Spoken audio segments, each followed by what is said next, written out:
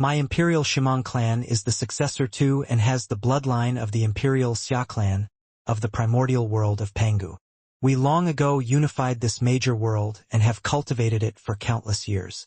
I then apprenticed myself to Master, who once said, in terms of strength of karmic luck, the major world of the Grand Xia dynasty ranks as number 1 amongst the tens of major worlds under his control. With so much karmic luck present here, the upcoming tremors that are going to give birth to some peerless heroes will very likely give birth to them right here, in the world of the Grand Xia. The black-robed emperor was pondering this matter. Master is someone who mastered a heavenly Tao. Even in the 3 realms, he is one of the most absolutely supreme of major powers. But even he is worried about the major storm that is going to sweep the 3 realms. If I am careless, the imperial clan of the Grand Xia might be wiped out. He knew very well that his master was one of the truly supreme powers of the 3 realms, with tens of major worlds that completely obeyed his orders. The Grand Xia's world was just one of them. As for the Celestial Emperor, the Celestial Emperor was nothing more than a person who was in charge of administrating and managing some of the rules of the 3 realms. In terms of power and authority, the Celestial Emperor wasn't that much higher than the Grand Xia Emperor, much less his master. Only individuals on the level of his master were hegemons who truly governed the destiny of the 3 realms. In the past, when there had been some disturbances in the 3 realms, quite a few Celestial Emperors had been appointed. Who would be the Celestial Emperor? This was something that would be decided by the supreme experts on his master's level. If even someone like Master is worried, then his disciples, such as myself, have a very high chance of falling. I must be absolutely cautious, as careful as I can. The black-robed emperor had lived from the era of the primordial world until this era. In the past, he had led his tribe from the primordial world and relocated to this world, later known as the world of the Grand Xia dynasty. He had battled against the local Fiendgods and the other tribes before finally unifying the world. He wasn't an easy person to deal with. He knew exactly what needed to do in order to survive a major cataclysm. I need to befriend even more experts of the 3 realms. It would be ideal if some of them were willing to put themselves under my command. My luck would improve significantly if they did. During this conclave of immortal destiny, I imagine that future experts of the 3 realms will be born. The black-robed emperor's eyes were hooded. Suddenly, from afar, a figure appeared atop the clouds. This man was dressed in long yellow robes that were embroidered with the image of a rain dragon. His face was round, with soft lines, but his eyes were like the stars themselves. He was King Qi, a celestial immortal. I bow before you, your imperial majesty, King Qi said, bowing respectfully. King Qi, have any major matters occurred during this period of time when I was gone? The black-robed emperor asked. Normally, it was the emperor's clansmen and senior officials who managed the major affairs of the empire. Only the truly major matters would be reported to the emperor. Your imperial majesty, you already know that King Yen has become a celestial immortal. As for other matters, nothing major has occurred. Everything in the Grand Xia dynasty is rather peaceful, King Qi said respectfully. The death of young Flame No? Forget about the next Godplume Duke. Even if the current Godplume Duke died, it would be a petty, minor matter that was not worth mentioning to the emperor. But of course, if a celestial immortal like Patriarch Arcanum perished, it would be worth reporting. The black-robed emperor nodded. There are a few months left before the conclave of immortal destiny. Have you heard any unusual news regarding this conclave? The conclave? King Qi was startled. The conclave of immortal destiny was carried out every 3 centuries. For short-lived immortal cultivators, this was something that happened only once in a lifetime, but for someone as exalted as the Grand Xia Emperor, the emperor had lived for so incomparably long that for him, the tricentennial conclave was quite an ordinary regular event. He might spend 10,000 years in a single closed-door meditation session.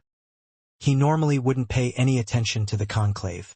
It would be his subordinates, the celestial immortals, who would spend a bit of time on it. For celestial immortals to officiate over it was already putting it on a very high pedestal. If I must point out something unusual regarding this conclave of immortal destiny, King Qi pondered for a moment as he thought about an intelligence report that had been delivered to him by the Heavenly Treasures Mountain, then said, I suppose there is something. In past conclaves, some of the truly proud and peerless geniuses would disdain from attending. But all of the extremely famous peerless geniuses are attending this time. In terms of quality, the competitors in this conclave should be exceptionally high. Peerless geniuses wouldn't necessarily take part in the conclave of immortal destiny. Because of their own personality, characters, and training techniques, quite a few would not attend. For example, the sloppy Taoist had originally not been planning to attend at all. Oh, the black-robed emperor nodded lightly. Indeed, the signs were all there. Luck, the invisible intrinsic, was beginning to gather. This conclave of immortal destiny was going to be one of the places where karmic luck would gather. Those peerless geniuses would innately be drawn to attend, because the most outstanding of them would gain the blessing of even more luck, allowing their future potential to be limitless. I shall personally host this conclave of immortal destiny, the black-robed emperor said. Persona? King Qi said, astonished. The conclave happens every 3 centuries. It isn't that important. Your Imperial Majesty, you are going to personally host it? The black-robed emperor nodded. Yes, I shall personally host it, and I am going to increase the rewards for this conclave 100-fold as well. 100-fold? King Qi's heart shook. In the past, only the top 3 competitors of the conclave would be bestowed an immortal-ranked magic treasure. Then this time? Spread my command to the various marquisites and the major schools and sects of the world, the black-robed emperor said calmly. Tell them that I am paying close attention to this conclave, and that I will personally officiate over it. Have the various marquisites, schools, and sects all arrange for their most supremely talented disciples to attend this conclave. Command! King Qi was even more speechless. The question of participation was generally a matter of personal choice. King Qi, you should know about the major upheavals that occurred in the Netherworld Kingdom a few decades ago. Yes? The black-robed emperor looked at King Qi. I do. Of course I know about the collapse of the 6 paths of reincarnation. But what does this have to do with the conclave of immortal destiny? King Qi had some vague premonitions, but because his vision was limited to this major world, he didn't truly understand. In his heart, however, he understood that most likely it was the prior upheavals in the Netherworld Kingdom which caused the Emperor to pay such attention to this conclave. If that was the case, then he definitely could not be negligent. I'll send your commands right away, King Qi immediately said. Good. Arrange for the opening ceremony of the conclave to be on the 16th of the first lunar month, the black-robed Emperor ordered. Yes, King Qi acknowledged. Oh. Soon, the news that His Imperial Majesty the Grand Xia Emperor was going to personally host this conclave of immortal destiny, and was ordering the various marquisites, schools, and sects to arrange for their most elite of disciples to participate quickly spread from the imperial capital to the entirety of this major world. The countless marquises of this vast world, as well as the major powers located in the boundless seas, all received the Emperor's commands. The Emperor is going to personally officiate? The last time the Emperor officiated a conclave of immortal destiny was back when the revolting Dongyi clan and the other clans were annihilated. That was already countless years ago. And the only time that he officiated before that was during the very first conclave. Why is the Emperor going to host the conclave of immortal destiny this time? All of the marquises, major schools, and major sects were all uneasy. They weren't worried about the deaths of their Wanxiang disciples. Even if all of them perished, that would simply mean that there would be a gap at a certain level of experts for a few centuries, after which new geniuses would have arisen. What they were worried about was what the Emperor was planning. This was the Emperor who controlled the destiny of this entire major world. He was going to personally officiate and had sent commands to them. The hidden meaning behind this was extraordinary.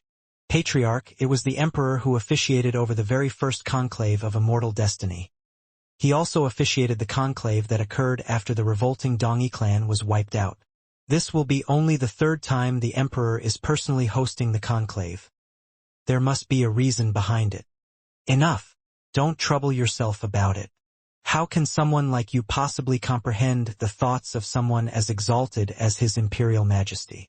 Even if he ordered all of the younger geniuses in our clan to go die, we would still obey. Arrange for the top 3 Wanxiang disciples of the younger generation in our clan to go attend this conclave of immortal destiny. As for the others, let them do as they please. Summon the 3 sacred childs. They are to prepare to join the conclave of immortal destiny. Yes, sacred master. The 5 highest-ranked disciples of our school, Heaven's Equal, are all required to participate in the conclave of immortal destiny. As for the others, they can do as they please. Yes, Supreme One. Not a single one of the many powerful forces of the world of the Grand Xia dared to disobey. Those who received the orders were all at least on the level of the Northmont clan of Stillwater. As for the likes of the Black-White College, they weren't even qualified to receive these orders. Another winter had arrived. The sun shone down on the accumulated snow, making it gleam brightly. Jining, Yuqixie Yue, Mu North Sun, Adept Vast River, and the sloppy Taoist were all together, drinking immortal nectar, eating seafood, and chatting casually. The order has already come down from within the Imperial Citadel, CS said with a laugh. The date of this conclave has been set down as the 16th of the first lunar month. A little more than a month remains now. Every single conclave was hosted during the first lunar month. I was wandering the imperial capital the other day, and when I was eating, I heard people next to me chatting. They said that 3 of the 9 top-ranked disciples of their school had arrived, and that various other figures from other schools had arrived as well. It seems as though very many geniuses are participating this time. North Sun, holding a beast-head goblet of wine, spoke quite excitedly. From the intelligence reports I purchased from the Heavenly Treasures Mountain, I can see that one batch after another of geniuses are gathering here at the imperial capital, Yue said solemnly. CS said with a laugh. It seems as though you don't know enough of the inner details. In reality, it will be His Imperial Majesty, the Emperor himself, who will personally officiate over this conclave of immortal destiny. The various schools, sects, and marquisites are all naturally sending their most talented geniuses over, in the hopes of ingratiating themselves with His Imperial Majesty. His Imperial Majesty is personally officiating? Ning, Yue, and the sloppy Taoist were all surprised. Actually, all of the marquisites know about this matter, and I imagine some of the peerless geniuses of the various schools know as well. However, they don't dare to casually discuss this with others, Xia said. I'm letting you know now, but don't let others know. Of course. Ning and the others couldn't help but feel even more eager now. As time flowed out, more and more geniuses arrived at the imperial capital of the Grand Xia. In fact, there were some people who originally hadn't planned to come, but decided to hurry over specifically because they heard that a truly staggering number of geniuses was attending this conclave. Time passed in the blink of an eye, and it was now the 16th day of the first lunar month. The day was just beginning. The Wanxiang adepts who were scattered in residences throughout the imperial capital, as well as the 3,600 marquises and their entourages, were all floating towards the imperial citadel. So many people, Jining, Yue, and the sloppy Taoist were currently flying together shoulder to shoulder on a cloud towards the imperial capital. Junior apprentice brother. Where are the others? The sloppy Taoist seemed to have just woken up. He asked, puzzled. Why haven't Junior apprentice brother Vast River and the others shown up? Ning laughed. Junior apprentice brother North Sun and senior apprentice brother Vast River have gone to go join with the main delegation from Stillwater Commandery. His Imperial Majesty is personally officiating over this conclave, and delegations have come from all 3,600 commanderies to pay their respects to His Imperial Majesty.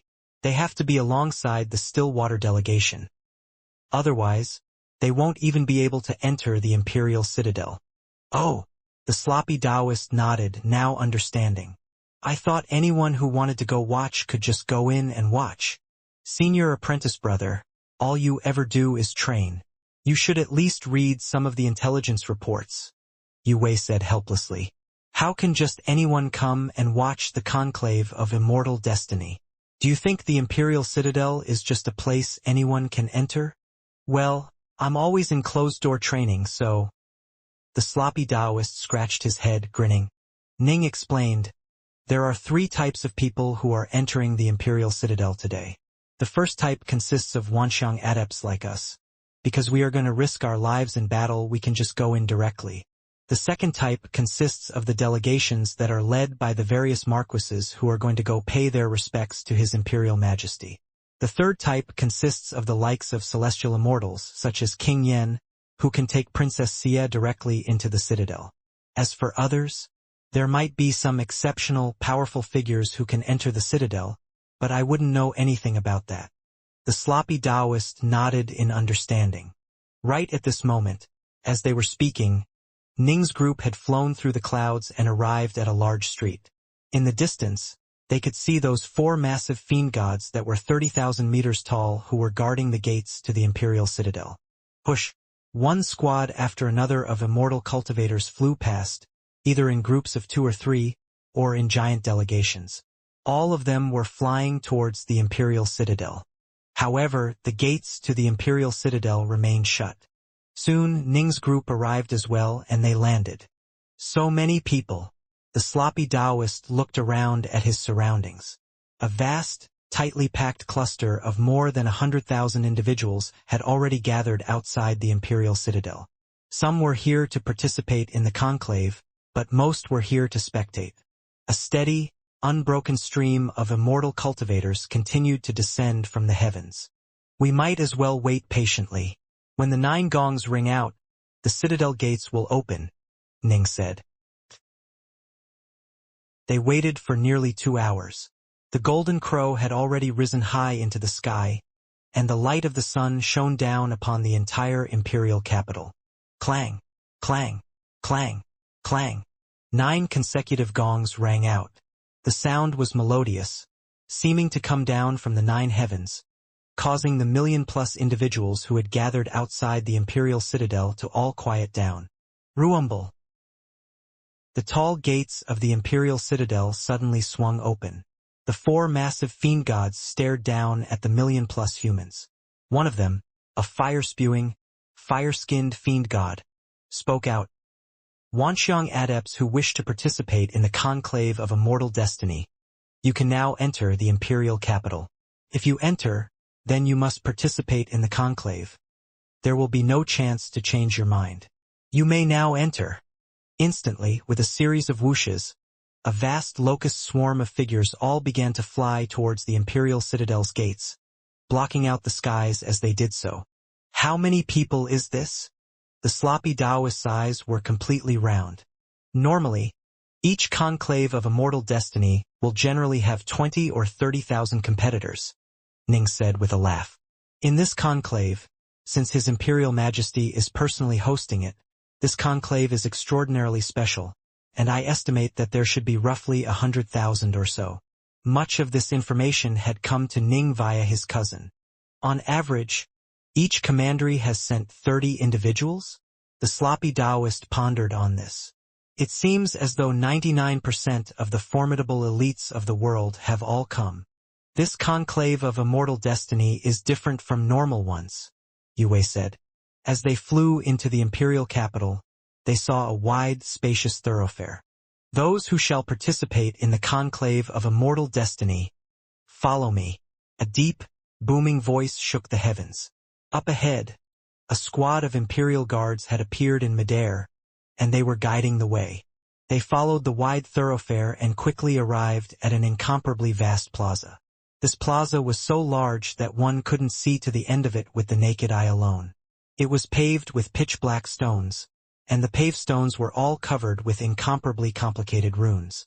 The runes covered the entire plaza, causing it to emanate a terrifying, heart-freezing aura. Those who shall participate in the conclave are all to wait in this region, the imperial guards up ahead instructed. Almost none of these geniuses and talents from around the world had ever been in the imperial capital. They were all rather awestruck, and they behaved obediently, all moving towards the designated region. Whoosh! The imperial guards quickly split apart, forming a perimeter that completely surrounded the region. They stood there with blank faces, not moving at all. These imperial guards also knew that today, His Imperial Majesty, the Emperor, was going to be personally hosting the conclave of immortal destiny. It was rare for imperial guards like them to encounter His Imperial Majesty. How could they not be extremely earnest and serious today? I imagine that this plaza is at least 10,000 kilometers wide. The chubby sloppy Taoist lowered his heads, inspecting the ruins. And it contains an extremely terrifying formation, one that vastly surpasses any I have ever sensed. Right? Yue had a solemn look on her face as well as she carefully inspected the plaza. The voice of the giant yellow bear rang out in Ning's mind. It seems as though the roots of this Grand Xia dynasty of yours are actually quite deep. Based on what I can tell from the runic formations covering this plaza, it should be a single formation diagram.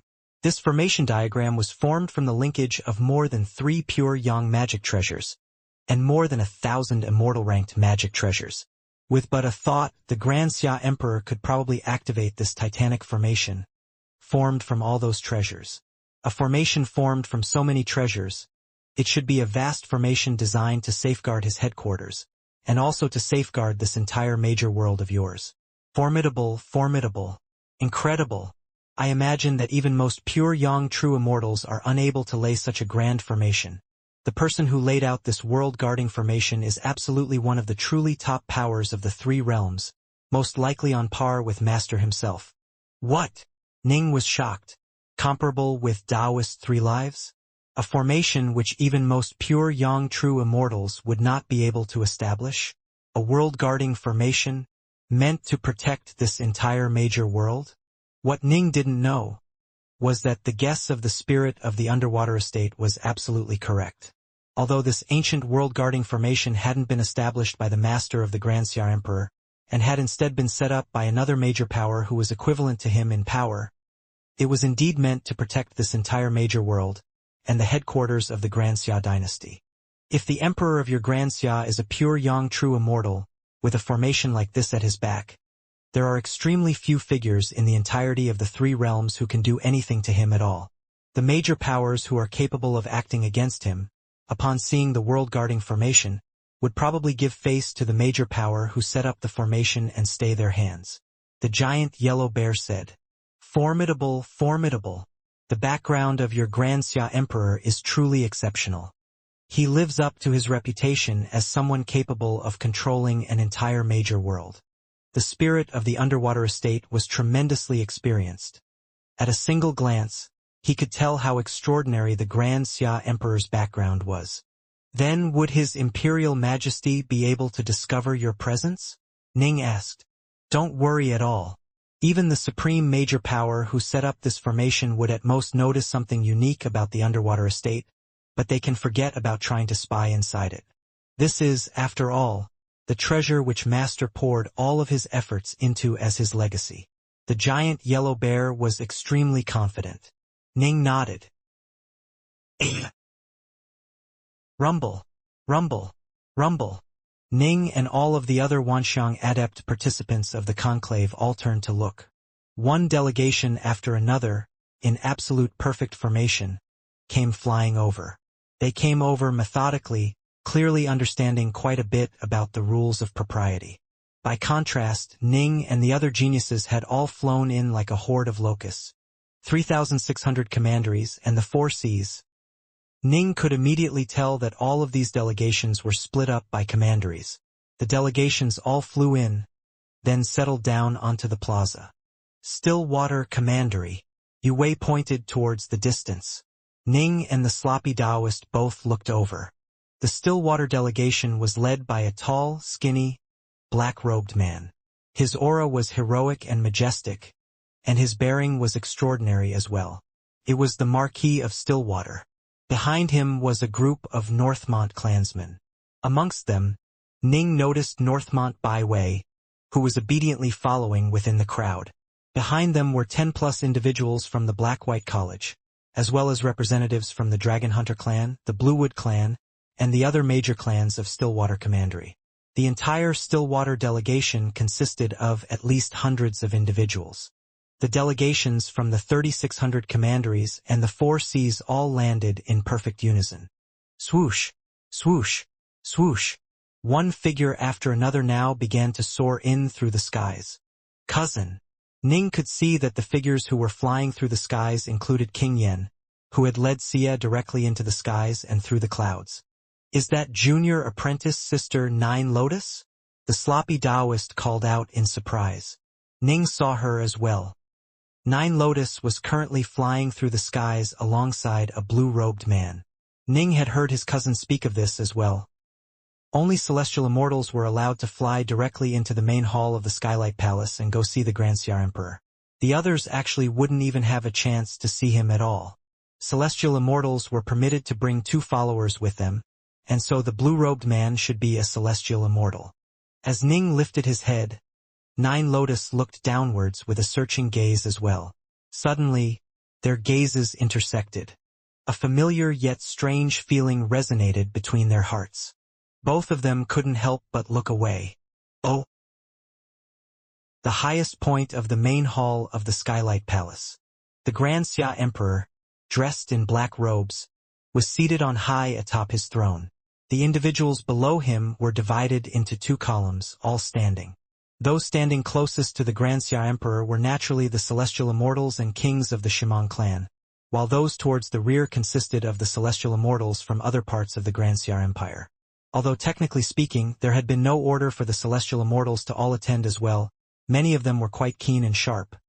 They, too, sensed that there was something strange with the fact that the Grand Xia Emperor was going to personally officiate over this conclave, and so quite a few of them had hurried over as well. At a glance, one could see nearly 1,000 celestial immortals who stood there before the Emperor. We bow in respect to you, your Imperial Majesty. King Qi led the first respectful salute. Instantly, all the other celestial immortals bowed as well. As for the followers who had accompanied the celestial immortals, they all fell to their knees. In this moment, every single individual present on the vast plaza located far below the Skylight Palace, be it the 100,000-plus geniuses who were participating in the conclave or the million-plus members of the delegations from the 3,600 commanderies and 4 seas, they all knelt down in unison, kowtowing and pressing their foreheads against the ground. In unison, they called out, "We bow in respect to you, your Imperial Majesty." The sound echoed like thunder, shaking the entire world. "Arise!" The voice of the Grand Xia Emperor shook the world as well. The black-robed Emperor, seated at the highest point of the main hall of the Skylight Palace, spoke out. "King Qi, your Imperial Majesty," King Qi immediately acknowledged. "Announce the rules for this conclave," the black-robed Emperor instructed. "Yes." King Qi immediately flew out of the main hall. He stood atop a cloud, staring downwards as his voice echoed out within the heavens. This conclave of immortal destiny has a total of 109,362 participants. His voice rang out clearly, echoing in skies. More than 9,000 kilometers below him, the Wanxiang adepts of the Grand Xia Empire as well as other major worlds all listened carefully. More than 109,000? Ning's eyebrows twitched, although he could clearly calculate the number of people present through a simple sweep of his divine sense. This was the Imperial Citadel, and the Grand Xia Empire was seated directly above them. No one dared to wildly spread out their divine sense to investigate the place. The voice above them continued to speak. "Wanxiang adepts, each of you shall receive a talisman. All of you shall enter the magic treasure which His Imperial Majesty shall use, the bright moon diagram of the mountains and rivers. This painting is capable of holding the cosmos, of holding Qian and Kuan. It forms an independent world of its own. Within the bright moon diagram of the mountains and rivers, you can battle each other and seize each other's talismans without any restrictions. If you feel that you are not strong enough, you can discard your talisman, which will cause you to immediately be teleported out from the diagram. Although this will represent defeat, you will at least be able to stay alive. Those who choose to give up, those who are killed, your talismans will be taken away by the victor of your battle. The length of time you are to remain within the diagram is at most 1 year. After a year, The 80 competitors with the most talismans will have passed the trial of the diagram. If, however, before the year is up, if, for example, after 3 months only 80 of you are still alive, then the trial of the diagram will be stopped early, and the 80 lucky survivors will have passed. If after a year has passed and 80 victors are selected, but other Wanxiang adepts remain alive within the bright moon diagram of the mountains and rivers, then the remaining survivors will be put together in one place and engage in a final battle. You shall fight until only 16 of you remain. Those 16 will receive chances as well. In other words, the trial of the bright moon diagram of the mountain and seas will have at least 80 victors, and at most 96. Remember, within the diagram, you are forbidden from using any Dao seals, golems, or strange treasures. This trial is meant to test your personal ability. All of your actions within the diagram shall be under the gaze of His Imperial Majesty, as well as the gazes of the celestial immortals present.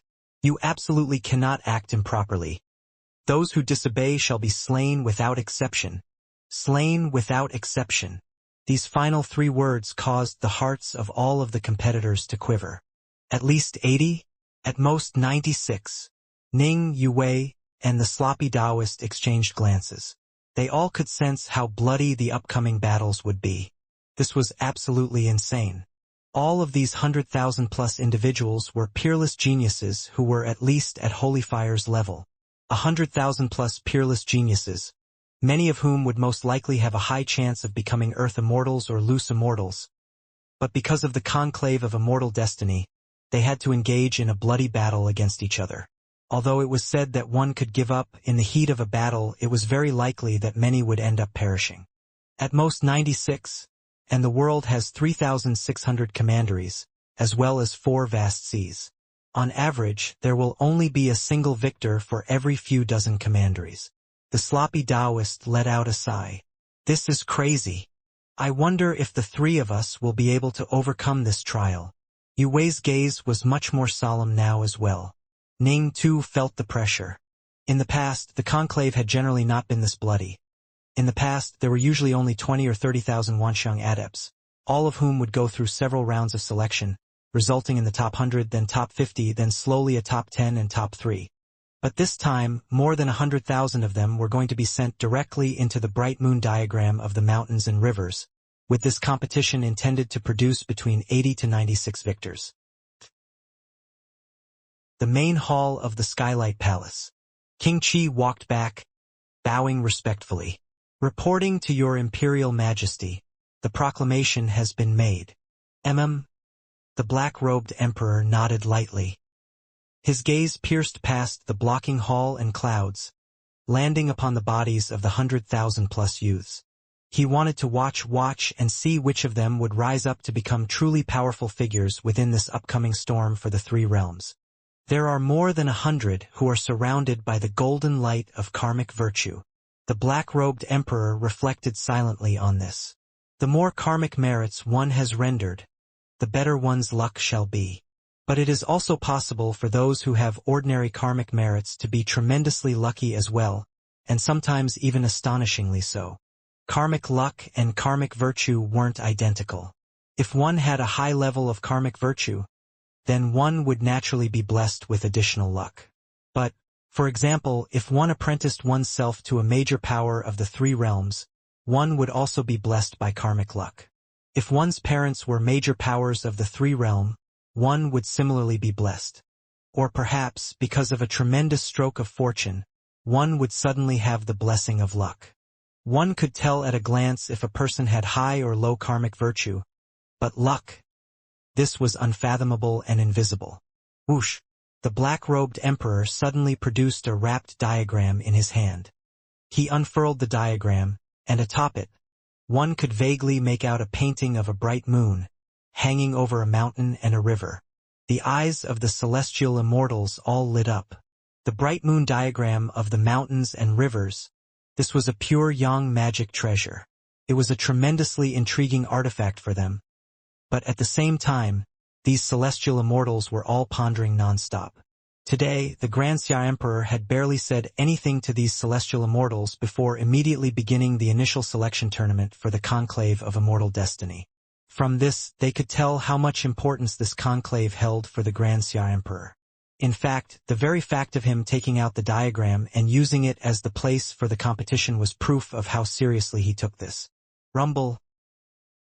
Ning and the others all raised their heads, looking towards the skies. The delegations from the 3,600 commanderies and the 4 seas all raised their heads to stare as well. In the air above them, an utterly enormous painting, at least 10,000 kilometers long, had suddenly appeared. It blocked out the skies, and one could even vaguely make out the world within the diagram. Swish, swish, swish, swish, swish, swish. Ning, Yue, the sloppy Taoist, and the rest of the 109,362 individuals who had all been just standing there, were suddenly and involuntarily pulled into the skies. All of them were sucked inwards as the surface of the vast painting began to undulate. When each of them touched the painting, their bodies also began to undulate. It was as though they were drops of rainwater that had landed on a lake. In just the blink of an eye, all of them had completely disappeared. Oh! The main hall of the Skylight Palace. The black-robed emperor finally revealed a smile as he said calmly, "This trial within the bright moon diagram of the mountains and rivers shall most likely go on for a year. Everyone watch at your leisure. Prepare the banquet." Instantly, a large number of maids immediately moved over.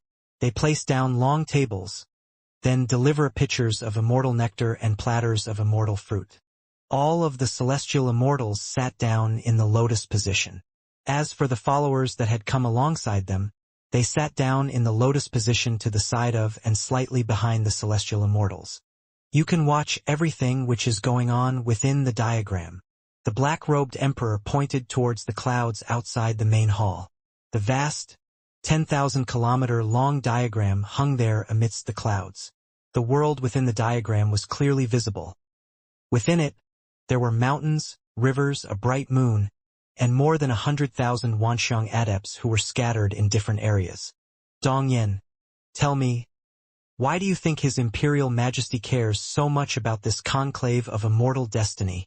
A scabby-looking old man seated next to the Dongyan forefather spoke out. He's personally hosting it and even commanded people to participate. Although so many of us celestial immortals have arrived, he is still mostly paying attention to the conclave. Can it be that this conclave is very special? Does it involve the reincarnation of someone exceptionally powerful?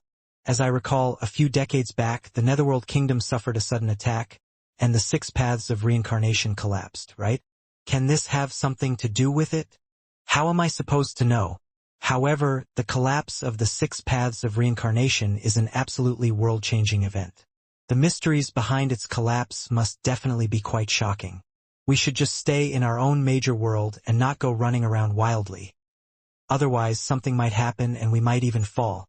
In addition, although the 6 paths of reincarnation collapsed, the Venerable Tao Father has re-established the cycle of reincarnation for us and several dozen other major worlds.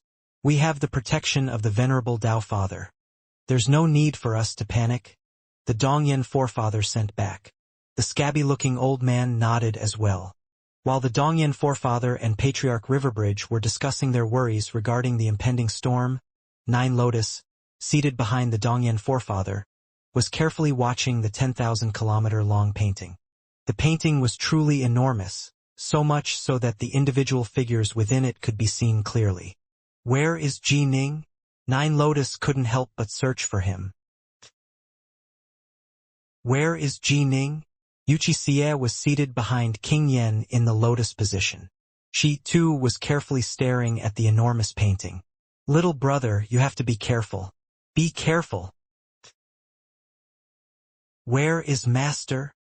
In the plaza below the painting, amidst the delegation led by the Marquis of Stillwater, Mu North Sun was standing next to a large, snowy white hound and an azure-robed maiden.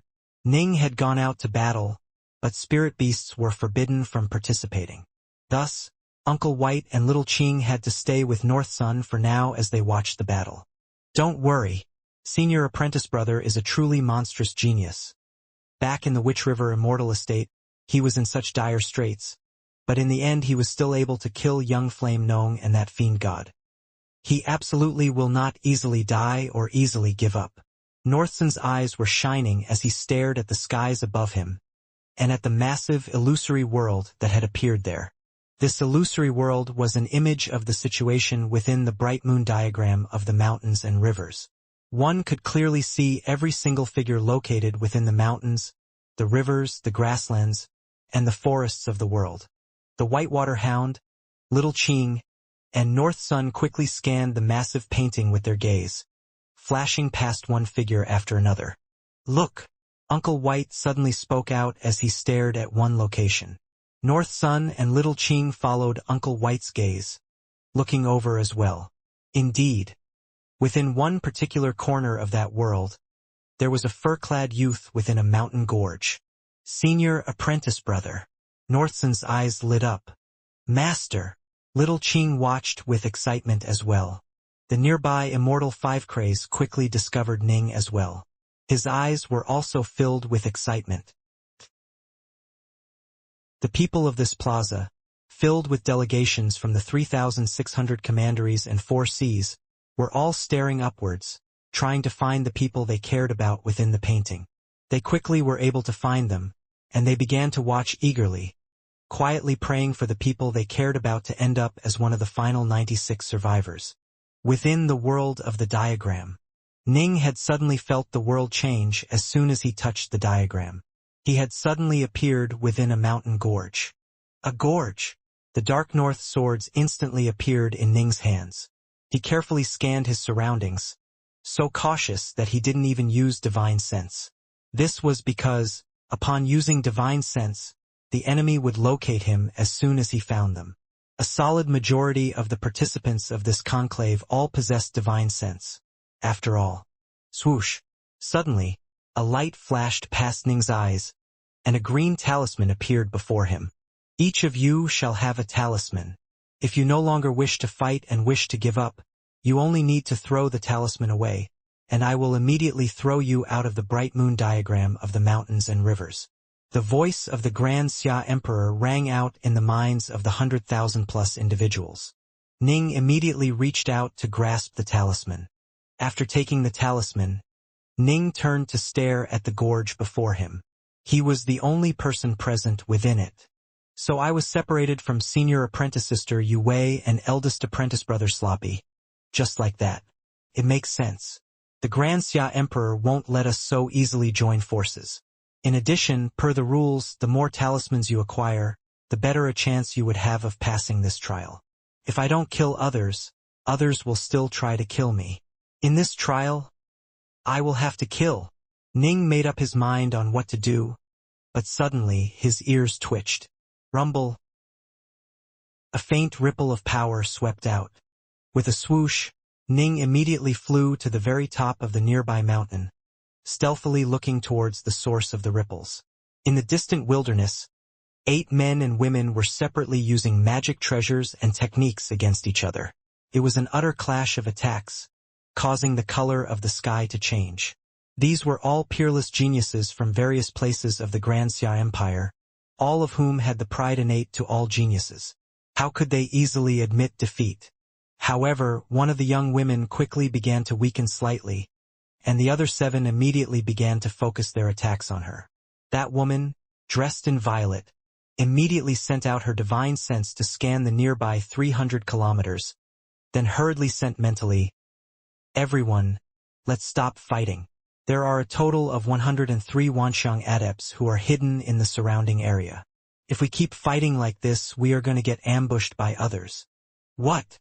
103? The other 7 were badly frightened. None of them knew exactly how large this world within the bright moon diagram of the mountains and rivers was.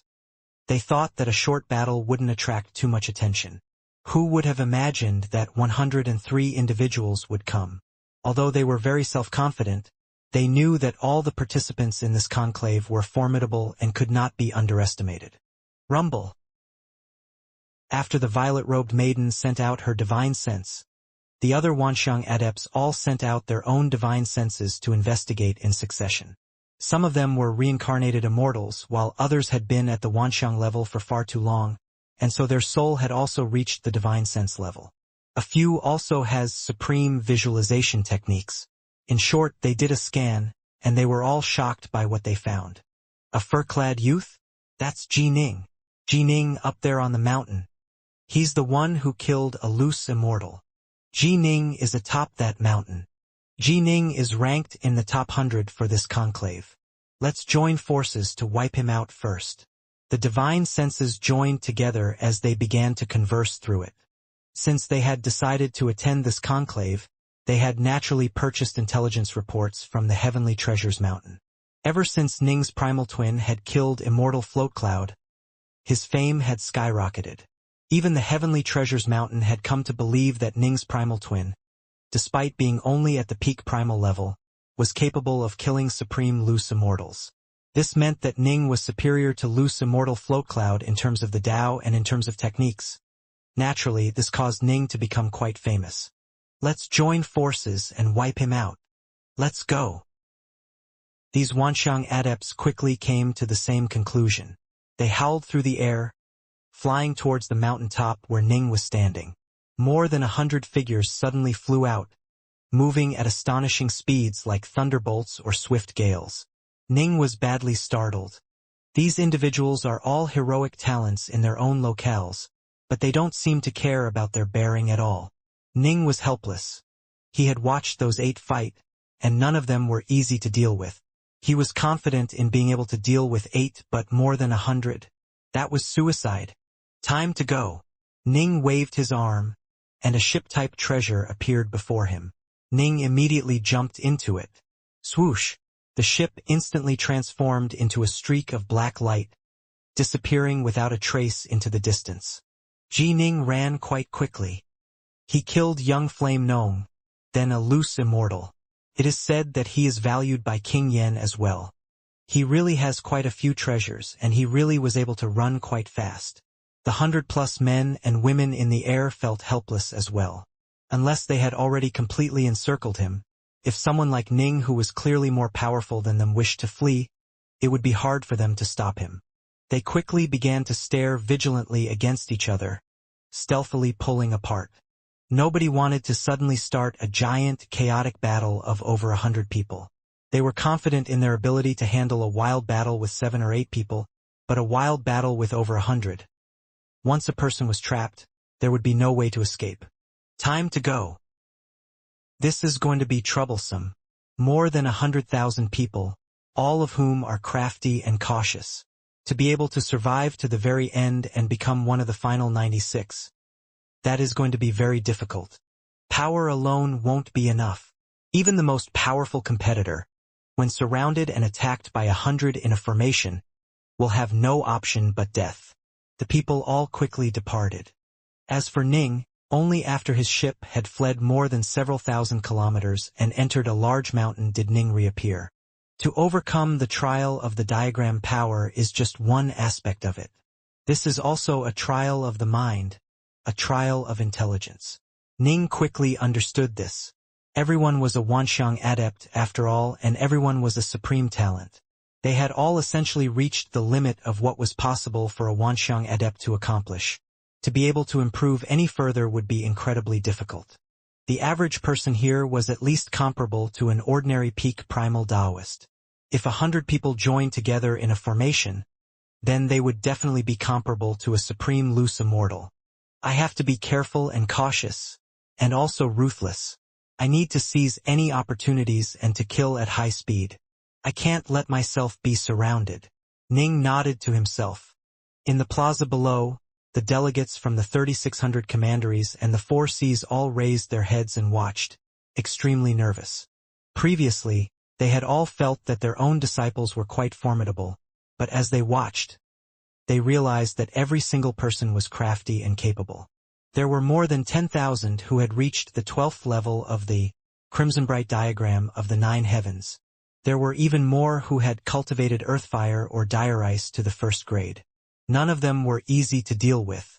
Why is it that I suddenly feel as though senior apprentice brother Ji Ning, senior apprentice sister Yue, and eldest apprentice brother are all in a lot of danger? North Sun blinked. Right? Adept Vast River shook his head. As I see it, I imagine that most likely, more than half of these individuals are reincarnated immortals. The Whitewater Hound and Little Qing just stared fixedly at the skies, paying attention to Ning the entire time. Wherever Ning ran to, their gazes would turn to. The atmosphere within the main hall of the Skylight Palace, by contrast, was much more relaxed. The black-robed emperor sat there. He took a sip from the wineglass he was holding, then said with a smile, "This conclave shall initially proceed within the bright moon diagram of the mountains and rivers for a year. This is just the beginning. The most exciting parts will come later." The celestial immortals seated below him were all chatting and laughing as well. "That little fellow isn't bad. He actually killed someone, then scared someone into throwing their talisman away. Who is that little fellow? I don't recognize him. Never seen him." The celestial immortals chatted and laughed, but as they watched, they saw that likes of the long-famous Shimong Zishan, Kangwu Jiu, Adept Woodpass, and others had yet to truly put on an awe-inspiring display. Instead, they suffered repeated attacks by groups of others and were often put in quite sorry positions. To the contrary, it was the figures that they had never heard about and who were heretofore unknown who were suddenly revealing their terrifying power. A cataclysm of the three realms truly does cause heroes to gather. The black-robed emperor was quite satisfied. I imagine that many formidable figures who no one had ever known about in the past are going to display their truly shocking power. Right at this moment. Suddenly, a clear voice rang out. "Fellow Taoist Shimong, I come uninvited. Are you willing to welcome me, fellow Taoist?" The black-robed emperor's face changed slightly, and the 1,000 celestial immortals seated below him all quieted down as well. From the mists and clouds outside, 8 figures suddenly appeared, each of whom had different appearances. There was a dissolute, handsome man who was dressed in an azure Taoist robe. There was a middle-aged Buddhist who was dressed in yellow robes. There was an old man who was riding an old bull. There was a muscular, golden-eyed man who was dressed in dragon robes. All 8 of them had marvelous, unfathomable, profound auras about them. The 8 caused the 1,000 celestial immortals to secretly feel as though their hearts were trembling. As for the Grand Xia Emperor, he immediately arose from his throne and walked down. "Fellow Taoists, why is it that you've decided to come to my Grand Xia?" The black-robed emperor laughed. Come, come and sit." He waved a hand, and on the 2 sides next to his throne, 8 more seats and tables appeared. Immortal fruit and nectar appeared atop the tables as well, and they were far better than the fare provided to the celestial immortals. "Why we came to your Grand Xia, fellow Taoist Shimong? Can it be that you don't know?" The leader of the group, an azure-robed man who carried an immortal sword on his back, laughed in a hearty manner. "The 3 realms are currently filled with dangerous hidden undercurrents. Most likely, a great cataclysm is coming. This is precisely the point in time when heroic figures will emerge into the world. Your Grand Xia is one of the most highly ranked of the 3,000 major worlds in terms of karmic luck. Perhaps one of the peerless figures of the future will be born here. That is why I, Lu Dongbin, have shamelessly come here. You won't mind, will you, fellow Taoist Shimong?" Although his voice echoed loudly, none of the nearby celestial immortals could hear anything.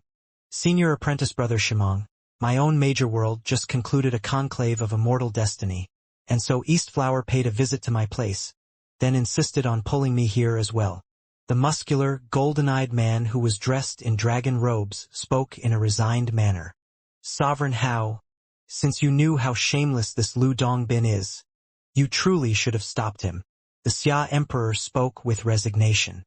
"As for myself, this old man is just here to watch the fun. Don't worry. I'm not here to try and snatch some of the geniuses from your major world." The old man riding the old bull laughed merrily. "I'm just here to watch the fun as well. I'm just wandering about." They all spoke out. This caused the Xia Emperor to feel exceptionally resigned. The individuals in front of him were all awe-inspiringly famous and influential figures of the 3 realms. For example, there was Lu Dongbin, the leader of the 8 immortals of the High Caves. Lu Dongbin was the reincarnation of Emperor Eastflower, and back when he had been Emperor Eastflower, He had apprenticed himself to a major power.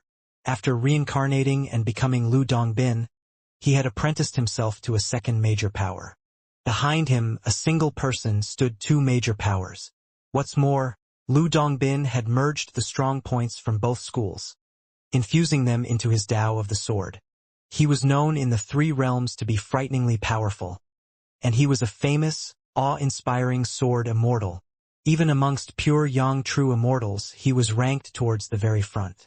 However, Lu Dongbin was utterly shameless, had a weird temper, liked to play tricks on people, and cursed or giggled as he pleased, and he often liked to wander about the mortal realms, leaving behind quite a few legacies in many of the worlds he passed through. And you, Mahastamaprapta? Why have you, a member of the Buddhist way, come here? The Xia Emperor's gaze fell upon the yellow-robed Buddhist. Followers of the Taoist path felt a certain degree of disliking towards followers of the Buddhist path. The male Buddhist had a smile on his face that made others feel calm. Clasping his palms together in a prayer, he said, "I'm just here to take a look." The Xia Emperor was helpless. Bodhisattva Mahastamaprapta, the Bodhisattva of great strength, was someone who had an extremely high status amongst those of the Buddhist path. He was someone who had followed Lord Buddha for a long period of time, and was also someone comparable to a pure young true immortal. In addition, he had an extremely good temperament, always having a smile on his face whenever he met anyone. In the face of such a truly kind, amiable individual, there was no way the Xia Emperor could shoo him off. "Everyone, take your seats. Why are you all standing? Others will think that the Xia clan doesn't understand how to treat guests." The Xia Emperor said, rather impolitely, "But everyone, please understand this. I'm not the only person paying attention to this conclave of immortal destiny of the Grand Xia. Even my venerable master is paying close attention to it as well. Thus, the only one who can choose a disciple must be my venerable master. We naturally won't fight with the Tao Father over a disciple. Shimong, stop worrying. After you have made your picks, if I take a fancy to one of the remaining individuals, there won't be any problems if I choose him, right?" Lu Dongbin had been the first to plop his butt down on the seat, then had picked up a bottle of immortal nectar and started to drink. His eyes instantly lit up. "Hey, this is good wine. Not bad. Your Shimong clan truly lives up to its reputation as being of the lineage of the Imperial Xia clan of the primordial era. You have so much fine wine, and it's even better than the celestial courts. What's the name of this wine?" As he spoke, Lu Dongbin's eyes began to spin as he turned to stare at the massive bright moon diagram of the mountains and rivers, carefully inspecting each of the young men and women within it. The other pure young true immortals all turned their gazes towards the bright moon diagram of the mountains and rivers as well. The Xia Emperor felt resigned. He mused to himself, "It seems it truly is the time for a cataclysm to befall the three realms. All the major powers are beginning to make their preparations. My master, Tao Father Crimsonbright, has previously provided some tutelage to Lu Dongbin in the past as well. In his past life, Lu Dongbin had a very close relationship with me. He's not an issue, nor are the others. But that Bodhisattva, Mahastamaprapta, the Xia Emperor knew very well that the supreme powers of the three realms were divided into many different organizations. Fortunately, all of the 8 pure young true immortals who had arrived today had major powers backing them who were on good terms with his own master, Tao Father Crimsonbright. The only exception was Mahastamaprapta, who was of the Buddhist path. Couldn't be said that he was on good terms with Tao Father Crimsonbright, but they weren't enemies either. I have to be careful. If he takes a fancy to one of the individuals in this conclave, Mahastamaprapta might actually plot to abduct the person in secret. The Xia Emperor pondered to himself. Within the diagram, Ning was atop a dwarf mountain, his body covered by trees and shrubs. Before killing Immortal Float Cloud, I was a very ordinary, unremarkable figure in the intelligence reports of the Heavenly Treasures Mountain who was casually mentioned in them. After killing him, however, my name became widespread throughout the Grand Xia Empire. Even the intelligence reports praise me tremendously, claiming that I have the power to rank in the top 100. Ning felt helpless. The Heavenly Treasures Mountain had to have some margin for error, and so in truth, They had only ranked 32 individuals as having the power to rank in the top 100. The 32 the Heavenly Treasures Mountain ranked as being in the top 100 were all but guaranteed to truly have that power, and Ning was one of those 32. From this, one could imagine how within the diagram, the top 32 such as Shimang Zishan, Kanggujiu, Jining would instantly be attacked by groups upon them being discovered. The other immortal cultivators all believed that the likes of Jining had a very high chance of winning, and so they needed to eliminate them as soon as possible. Only then would they themselves have a chance to pass this trial. I need to change myself slightly. Ning had just suffered an attack from more than 100 individuals. Fortunately, his treasured ship had been able to flee fast enough. Whoosh! Ning's magic robes transformed into ordinary black robes, no longer appearing like furs. There should be quite a few black-robed youths, Ning mused to himself. I won't be recognized on sight, at least. Time go to. From a fur-clad youth to a black-robed youth, Ning quietly began to wander the world of the diagram. Every so often, he would spread out his divine sense to scan the 10 surrounding kilometers. Within this short distance, Ning could instantly move to a location, and that way he wouldn't startle too many with his divine sense. Whoosh! Whoosh! Whoosh! He spread out his divine sense repeatedly. On the 18th time, Ning immediately discovered a white-robed maiden who suddenly turned her head towards him, having noticed him. Swoosh! Ning seemed to have transformed into a giant rock, howling through the air as he moved at lightning speed and charged down from his mountain peak. In a flash, he appeared in front of the white-robed maiden. Do you want to die? The white-robed maiden's face turned cold, and a pair of short sticks appeared in her hands, flashing with electric light. As Ning attacked, the first thing he did was will an enormous water-flame lotus to appear. After developing the lotus flower swordland, he had gained insights into both this technique and his water-flame lotus due to their commonalities. During the past year at the imperial capital of the Xianxia, Ning had carefully worked to further refine his technique, making the water-flame lotus technique even more perfect. In addition, after a full year of cultivation, the earth fire and dire ice in Ning's body had already risen to the first grade as well. The earth fire and dire ice of the first grade served as the foundation, and the true lunar tattoo and the true solar tattoo within his divine body activated fire and water of the natural world in support. The Tao of the sword, the Tao of rainwater, the Tao of the inferno, the Tao of the gale, and the Tao of space were all joined together as well to finally form into this waterflame lotus, which now had reached a ridiculous level of power. Eh?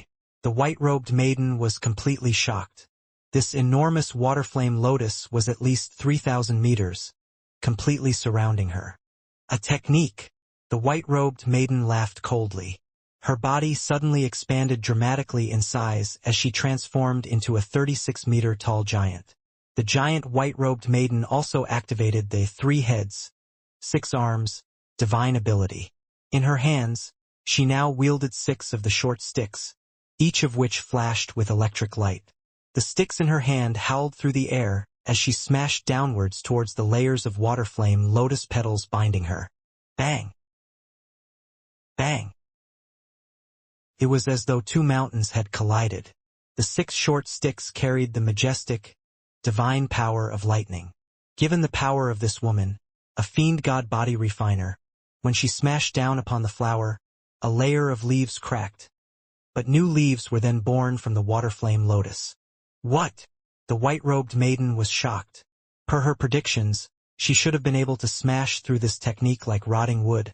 But in reality, the breaking process was very slow. The enemy's technique could continue to be maintained indefinitely. What a fellow! This white-robed maiden is probably even a bit more powerful than Daoist Snowplume was. Ning was shocked as well. Fortunately, my Earthfire and Dire Ice have both reached the first grade, and I've further perfected this technique. If this was a year ago, she probably would have broken through it. However, since you can't break through my Waterflame Lotus, then you have lost. Whoosh! More than 700 flying swords immediately appeared in the air around Ning, with the Nethercold swords serving as the core. All of them were Earth-ranked flying swords. Go!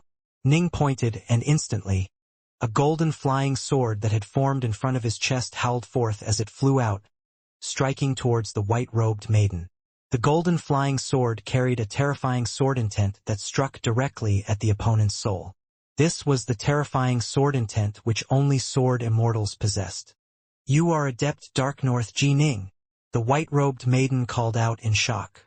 Lotus-type techniques were fairly common, but upon seeing those 700-plus flying swords, if she wasn't able to put two and two together and recognize Ning from this, it would have been bizarre. Clang!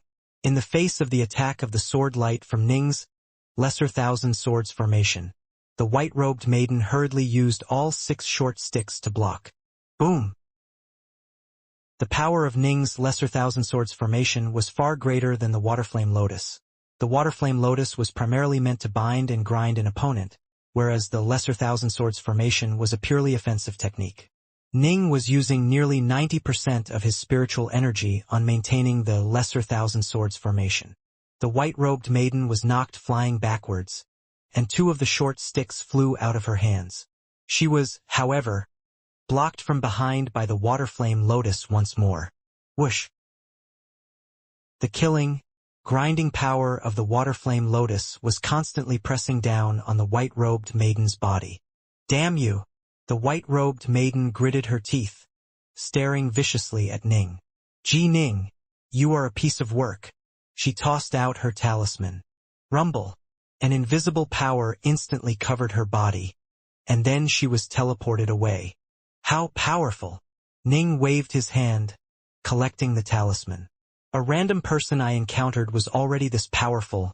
Fortunately, I was able to use the Waterflame Lotus to bind her. Otherwise, she would have fled upon realizing she couldn't beat me. The intelligence reports of the Heavenly Treasures Mountain stated quite clearly that Ji Ning's true body was skilled in close combat. Next was his flying swords formation, which was significantly weaker than Ji Ning's close combat ability.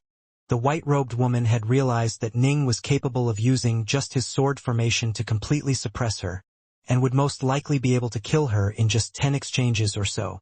If he closed to engage in close-quarters combat, he might be able to kill her in just 1 or 2 exchanges.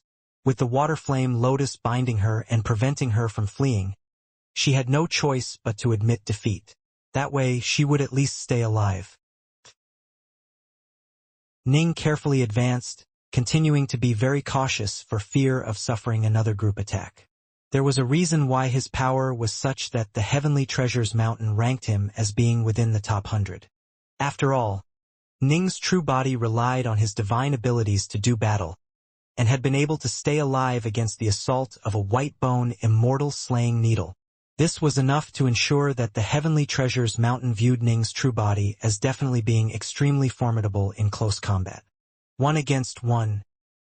It was true that within the diagram, Ning was indeed one of the supreme fighters. Against ordinary foes, the Lesser Thousand Swords formation and the Waterflame Lotus was already enough to suppress them. Against powerful foes, he would have to use both the Waterflame Lotus and close-quarters combat. But of course, that was in one-on-one fights. All of the fairly famous individuals are beginning to slowly display their might. The Xia Emperor accompanied the 8 pure Yang true immortals in drinking as he watched. Previously, Shimang Zishan, Kangujio, and the others had all suffered quite a bit. However, they quickly hid their tracks and began to act with great caution. Whether through killing their foes or forcing them to voluntarily give up, they began to slowly accumulate more and more talismans. Still, things were quite early. Thus, with each kill, they only acquired 1 or 2 talismans. That dirty-looking maiden, she's quite formidable. The Xia Emperor's eyes lit up. The Xia Emperor suddenly looked towards the nearby Lu Dongbin. Lu Dongbin had left behind many legacies throughout the 3 realms, and liked to take on new disciples. Amongst pure Yang true immortals, he was one of the most powerful. Naturally, he had quite an astute gaze. The Xia Emperor couldn't help but laugh and say, "Lu Dongbin, which of these youths do you view as having the most luck surrounding them?" "The most luck." Lu Dongbin half lay there, sipping his wine. He glanced out of the corner of his eyes at the diagram, then shook his head and said, "How can you tell just by looking? Luck is unfathomable and ever-changing to begin with. Even someone with tremendous luck can still be killed. The Xia Emperor felt resigned. Of course he knew that lucky individuals could be killed as well. Those blessed by luck would just have more lucky encounters and have the assistance of the heavens. They could still, however, be killed. In fact, the person who killed them might even be able to steal their luck. But it was also possible that their own luck would lessen as a result.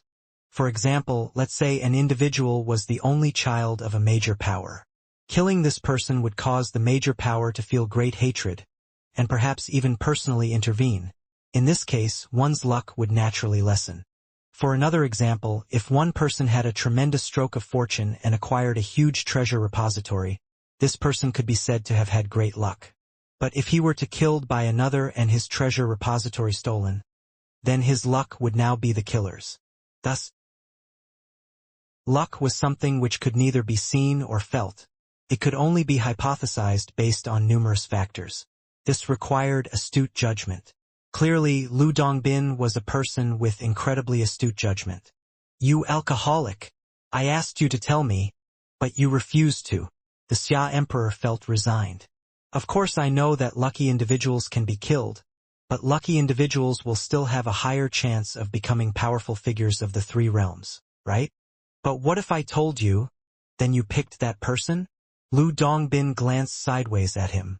"Pick your own. I told you that I'll definitely let you and your Dao father pick first. I'll pick from whoever is left." The Xia Emperor felt resigned. What could he do against such a shameless person? Within the diagram, more than 5 days had passed. Ning was currently resting within a cavern estate. There was a cold pool of water here. When washing his face in it, Ning felt incomparably refreshed. 5 days. I've acquired a total of 50 talismans. Ning mused to himself. However, at the beginning, there will be many Wanxiang adepts within the diagram, and I would often encounter them. Later on, however, the number will begin to drop and it will be more rare to run into someone. In addition, those who survive until the end will be extremely powerful and hard to deal with. Still, there's a benefit to that as well. Those who survive for longer will also have more talismans on them. Ning's eyes suddenly flickered. Rumble. A vague, trembling ripple was sweeping towards him from far away. A battle? And it seems it's quite a big one. Ning immediately transformed into a streak of light, leaving the cavern and carefully moving closer. The bright moon diagram of the mountains and rivers was perpetually cast in the glow of moonlight. Ji Ning passed through a mountain forest, silently and soundlessly arriving at the mountain's peak.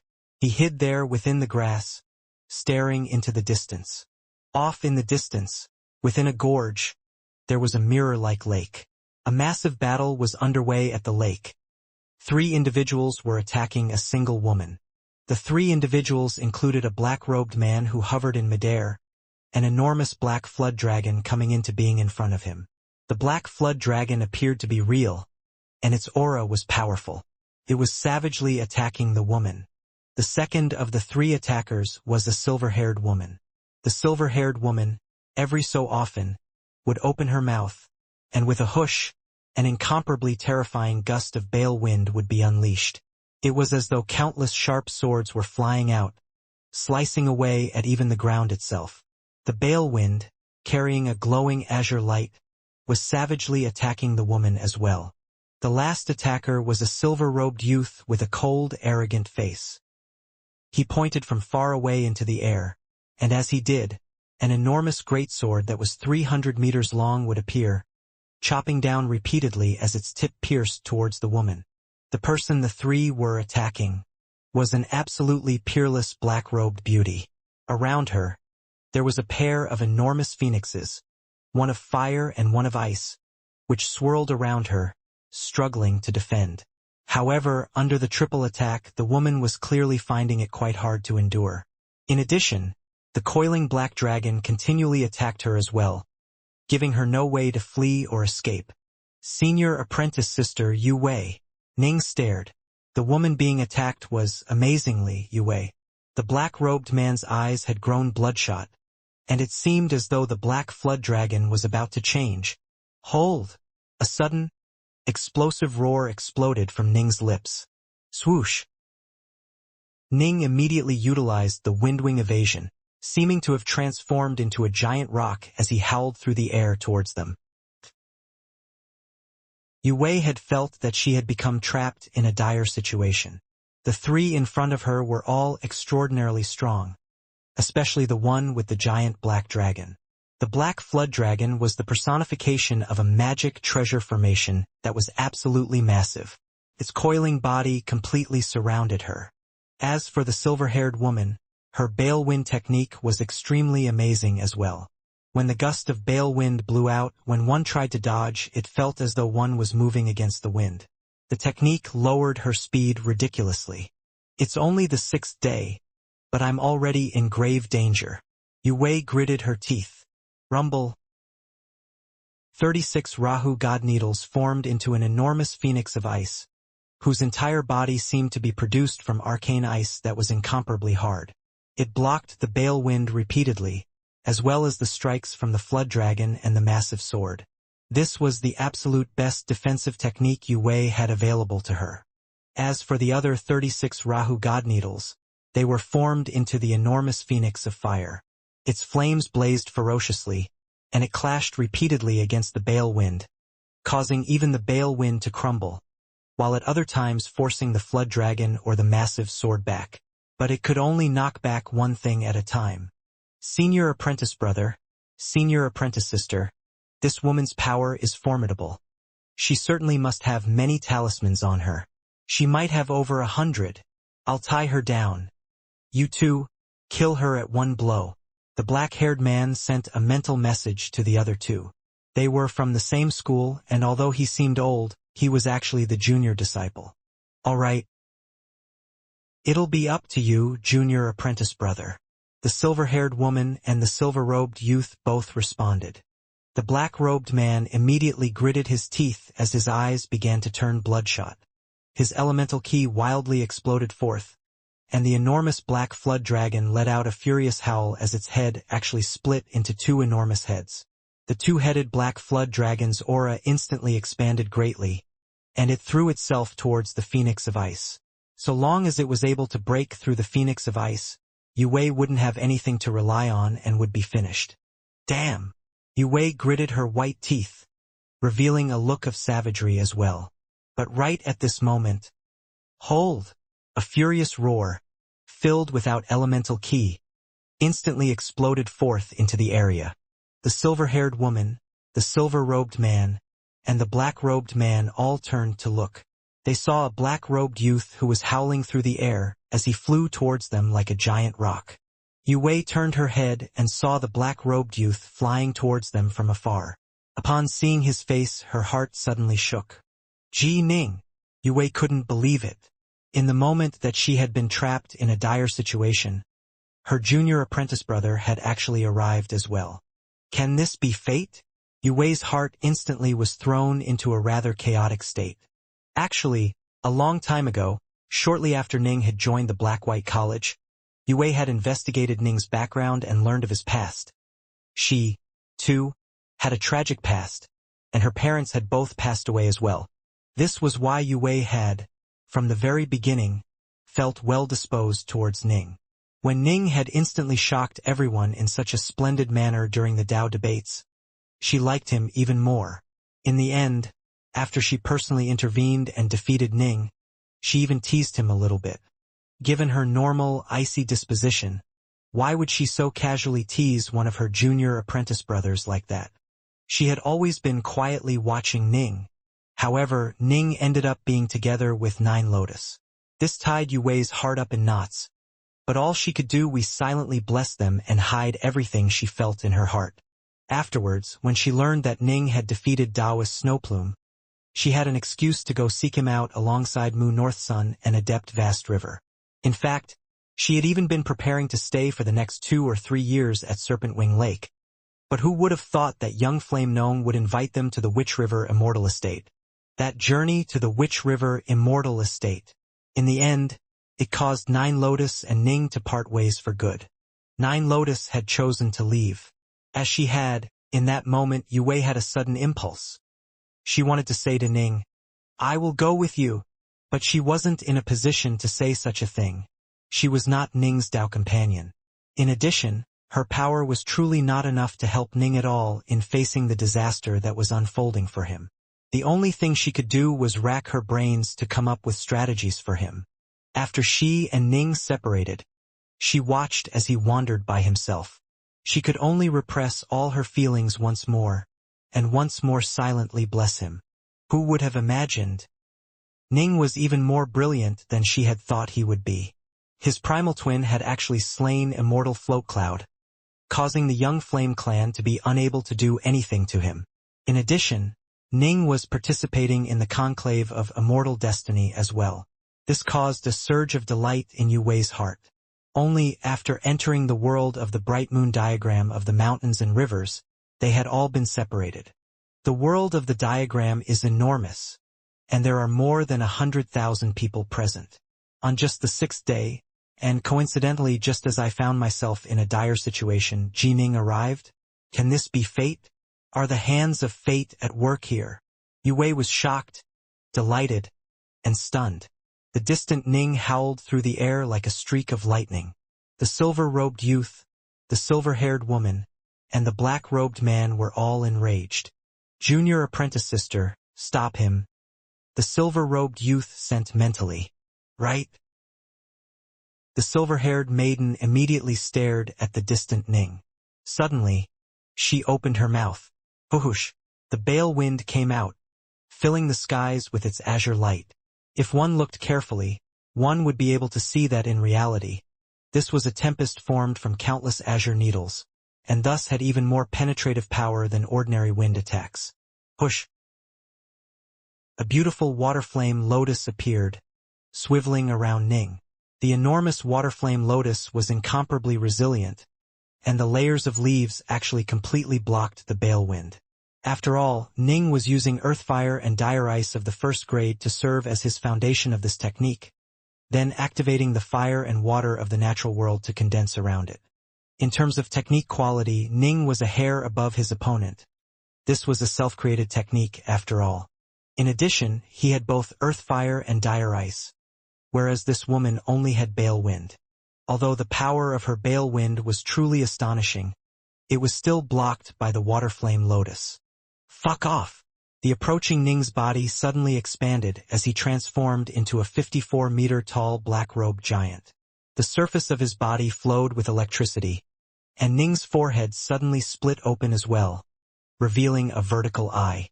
Divine ability, a divine thunderbolt eye. Crack!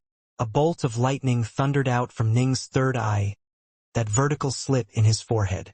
It was astonishingly fast, and it struck directly against the round umbrella which had suddenly appeared in the hands of that distant, silver-haired woman. Pentabolt Vajra and Divine Thunderbolt Eye. These two divine abilities synergized, causing the power of his thunder to vastly surpass that of ordinary divine abilities. This caused the silver-haired woman to be knocked flying back by the thunderbolt, and she threw up a mouthful of blood. In addition, this Divine Thunderbolt Eye attack also contained a Divine Will attack as well. Arg! The silver-haired woman let out a miserable cry. Protect senior apprentice sister. The black-haired man and the silver-robed youth were both greatly shocked. They had thought that the bale wind would be enough to block the youth for a period of time, but who would have imagined that the enemy would not only easily block it, but also injure their senior apprentice sister with a bolt of lightning? Let's go. The silver-robed youth couldn't be bothered to deal with Yu Wei. The aura of this approaching black-robed youth who was protected by the waterflame lotus was simply too ferocious. Rumble! With but a thought, the silver-robed youth willed the surface of his massive, 300-meter-long greatsword to suddenly be covered with flowing runes. The power of his sword continuously rose and focused on the tip of the sword. This enormous sword pierced towards Ning, lightning fast. You want to block me? Ning surged forward like a rainbow streak of light, neither dodging nor moving away. The vertical eye in his forehead sent out 2 bolts of lightning in a row. Crack! Crack! One bolt of lightning struck towards the silver-robed youth, while the other struck towards the black-robed man. The thunderbolts couldn't be casually blocked.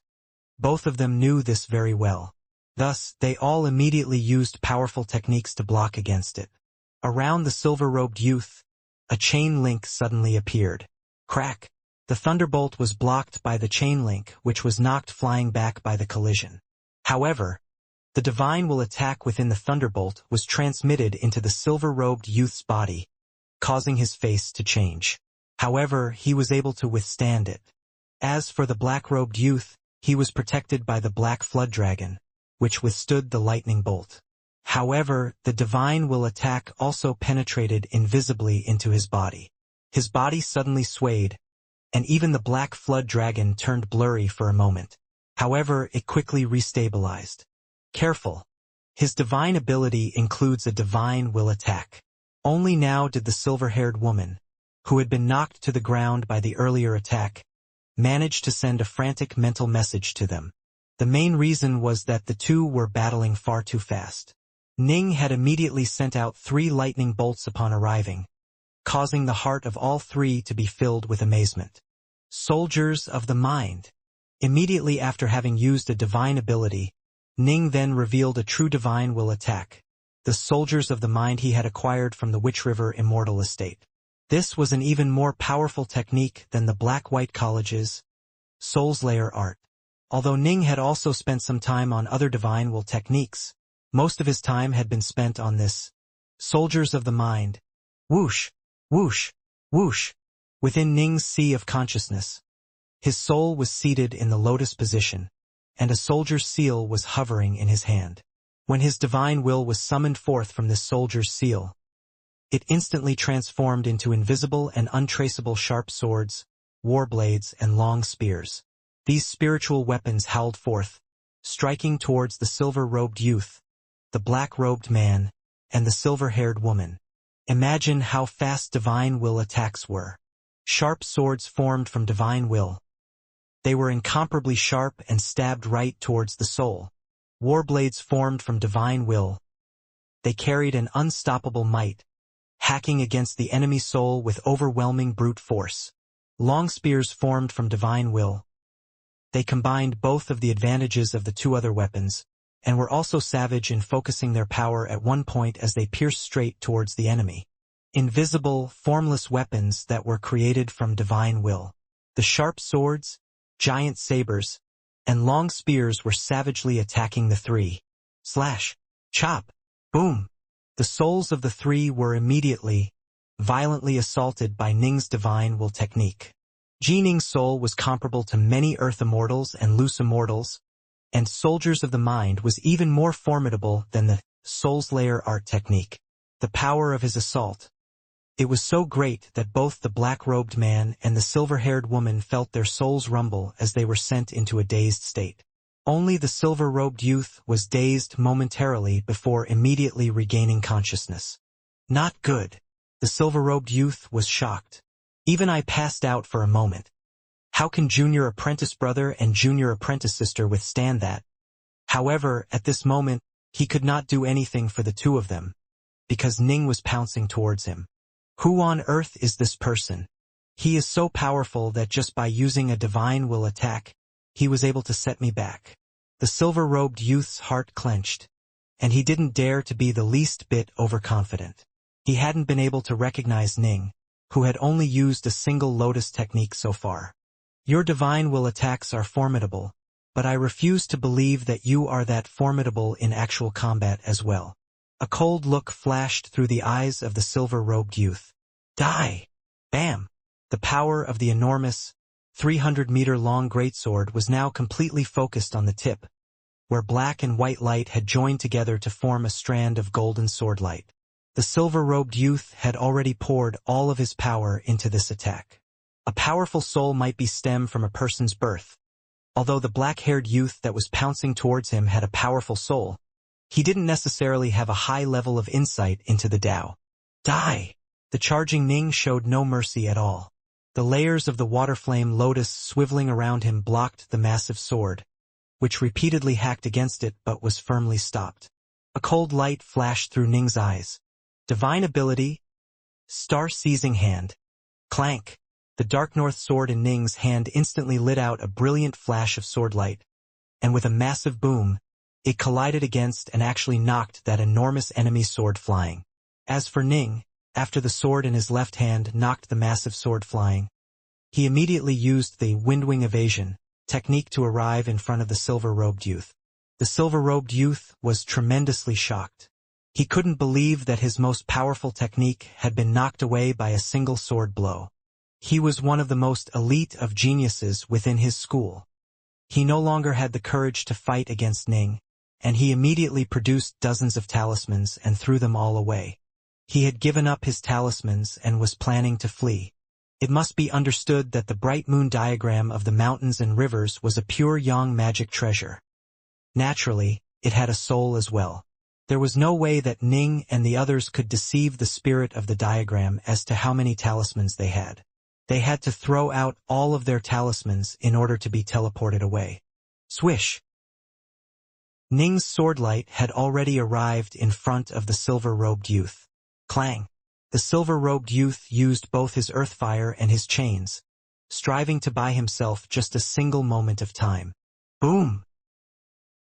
Ning's swordlight was like an attack unleashed by one of those ancient, primordial fiendgods.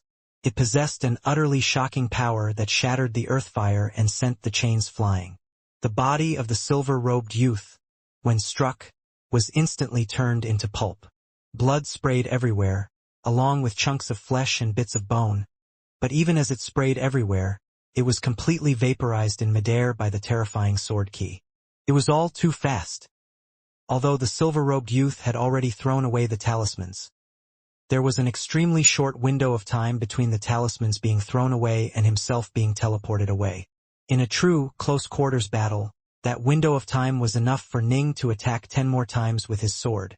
Ning felt hatred for these three for daring to act against his senior apprentice sister, and so he showed no mercy at all. In addition, the silver-robed youth truly was quite powerful. Without using this star-seizing hand, Ning would only at most be able to seize an advantage. He wouldn't be able to cause the foe to completely collapse at all.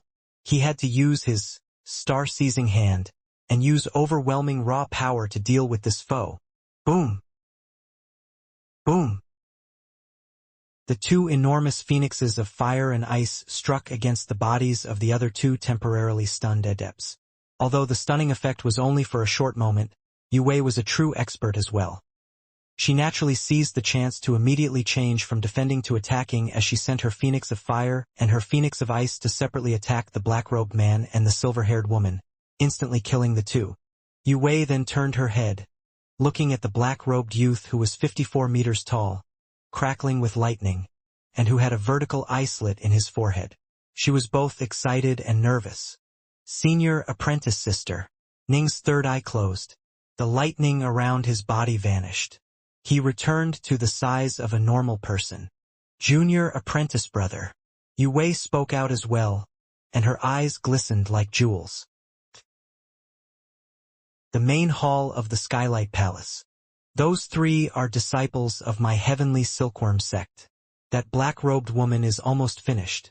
Yet another is going to be a slain and vanquished corpse of my heavenly silkworm sect. An extremely skinny and shriveled celestial immortal was laughing smugly right now.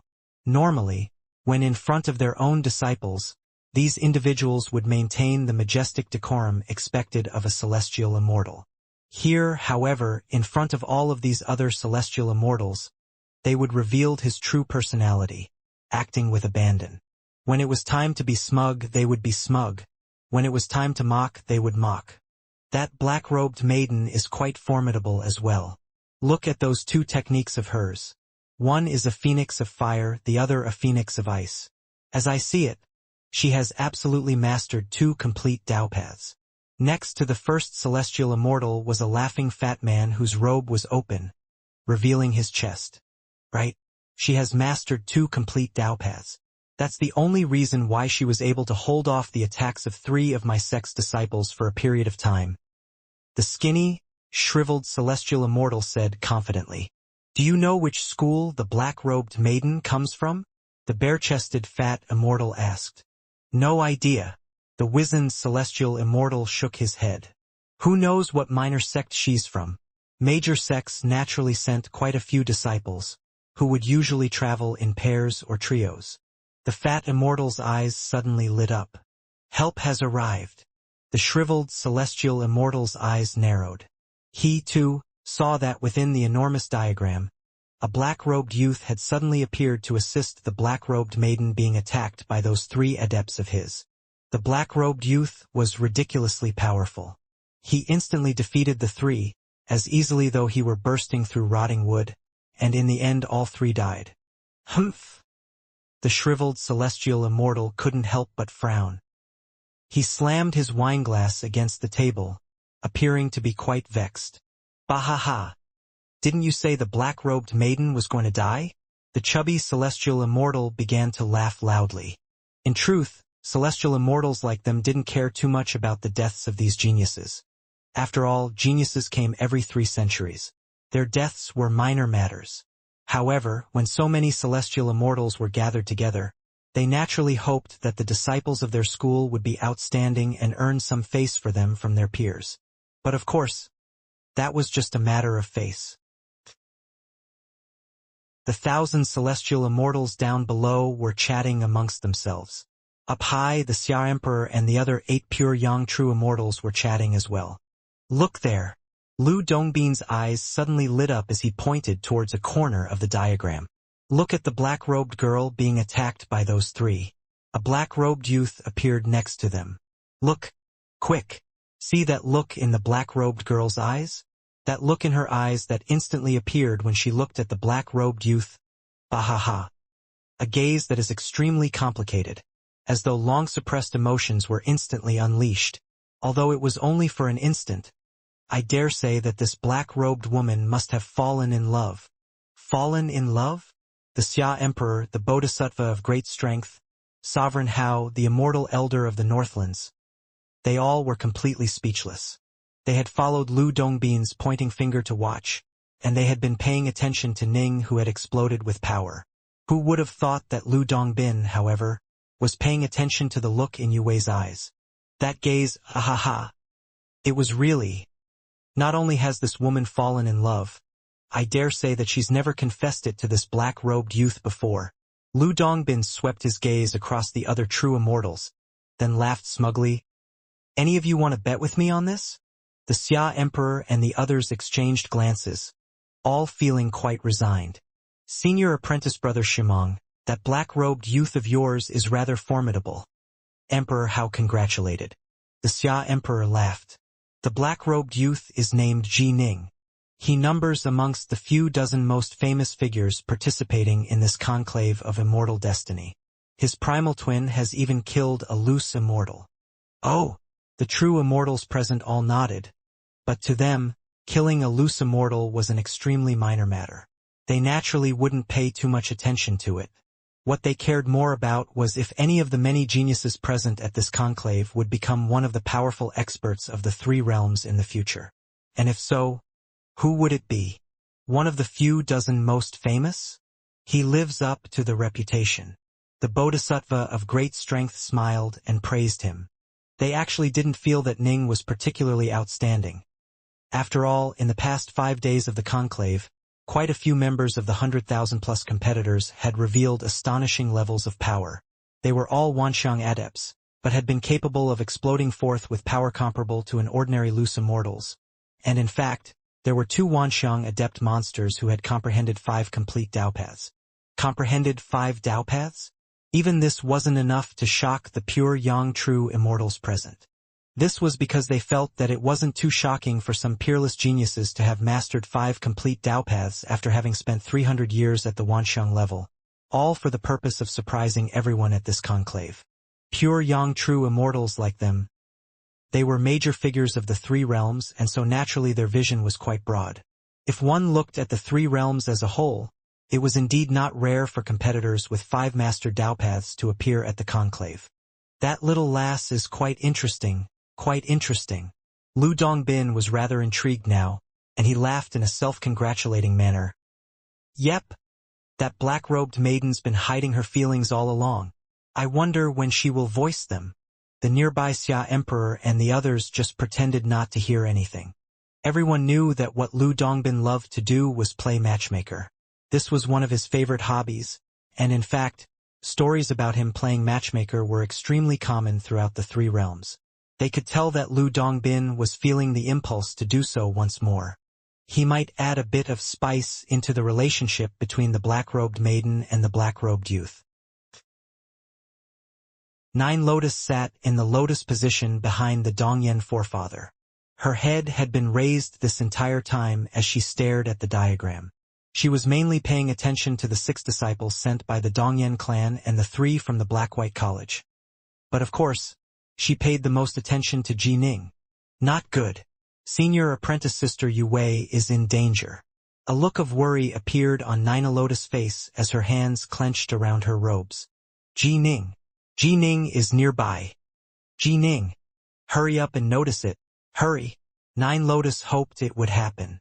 And indeed, just as she had hoped, Ning had sensed the ripples from the battle. He had immediately moved in that direction, and had even displayed an astonishing amount of power. All 3 died, and Ning and Yu Wei were reunited. Phew, the danger is past. Senior apprentice sister Yu Wei is safe. Nine Lotus let out a sigh. Now, senior apprentice sister Yu Wei and Ji Ning can move together and support each other. It will be much safer for them.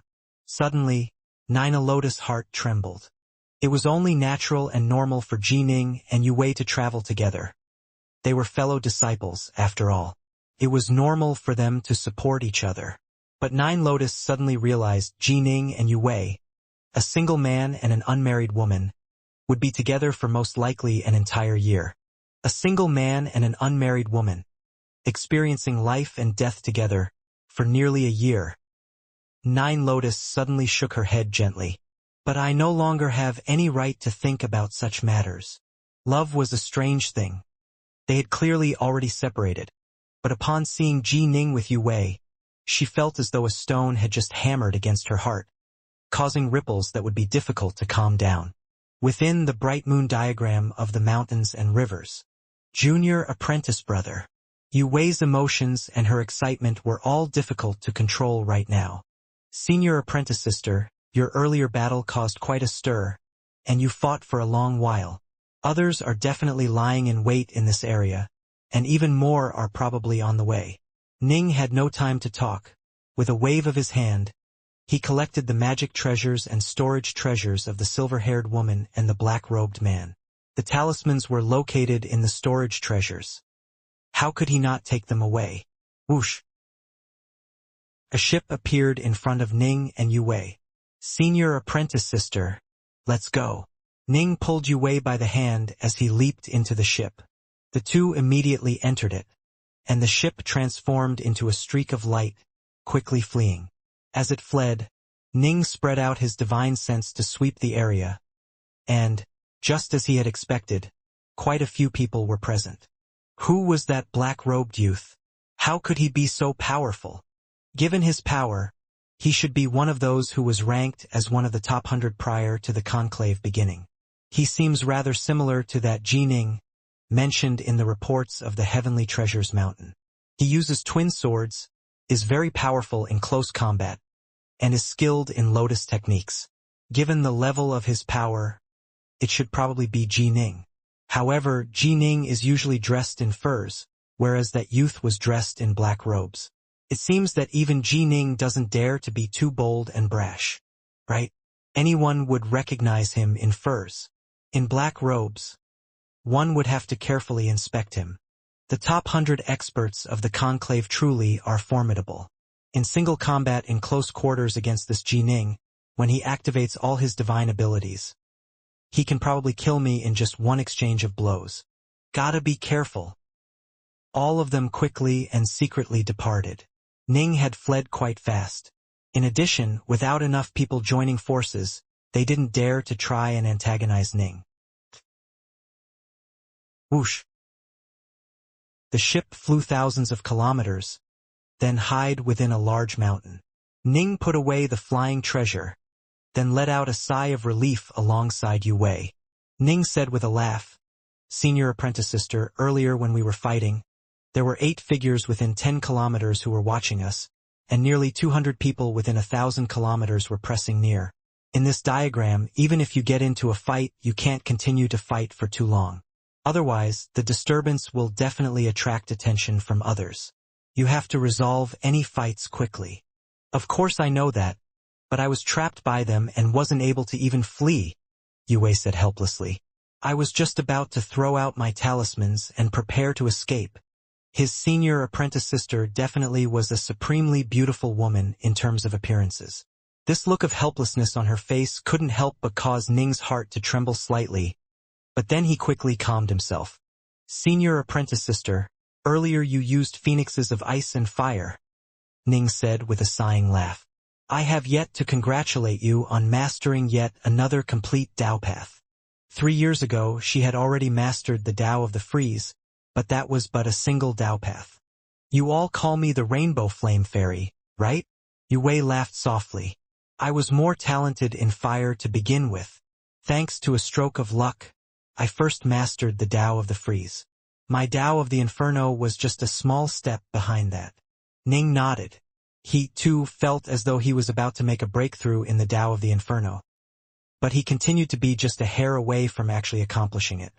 Later on, I'll need to ask you to help guide me on the Dao of the Inferno, senior apprentice sister, Ning said. A minor matter. Yue naturally was happy to help teach him. Right, senior apprentice sister. This is the storage treasure of the silver-haired woman. Help me bind it.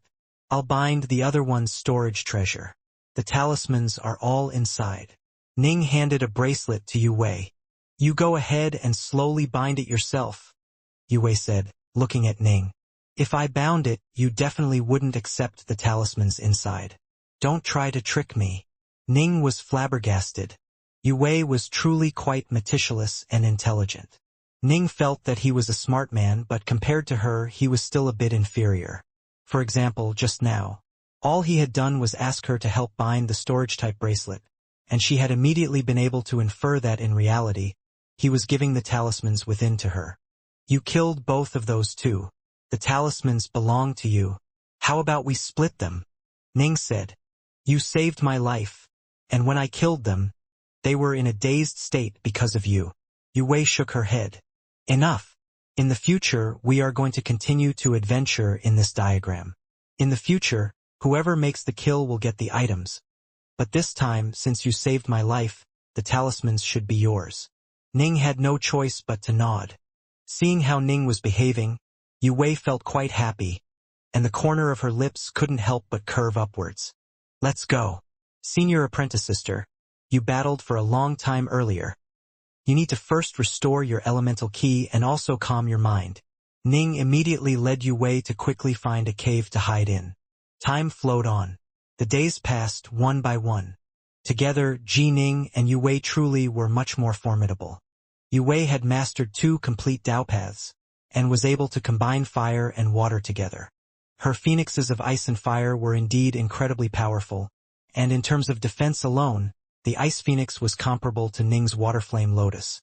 This was the reason why Yue had been able to hold on for so long against the attacks of those 3. In terms of offense, the fire phoenix was quite astonishing as well. With each other's support, even if 10 or so people attacked them at once, they would still have a chance at winning. Yue truly is extraordinary. She has comprehended 2 entire Dao paths. Immortal 5 Craze was quite delighted with the performance of these 2 disciples of the Black-White College. He often bragged about them to the nearby members of other major powers of Stillwater Commandery. Ning is even more formidable. One of the 96 positions will definitely go to our Black-White College. And the eldest disciple of the 3rd generation. Little Sloppy has yet to show his power. Ning is formidable, but I really don't see anything remarkable about that. The sloppy Taoist of your Black-White College. A white-haired loose immortal of the Skysplitter Sword sect shook his head and sneered, clearly unhappy at how smug Immortal 5 Craze was acting. You are just jealous.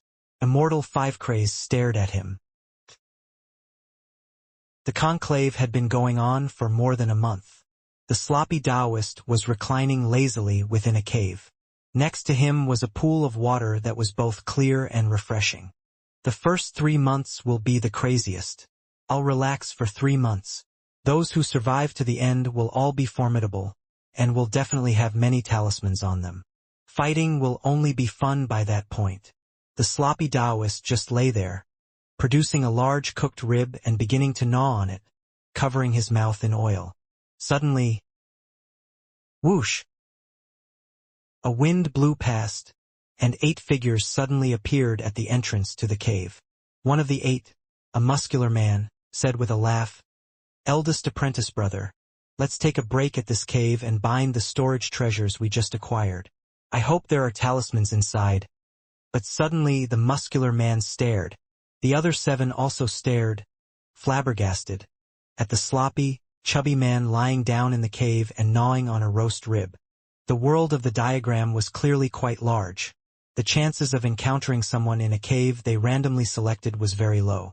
For the sloppy Taoist, despite having often hidden in this cave during the past month, this was his first time encountering someone at the entrance. If you always walk by the side of the river, eventually your shoes will get wet. The sloppy Taoist resignedly stood up and muttered to himself, then said with a chortle, "Everyone, I'm resting here. Why don't you leave? Or perhaps I shall leave." "Little sloppy kid, are you playing dumb or actually dumb?" A youth with triangle pupils said coldly. "Be good and hand your talisman over and we can spare your life. Otherwise, don't blame me for showing no mercy." "Nope."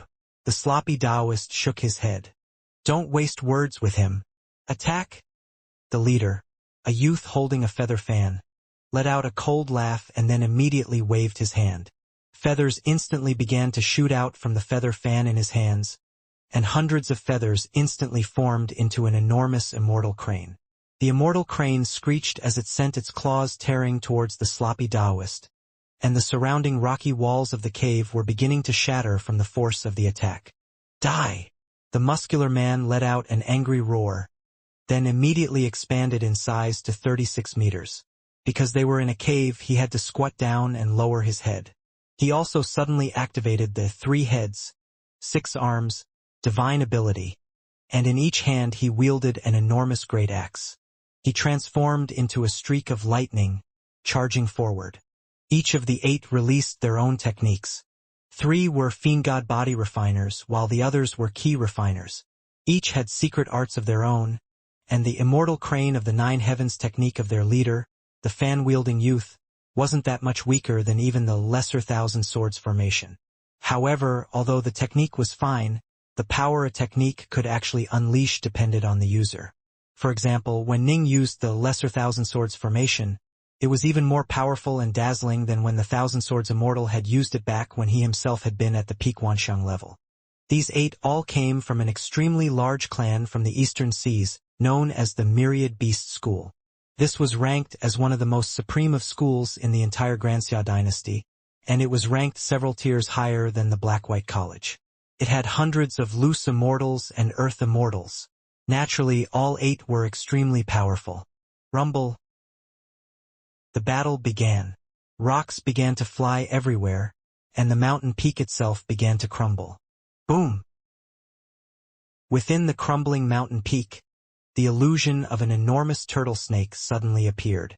A powerful aura that filled the heavens swept out from it. A chubby youth with the eyes of a snake and whose skin was covered with tattoos that looked like the shell of a turtle was there.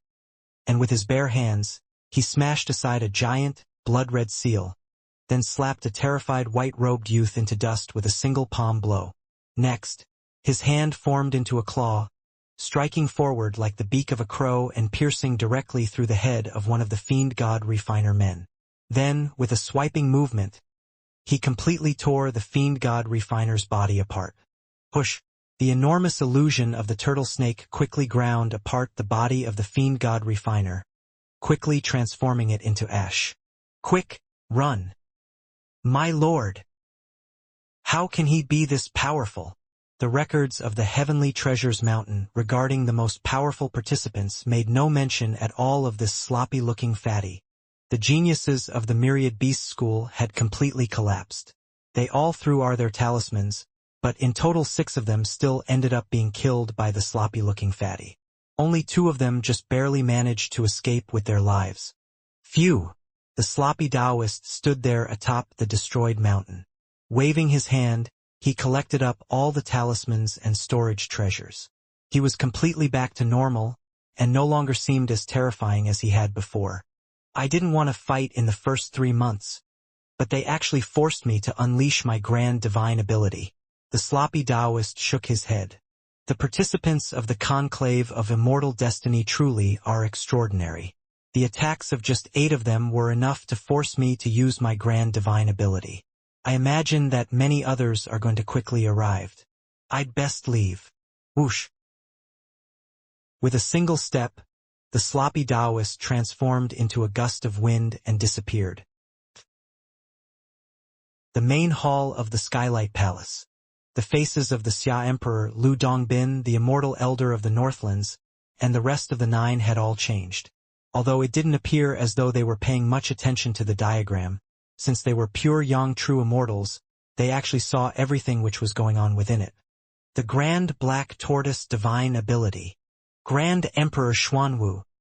He's actually a successor for Grand Emperor Xuanwu. I wonder if he is a personal apprentice or just an honorary apprentice. They all had solemn looks on their faces now. Grand Emperor Xuanwu. He was one of the major powers of the 3 realms, and an extremely terrifying figure. The Grand Black Tortoise Divine Ability. It is definitely ranked as one of the top 100 divine ability of the countless divine abilities created since the universe was established. Lu Dongbing spoke with a serious look on his face. I didn't imagine that here, at the conclave of immortal destiny of your Grand Xia Empire, I'd be able to see one of the most supreme divine abilities of the 3 realms. The Xia Emperor, Sovereign Hao, and the rest of the 9 pure young true immortals were all staring at the distant, massive diagram which hung in the skies. They stared at that sloppy-looking, chubby youth. Without question, this divine technique, the Grand Black Tortoise Divine Ability, absolutely was not something that could be recorded down in a book. It had to be transmitted through very special methods, and it had to be Grand Emperor Xuanwu himself who did the transmitting. Someone who was approved of by Grand Emperor Xuanwu. He cannot be a simple figure. The immortal elder of the Northlands chortled. Shemong. Who is this youth? Where is he from? The others all looked towards the Xia Emperor as well. The Xia Emperor knew the details of every single one of the 100,000 plus attendees to this conclave. Not trying to hide anything, he said, "This youth is a disciple of the Black-White College, which hails from the Stillwater Commandery of my Grand Xia dynasty. His name is Xianxia, and his Taoist title is 3-Fat. But because he's always dressed so sloppily, there are very few people in the outside world who refer to him as Adept 3-Fat. The majority refer to him as the Sloppy Taoist." The Sloppy Taoist? His Taoist title is 3-Fat? This young fellow is quite amusing. Lu Dongbin laughed. He actually picked such a casual Taoist title. It seems as though this youth who Grand Emperor Xuanwu took a liking to really does have unusual points about him. Grand Emperor Xuanwu is so majestic, and yet he actually chose such a sloppy young fellow as his disciple. The Sloppy Taoist? They all memorized this name. Even if this fat youth was currently nothing more than an honorary disciple of Grand Emperor Xuanwu, after he became a celestial immortal, he would most likely become a personal disciple. For him to have been taught the Grand Black Tortoise Divine Ability, even when he was so young and weak, was testament to how much Grand Emperor Xuanwu liked him.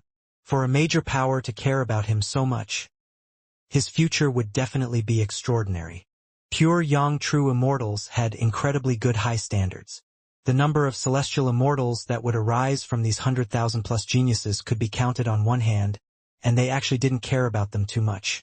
However, the sloppy Taoist status as the disciple of Grand Emperor Xuanwu was definitely enough to make them pay serious attention to him. The Grand Black Tortoise Divine Ability? The Dongyan forefather revealed a look of astonishment. This conclave actually has a disciple of Grand Emperor Xuanwu? The Grand Black Tortoise Divine Ability. A stunned look was on Patriarch Arcanum's face as well. This sloppily dressed youth? Who is he? Our Grand Xia world actually has someone capable of becoming a disciple of Grand Emperor Xuanwu. The 1,000 celestial immortals had often journeyed to other worlds as well, and some had even gone to the heaven realm. Thus, they were fairly experienced.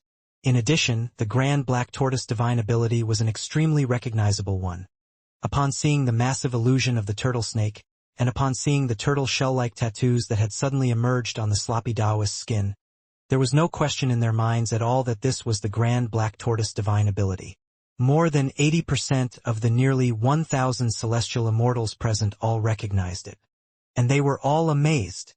The Grand Black Tortoise divine ability. It meant that this person was the disciple of Grand Emperor Xuanwu. Grand Emperor Xuanwu was one of the hegemons of the entire three realms. He had been a hegemon ever since the primordial era, and was absolutely one of the most major of powers. Celestial immortals like them dreamed about being able to become a personal disciple of such a major power. But alas, the vast majority of them would only be permitted to become honorary disciples at best. There was a huge difference between honorary disciples and personal disciples. Personal disciples, to be one meant that the major power would use all of his effort in training you. Honorary disciples, by contrast, were just honorary. You'd be qualified to go listen to the major power expound on the Tao, but it would be hard to even speak a single word to that major power in private. Celestial immortals were carefree immortals who had escaped the restrictions of the three realms, and were able to dominate a local region. Major powers needed servants to take care of matters for them, which was why they give appropriate celestial immortals a status of being honorary disciples. But the sloppy Taoist was different. He had been taught the Grand Black Tortoise divine ability when he was merely a Wanxiang adept. His treatment was absolutely on par with a personal disciple's treatment. Even though he was currently just an honorary disciple, that was merely because he was currently too weak. After becoming a celestial immortal, he would be immediately promoted to personal disciple. The plaza below. The Patriarch has ordered us to immediately investigate who that sloppy-looking fatty is. An azure flood dragon that had shrunken in size and was coiling in midair stretched out a claw, pointing towards a spot in the sky. We'll investigate right away. Oh. The Supreme One has ordered us to investigate that sloppy-looking fatty. Celestial immortals were on too high of a level, and so they knew very little about the geniuses in this conclave of immortal destiny. The sloppy Taoist, at least, was someone which almost none of them recognized. They didn't dare to spread out their core sense. After all, the Xia Emperor and 8 other pure Yang true immortals were right next to him. All they could do was just to send orders to their subordinates. More than half of the major powers of the 3,600 commanderies and 4 seas immediately began to investigate. Soon they discovered that this person was named Xianxia, his Taoist title was 3-Fat, and that most referred to him as the Sloppy Taoist. He was a disciple of the Black-White College of Stillwater Commandery. Stillwater Commandery? The Black-White College? Black-White College? A small school like that actually produced a disciple that Grand Emperor Xuanwu cares about? The celestial immortals located in the main hall of the Skylight Palace all quickly received this information. They were all completely puzzled. But in their hearts they already viewed the sloppy Taoist as someone with status equal to theirs. The mere fact that he was someone whom Grand Emperor Xuanwu cared about was more than enough for him to be treated as an equal. The leader of the Black-White College delegation, Immortal 5 Crazed, couldn't help but laugh delightedly as he saw all this. I always did say that little Sloppy is extremely formidable. I understood his Tao heart long ago, and I've always said that not even the Earth Immortals or Loose Immortals of the Black-White College are comparable to him in terms of his Tao heart. He truly is formidable. But what divine ability is that? Not even I have ever seen it. It seems fairly powerful though. Little Sloppy must have had a very lucky encounter. Heh heh heh. Given how formidable Little Sloppy is, perhaps in this conclave, he'll be accepted by one of the powerful celestial immortals or pure Yang true immortals of the 3 realms as a disciple. Immortal 5 Craze was daydreaming beautifully right now. Time flowed on. More than a month had already passed. The battles raging within the bright moon diagram of the mountains and rivers were exceptionally agonizing, because everyone understood that they were all fighting over their immortal destiny. However, in the eyes of the exalted Xia Emperor and the other 8 true immortals, Aside from the sloppy Taoist, who had caused them to sigh in amazement, these other geniuses could at most cause their eyes to briefly light up. In addition, it was already quite rare for a disciple of a major power to appear in the conclave of immortal destiny of a major world. They didn't believe a second would emerge. Rumble. Within the world of the diagram, a waterfall cascaded down like a white torrent, smashing against a pool and spraying water everywhere. Next to the pool, there was a violet-robed, thick-browed, large-eyed, massively built youth. He was seated in the lotus position. Not too far away from him another youth, also in the lotus position. This youth had a head of tousled, unruly hair, and looked almost like a barbarian. His gaze was like that of one of the eagles in the sky, filled with a savagery that could cause the heart to quiver. Xianxia, are you done rest? It's time for us to go. We don't have enough talismans yet. Hey! I'm talking to you. The wild-haired barbarian youth began to get angry.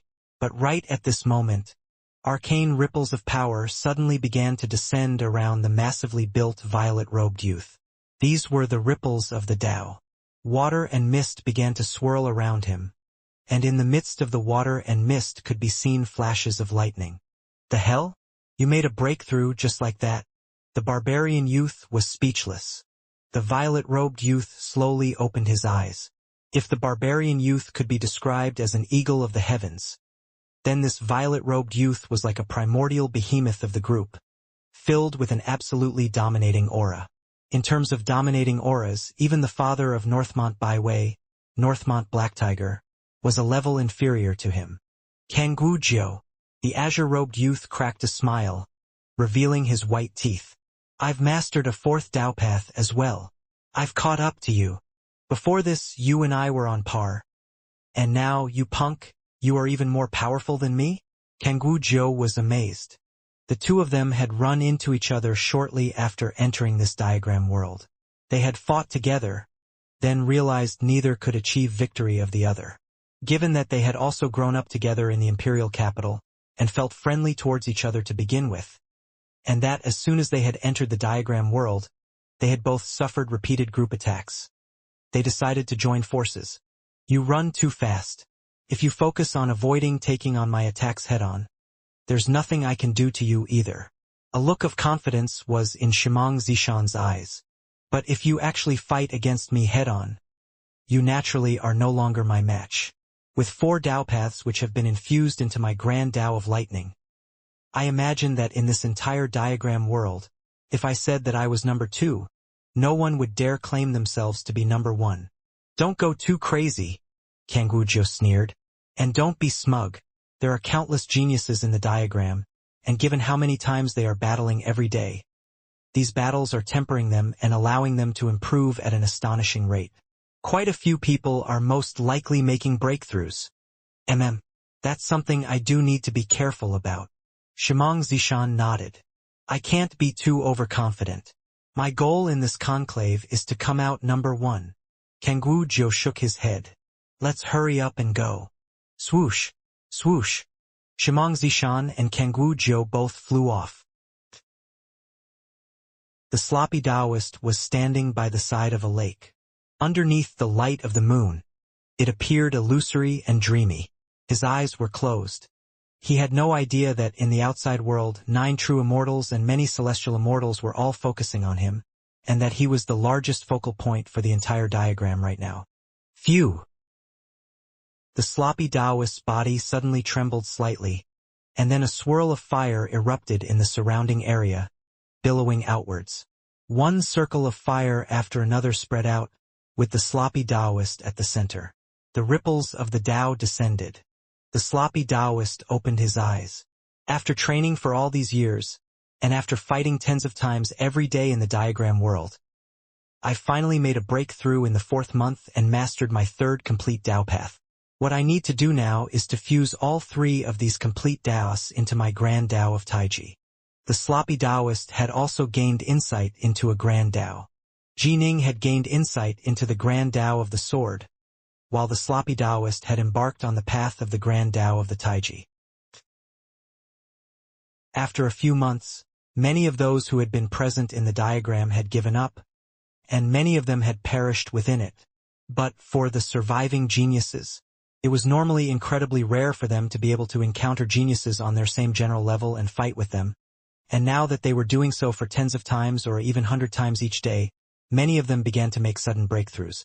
Many of them had been trapped at bottlenecks, and now they were all making their breakthroughs. The 6th month of the trials within the bright moon diagram of the mountains and rivers. Within a wilderness region, a black-robed youth and a black-robed woman were within the wild grass of this area.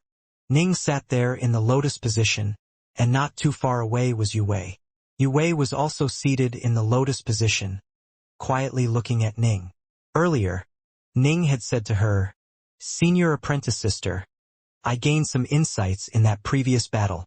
Help stand guard for me." And then, he had set down a simple vision-obscuring formation, then closed his eyes and entered a meditative state. Yue looked at Ning, whose eyes were still closed. She carefully looked at his eyes, his nose, his lips. She looked at him very carefully and very earnestly. Yue rested her hands on her chin, just looking at Ji Ning. In fact, an unconscious smile even crept onto her face. It was very quiet. They were underneath the light of the moon. The only people present were herself and her junior apprentice brother. She just gazed at her junior apprentice brother, and everything seemed so perfect. The plaza of the Imperial Citadel. Way hot. Mu North Sun stared at the image of Ji Ning and Yue within the diagram in the skies. Yue sat there, resting her hands on her chin and staring intently at Ning. Can it be that senior apprentice sister Yue has fallen for senior apprentice brother Ji Ning? Good heavens! Little Qing, wrapped around Northsun's arm, was staring intently as well. Just from the look on Yue's face, anyone with the slightest bit of intelligence would be able to guess that Yue harbored feelings for Ji Ning. That little girl, Yue and Ji Ning? Immortal 5 Craze revealed a grin. As he saw it, since both Yue and Ji Ning were peerless geniuses of the Black-White College, they were quite a match for each other. Look, look. Look, look, look. That expression on that little girl's face. I told you all. I told you that this little girl must be in love with that Ji Ning fellow. Lu Dongbin urgently pointed at a corner of the massive diagram while saying to the nearby Xia Emperor, Sovereign Hao and others, I wanted to bet with you earlier, but none of you were willing. You are the Sage of Love, a legendary matchmaker, the Moon Elder. Who would dare bet against you in such a matter? A pure Yang true immortal dressed in black Taoist robes that had a blood-colored Taiji diagram embroidered onto them laughed. True Lord, I'm no Sage of Love. I don't even have a Tao companion. I'm definitely not the Moon Elder either. The Celestial Court already has a designated Moon Elder, Lu Dongbin said hurriedly. Buffoonery and jests. Shamelessness and thick-skinnedness. A master of pretense. In short, any place with Lu Dongbin in it would be a place of laughter. This was why Lu Dongbin had so many friends in the 3 realms.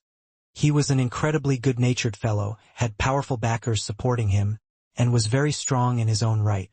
How could he not have countless friends?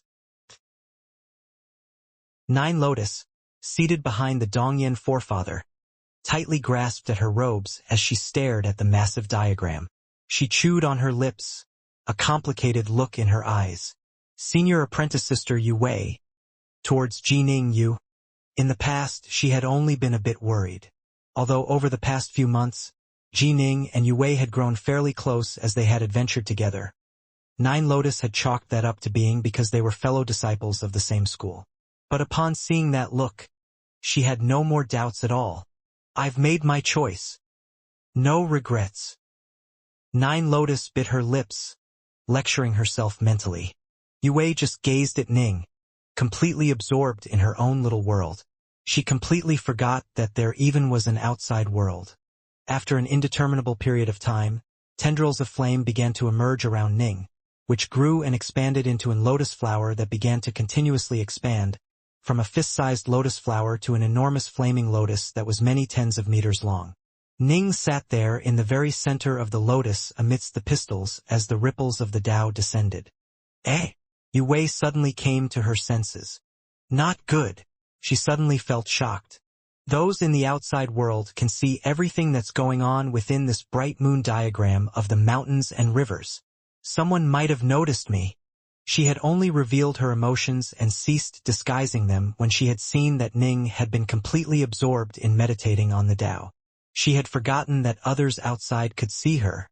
This caused Yue to feel incredibly awkward and embarrassed. Senior apprentice sister. Ning opened his eyes, then said with a laugh, "I've broken through the bottleneck. I've finally mastered the Tao of the Inferno." Yue hurriedly came back to her senses, then said happily, "That's wonderful. Junior apprentice brother, you've already mastered the Tao of rainwater. Now that you've mastered the Tao of the Inferno as well, with fire and water joining together and then infusing your Tao of the sword, your power must have grown significantly." "Yes." Ning nodded, filled with anticipation as well. 2 complete Tao paths. He had also reached the Grand Tao domain in the Tao of the sword. He now felt even more confident in his chances. Although some of the most supreme geniuses amongst these 100,000-plus competitors in the conclave might have already started training in their own Grand Taos, some had just a basic grasp while others had just gotten to understand their own hearts. Only a very few would have reached the Grand Tao domain like Ning. "Junior apprentice brother, you need to seize the chance to train in your Crimson Bright diagram of the 9 heavens," Yue immediately said. "You are only at the 11th stage. There are many practitioners of the Crimson Bright diagram of the 9 heavens in this conclave, and most of them have reached the 12th stage." "Understood." Ning nodded. This was his weakness. In Swallow Mountain, countless years would pass before there would a genius capable of training in the Crimson Bright diagram of the 9 heavens. But in Stillwater Commandery, the Black-White College alone had quite a few. As for the participants in this conclave, many of them trained in the Crimson Bright diagram of the 9 heavens. To be at the 11th stage of it was indeed a bit weak. However, he had a powerful soul and was a sword immortal, and also had the star-seizing hand. He didn't fear fighting against any of them. Just half a month after Ning had mastered the Tao of the Inferno, a massively built violet-robed youth and a barbarian youth were walking shoulder to shoulder amidst the mountain forests, sweeping out with their divine sense to a distance of 10 kilometers. "Kangwu Jiao, how many talismans do you have?" Shimang Zishan asked. "Just barely over 1,000. "You?" Kangwu Jiao asked. "You have more than 1,000 already? I've killed even more people than you.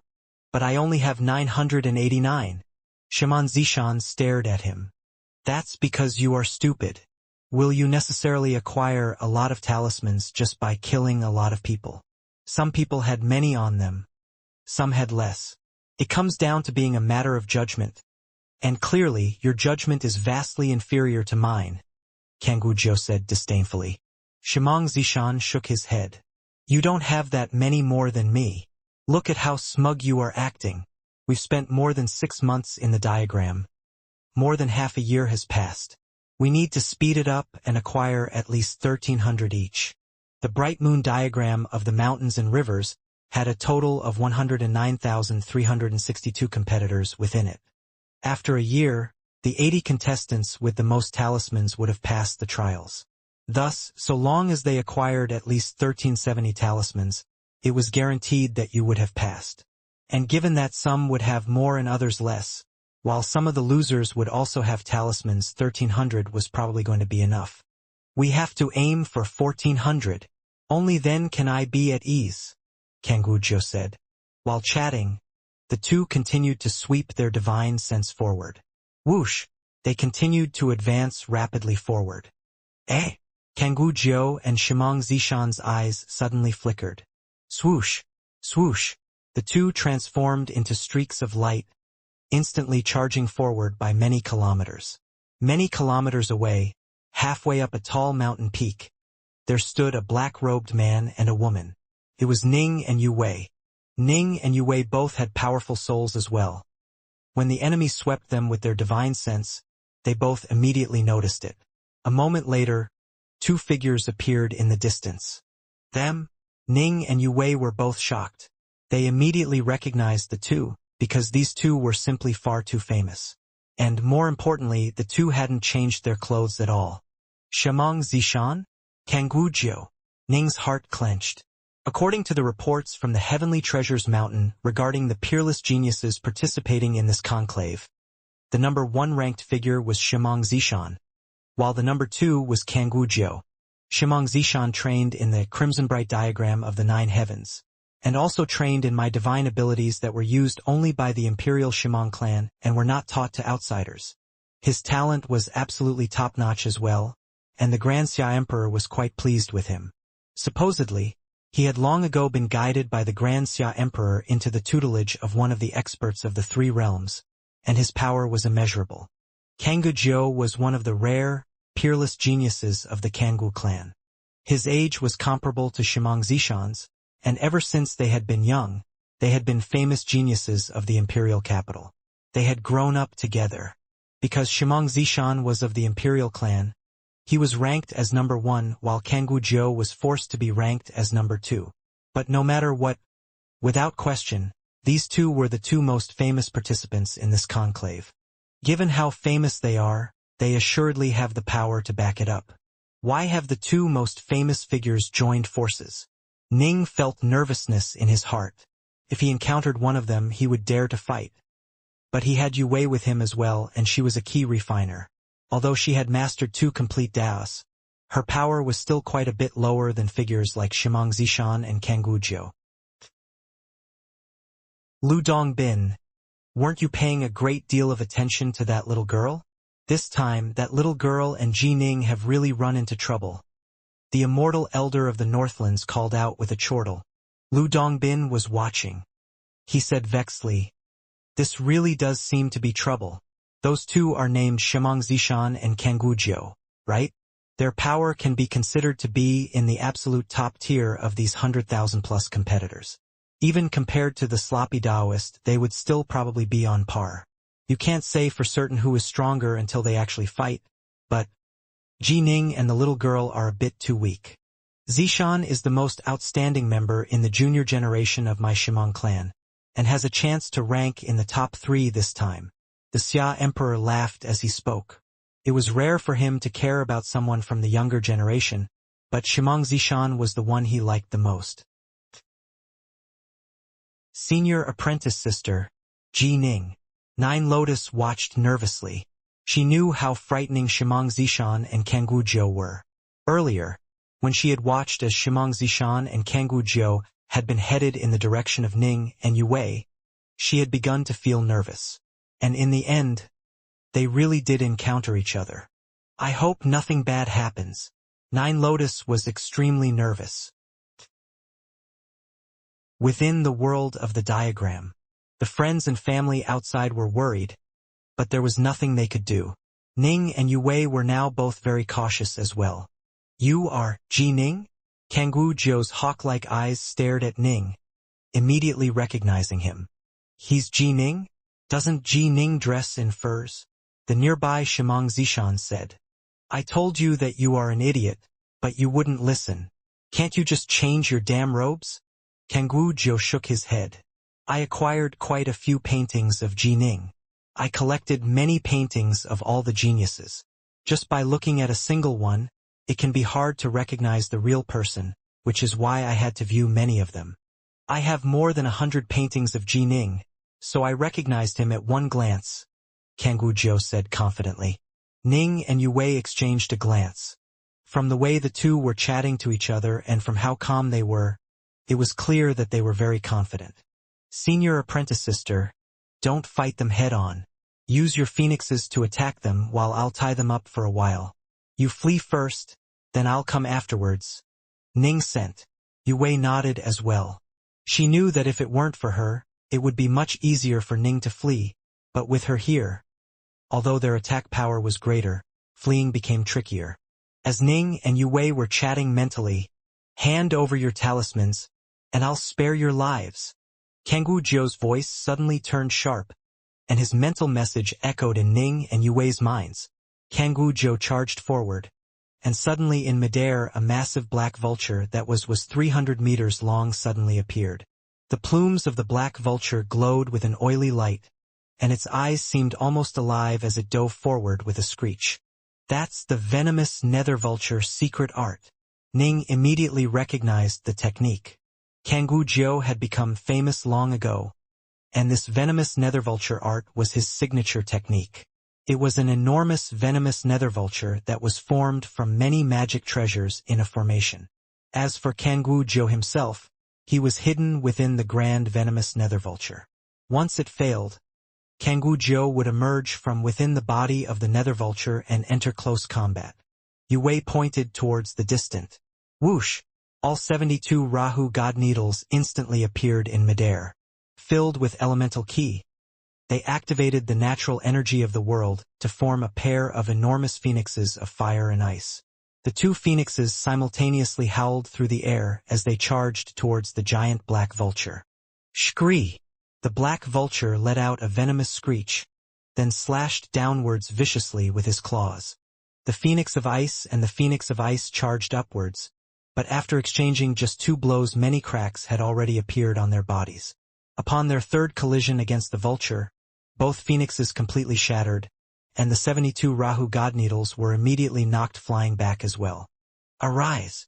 Ning stood there, and around him manifested the water flame lotus. The water flame lotus surrounded him, the lotus leaves swaying gently as they continuously swiveled. Boom! The charging black vulture smashed directly against the water flame lotus. There was an enormous collision sound, but although some of the leaves of the water flame lotus shattered, new ones quickly emerged. Clearly, this technique was incomparably resilient. This caused the relaxing, spectating Xianxia to feel startled. This was rather beyond his expectations.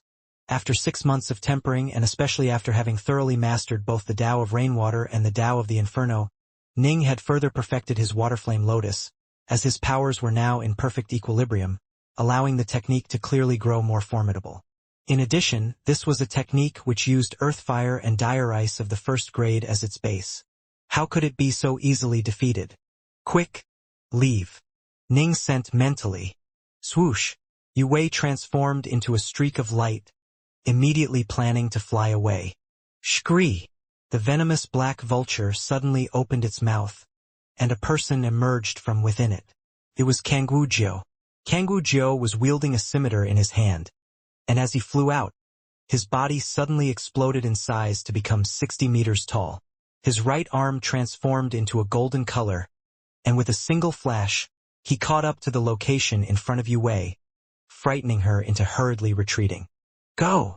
Ning suddenly manifested more than 700 flying swords around him. A golden flying sword appeared in front of him, then shot out with a bang. Boom! The power of the Lesser Thousand Swords formation caused even Kangwu Jiu's body to tremble for a moment, but in the next moment, the golden right arm of Kangwu Jiu brandished that scimitar and chopped apart the flying sword of golden light. By this time, Yue had fled back to the waterflame lotus. He is too fast. I'm not able to escape. Yue sent frantically. Ning understood as well. Forget about Yue. Even he himself wasn't confident in being able to escape from the attacks of Kangwu Jiu. Kangwu Jiu's strongest point was his speed to begin with. Then I'll trap him. Ning sent. Senior apprentice sister, you and I shall first block him off together. Swish, swish, swish. One golden flying sword after another, formed from the Lesser Thousand Swords formation, flew out and attacked. As for Yue, the 72 Rahu god needles in front of her flew out once more. The Lesser Thousand Swords formation, the Phoenix of Ice, and the Phoenix of Fire simultaneously attacked. Kangwu Jiu, seeing everything headed his way as well as that enormous water flame lotus, couldn't help but frown. He mentally barked, Xianxia, why aren't you helping out yet? There was no way Kangwu Jiu could dominate Ning and Yue by himself, after they joined forces. It's just 2 people. I thought you could handle it by yourself. Xianxia laughed loudly in response. Kangwu Jiu, remember, don't let these 2 escape. You are most skilled in pursuing and trapping enemies. Don't worry about that. Kangwu Jiu stood there in midair, pointing towards the distance. Instantly, a fierce gale arose in the surrounding area, howling as it spun into a tornado. The spinning tornado covered the surrounding area, stretching several kilometers and completely trapping Ning and Yue within it. I'll use the Qian Heaven Soul Wind to trap them, the venomous Nether Vulture to support it, and I'll personally be prepared to attack at any time, Kanggujo sent mentally. Under these 3 techniques, there's no way they'll escape. As for fighting them head-on, I'll leave that to you. Ha ha ha. Shimong Zishan laughed loudly. Boom! His footsteps suddenly began to cause the mountains to tremble as he immediately transformed into a 60-meter-tall giant, and his entire body began to radiate with a violet-colored lightning. The violet-colored lightning even began to appear in the surrounding area, and an enormous black metal staff appeared in his hands. Wielding the black metal staff, he charged into the heart of the giant tornado towards the water flame lotus.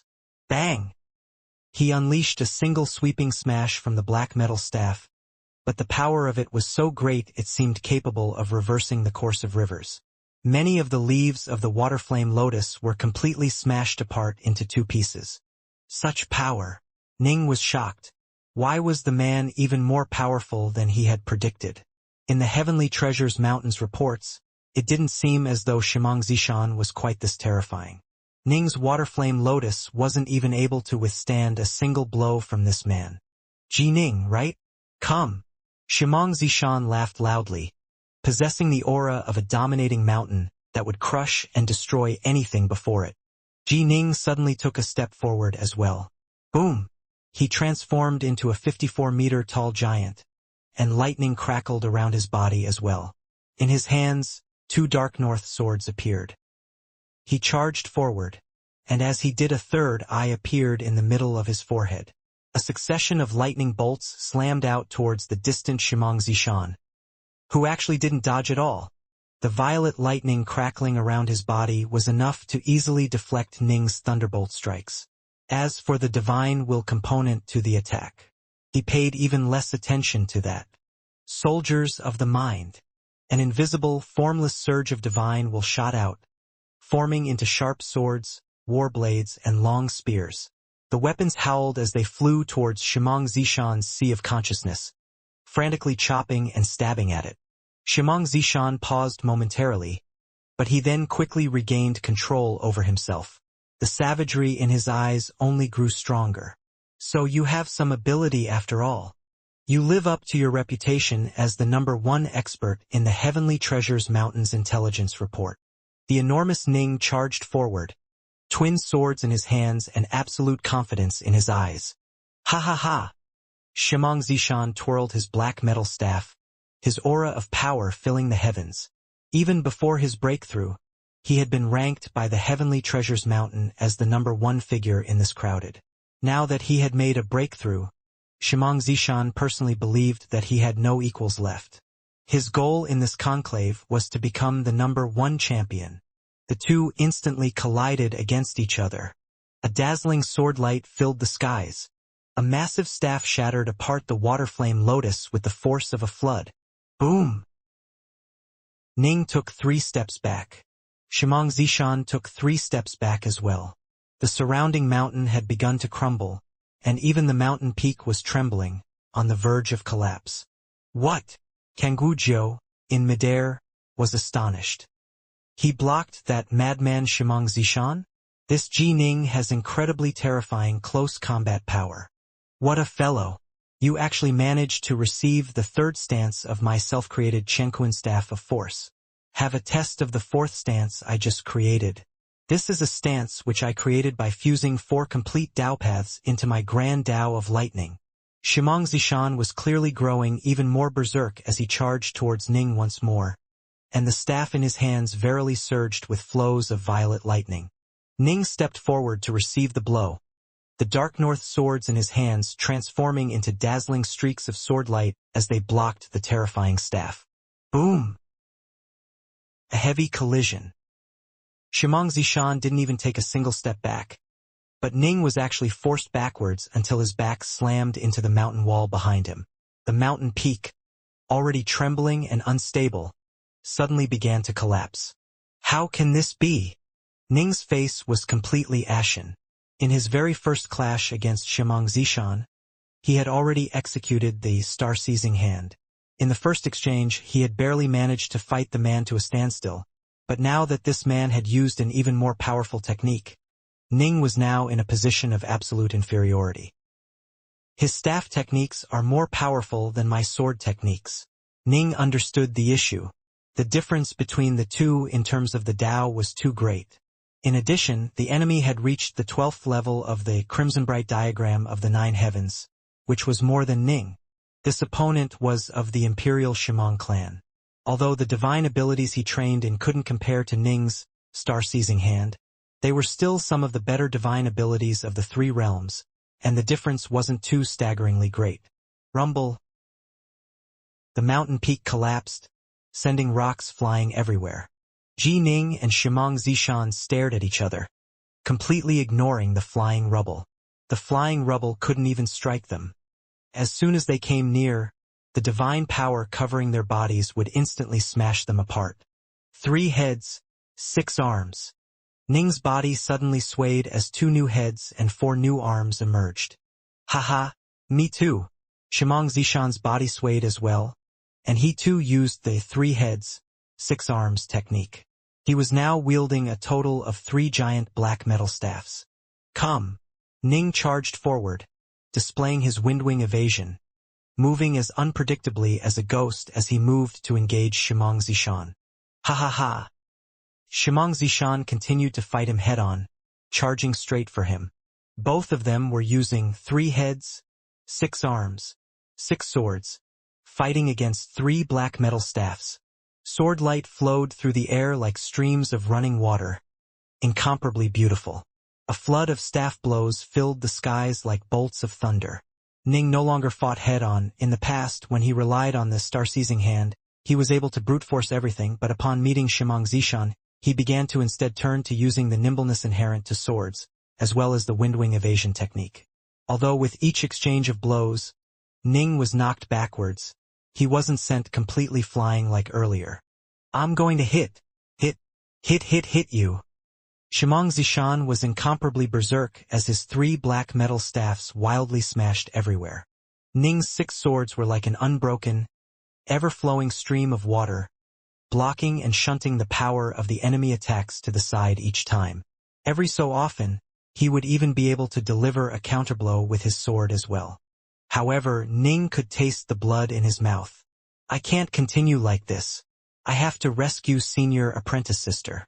Lesser Thousand Swords formation. Swish, swish, swish. Instantly, a golden sword coalesced before him, then howled through the air and shot towards Kangwu Jiao. Ning sent frantically, "Senior apprentice sister, hurry up and leave." Bang!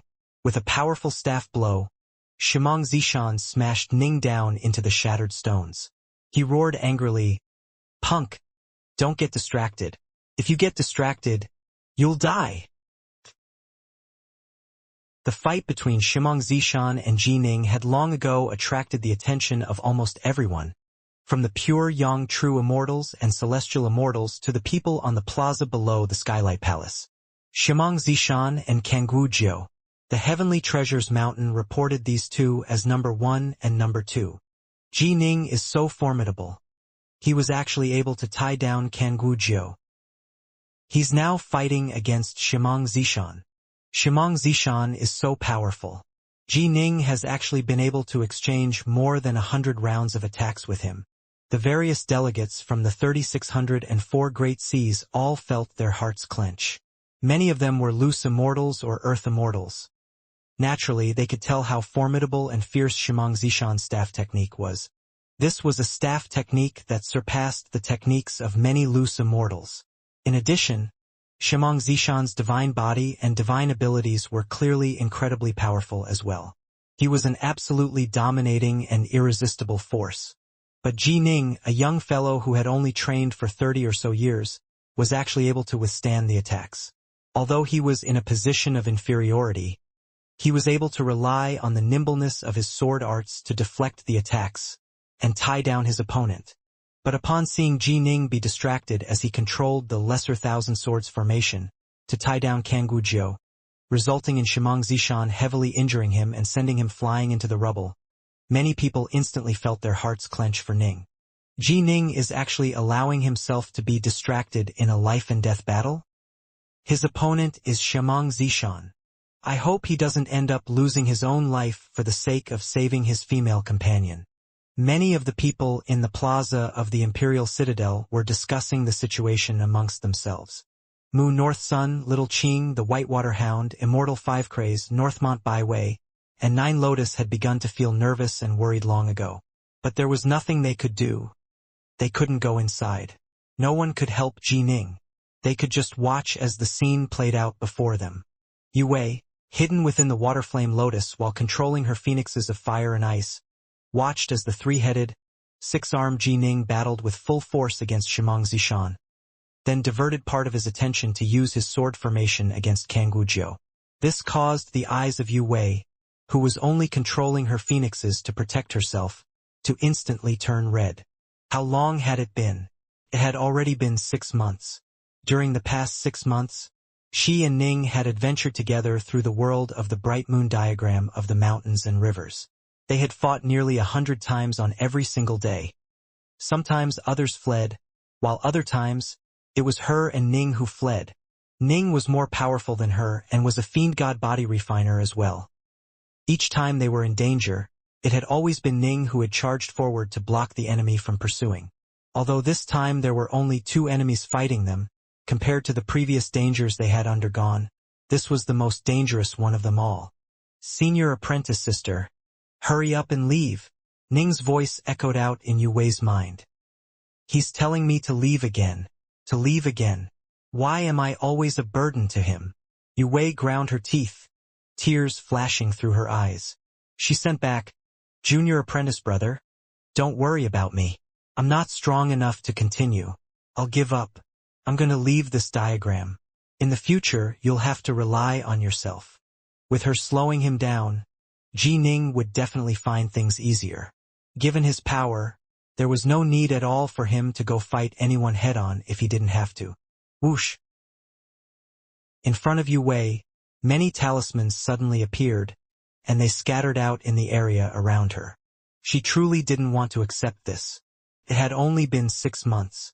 She truly wanted to accompany Ji Ning in continuing to journey through the world of the diagram until the year was over. Give up the talismans and I'll spare your life. Kangwu, in midair, revealed a smile. But suddenly his smile froze. This was because Yue, who had just thrown out all her talismans, actually grabbed a handful back. Then, with a wave of her hand, she actually collected all of them once more. Are you looking to die? Kangwu, who felt as though he had just been played for a fool, was instantly enraged. He no longer waited there in midair. He immediately transformed into a streak of light and charged downwards. Yue, who had just taken back her talismans, now had a deep, dark, dangerous look in her eyes. She stared at the charging Kangwu, then gently pointed a single finger towards him. Instantly, the 72 Rahu God Needles separated into 2 groups which undulated in the air. 36 of the Rahu God Needles, summoning the power of the natural world, formed into a single enormous black phoenix. This phoenix was completely black, and the tail feathers of the phoenix blazed with black flames. As for the other 36 Rahu God Needles, they transformed into an enormous white phoenix which was completely pristine and pure, emanating an almost holy gaze. Lines of glowing white light could be seen emanating from the tail feathers of the white phoenix as well.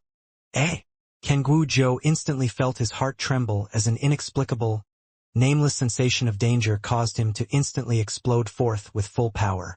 Whoosh! The 60-meter-tall Kangwu struck out with his golden right arm, and his saber was absolutely dazzling to behold, leaving behind a beautiful, solitary, perfect arc in the skies as it chopped downwards towards that black phoenix. The black phoenix let out a bird's call. Although it was knocked backwards, it wasn't damaged in the slightest. Screech! The white phoenix began to battle against Kangwu black vulture. And the black vulture actually began to tremble and crack. How can this be? Kangwu was incomparably shocked and angered. This woman was clearly much weaker than him. Ji Ning was one thing. He had been famous before this, and was even capable of battling with Xianxia for so long. Most likely, Kangwu Zhou himself was only on par with Ji Ning. But how was it that this woman, who had no reputation whatsoever, was able to completely block him now? Not happening. Don't believe it. Kangwu Zhou exploded with power, also manifesting 2 more heads and 4 more arms. He now wielded 3 scimitars in his hands, and he transformed into a tempest as he shot forward, his scimitar light seeming capable of splitting the skies and carrying a terrifying majesty. But the Black Phoenix and the White Phoenix supported each other, and were actually able to block the berserk Kangwu Zhou. Previously, Mu North Sun, the Whitewater Hound, Little Qing, Immortal 5 Craze, Adept Vast River, Northmont Byway, and 9 Lotus were all extremely nervous. Now they were all stunned. How had Yue Wei suddenly exploded forth with such power? Her defense was completely airtight, causing even Kangwu Zhou to be unable to do anything to her at all. This was simply inconceivable. It was Kangwu Zhou she was facing. Can it be that senior apprentice sister had been hiding her power all along? North Sun was puzzled. But she hasn't been training for much longer than senior apprentice brother Ji Ning has. The main hall of the Skylight Palace. The Xia Emperor, watching, couldn't help but smile. The situation has just reversed. Just like in the poem. The same mountains and the same rivers, with seemingly no path forward. Then the shady willow tree, the brilliant flowers, and a mountain village. Something pleasant and unexpected has just occurred. Lu Dongbin sighed in surprise. Who would have imagined that at this critical moment, the little girl managed to reawaken her memories from her past life? Judging from what I saw, her reawakening of memories caused her to master at least 4 complete Dao paths. Her level of insight in the Grand Dao of Taiji is quite high as well. In her past life, she must have been a fairly formidable loose immortal. The Grand Dao of Taiji and 4 complete Dao paths. This would make someone a supreme expert amongst loose immortals. She had already mastered 2 Daos before this. The immortal elder of the Northlands, nursing a cup of wine, rolled his head. When one is at a high enough level of comprehension, it does indeed become possible for the memories from a previous life to reawaken. However, it is quite hard for the memories of a past life as a loose immortal to completely awaken. It seems in that instant, she suffered a severe mental blow which stimulated her, causing her soul to instantly explode and activate the hidden memories. Right? The pure Yang True immortals present all nodded. The conclave of immortal destiny had more than 100,000 participants, and there were many reincarnated immortals amongst them. It was indeed theoretically possible for them to reawaken their past memories, but it was extremely, extremely rare. What's the name of this little lass? Lu Dongbin looked towards the Xia Emperor. I don't know her name yet. Her name is Yue Wei. Her Taoist title is Rainbow Flame. Because she is a reincarnated immortal, she is referred to by others as the Rainbow Flame Fairy, the Xia Emperor said.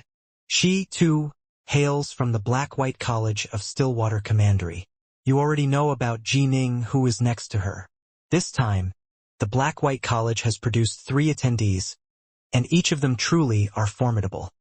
The sloppy Taoist is the disciple of Grand Emperor Xuanwu, and his power is on par with Kangwu Zhou, Shimang Zishan, and Ji Ning. This Yue Wei was originally weaker, but now that she's regained her former memories, she's on the same level as well, Sovereign House said with a sigh. As I see it, the sloppy Taoist has trained for more than a century, while Yue Wei had memories from a past life that she reawakened. But Ji Ning has only trained for 30 years, yet already has such incredible power. This is rather inconceivable. Lu Dongbin stroked his jaw, murmuring to himself, as I see it, Ji Ning has tremendous potential. The Xia Emperor laughed. Lu Dongbin, can it be that you want to take on a disciple? No. I actually have more of a liking for that little lass named Yue Wei. Lu Dongbin's eyes lit up. She was actually stimulated to the point of having her former memories awaken. This little lass is quite amusing. The others all immediately shook their heads. Reincarnated immortals generally didn't have much potential. If they weren't able to overcome the tribulation and become a celestial immortal in their past life, then the chances they would succeed in this one would be very, very low. Ji Ning does have some potential, the Xia Emperor murmured quietly to himself. He had already taken notice of 21 youths in this conclave, each of which had tremendous potential. Ji Ning was one of them. Within the world of the diagram. Boom! Ji Ning was suppressed by Shimong Zishan's might. Although he used his agility to counter the other's raw power, he was still wounded by their colliding blows. Still, this sort of injury was minor. Ning was still paying full attention to his senior apprentice sister, only to discover that under Kangwu Jiu's attack, Yue had suddenly exploded with power. She was actually able to fight him to a standstill. This caused Ning to feel both astonished and delighted. Junior apprentice brother, come over here. Hurry up and collect your sword array. Yue sent frantically. Senior apprentice sister. Ning stopped wasting time with Shimong Zishan. With a whoosh, he swept through the air to move towards Yue, while at the same time mentally commanding the Lesser Thousand Swords formation. Swords to return to him. Let's go. Yue grabbed Ning by the arm. The Black Phoenix and the White Phoenix suddenly began to revolve around each other, forming into a black and white vortex. Yue grabbed Ning, then charged into the vortex. Swoosh! A brilliant, dazzling streak of black and white light appeared in the skies. They had instantly moved more than 1,000 kilometers away. What technique is this? Shimong Zishan walked over, saying in astonishment. How could they have escaped so quickly? Kangwu Jiu, even you were unable to catch them? Didn't you say that you are the fastest person in the world at the Wanxiang level? I can't catch them. Kangwu Jiu shook his head. I can tell that this is evasive technique which uses a magic treasure, a technique that was specifically designed for escape, formed from the Grand Tao of Taiji. This woman has an extremely high level of comprehension in the Grand Tao of Taiji. Within a mountain cave, after setting up a simple formation, Ning plopped his rear down. Shimong Zishan really was an absolute madman. Ning felt utterly exhausted. The earlier battle had been simply too frenetic. Suddenly, from the corner of his eye, he saw a pool of water located deep in the cave. He immediately ran over, then used his hands to cup some water and wash his face. That feels great. Yue laughed. She was going to be able to continue to stay with her junior apprentice brother in the bright moon diagram of the mountains and rivers. She walked towards the side of the pool, then sat down. With a wave of her hand, she produced a jade flute, then began to gently blow it. The sound of the flute was melodious and leisurely, seeming to reach deep into a person's heart. Ning, stunned, put down the water in his hands and sat down to listen. The sound of the flute was drifting and soft. It spoke of a vast grassland, a peaceful, gentle tribe, and a female child who was the member of that small tribe. The peace was destroyed, and disaster descended. The female child embarked upon the path of slaughter, becoming a terrifying female Azura.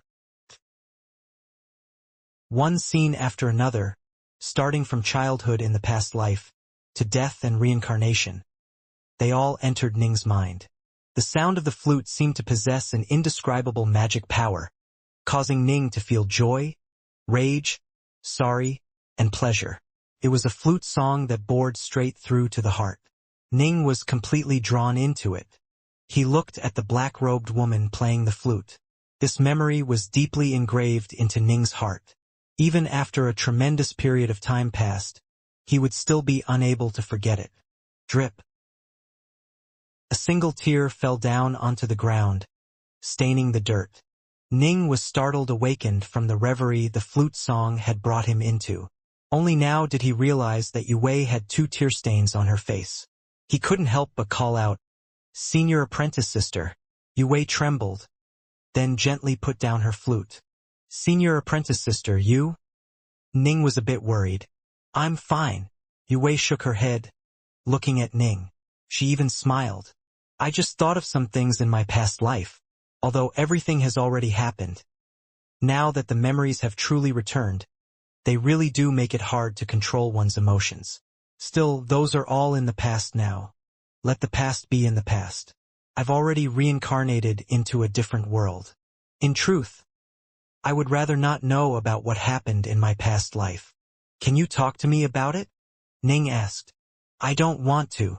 Yue shook her head. Then, did you have a Dao companion in your past life? Ning suddenly asked. Yue was startled. She gave Ning a close look, as though wanting to see something in Ning's expression. She then gently shook her head. I did not. Oh, Ning said hurriedly. I used up a lot of divine power in the previous battle. I need to take a rest. As he spoke, Ning hurriedly walked deeper into the cave. Waving his arm, he chopped out a neat, flat region onto the ground and then lay down. Using his arms as a pillow, he immediately closed his eyes and began to snore. He seemed calm, but in his heart Ning felt a bit confused. Why the hell did I ask senior apprentice sister if she had a Dao companion or not? Ning's mind was restless. He was a smart person, and an immortal cultivator who had understood his own heart long ago. He quickly understood the issue. Can it be that I'm... Forget it. How can Dao companions be so casually joined? Am I mentally ready? Not yet. I'm not yet ready. Ning turned in his sleep, suppressing everything in his heart. He thought back to the experiences he had in the past half year. He thought back to the first time he had met her, and all the times he had met her up till today. Ning had to admit, from the very beginning, he had felt very friendly towards her, because she was unlike Nine Lotus, who had many beliefs that were different from Ning's. He and Nine Lotus were from different worlds. As for Yue, many of her beliefs were the same as his, and her personality was similar as well. Her birth, her experiences, her talent. He and Yue were very similar. She was even more intelligent than him. The past half year he had spent with her was very relaxed and comfortable. She had silently, tracelessly slipped deep into his heart with her warmth. Just now in particular, when she had played the flute, the song of the flute had thoroughly penetrated his heart. Ning could even feel the joy, the pain, and the sadness she felt in her heart. This feeling, as though he had touched her soul, made Ning feel a certain softness towards her. He even wanted to go over and hug her. This was why his subconscious had moved him to ask her about Dao companions. Dao companions. This sort of promise cannot be casually made. Ning sighed quietly to himself in his heart. Oh. Yue watched Ning lie there deep in the cave. She rose, then walked to the entrance of the cave, where she sat down. She stared at the vast, seemingly endless mountain forest. The cave was protected by a bewildering formation, and so the outside world couldn't see inside it. Moonlight shone down into the cave. Yue picked up her flute, holding it as she sat there quietly. I can feel junior apprentice brother Ji Ning's heart. Previously, I held back, wanting to let it all pass. But on the 6th day I was in the diagram, I was in dire straits. Despite how vast the diagram was, junior apprentice brother ran into me. Can it be that fate is telling me that I should be together with him? But, can I even have a Dao companion? Can I dare hope for a Dao companion? Yue stared at the moon hanging high in the skies. She quietly asked, Heavens above, what should I do? Yue understood that she had reached a fork in the path. If she chose to be with Ning, then the two might have a chance. But if she didn't want to be with him, then after leaving the diagram, she would have to separate from him and make a clean break. 1 month after another passed. The number of Wanxiang adepts within the diagram dropped continuously. Now, virtually all the remaining competitors within the diagram were monsters capable of exploding forth with power that rivaled ordinary loose immortals. Within the Imperial Citadel's plaza. Haha, only 1,000 remain within the world of the bright moon diagram of the mountains and rivers. But the Black-White College has taken up 3 of those slots. Immortal 5 Craze was utterly delighted. There was no way any of the other powers of Stillwater Commandery, including the Northmont clan of Stillwater, could compare to the Black-White College in this regard. The 3 experts the Black-White College had sent out this time were simply too dazzling. Even the Marquis of Stillwater came over to chat with me for quite a long period of time. Even other marquises came over, as well as leaders of supreme clans and sections. Immortal 5 Craze then frowned. But it's weird. Jining is clearly very powerful as well. But why is it that those who came to chat with me discussed Little Sloppy even more? He could sense the goodwill these major clans and sects were displaying towards the Black-White College was primarily aimed towards befriending the sloppy Taoist. It seemed as though Jining and Yue were far from being comparable with the sloppy Taoist. Weird. Jining is very formidable as well, and he's trained for an even shorter period of time. Immortal 5 Craze was puzzled. How bizarre. Lu Dongbin, who had spent a period of time napping in the main hall of the Skylight Palace, stared at the diagram. I took a 3-month nap. Why is that this little girl named Yue still hasn't become Dao companions with Jining yet? Dao companions represent a promise that cannot be so easily uttered. The pure Yang true immortal who was dressed in black robes decorated with a blood-colored Taiji diagram shook his head. You can't dawdle when it comes to matters of love. Lu Dongbin shook his head. Based on my experiences roaming the 3 realms and countless minor worlds, matters of love must be immediately seized and settled down upon at the critical moments in time. If you hesitate, the more you dawdle, the more difficult it will become to form Dao companions. I am willing to bet on it. If this Yue and Jining are to become Dao companions, they'll become Dao companions within the diagram. If they don't, then after they leave it, without these shared daily life and death experiences, the chances will drop even more. Do any of you dare to bet against me? Lu Dongbin stared at them. Lu Dongbin, you are a sage of love. You spout so much wisdom about love.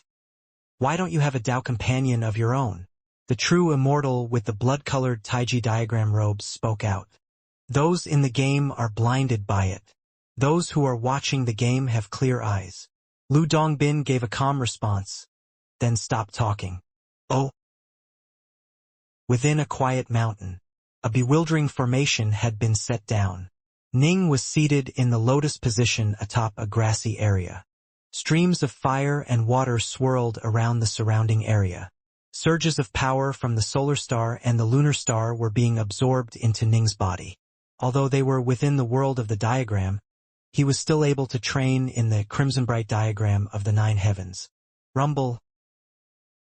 A series of rumbling sounds could be heard from within Ning's body. His bones were clattering together as his muscles and skin were rapidly transforming. At his current level, Ning's physical body was already extremely tough. He wasn't too far off from the likes of the Fiendgod, Shangli Fong. A casual breath from him could generate a hurricane that would sweep out for 1,000 kilometers. Slowly, everything calmed down. Ning opened his eyes, revealing a smile. Junior apprentice brother?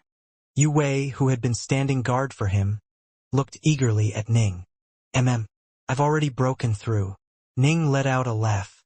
It took me quite a few years, but I finally managed to reach the 12th level of the crimson bright diagram of the 9 heavens. And it really is different, the 12th level of this technique. It's comparable to ordinary early primal stage Fiendgod body refiners. My divine body and my soul have completely joined, and I can feel that my soul is rapidly strengthening. Fiendgod body refiners and key refiners.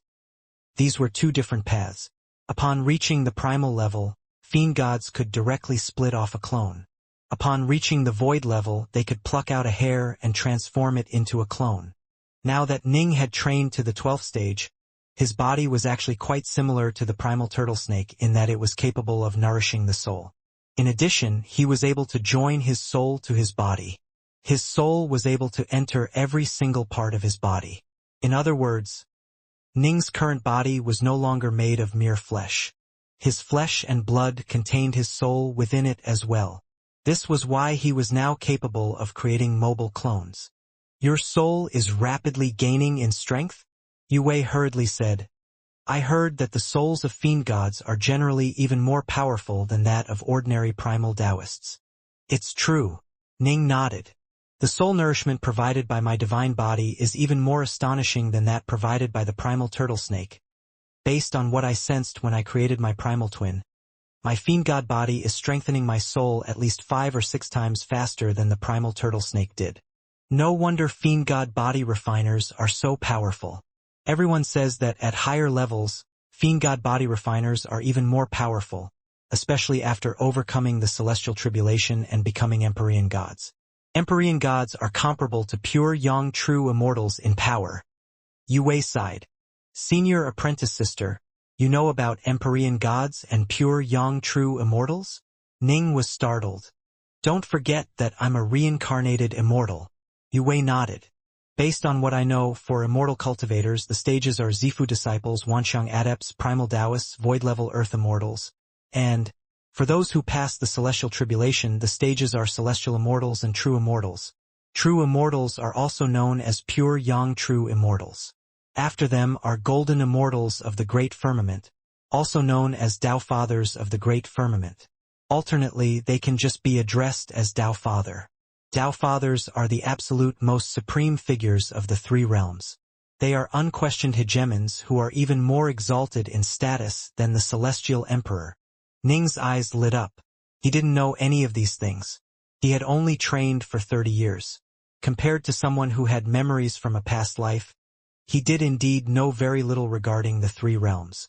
Golden immortals of the great firmament, also known as Tao Fathers of the great firmament or as Tao Fathers? Ning murmured to himself. Mastery of a Tao path is a prerequisite for becoming a celestial immortal. Mastery of a grand Tao is a prerequisite for becoming a pure young true immortal.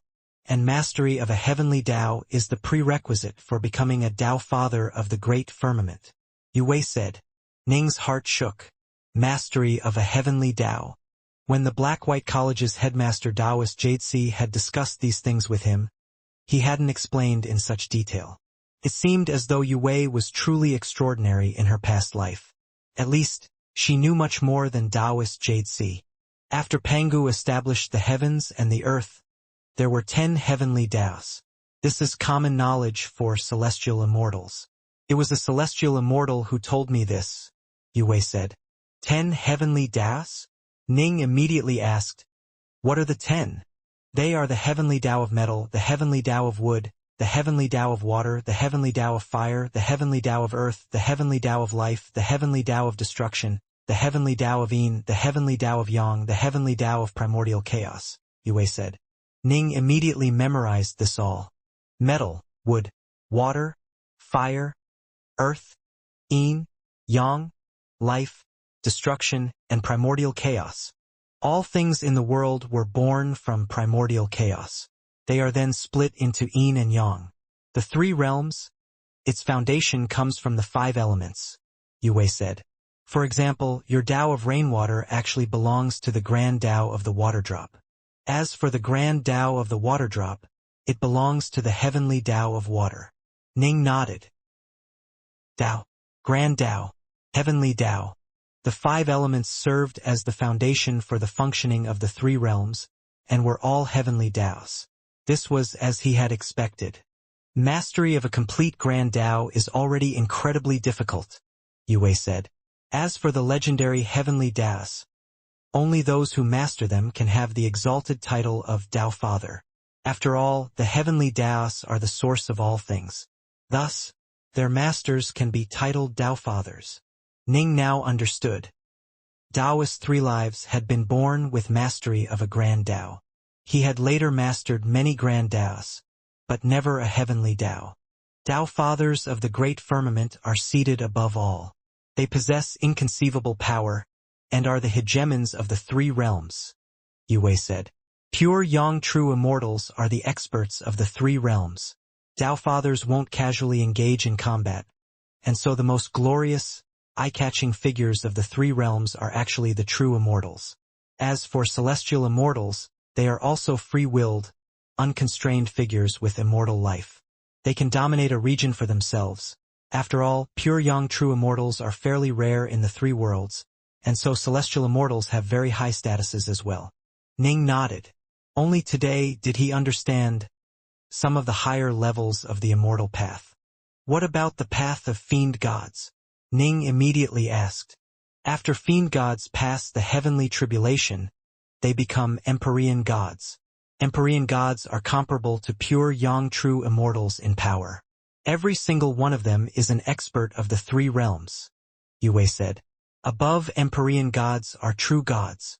True gods are generally actual fiend gods who have created their own divine ability. They war against the heavens and against the earth with terrifying power, and are absolutely comparable to golden immortal Tao fathers of the great firmament. True gods are the highest level of fiend gods possible. According to legends, the fiend gods born in the primordial chaos before the heavens were established were at all least Empyrean gods. The strongest amongst them were true gods of primordial chaos.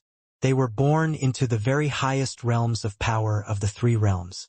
Even without training, they were incomparably frightening figures. Yue said with envy, "They are the true favored children of the heavens."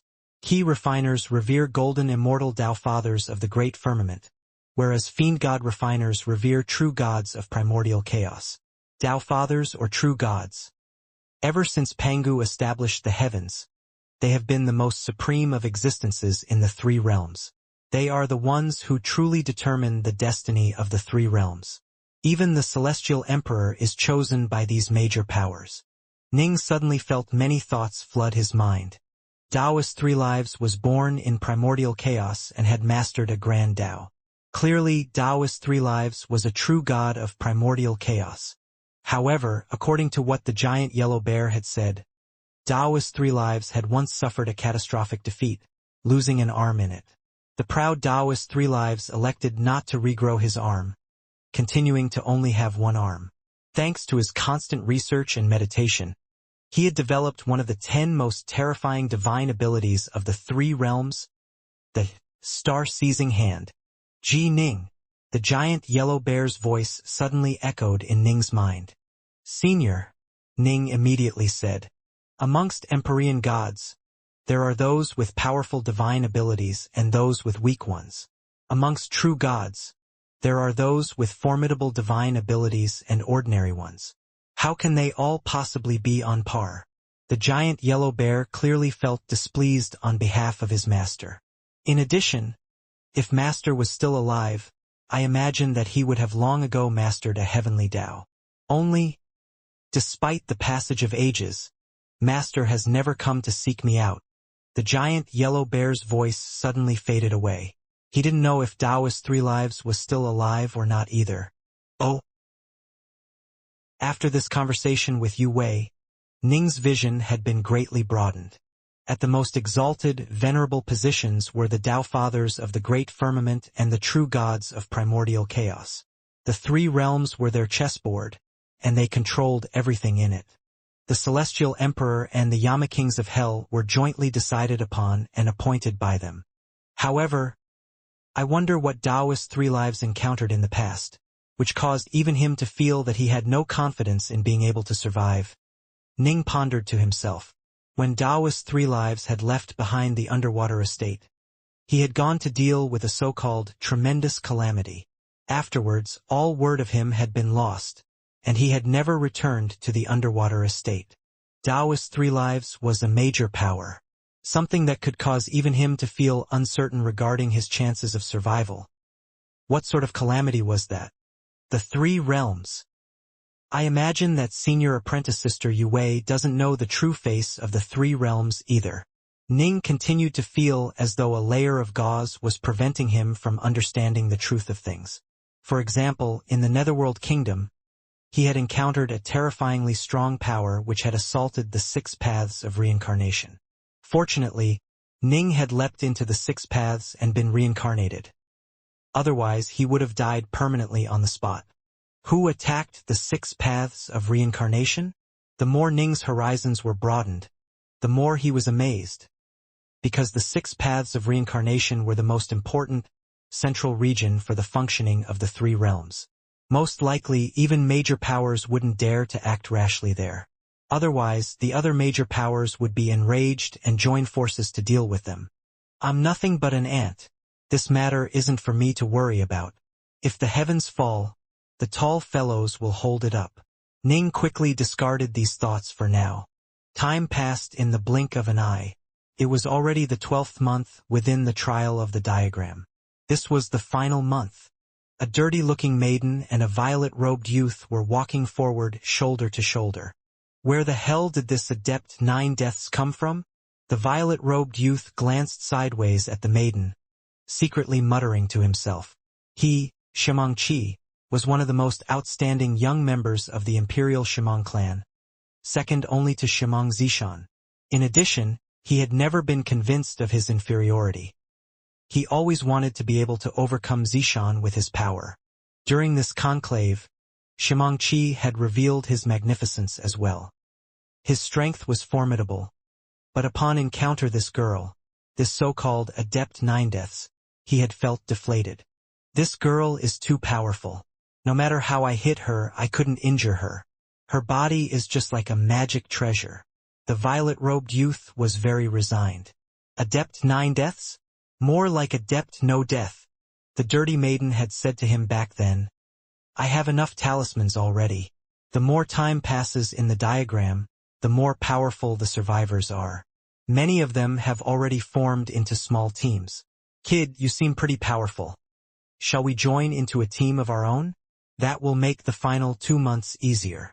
If we encounter any enemies and kill them, can I have the talismans? Xianxia listed his requirement.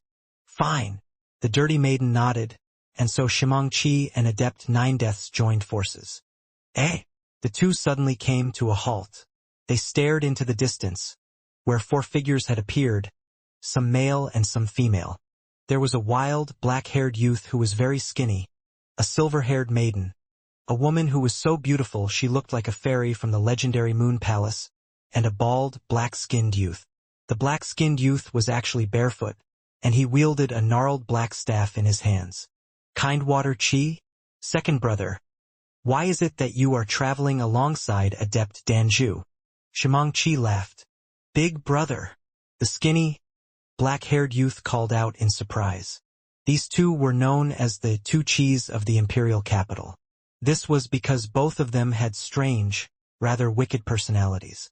However, the two just so happened to take a liking to each other, and they had become sworn brothers. Xianxia was the elder brother, while Kindwater Chi was the younger brother. The more time passes, the more dangerous it gets. I no longer dare to travel alone. Kindwater Chi said with resignation. I feel confident in my power, but even Xianxia and Kangwu Jiu have formed an alliance long ago. We have to do the same. The 4 of us even fought against those two. Fortunately, thanks to Blackstone's presence, the 2 were frightened into immediately fleeing. Oh! Xianxia was surprised, and the dirty maiden by his side, Adept 9 Deaths, revealed a look of surprise as well. Someone had caused Xianxia and Kangwu Jiu to flee? Introduce us, Xianxia said with a laugh.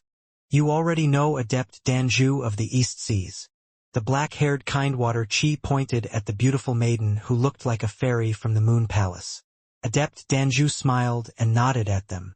Kindwater Chi then pointed at the silver-haired maiden. This is Adept Snowfly. Her magic arts are extremely powerful. He then pointed at the barefoot, black-skinned youth with a gnarled black staff. This is Adept Blackstone. Adept Blackstone is exceptionally skilled in the Fushi formation staffs, and a true grandmaster of the art of formations with him present. We can flee when we wish and attack when we wish. Adept Blackstone is also extremely powerful in close combat. With a single blow, he was able to block an attack from Xianxia. As I see it, Adept Blackstone absolutely has a chance to become number 1 in this conclave. Xianxia and Adept 9 Deaths both looked towards the bald, staff-wielding, black-skinned youth. It was quite curious. When they faced this bald, black-skinned youth, they felt as though they were facing the vast heavens themselves. A grandmaster of formations, capable of withstanding Xianxia in close combat. Xianxia was secretly shocked. The dirty maiden looked towards the bald, black-skinned youth with curiosity as well. He, in turn, was looking back at her. The 2 of them both had an indescribable feeling that the other was quite terrifying. How about it? Shall we travel together?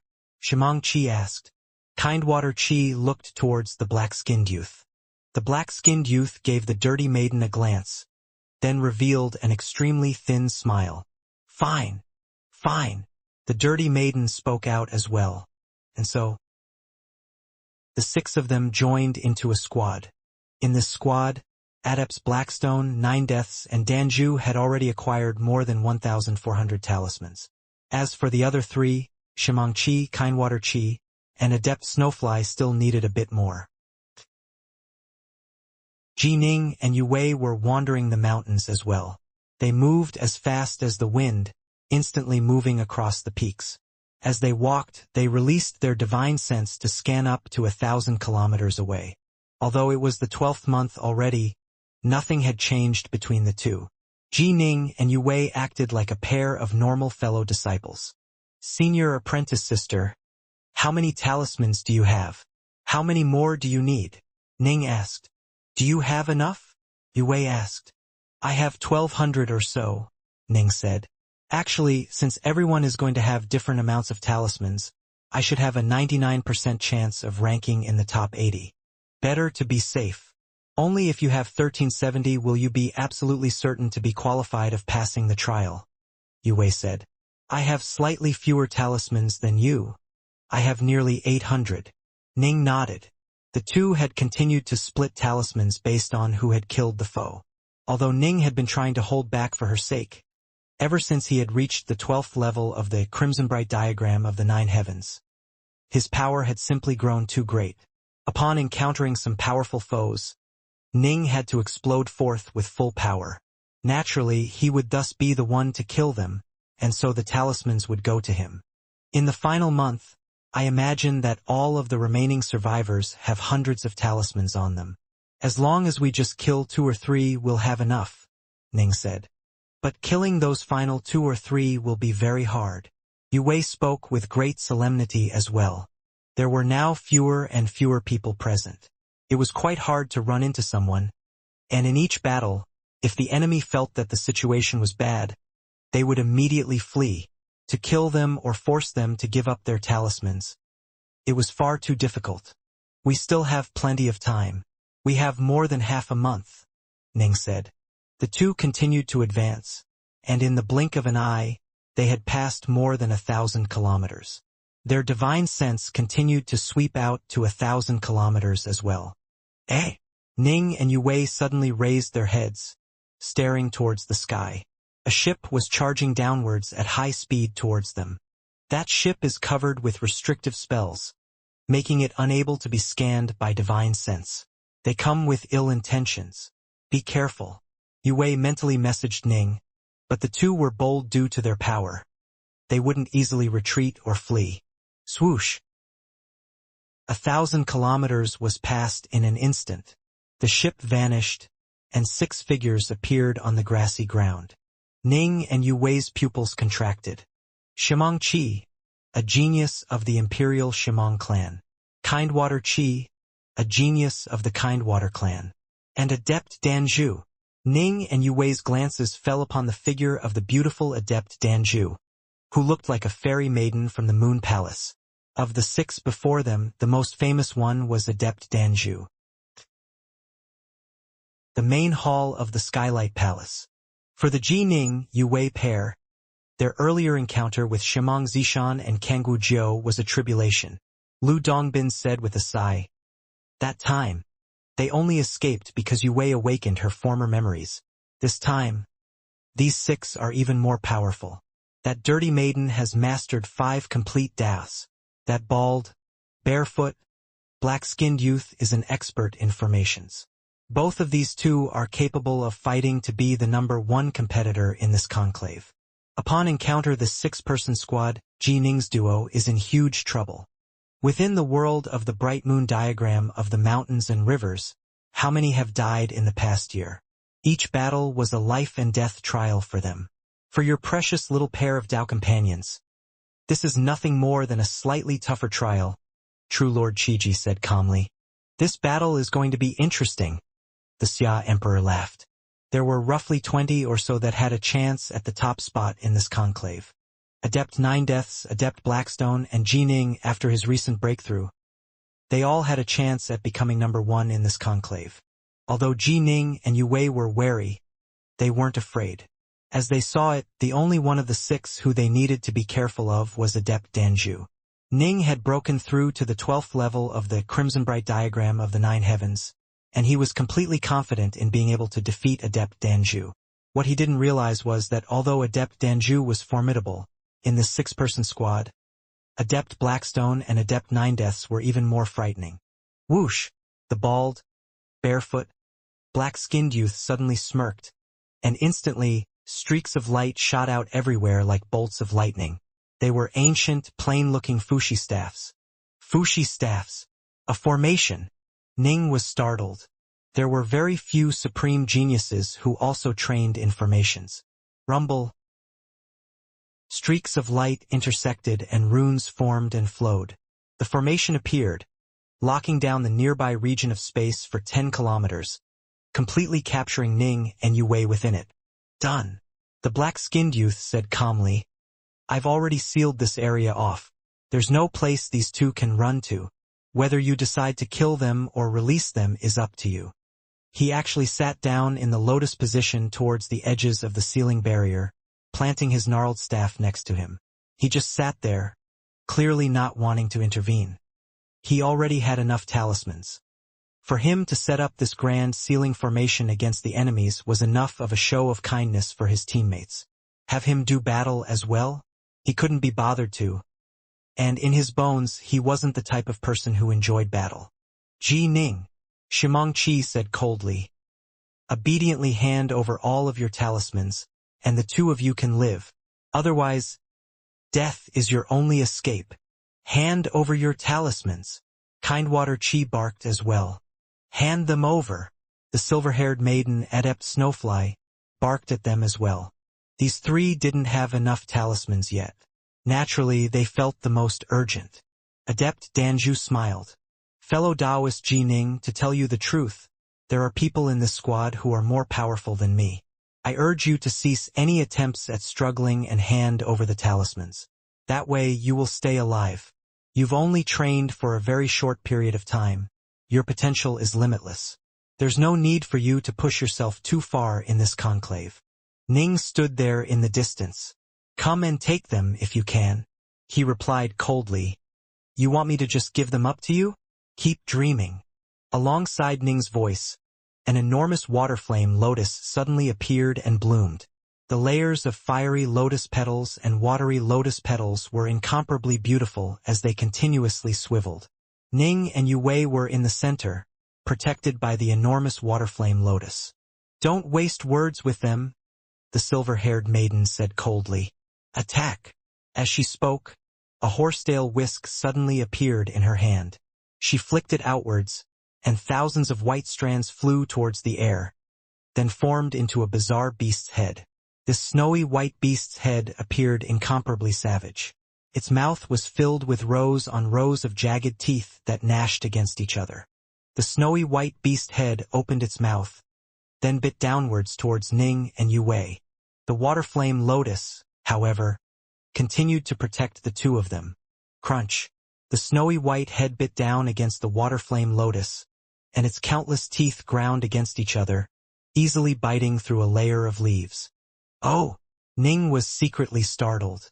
Still, as he had expected, no one who was able to survive to this stage would be easy to handle. Kill! Kindwater Chi's hands formed together into a hand seal.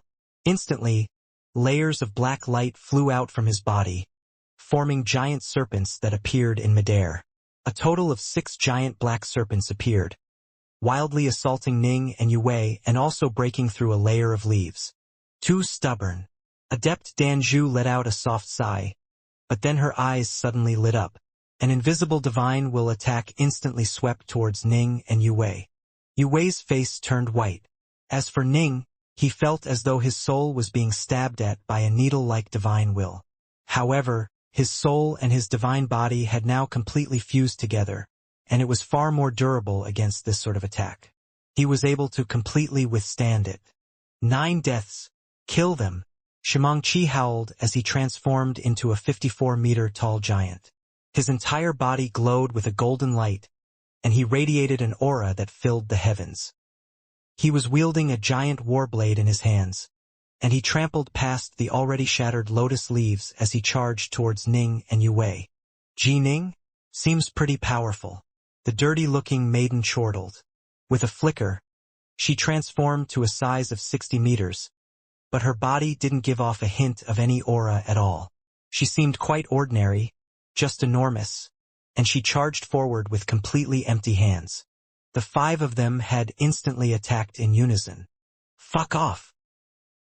Ning suddenly exploded with power, becoming a 54-meter-tall giant with an aura that similarly filled the heavens. Letting out an enraged roar, his divine will formed into countless invisible swords, warblades, and long spears that immediately struck towards Adept Danju, Adept Snowfly, Adept Nine Deaths, Kindwater Chi, and Shimong Chi. When a key cultivator broke through to the primal Taoist level, it was his soul that benefited the most. Similarly, once a Fiendgod body refiner broke through to the primal level, his soul would be tremendously benefited as well. Ning had reached the 12th stage, and his soul had been nourished by his divine body, resulting it in explosively increasing in strength. In fact, it was already almost comparable to his primal twin's soul. In this clash, the faces of all 5 immediately changed. "Break!" Ning, his aura filling the heavens, wielded 2 enormous immortal swords in his hands as he charged forward, sending the swords howling forth as his swordlight chopped directly against that enormous snowy white beast's head. Boom! The snowy white beast's head was immediately chopped apart and collapsed, transforming back into countless white strands that flew black to the silver-haired maiden with the fly-whisk. She had a look of shock on her face. "Go!" After breaking through the snowy white hound with one sword chop, Ning sent his dominating swordlight forward once more, charging straight against the 6 giant black snakes, knocking all of them flying backwards. "Kill!" With the next step, Ning arrived in front of Shimong Chi, and his swordlight chopped directly towards him. "Block!" Shimong Chi was frightened by Ning's ferocious, savage aura. He didn't dare to be overconfident, and he focused on defense. Clang! With a loud sound, Shimong Chi's enormous, 54-meter-tall giant body was knocked backwards like a meteor, slamming directly against the walls of the distant ceiling barrier. "He's this powerful?" Shimong Chi, Kindwater Chi, and Adept Snowfly were both awestruck. Against the 3 of them, Ning had absolutely suppressed and crushed them. If they were fighting one-on-one, he probably would have taken their lives in just 2 or 3 exchanges of blows. Swoosh! Right at this moment, the dirty-looking youth charged straight forward towards Ning. She struck out with her palm, and it hacked downwards like a knife towards Ning. This palm blow, it was simply perfectly exquisite. Ning could sense the unfathomable profoundness of it, a profoundness which absolutely surpassed his own sword technique. Ning raised his own sword as well to meet the palm. Bang! The swordlight and the palm collided against each other. The dirty-looking maiden was knocked backwards and forced to take 3 steps back, while Ning only took a single step back. What? Ning was shocked. During the final few months in the world of the bright moon diagram of the mountains and rivers, he had always immediately used the star-seizing hand when he attacked. He didn't dare to hold anything back at this point. After all, none of the survivors were easy to deal with. For example, against Shimong Chi, even though he had immediately used the star-seizing hand, he still hadn't been able to kill him with a single blow. Clearly, all of the survivors were extremely powerful. But this maiden actually dared to block his sharp sword with her hands, and did so successfully. This was insane. "The rest of you go handle that woman. Leave this Ji Ning to me." The dirty-looking maiden was clearly quite excited. Ning's body blurred momentarily, and he instantly transformed into a 3 heads and 6 arms form. With 6 swords in his hands, he charged straight towards the dirty-looking maiden. "If you don't want to die, then hurry up and leave. It's so rare for me to encounter a good opponent." Instead of leaving, the dirty-looking maiden went to welcome his attacks. Kill, kill, kill. Ning showed no mercy at all. After using 3 heads, 6 arms, his swordlight rained down like a curtain of lightning. This dirty-looking maiden, however, relied on her pair of palms. They danced in front of her and were actually able to block the majority of the swordlight. Although the remaining swordlight blows were able to pierce onto her body, they were only able to leave some minor wounds on her. How can her body be as tough as magic treasures? My full-force blows can cause even earth-ranked magic treasures to be torn asunder, but are only able to leave small wounds on her skin. Ning was completely awestruck. I can't waste time with her. With a flash, Ning moved to charge towards Adept Snowfly and Kindwater Chi. You are mine. The dirty-looking maiden's body flashed as well. She, too, transformed with the 3 heads, 6 arms technique. She moved alongside Ning as though she were flying water, and her 6 palms continuously smashed and hacked towards Ning. What the hell? Ning was frantic. The maiden in front of him was completely insistent on continuing to fight against him. Although Ning's swordplay was ferocious, against a person whose entire body was comparable to an unbreakable magic treasure, there was nothing he could do.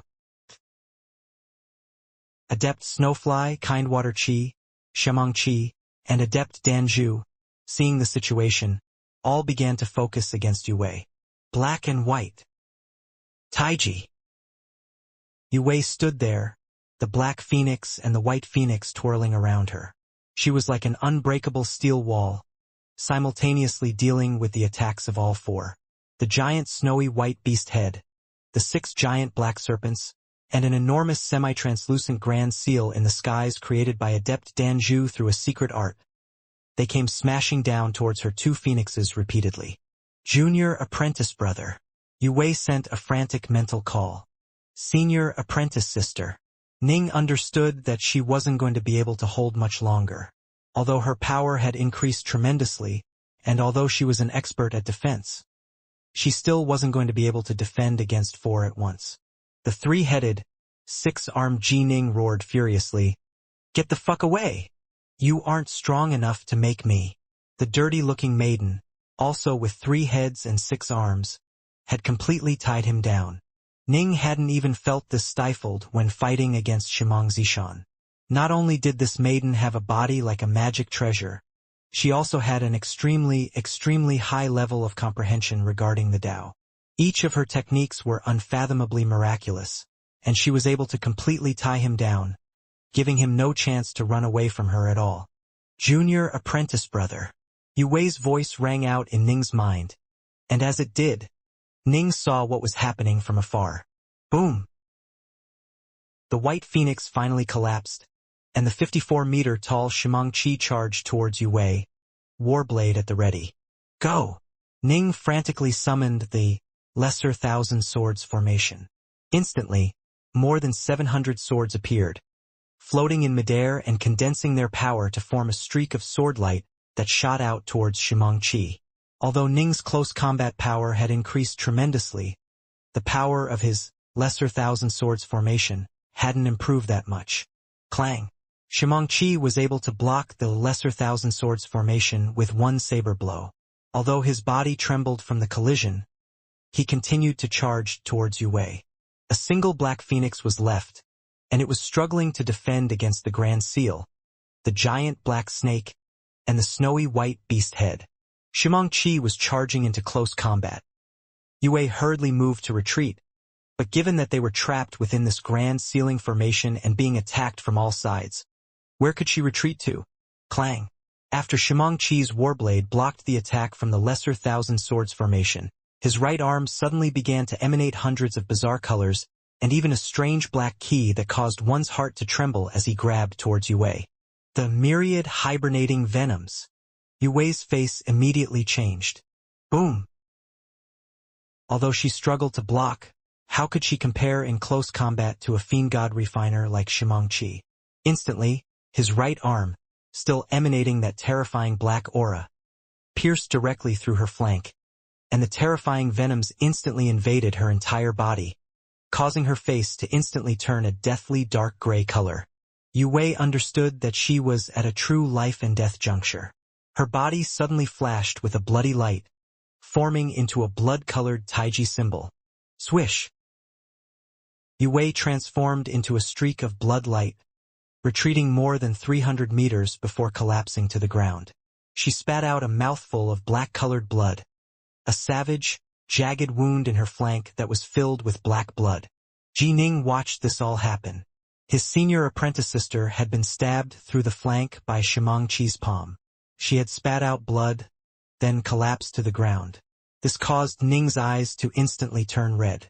A surge of uncontrollable rage and terror instantly filled his entire soul. Aha!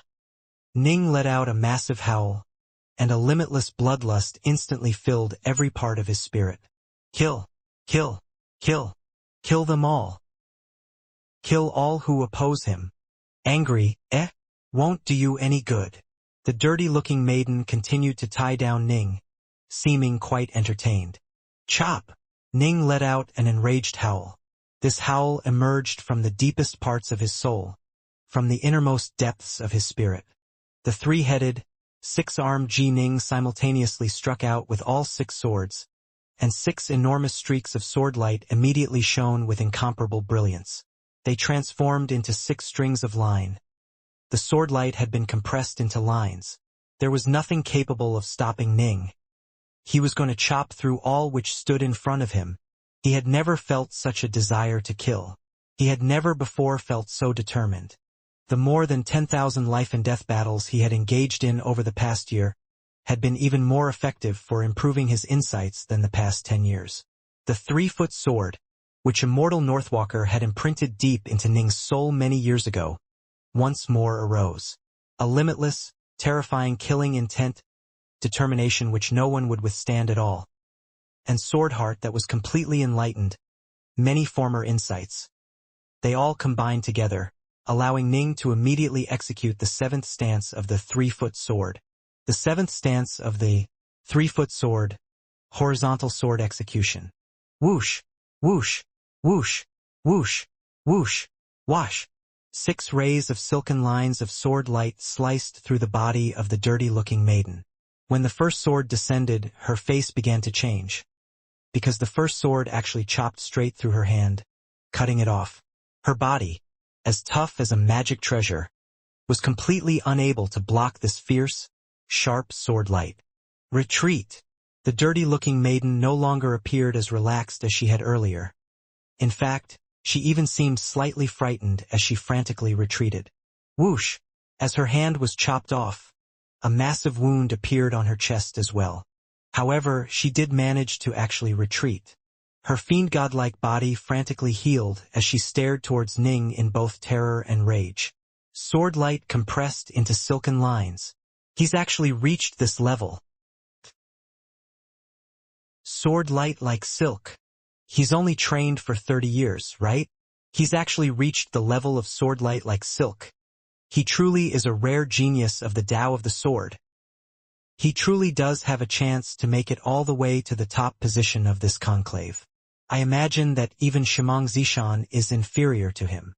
Within the Skylight Palace, the 9 pure Yang true immortals and the 1,000 celestial immortals were all stunned by this. They all began to let out sighs of amazement and chatter amongst each other. Sword light like silk.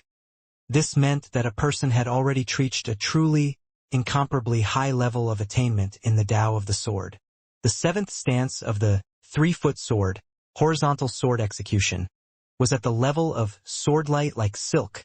Actually, each of the final 3 stances of the 3-foot sword were more terrifying than the last. The 7th, the 8th, the 9th. They were so formidable that not even Immortal Northwalker was able to record them down in books. For the first 6 stances of the 3-foot sword, it could be said that one would advance through them in an orderly fashion, all the way until one reached the Grand Tao domain level. The increase in power between each stance wouldn't be too great, because these 6 stances focused on an orderly sort of improvement. They were primarily meant for guiding and teaching, which was why they could be compiled into books. Naturally, the level of improvement between each stance would be a bit smaller, which would make it easier to train. But those final 3 stances which could not be recorded down in any books, there was a truly explosive increase in power between each of the 3 stances. The 7th stance represented that a person had reached a level that was comparable to the techniques of a loose immortal who had trained for 300,000 years. The 8th stance was comparable to the technique of an ordinary celestial immortal. The 9th stance was comparable to the techniques of an absolutely supreme celestial immortal. It was because of the 9th stance that Immortal Northwalker, despite being a loose immortal, was comparable to a true celestial immortal. These 3 stances, there was a huge gap in power between each of them, but each of them were tremendously powerful. Yue lay there, struggling to control her magic treasures to form into the White Phoenix and Black Phoenix. At the same time, she produced a jade bottle, shattered it with her elemental key, then swallowed a pill into her mouth. Rumble. The wound in her flank began to rapidly heal. Myriad hibernating venoms. Yue knew that this was going to be trouble. The myriad hibernating venoms was a divine ability which the Black-White College had as well. However, the Imperial Shimong clan had countless divine abilities in its Dao repository, amongst which was the myriad hibernating venoms. Shimong Qi trained in this technique. The myriad hibernating venoms was an extremely deadly, poisonous art. It required one to fuse a large amount of strange poisons into one's own body. Shimong Qi, as a genius of the Imperial clan, naturally was able to easily procure many hard-to-find poisons. Thus, his myriad hibernating venoms was exceptionally vicious. Anything he touched would be instantly poisoned. A Fiendgod body refiner might not fear him too much, but Yue was a key refiner. Her body's defensive and recuperative power was insufficient, and she had to rely on pills, but pills that could suppress the dire venom of the myriad hibernating venoms. Yue had none of those precious pills at all. Die! The distant Shimong Qi howled with laughter. But as he did, a golden sword light suddenly flew towards him. It was the light of the Lesser Thousand Swords formation. Although the power of this sword light is significant, it's not enough to do anything to me. Shimong Qi had already withstood it several times. This time, he once more swung his arms out as he chopped out with his warblade towards it. Swish! The sword light was as fine as silk, but it carried an incomparably powerful force. Shimong Qi was caught completely off guard, and his warblade was instantly knocked flying away. The skin between his thumb and forefinger was split apart, and he himself was knocked backwards. However, Ning suddenly charged towards him at an utterly astonishing speed, and so Shimong Qi hurriedly produced yet another warblade in his hands. Die! The 3-headed, 6-armed Ning appeared incomparably savage. 6 rays of sword light struck out like a giant windmill of light. Whoosh, whoosh, whoosh, whoosh, whoosh. 6 consecutive rays of sword light came howling down. Shimong Qi stared, eyes bulging. He was instantly chopped apart into small chunks of meat. A water flame lotus suddenly bloomed, surrounding the chunks of meat and grinding down at them. No. Shimong Qi's soul was howling. Boo, unfortunately, he was ground to death until nothing remained. What? Adept Danju, Adept Snowfly, and Kindwater Qi were all shocked. Shimong Qi had been killed in a single exchange? This level of power was too great. How could Ji Ning's power have increased so explosively in just an instant? All of you should die. Ning immediately turned and threw himself at Adept Snowfly, who was the closest to him. Quick, flee! Adept Danju, Adept Snowfly, and Kindwater Qi, upon seeing how savage and ferocious Ning was, didn't dare to take him on at all. They immediately fled at high speed. Open! The bald, black-skinned Adept Blackstone, who had been controlling the Grand Sealing Formation this entire time, quickly withdrew the formation. Swoosh! Swoosh! Swoosh! Adept Danju, Adept Snowfly, and Kindwater Qi all immediately charged out of the formation. As soon as they did, Adept Blackstone, with a single thought, once more activated the formation. The barrier of light arose once more. Open up! Ning howled. His sword light was like silk, and 6 streams of silken light chopped towards the Grand Sealing Formation. Boom! The Grand Formation was immediately torn apart, and the 3-headed, 6-armed Ji Ning charged out from within it. What? Adept Snowfly, who had just let out a sigh of relief after leaving the formation, was completely shocked. She immediately turned to flee, But how could her speed comparable to that of Ning, a Fiendgod body refiner? Although she hurriedly brandished her fly whisk to defend, transforming it into tens of thousands of tightly clustered strings that formed into a strange white fox to defend her. She also threw out a large number of talismans. She frantically sent to Ning, "Take my talismans, spare my life." Whoosh, whoosh, whoosh. 6 more streams of swordlight came. They chopped straight through the white fox, chopping Adept Snowfly to death. It was too fast. The 3-headed, 6-armed Ning's swordlight was so fast that there wasn't even enough time for Adept Snowfly to be teleported away after throwing out her talismans. She was immediately killed by Ning. Kindwater Chi and Adept Danju were both terrified by Ning's savagery. Adept Danju was formidable, but she was a key refiner. How could she possibly summon the courage to fight Ning to the death? Swish! Swish! Kindwater Chi and Adept Danju both flew far away, fleeing into the distance. As for the bald, black-skinned Adept Blackstone, he collected his grand sealing formation. The dirty-looking maiden, Adept Nine Deaths, was standing by his side. She was now wearing a pair of silver gloves on her hands. "Let's go. This isn't the time for us to be fighting with him to the death," Adept Blackstone sent mentally. Adept Nine Deaths gritted her teeth, giving Ning a glare. "Let's go." The two were quite decisive in their actions. They realized that Ning's power had already reached a level where it posed a threat to them. They were not confident in actually beating him in a fight to the death, and they already had enough talismans. It wasn't worth it for them to risk it. Swoosh! Swoosh! The two quickly departed. The enraged Ning had slaughtered Xianxia and Adept Snowfly, then scared off Kindwater Chi and Adept Danju, as well as caused Adept Nine Deaths and Adept Blackstone to choose to temporarily retreat as well. Humph! Ning, still filled with a boundless killing intent, swept the area with his gaze. He collected the treasures which Adept Snowfly had left behind, then quickly ran towards his senior apprentice sister. Upon reaching her side, he immediately returned to his normal form. Senior apprentice sister. Ning saw that Yue Wei's face was so dark, it was almost black. She had been very badly poisoned. He couldn't help but begin to grow frantic. As for Yue Wei, she forced herself to sit up, then smiled as she looked at Ning. Ning had seen everything. It had been Xianxia who had used the divine ability, myriad hibernating venoms. This divine ability was one which the giant yellow bear of the underwater estate had forbidden him from training in. Although it was quite formidable when the practitioner was weak, once the practitioner grew strong, he'd probably actually have to spend some effort in purging the poisons from his body. But it had to be said that this was an extremely terrifying divine ability at this level.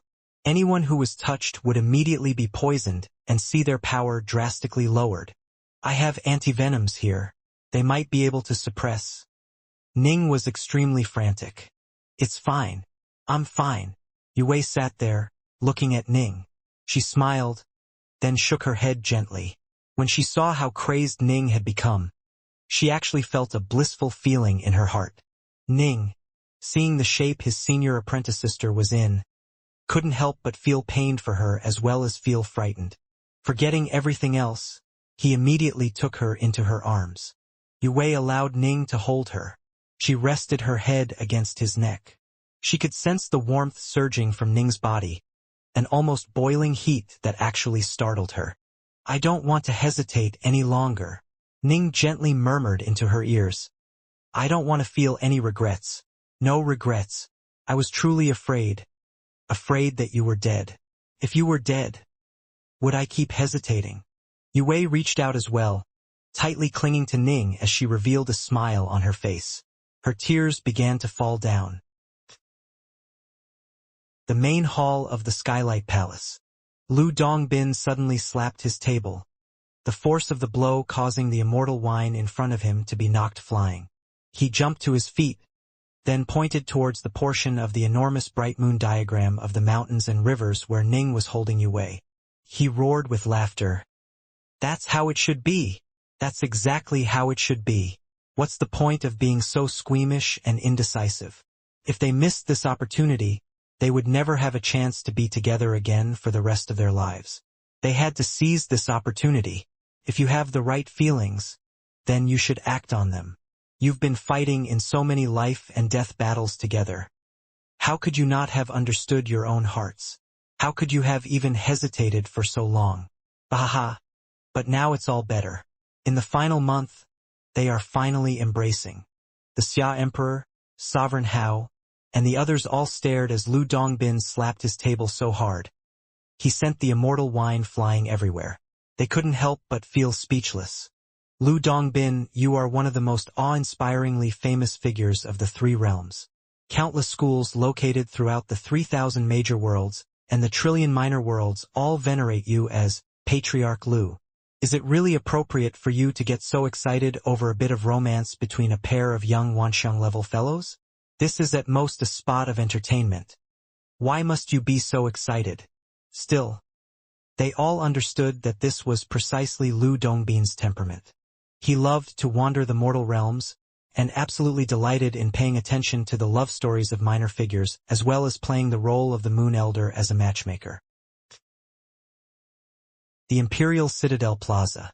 The disciples of the Black-White College were staring at the massive diagram in midair, feeling incomparably nervous. Senior apprentice brother Ji Ning. Quick! Quick! Yes. Kill them all. Mu North Sun was incomparably agitated as he stared at the explosively savage Ji Ning within the diagram. Quick! Quick! Immortal 5 Craze watched anxiously as well. And in the end, he finally let out a sigh of relief. Fortunately, Xianxia was only a Wanxiang adept as well. Although his myriad hibernating venoms is powerful, by relying on some pills, its effects can be suppressed for a short while at least. Weirat! North Sun, Little Qing, the Whitewater Hound, Immortal 5 Craze, Adept Vast River, Northmont Byway, and the others all suddenly stared with bulging eyes. Because Ji Ning and Yu Wei were actually embracing. But. North Sun actually began to stammer. Master and Miss Yu Wei.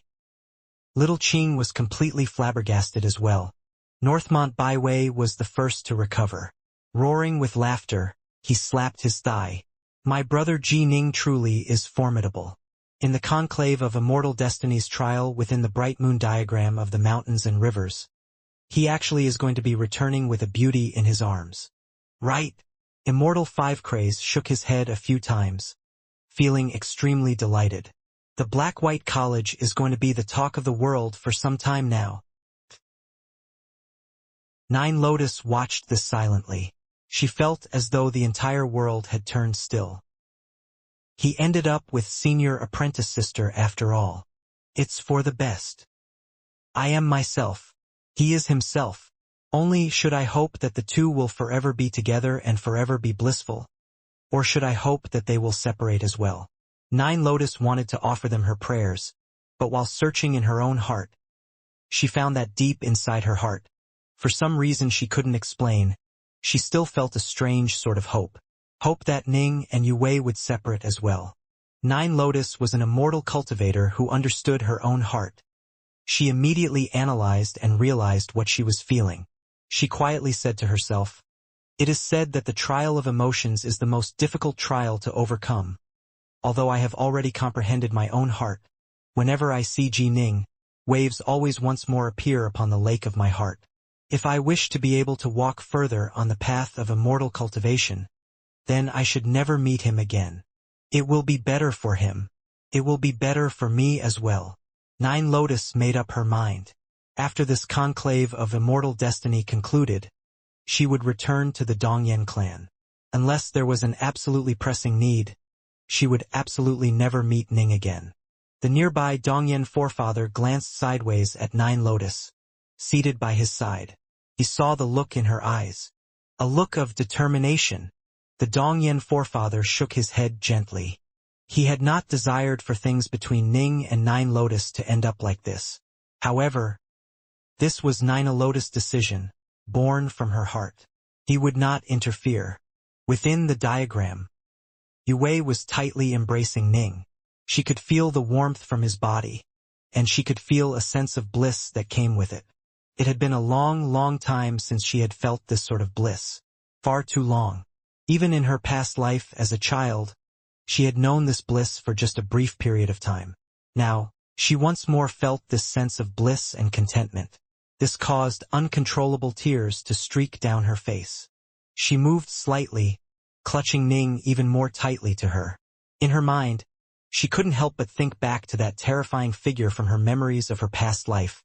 That figure which caused her heart to tremble with fear. Yue bit her lips, bit them so hard that blood appeared. In her heart, she quietly said to herself, I swear that even if it means that I, Yue, will have my soul be shattered, I will never hurt you. Never. After making up her decision, Yue actually relaxed. Now that she was mentally prepared for her soul to be destroyed, the knot in her heart had been resolved. My man. Yue revealed a smile on her face. Ning held Yue in his arms, smelling the fragrance that came from her body. The feathery down on her clothings around her neck rubbed against his face. Ning felt calmer than he ever had before. It had been a long time since he had felt so calm.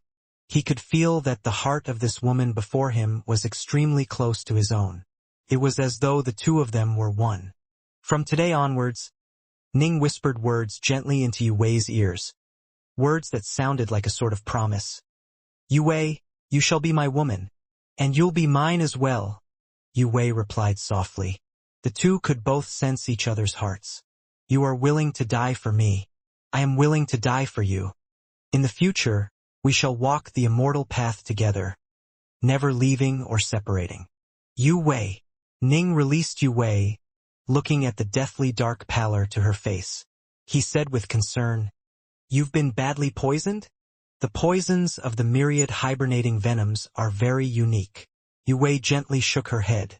The pills I have on me only suffice to temporarily suppress them for 2 to 4 hours.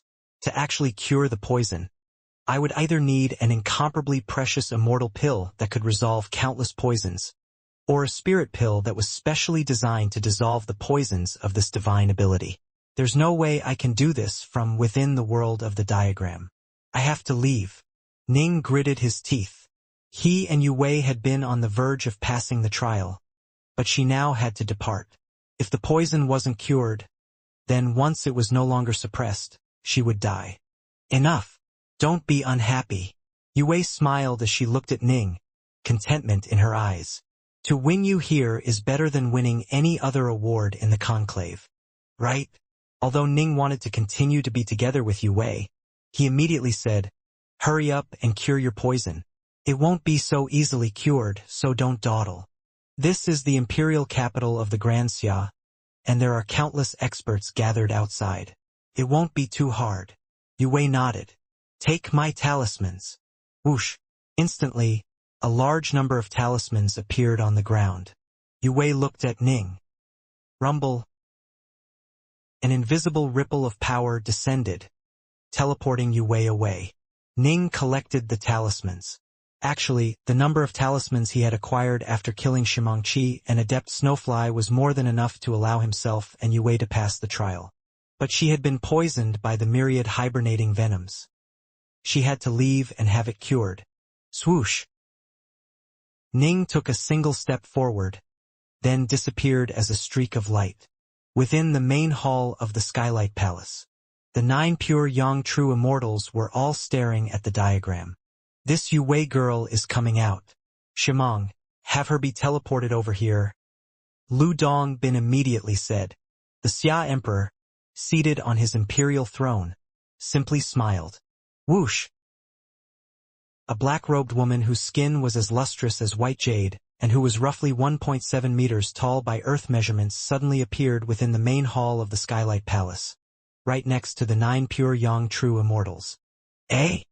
Yue stared at her surroundings, immediately poleaxed. The Xia Emperor was seated on high atop his throne. The other pure young true immortals who were seated with him hadn't suppressed their auras, and so naturally their auras rippled out, causing absolute terror in Yue. She had seen celestial immortals in her past life, and not just one. These figures before her gave her the sense of tremendous power. They absolutely were not celestial immortals. Yue looked backwards and saw nearly 1,000 celestial immortals. Their auras were similarly shocking. Yue, disciple of the Black-White College, prostrates before you, your imperial majesty. Yue immediately fell to her knees with tremendous respect. Quite clever. The Xia Emperor laughed and praised her. Arise. Lu Dongbin was staring at Yue with interest. Actually, the other 8 pure Yang true immortals present rather looked down on Yue. She was nothing more than a reincarnated female immortal. The only one intrigued by her was Lu Dongbin. Little girl. Lu Dongbin tossed her a gourd of wine, sending it flying towards Yue. Yue immediately caught it. Her eyes filled with puzzlement. Drink it, Lu Dongbin instructed. Yue stared at the gourd of wine in her hands. Although she was restless and nervous, she knew that there was no way she could refuse. She immediately lifted up the gourd of wine and gulped it all down. The sight of her lifting up her neck and drinking the wine was extremely pretty. However, her neck and her face were a bit black. Slowly, however, the color of her neck and face began to change, beginning to turn pale. Moments later, Yue had transformed from a gray-skinned girl to a white-skinned girl. My poison? Yue was extremely startled. The poison in her body was no ordinary poison. But just by drinking some wine, it had been dissolved? Little girl, this immortal nectar which you just drank was no ordinary wine. It came from the Xia Emperor's private stash, and he rarely brings it out. Usually, not even celestial immortals will have a chance to drink it. This was specially prepared by the Xia Emperor for Lu Dongbin. The immortal elder of the Northlands chortled as he spoke. Yue immediately knelt down in gratitude. No need. It was just a gourd of wine. Lu Dongbin seemed quite indifferent. All right, you can go now. Go. Yue stared at the vast skylight palace. Behind here were nearly 1,000 celestial immortals who were split into 2 lines that stretched far off into the distance. Yue actually didn't know where to go for now. Go sit down next to King Yen, the Xia Emperor instructed. Yes. Only now did Yue feel a bit relaxed. When she had scanned the room earlier, she saw Xianxia seated behind King Yen. Yue, her thoughts in a confused jumble, walked before King Yen, then sat down behind next, close to Xianxia. All of the celestial immortals present stared at the black-robed maiden. They had all personally witnessed Lu Dongbin bestow a gourd of wine upon her. All of the celestial immortals present knew of the legendary Lu Dongbin, but almost none of them had ever spoken with him before. Who is this little girl? She was actually able to chat with Patriarch Lu. No clue. She should be from the Black-White College. That Jining is from the Black-White College. The celestial immortals were all chatting amongst themselves regarding this. Yue was now seated behind King Yen, next to Xianxia. Yue, you are so amazing. Xia sent an excited mental message to her. You were actually able to chat with Patriarch Lu. Not even my grandfather has ever spoken to Patriarch Lu before. Yeah. Yue was still in a dazed state. She had heard of Lu Dongbin even in her past life. He was one of the most famous experts of the 3 realms. Right? You and Jining have chosen each other to be life partners. Princess Xia's eyes were shining brightly. As Ning's cousin, she naturally paid tremendous attention to this. Yue's face instantly became slightly red and bashful, but she still nodded and sent back, right? However, in her heart, Yue felt a bit nervous. This was because the outside world had long buzzed with rumors that Princess Xia liked Jining very much. It was said that it was Princess Xia who had led Jining into King Yan's estate when he had just arrived at the imperial capital, and that it was because of her that King Yan treated him so kindly. He was nothing more than a genius. Think about who King Yan was. If it wasn't for Princess Xia, how could he have sent his golden imperials out to protect Jining? Everyone believed that Princess Xia must have fallen for Jining. Even many members of the Black-White College believed this, and this was Yue's guess as well. Has Princess Xia truly fallen for Jining as well? Is she going to be angry at me? Yue was feeling worried. Wonderful. Princess Xia was absolutely delighted and excited. Yue, you need to take good care of Jining. Ideally, you would immediately have his babies. Within the world of the bright moon diagram of the mountains and rivers, the hazy glow of the moon shone down upon the land. By the side of a river, Ning was seated in the lotus position, a simple bewildering formation having been laid down long ago. Streaks of silken swordlight howled about the region. Swordlight crisscrossed everywhere with astonishing power. Ning had comprehended the seventh stance of the 3-foot sword, horizontal sword execution. As a result, he had reached the level of silken swordlight. He had also finally gotten together with Yu Wei, and as a result was in extremely high spirits. His Tao heart was incomparably pure and comprehended, and his heart was currently calm and peaceful, without a hint of rage or hate poisoning his soul at all. Generally speaking, after making a breakthrough, one would need to stabilize one's foundations. Ning was doing this right now, focusing his heart on the Tao of the sword. Naturally, one thread of enlightenment after another was filling his heart. Within the heart, each person has their own desires, their own obsessions. The stronger the obsession, the sharper the sword. What I ask for is to be carefree and unrestrained. Ning spoke these words silently to himself. What did it mean to be carefree and unrestrained? It meant to be able to protect those that you loved. It meant being free from the threats of others. It meant having your destiny in your own hands. This is my Tao of the sword. All those who oppose my Tao shall be slaughtered. Ning's eyes flashed like lightning. Whoosh! Sword light flew everywhere in an invincible, dominating fashion. The sword intent contained within it was so powerful. It had reached a height which Ning had never before reached. Every single sword immortal had their own sword heart. There were evil sword immortals, arrogant and solitary sword immortals, carefree and unrestrained sword, and they all continued to advance in accordance with their own sword hearts. If they were to hesitate, to be puzzled, to be confused, then their sword intents would grow weak. Their sword intents would no longer be pure, and the power of their sword would constantly drop. The 3-foot sword of Immortal Northwalker, it desires to be joyful.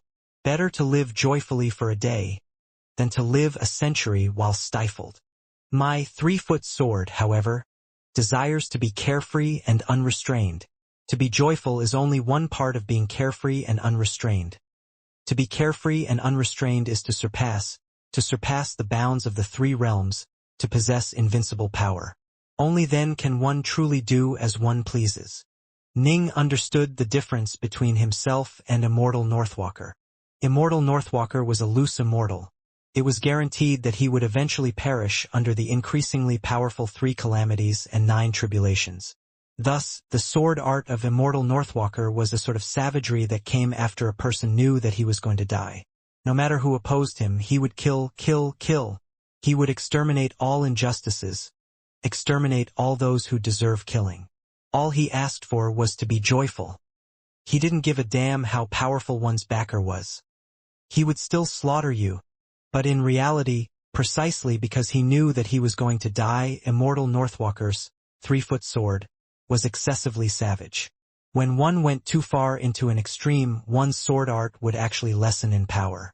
Ning had comprehended profound mysteries of the Tao of the sword through the 3-foot sword, but his sword intent was his alone. It formed into a 3-foot sword that belonged to himself and only himself. In truth, Immortal Northwalker understood this issue as well. This was why when each time the 3-foot sword was transmitted to an heir, the heir would form a 3-foot sword of their own. Ning wielded the Dark North swords in his hands. He had the feeling of being one with the sword as he strode forth through the world of the bright moon diagram of the mountains and rivers. Someone traveling by himself? Let's go. Surround him. Instantly, 3 figures came howling through the air. One of them executed a secret art, and a dense cluster of crows flew out, quickly and completely surrounding Ning. Ning actually just smiled. Swish! Ning suddenly moved.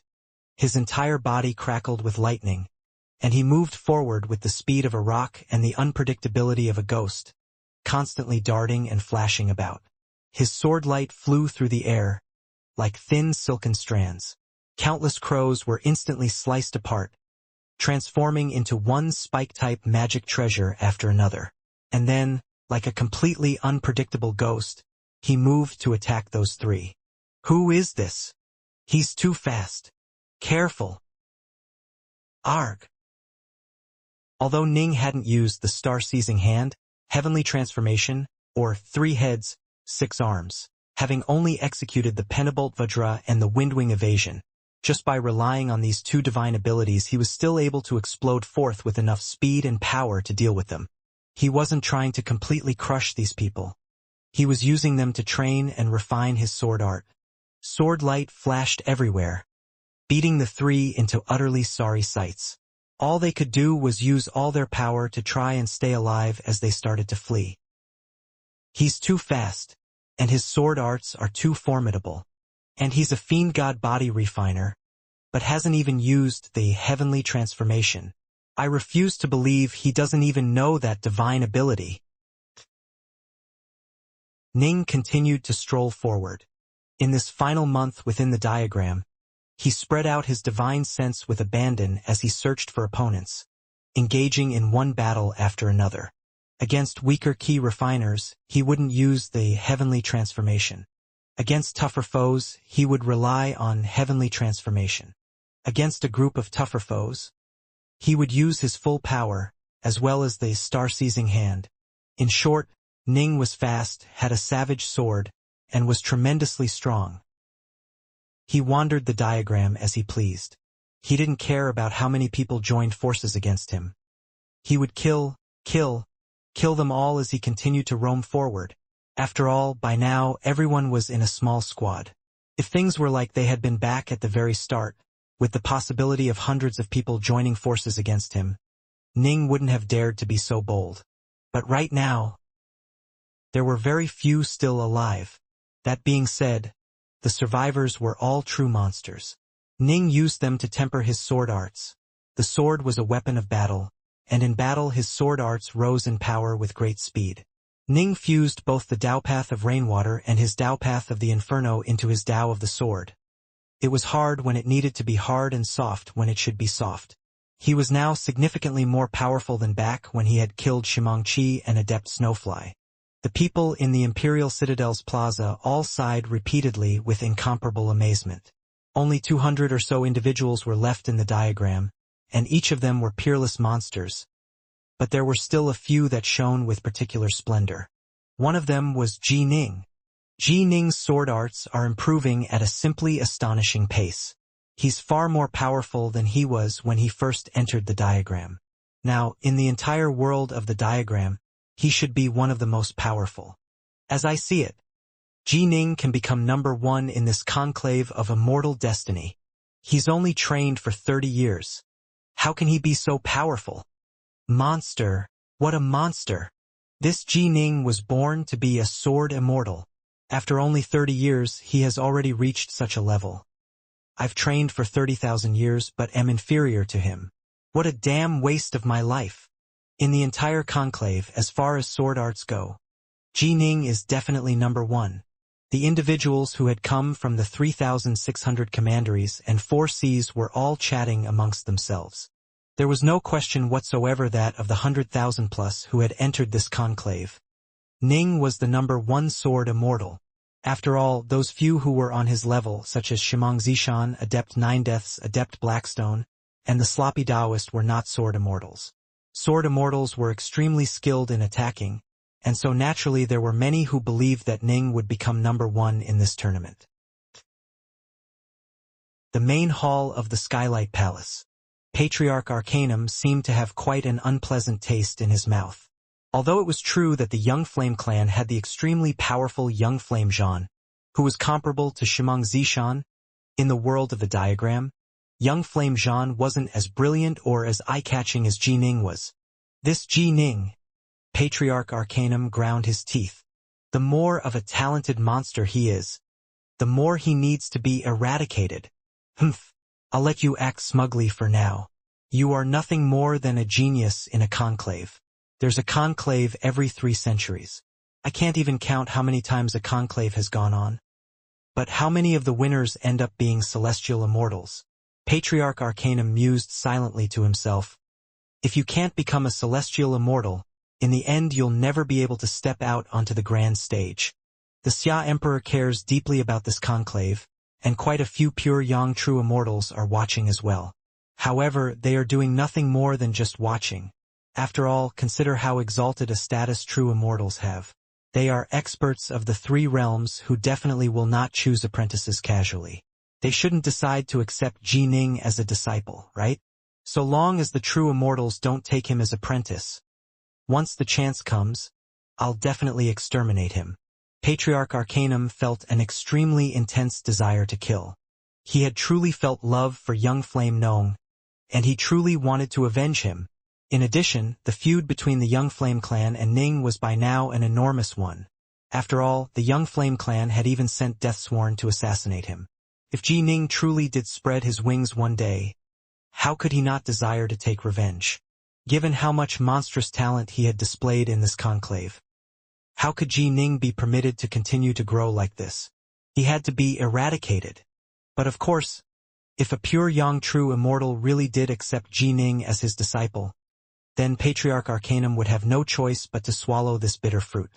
Generally speaking, the number of disciples a pure Yang true immortal accepts can be counted on one hand. They definitely will not casually accept new apprentices.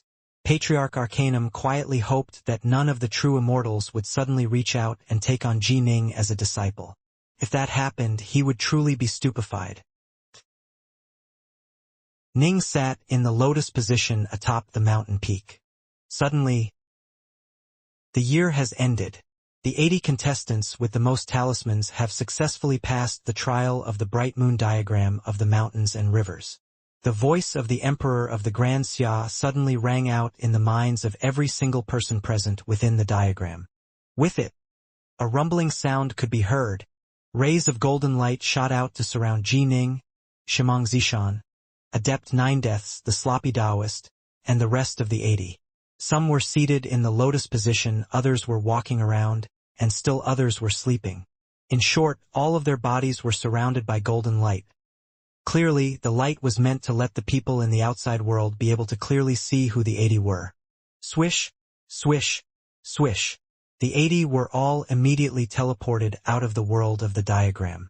The 159 of you who remain must engage in the final battle. Only 16 of you are permitted to remain alive within the world of the diagram. The voice of the Emperor of the Grand Xia reverberated in each of their minds, and then all 159 of them were teleported to a vast, spacious grassland. A grand ceiling formation appeared on the grassland, spanning 100 kilometers. All 159 of them were locked within the ceiling formation. They all looked towards their fellow contestants. "Start killing," boomed the voice of the Emperor of the Grand Xia. Instantly, the 159 competitors within the Grand Ceiling Formation began a berserk, final struggle against each other. This was a very small region of just 100 kilometers. To people like them, who could move 100 kilometers with a single movement, and with so many of them present, the battle here was exceptionally fierce and miserable. Many people were forced to voluntarily throw their talismans and give up. The clouds in front of the main hall of the Skylight Palace. Ji Ning and the rest of the 80 all appeared atop the cloud. They looked at each other. Eh? Ning quickly saw quite a few familiar faces. Xianxia, Kangujio, Adept Blackstone, Senior Apprentice Brother. Ning saw the Sloppy Taoist as well. Junior Apprentice Brother Ji Ning. The Sloppy Taoist beamed as well. "The 80 of you all stand up." An attendant wearing a crown spoke out to them coldly. "The other 16 will appear shortly, at which point the 96 of you will jointly follow me to go pay your respects to His Imperial Majesty, the Emperor. This time, some pure Yang true immortals of the three realms have also arrived to watch. All of you need to know what the rules are. No matter what, you cannot offend or disturb one of the true immortals." The crowned attendant had a pale, beardless face. He had an insidiously cold aura, and Ning and the others could tell from the invisible ripples of power that radiated from the man that this person was most likely a celestial immortal. This caused Ning and the others to all secretly sigh in amazement. It was possible that not one of the 100,000+ competitors would become a celestial immortal, but this attendant was one. This instantly caused Ning and the others to feel an invisible pressure push down upon them. After a long period of time passed, another 16 figures appeared atop the clouds. Most of these 16 appeared to be in quite the sorry shape, and most of them were heavily wounded. Everyone is present. The crowned attendant waved his arm, and instantly a rainbow-colored drizzle descended from the heavens onto Ning and the rest of the 96. The rainbow raindrops quickly merged into their bodies, and the heavily wounded all saw their injuries immediately repaired, leaving them in perfect condition. Even those who had exhausted much of their divine power and elemental ki due to having battled for a long period of time saw their energy replenished. This caused Ning and the others to all feel stunned.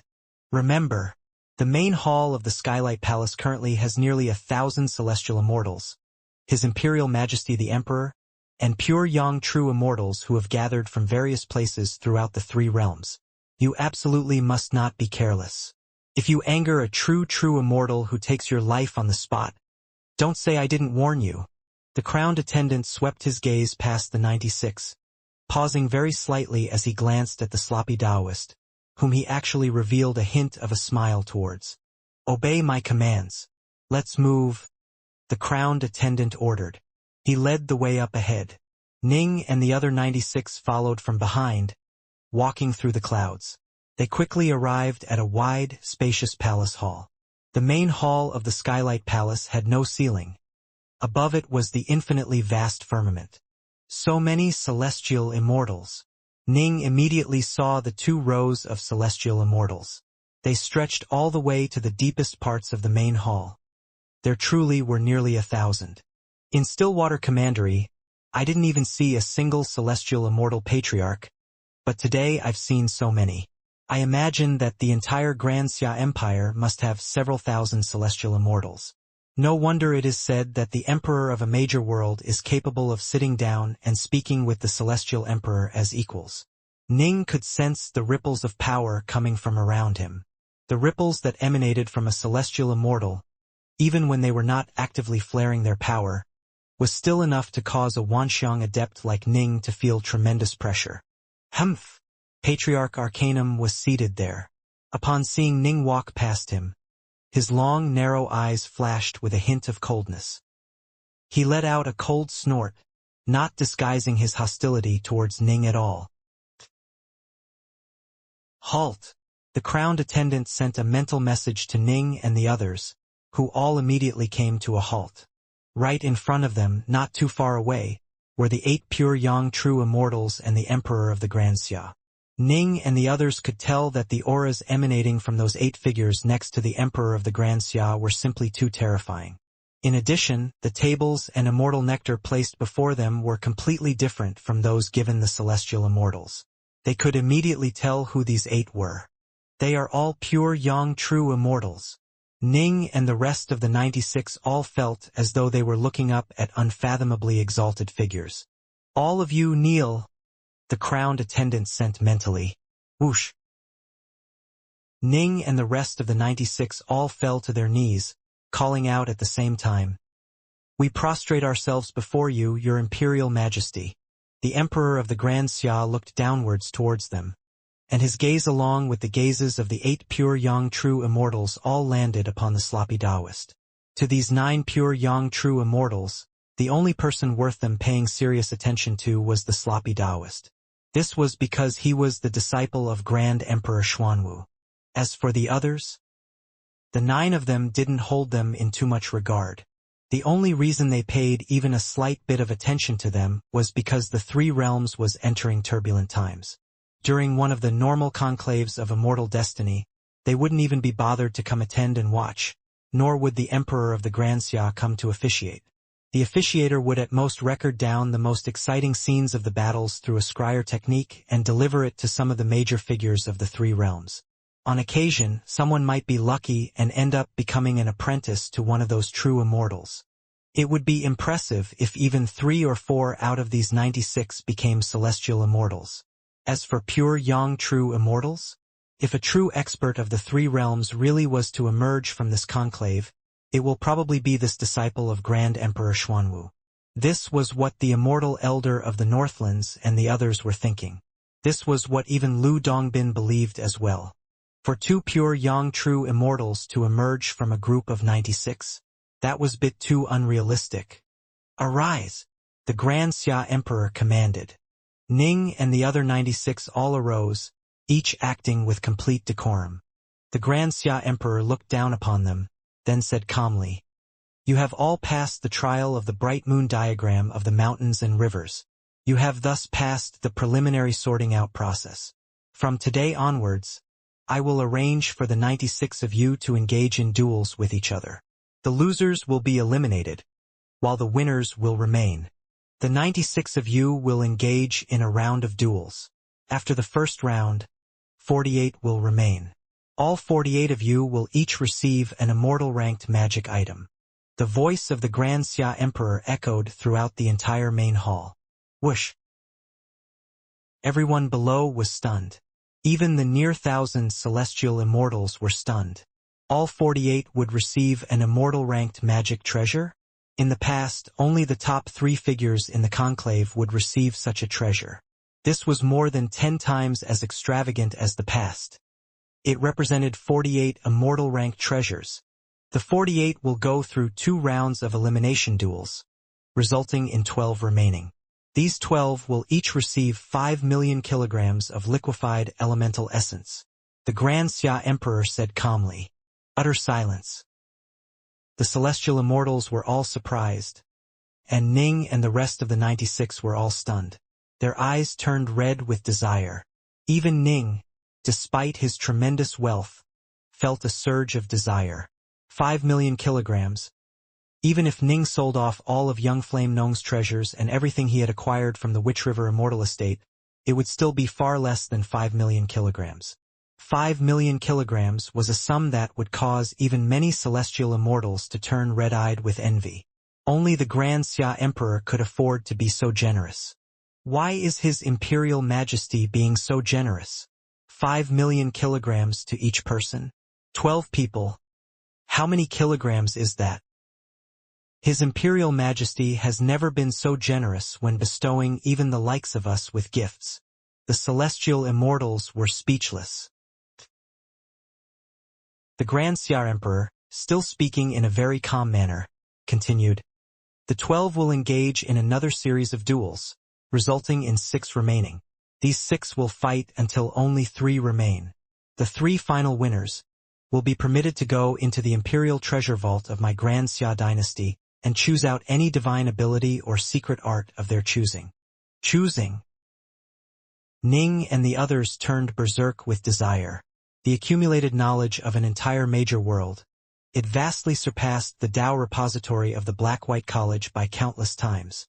The techniques which the local Rain Dragon Guard branches possessed were already enough to cause Ning to turn red-eyed with desire, to say nothing of the main Rain Dragon Guard headquarters. And the Imperial Treasure Vault of the Grand Xia dynasty? It most assuredly had even more than the main Rain Dragon Guard headquarters. How can they be allowed to choose?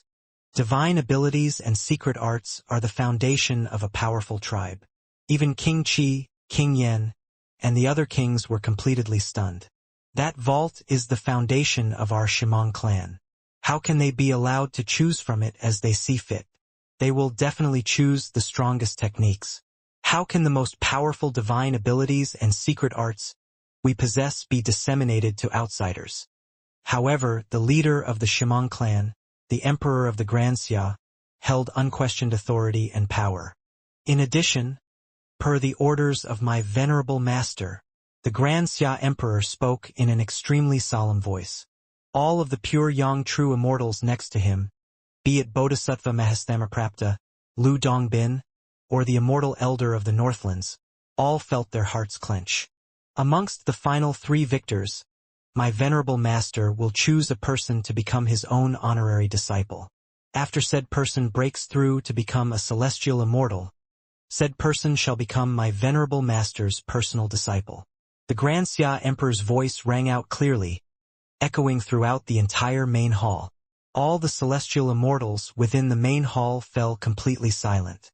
Even the pure Yang true immortals had fallen silent. The 8 pure Yang true immortals were all in a state of shock. They had no idea that this was going to happen.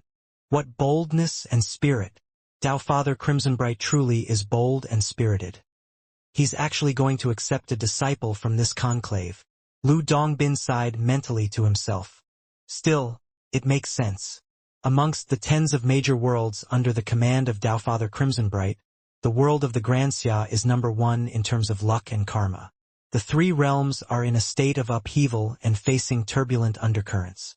It has only been a few decades since the collapse of the 6 paths of reincarnation. It is indeed true that one of the future heroes of the 3 realms will emerge in the first conclave of immortal destiny to be held here after the collapse.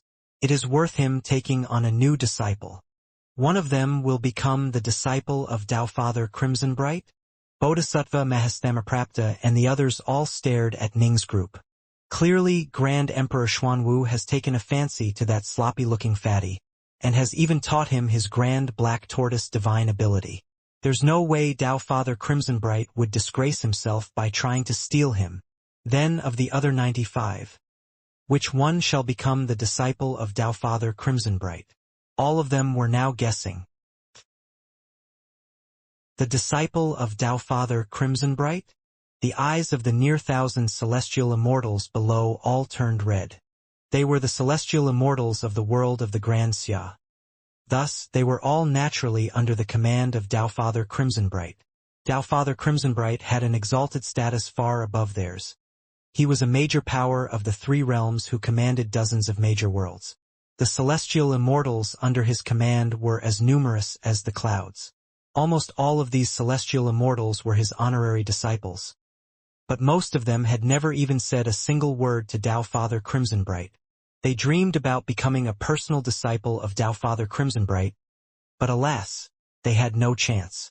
In fact, not a single one of these near 1,000 celestial immortals was a personal disciple of Tao Father Crimsonbright. None of us will become a personal disciple of Tao Father Crimsonbright, but one of them will actually become the Dao Father's personal disciple. That sloppy Taoist is the personal disciple of Grand Emperor Xuanwu. As for the other 6, one of them will become the personal disciple of Tao Father Crimsonbright. This is really too insane. The celestial immortals present found it hard to accept this. A Tao Father. Someone who was capable of controlling a heavenly Tao. The personal disciples they took on were innately endowed with astonishing potential and comprehension ability.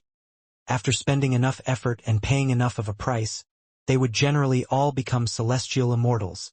This was why, even though the likes of Tao Father Crimsonbright and Grand Emperor Xuanwu nominally took on weak Wanxiang disciples as mere honorary disciples, in the future it was all but guaranteed that they would be upgraded to personal disciples. The 8 pure Yang true immortals were surprised, and the nearly 1,000 celestial immortals were filled with disbelief and envy. As for Ning and the others, they were completely stunned silly.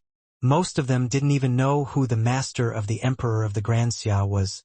But since the Emperor of the Xianxia was the Emperor of this major world, someone capable of casually tossing out dozens of immortal-ranked magic treasures, how formidable was his master? The Xianxia Emperor was someone who could speak with the Celestial Emperor of the Celestial Court as equals. Then his master? The 96 could all guess the answer, and they were naturally both stunned and filled with wild desire. Was this like manna from the heavens? The place where you shall engage in your duels shall be atop the clouds outside the palace. The Xianxia Emperor pointed to the distant clouds outside the hall. Whoosh! Instantly, an enormous grand ceiling barrier that was 10 kilometers in size appeared atop the cloud. You shall battle there, within the grand ceiling formation. When one side dies or admits defeat, then the battle will conclude. The first battle shall be Kangwu Jiu of the Kangwu clan against Dragon Match of the Myriad Beast School. The Xianxia Emperor continued. The others can rest off to the side. Ji Ning, little sloppy. Come over here. Ning immediately heard someone call out. Turning his head, he saw that it was King Yen. Behind King Yen was his cousin, Xianxia, along with Yu Wei. Ning immediately went over. As for the sloppy Taoist, upon seeing this he immediately followed. They were all of the Black-White College, after all. The others who had celestial immortal patriarchs of their various schools or clans present all went to the sides of those celestial immortals. As for those who didn't have any celestial immortals behind them, as long as there was even a hint of a relationship with them, a celestial immortal would call them over. Xianxia. Patriarch Arcanum's long, slanted eyes were filled with savagery. He sent mentally, "This is a chance that rarely comes once in even 10,000 reincarnations. You absolutely must use all your power to fight into the top 3. If you can become the disciple of Tao Father Crimsonbright, then you shall have done more for our young flame clan than anyone else in our entire history. Even the celestial immortal patriarchs of our young flame command shall obey your command." Young flame Jean couldn't help but send mentally, "Who is Tao Father Crimsonbright?" "The teacher of His Imperial Majesty." Patriarch Arcanum explained, "He is one of the true major powers of the 3 realms, someone who can determine whether our young flame clan will flourish or decay with but a single word. If you die here as a result, I guarantee that after reincarnating, you will be reborn into our young flame clan once more, and I will take you on as my disciple." Patriarch Arcanum looked at young flame Jean. "Jean, child, this is a rare chance. You have to seize it." Jean could sense Patriarch Arcanum's ardent desire. He understood how important this was. "If you succeed, then you might become an expert on the level of His Imperial Majesty, the Emperor," Patriarch Arcanum said eagerly. Jean nodded heavily.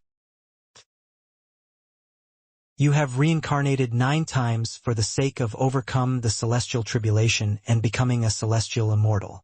To become a celestial immortal is far, far too difficult. The path in front of you is almost guaranteed to be a dead end. Little girl, if you become Tao Father Crimsonbright's disciple, you need not fear that you will not be able to become a celestial immortal. Joe, child, you absolutely have the power to make your way into the top 3 of this conclave. Although our Kangwu clan has already reached the very pinnacle of power in the Granxia Empire, that's our limit. There's no way the Imperial clan of the Granxia will give us any chance to increase in power any further, unless our Kangwu clan also produces a pure young true immortal. That, however, is too difficult. But you now have that chance. You have to seize this sort of a chance." The various major clans, sects, and schools were all saying these words to the competitors with them. If previously the celestial immortals were quite relaxed, upon learning that Tao Father Crimsonbright was going to take on a disciple, all of them were frantic.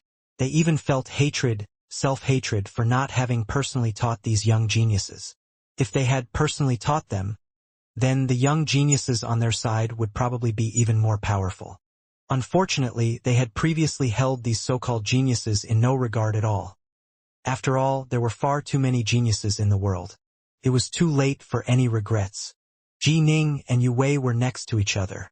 They were even holding hands, and the dreamy looks they were giving each other were causing even the nearby Wuxia and sloppy Taoist to get a bit sick of it. "Junior apprentice brother? Junior apprentice sister? The 2 of you?" The sloppy Taoist blinked a few times. "You just found out?" Wuxia smirked. Ji Ning and Yu Wei looked at each other and smiled. After sharing life and death experiences together during the past year, their hearts had long ago become linked. "Haha! Congratulations and felicitations. The disciples of the Black-White College, in participating in this conclave, have actually produced a pair of Tao companions.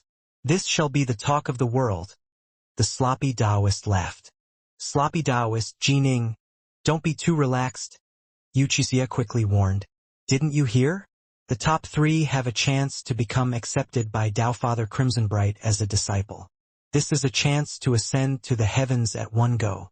Tao Father Crimsonbright is one of the true hegemons of the 3 realms, someone who has mastered a heavenly Tao. Right? We have to fight for this chance." The sloppy Taoist nodded. Ning nodded as well. At the same time, he mentally asked, "Senior, if I become apprentice to Tao Father Crimsonbright, will he recognize my star-seizing hand and realize the relationship between myself and Taoist 3 lives? Will this be trouble?"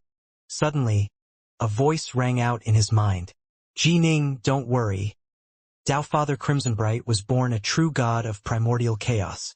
Like Master, he was born from the primordial chaos itself. They even adventured and faced life and death together. The relationship between them is quite deep. Although he wasn't one of Master's most intimate of friends, they were still on extremely good terms. Even if he knows of the relationship between you and Master, he won't harm you. Someone like Tao Father Crimsonbright would not lower himself by acting against you. A true god of primordial chaos?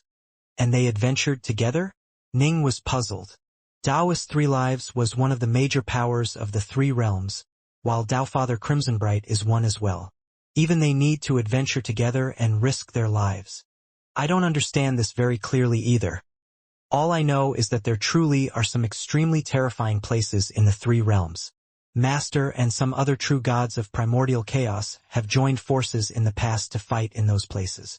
All of them are very close to each other, and some of them are in fact individuals who are willing to sacrifice their lives for Master, and vice versa.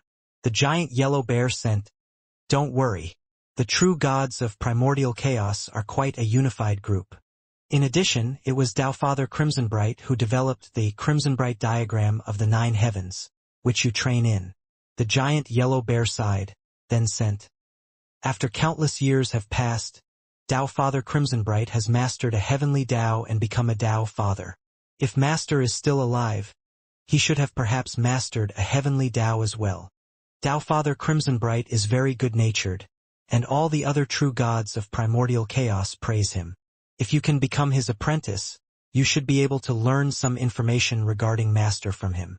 The giant yellow bear had always wanted to learn if Taoist Three Lives was still alive or not. Then I will force my way into the top 3, or even become number 1. I will do my best to make Tao Father Crimsonbright choose me as his disciple. Ning sent. Right? The giant yellow bear felt eager as well. King Yen suddenly turned to look at the sloppy Taoist, then asked mentally, "Little sloppy, you also want to become the disciple of Tao Father Crimsonbright?" "I naturally have to at least give it a good shot," the sloppy Taoist said, puzzled. "How can I let a chance like this just slip away? If I miss it, I probably won't have another chance like this for the rest of my life." "How did you learn the Grand Black Tortoise Divine Ability?" King Yen asked. The sloppy, pudgy youth grinned. He knew that upon revealing it, his secrets would be eventually revealed. After all, the Grand Black Tortoise Divine Ability was simply too easy to recognize. He laughed, then sent mentally, "Your Highness, I acquired this Grand Black Tortoise Divine Ability by luck. While adventuring, I entered a cavernous state, and thus inherited a legacy, and was taught this Grand Divine Ability." Oh! King Yen now understood. Most likely, the sloppy Taoist had no idea that his master was Grand Emperor Xuanwu. In the main hall of the Skylight Palace, the various celestial immortals were all chatting and laughing amongst themselves while paying attention to the duels that were going on atop the cloud. The first round of duels was currently taking place. In the first battle, Kangwu Zhou battled against Dragonmatch. This was an exceptionally vicious battle, as both were Fiendgod body refiners. Dragonmatch was unwilling to admit defeat until almost all of his divine power had been used up. However, his eyes were clearly filled with resentment. As for the celestial immortal patriarchs of the Myriad Beast School, they couldn't help but shake their heads with resentment and sigh as they saw this. The chance had come and go just like that. In the second battle, Adept Woodpass battled against Kindwater Chi. Kindwater Chi immediately used a forbidden technique at the very start, going all out. However, Adept Woodpass actually showed mercy. At a critical moment in the fight, he merely gave Kindwater Chi a heavy wound, not taking his life. The helpless Kindwater Chi was forced to admit defeat. One battle after another went on, everyone going all out. The allure of becoming a Dao Father's disciple. Who can resist it? Lu Dongbin shook his head and sighed. Raising his head, he took a swig of wine from his cup. And yet, how many of them understand that the disciple of a Dao Father is still nothing more than a disciple? The master can bring you into the school, but training is a matter of personal cultivation. The major powers of the three realms, they all relied on their own abilities for their achievements. Lu Dongbin, you hypocrite, You have 2 Tao Fathers standing behind you, and even more Tao Fathers who have provided you guidance, and you're going to sigh and shake your heads at them. The immortal elder of the Northlands was clearly rather displeased. This old man can't stand your words. You're just jealous. Lu Dongbin cast the immortal elder a sideways glance out of the corner of his eyes. Jealous my ass. This old man is also a pure yang true immortal. If you have true ability, then go become a Tao Father. By then, I'd definitely admire you. In fact, I'd even go to your door and obediently listen to you expound on the Tao and treat you as I would a teacher. The immortal elder snorted. Shameless old fogey. Once I truly do become a Tao Father, I might not even be willing to expound on the Tao with you. It'll depend on my mood. After saying these words, even Lu Dongbin himself felt that he was boasting too much. After all, it wasn't so easy for someone to become a Tao Father. He didn't even have mastery over a heavenly Tao yet. He immediately pointed towards the outside and said, "Look, the disciple of Grand Emperor Xuanwu has entered the arena." In the 6th battle, the sloppy Taoist fought against Adept Gloomcloud. Adept Gloomcloud truly was an extraordinary figure. However, there was quite a bit of difference in power between himself and the sloppy Taoist. Fortunately, the sloppy Taoist showed mercy, and so Adept Gloomcloud's life was spared. He admitted defeat, then left. The Grand Xia Emperor, seated atop his imperial throne, stared downwards at his subjects. He said calmly, "The 41th duel shall be between Ji Ning of the Black-White College and Zhu Xiang of the Red Lotus sect." His voice didn't just reverberate within the main hall. His echoing voice, filled with all of his majesty, reverberated within the Imperial Citadel Plaza as well. The delegates from the 3,600 commanderies and 4 seas all stared into the skies. In the sky above them was a massive mirror, which reflected the scenes of battle between the geniuses within the grand ceiling formation atop the cloud. "Junior apprentice brother, you have to be careful." Within the palace, the sloppy Taoist said with a laugh, "This Zhu Xiang is a Fiendgod body refiner. All Fiendgod refiners are tough to deal with. Thankfully, the Adept Gloomcloud I ran into just now was a key refiner, which made it a bit easier. Ji Ning, be careful." Yue Wei looked at Ning as well. "Don't worry. I'm planning to go for number 1. Ning immediately turned and walked outside. Right at this moment, a youth who had been seated in the lotus position behind a distant celestial immortal also rose to his feet and began to walk towards the outside.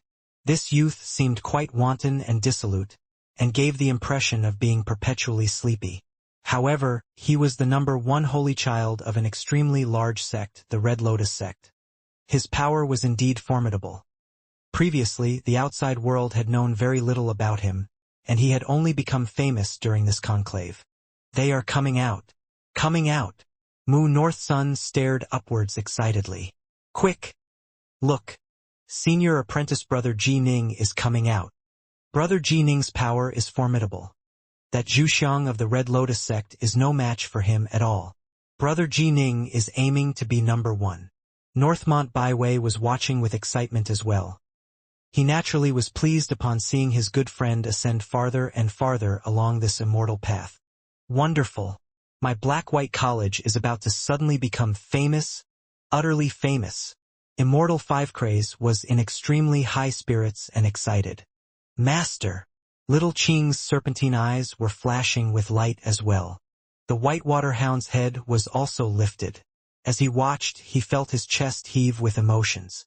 "Big brother, if you were still alive, how wonderful it would be for you to be here and watch Ji Ning become such a dazzling figure in this conclave of immortal destiny of the Grand Xia dynasty." Atop the cloud, within the grand ceiling formation, Ji Ning and Zhu Xiang of the Red Lotus sect were both standing within the grand ceiling formation. Zhu Xiang was dressed extremely casually. His Taoist robes appeared quite sloppy, and a large portion of his chest was revealed as well. He looked at Ning, appearing to be still half asleep. Zhu Xiang sighed gently. "I didn't expect to run into you in the very first duel. I heard that you are one of the participants in this conclave who is the hardest to deal with. In the diagram, I traveled alongside my fellow disciples. No one was capable of forcing me to unleash my supreme technique, but I didn't expect that I would be forced to do so in this very first battle. You should feel lucky to lose to my supreme technique. Zhu Xiang. Ning spoke out. Do you know what I view you as? What? Zhu Xiang smiled lazily. A pile of crap? A mere ant? A mighty dragon? Or? No, in my eyes. You are an immortal ranked magic treasure, Ning chortled. The Xia Emperor Lu Dongbin and the rest of the 9 pure Yang true immortals were watching the two competitors within the Grand Sealing Formation. Upon hearing their dialogue, all 9 of them couldn't help but laugh. This Zhu Xiang. He is fearless due to his ignorance. Lu Dongbin shook his head and sighed. Actually, everyone who has been watching this conclave already has a rough sense of who the most powerful individuals of the 96 are. By contrast, the 96 themselves actually aren't clear about how powerful many of them are. Indeed, Zhu Xiang had only been warned by a celestial immortal patriarch of the Red Lotus sect that Ji Ning was one of the most difficult to deal with contestants in this conclave, and that he had to fight with full power and not be the slightest bit overconfident. But Zhu Xiang himself had never fought against Ning. How could he understand how powerful Ning was? The spectators on the outside had seen all the battles within the diagram. The Wanxiang adepts themselves, however, were ignorant despite having been actually within the diagram itself. Even Ning himself had only fought against 10 or so members of the other 95. The first round of duels doesn't matter that much. The Xia Emperor nodded. The purpose of this first round is to separate the most powerful experts. I'm not actually having the most powerful ones fight against each other yet. Ji Ning truly is far more powerful than Zhu Xiang. Senior apprentice brother, you had best hurry up and prepare those immortal-ranked magic treasures. All 48 of the winners are going to need one. Sovereign Hao let out a loud laugh. Right. Are the 48 immortal-ranked magic treasures going to be low-grade or middle-grade? Low-grade, of course. The Xia Emperor laughed. I knew it. Sovereign Hao nodded as well. You aren't ashamed to take out low-grade immortal-ranked magic treasures? The immortal-ranked magic treasures I carry with me, and which I hand out on a whim, are all at least high-grade. Lu Dongbin glanced sideways at the Xia Emperor, who instantly felt resigned. I have many subordinates under my command, and I also need to keep control over an entire major world. It isn't easy, you know? I can't just randomly throw out immortal-ranked magic treasures like you, Lu Dongbin. You are free to do what you please. Ning exploded forth with his full power. His 6 immortal swords simultaneously chopped downwards towards Zhu Xiang of the Red Lotus sect like a series of catastrophes, giving him no chance to fight back at all. I admit defeat, Zhu Xiang called out loudly. He then gave Ning a hard look, as though memorizing Ning's appearance. This defeat had been simply too disastrous. 1 immortal-ranked magic treasure down. Ning quickly returned to normal, then lazily left the Grand Sealing Formation and returned to King Yan's side within the palace, moving to stand together with his cousin and Yu Wei. Soon all 48 battles came to an end. The battles in this first round were all fairly simple. After all, the Xia Emperor had arranged a strong competitor to fight a weak competitor in each duel, with the goal of selecting out the strongest competitors. The 48 of you have each won a duel in the first round. Each of you shall receive an immortal-ranked magic treasure. Now, I shall bestow them unto you. The Grand Xia Emperor, seated high up above them on his throne, waved his hand. Instantly, magic treasures that emanated massive ripples of power came flying out. There were ropes, flying swords, clocks, millstones, needles, shuttles, spikes, warhammers, grand ceilings, longstaffs, silk ribbons, fly whisks. The 48 immortal-ranked magic treasures all flew outwards to the 48 winners. It was an immortal-ranked sword that flew towards Ning. The sword key revolving around the immortal sword transformed into the appearance of an old man that looked towards Ning with curiosity. This is... Ning stretched his hand out, catching the immortal sword and sending his senses into it briefly. He was someone who had seen the azure silk godfire lamp and the thousand bull sword. After all, Ning had the feeling that this was comparable to the ripples given off by the azure silk godfire lamp. It should be a low-grade immortal ranked item. Ning mused secretly to himself. But it is still a flying sword, extremely suited to attacks. The Grand Xia Emperor saw that I am a sword immortal and so bestowed an immortal sword upon me? It's probably worth around 1.75 million kilograms of liquefied elemental essence. He had expected this immortal-ranked magic treasure to be low-grade. After all, the top 12 would receive 5 million kilograms of liquefied elemental essence. It was reasonable for the top 48 to be bestowed with a low-graded immortal-ranked magic treasure. Thank you, Your Imperial Majesty. Ning and the rest of the 48 all kowtowed as their voices rang out in unison. Some of them had looks of uncontrollable excitement on their faces. Low-grade immortal ranked? Not all of these Wanxiang adepts were as lucky as Ji Ning. Many loose immortals were not in possession of immortal-ranked magic treasures. For them to possess one was already quite incredible. Whoosh! The Xia Emperor smiled and nodded. Instantly, rainbow-colored raindrops appeared above Ning and the others. As they landed upon the bodies of the Ning and the others, Ning could feel his divine power and elemental ki be quickly restored. Those who were wounded were all quickly healed as well. Although most of them had spirit pills that could have accomplished this, Ning and the others couldn't help but feel excited that the Xia Emperor had personally healed them. Arise!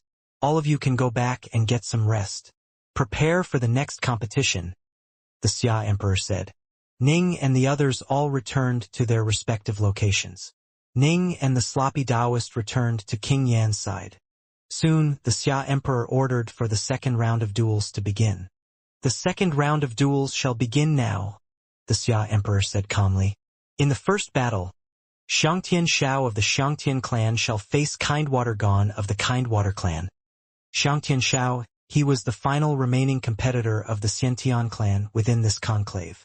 Kindwater Gon, in the same way, was the final disciple the Kindwater clan had within this conclave. Both of these ancient clans hoped for their own disciples to win. However, victory was determined after a few short exchanges in this duel. Xianxia Shao, with clear superiority, defeated Kindwater Gon. Xianxia Shao is quite powerful. The sloppy Taoist watched the battle outside the palace and spoke out in praise. Yes, Ning nodded. His Tao is the Grand Tao of the Saber. The Tao of the Saber is a Grand Tao that is comparable to the Tao of the Sword, and it is even more dominating and overbearing. Xianxia Shao himself is quite a heroic and straightforward figure, and his saber arts are like him. He is indeed a formidable foe. He can indeed be described as a formidable foe. The sloppy Taoist nodded. The second battle shall be between the unaffiliated Adept Blackstone and Adept Danju of the East Seas, the Xia Emperor proclaimed.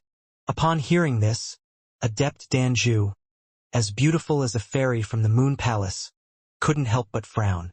Still, she still walked into the grand ceiling formation outside of the main palace.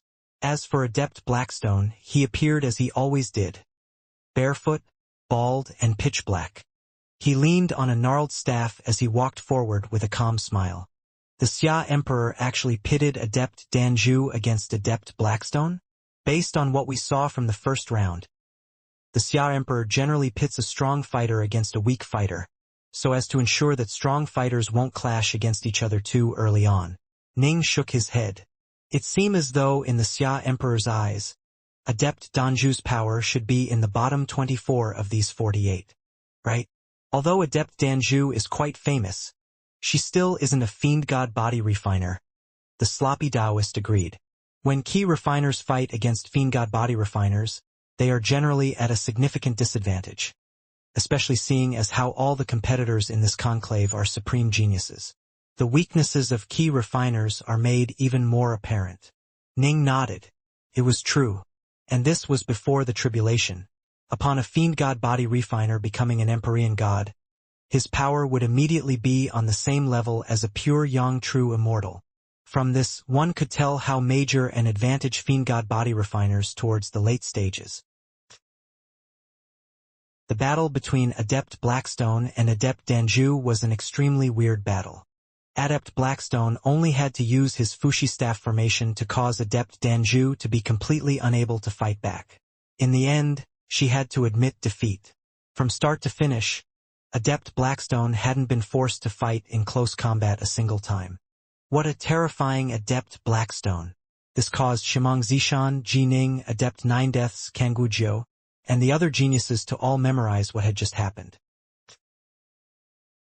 One competition after another. Several figures appeared who caused Ning to be secretly alarmed. There were some whom he wasn't too familiar with, such as the likes of Adept Goldcrow, Adept Primalback, or Adept Unicosmo. Actually, everyone in the top 24 was quite frighteningly strong. The 24th battle. The unaffiliated Adept Saberslave shall fight against Adept Bloodfiend of the Heaven-Piercing clan. This was the final battle of the second round. Adept Bloodfiend was a fairly dazzling figure. His berserkness and his bloodlust had caused everyone watching to firmly fix them in their minds. But he was actually defeated miserably. Just 2 blows of the saber. The first blow caused Adept Bloodfiend to be knocked flying backwards, but he had enough power to want to come back and try to fight again. The second blow, however, it chopped his body completely in half. The bisected Adept Bloodfiend hurriedly called out loudly, "I admit defeat!" What? How can this be? Jining, the sloppy Taoist, Xianxia, Adept Blackstone, Adept Nine Deaths, and the others were all tremendously shocked. A serious look appeared in their eyes. A formidable foe. Without question, a formidable foe. Nobody dared to say that they were confident in being able to defeat this mysterious Adept Saberslave. Adept Saberslave was a black-robed man that carried a warcleaver. He was cold-faced and didn't say anything at all. When he stood there silently, he was easily overlooked. But when acting against Adept Bloodfiend, he revealed his fierceness. This wandering cultivator, he should be the disciple of a good friend of mine.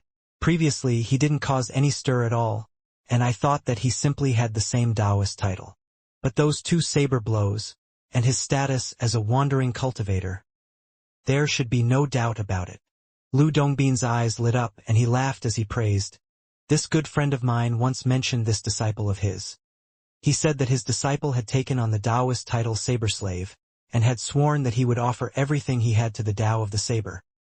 He was going to infuse everything he had into the Tao of the Saber, and that he was willing to be a slave to the Tao of the Saber. Oh, intriguing. True Lord Chiji's eyes lit up. Eastflower, who is friend of yours? Nice weather we have today. Lu Dongbin suddenly turned his head to stare into the void of the skies. True Lord Chiji was instantly speechless. The Xia Emperor and the others couldn't help but smile. Still, they could tell that Lu Dongbin clearly didn't want to name this friend of his. Most likely, this friend of Lu Dongbin most likely belonged to an alliance that was an enemy of one of the Tao Fathers supporting Lu Dongbin. Lu Dongbin made friends throughout the 3 realms. He even dared to befriend some enemies and some vile demons. There are quite a few solitary wandering cultivators this time, the Xia Emperor said. This Adept Saberslave is one of them. There are some truly powerful figures amongst this group. Some most likely come from other worlds. No matter where they are from, however, since they have participated in this conclave, I will naturally treat them all equally. However, for this Saberslave to suddenly explode with such power causes me a bit of a headache. The Xia Emperor shook his head. Based on my previous understanding of their power levels in the 3rd round, I had already made plans for who would fight who. But for this Saberslave to explode with such power in the final battle of the 2nd round makes it so that I don't know what to do. I have a recommendation, Lu Dongbin suddenly said. Oh, the others all looked over. This Saberslave should be the most powerful expert of the Tao of the Saber out of these remaining 24. As for that Tao companion of the little girl I like, that Jining, he's the most powerful expert of the Tao of the Sword. One is a sword immortal while the other is a saber devil. Having the 2 of them fight each other will undoubtedly be quite interesting. The Xia Emperor, hearing this, let out a laugh. Each of the 24 are formidable. No matter who I put Adept Saberslave against, it will still cause me a headache. Since you've spoken out, Lu Dongbin, Then let's have this Jining fight against this saber slave. Jining, Yu Wei, the sloppy Taoist, and Wuxia were quietly whispering amongst each other, discussing each of the remaining 24 competitors. Adept Woodpass always defends passively, reacting to whatever the enemy throws at him. But he ended up winning, just like that. Wuxia sighed. I have the feeling that he hasn't shown his full power yet. Adept Nine Deaths. Her body is like a magic treasure. Enemies aren't able to do anything to her at all. Adept Goldcrow is bizarre and savage. That Adept Saberslave is also quite terrifying. Jining.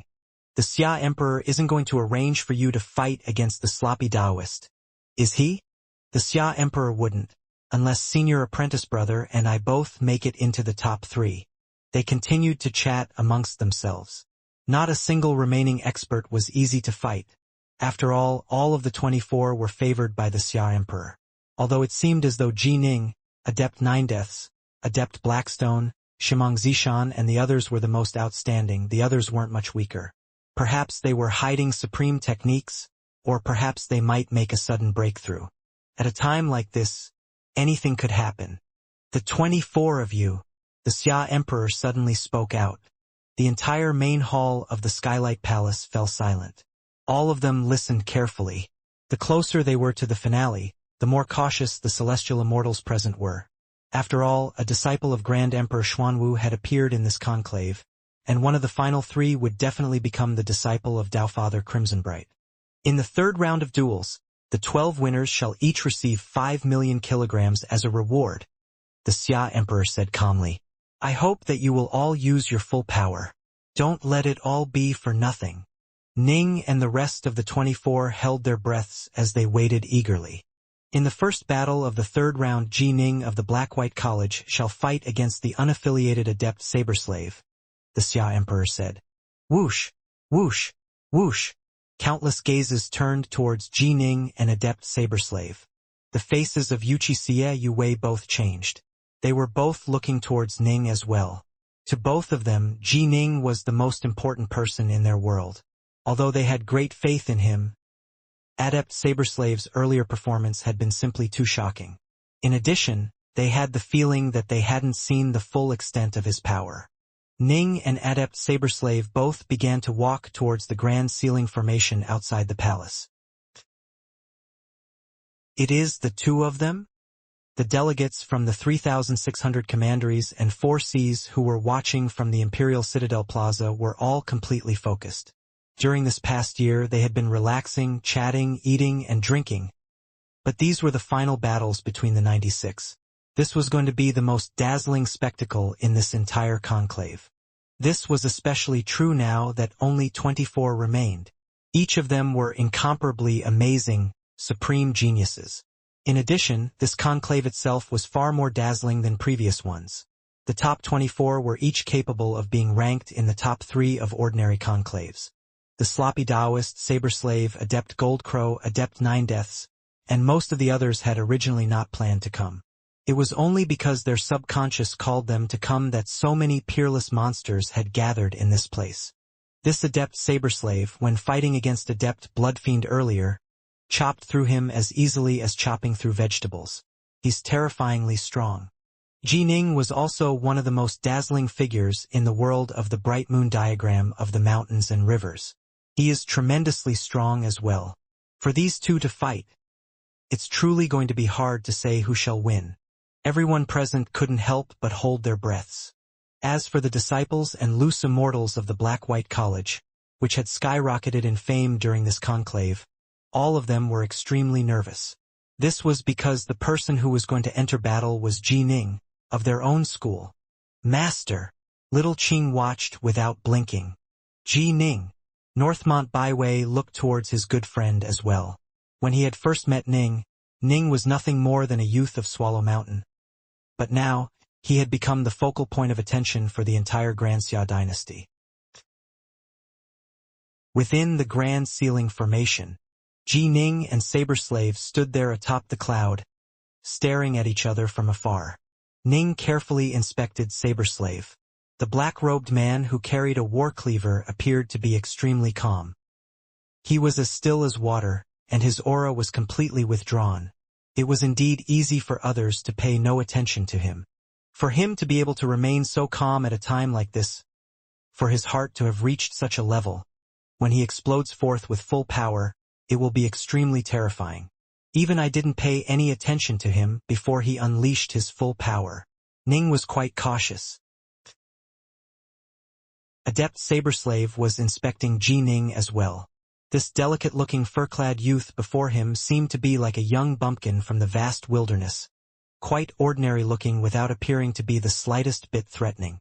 But Adept Saberslave had watched the 2 previous rounds of duels. He naturally knew how terrifying this seemingly delicate youth could be when he exploded with power. And his eyes, they were as deep as a bottomless pool of water, but within them one could faintly make out a spirit that was as sharp and fierce as the blade of a sword. This was quite a terrifying youth. Based on the intelligence reports he had seen earlier, this youth had trained for only 30 years or so. He truly was an incredible monster. I have to attack with full power, Adept Saberslave mused to himself. He had often fought those at a higher level of power, and had even killed quite a few primal Taoists. However, he had never encountered such a terrifying foe who was also at the Wanxiang Adept level, just like he was. I have to fight with full power. This was Ning's private conclusion as well. Bang! Bang! Their bodies simultaneously flickered as they both transformed, one into a 54-meter-tall giant and the other into a 60-meter-tall giant. Clearly, Ji Ning had spent comparatively less time training in the heavenly transformations, and so was slightly lacking in this regard. Next, the 2 of them simultaneously executed 3 heads, 6 arms, heavenly transformations, and 3 heads, 6 arms. These were 2 extremely widespread divine abilities in the 3 realms, and were viewed as absolutely necessary for all true experts who trained as Fiendgod body refiners. Swoosh! Swoosh! The 2 charged towards each other like a pair of true Fiendgods. Ning wielded 6 immortal swords in his hands, while Adept Saberslave wielded 6 warcleavers. As they moved next to each other, both of them released their most powerful divine abilities as well. Ning held nothing back, immediately executing his star-seizing hand. Clang, clang, clang. A consecutive, frantic flurry of sounds could be heard as the swords and sabers collided. The sounds were actually incomparably clear as they spread far away. In total, they exchanged a total of 12 blows. The 6 immortal swords and the 6 warcleavers clashed against each other twice. Whoosh! Adept Saberslave suddenly retreated at high speed, transforming into a streak of black light. He retreated all the way to the edge of the Grand Ceiling Formation. His entire body seemed to be brimming with dim flames, and he stared coldly towards Ning with a dark gaze. His 6 hands had already split open at the juncture between his thumb and forefinger, and blood was dripping out. Oh! Adept Saberslave stared at Ning, his pupils contracting. What a terrifying strength this Ji Ning possesses, and what terrifying sword arts.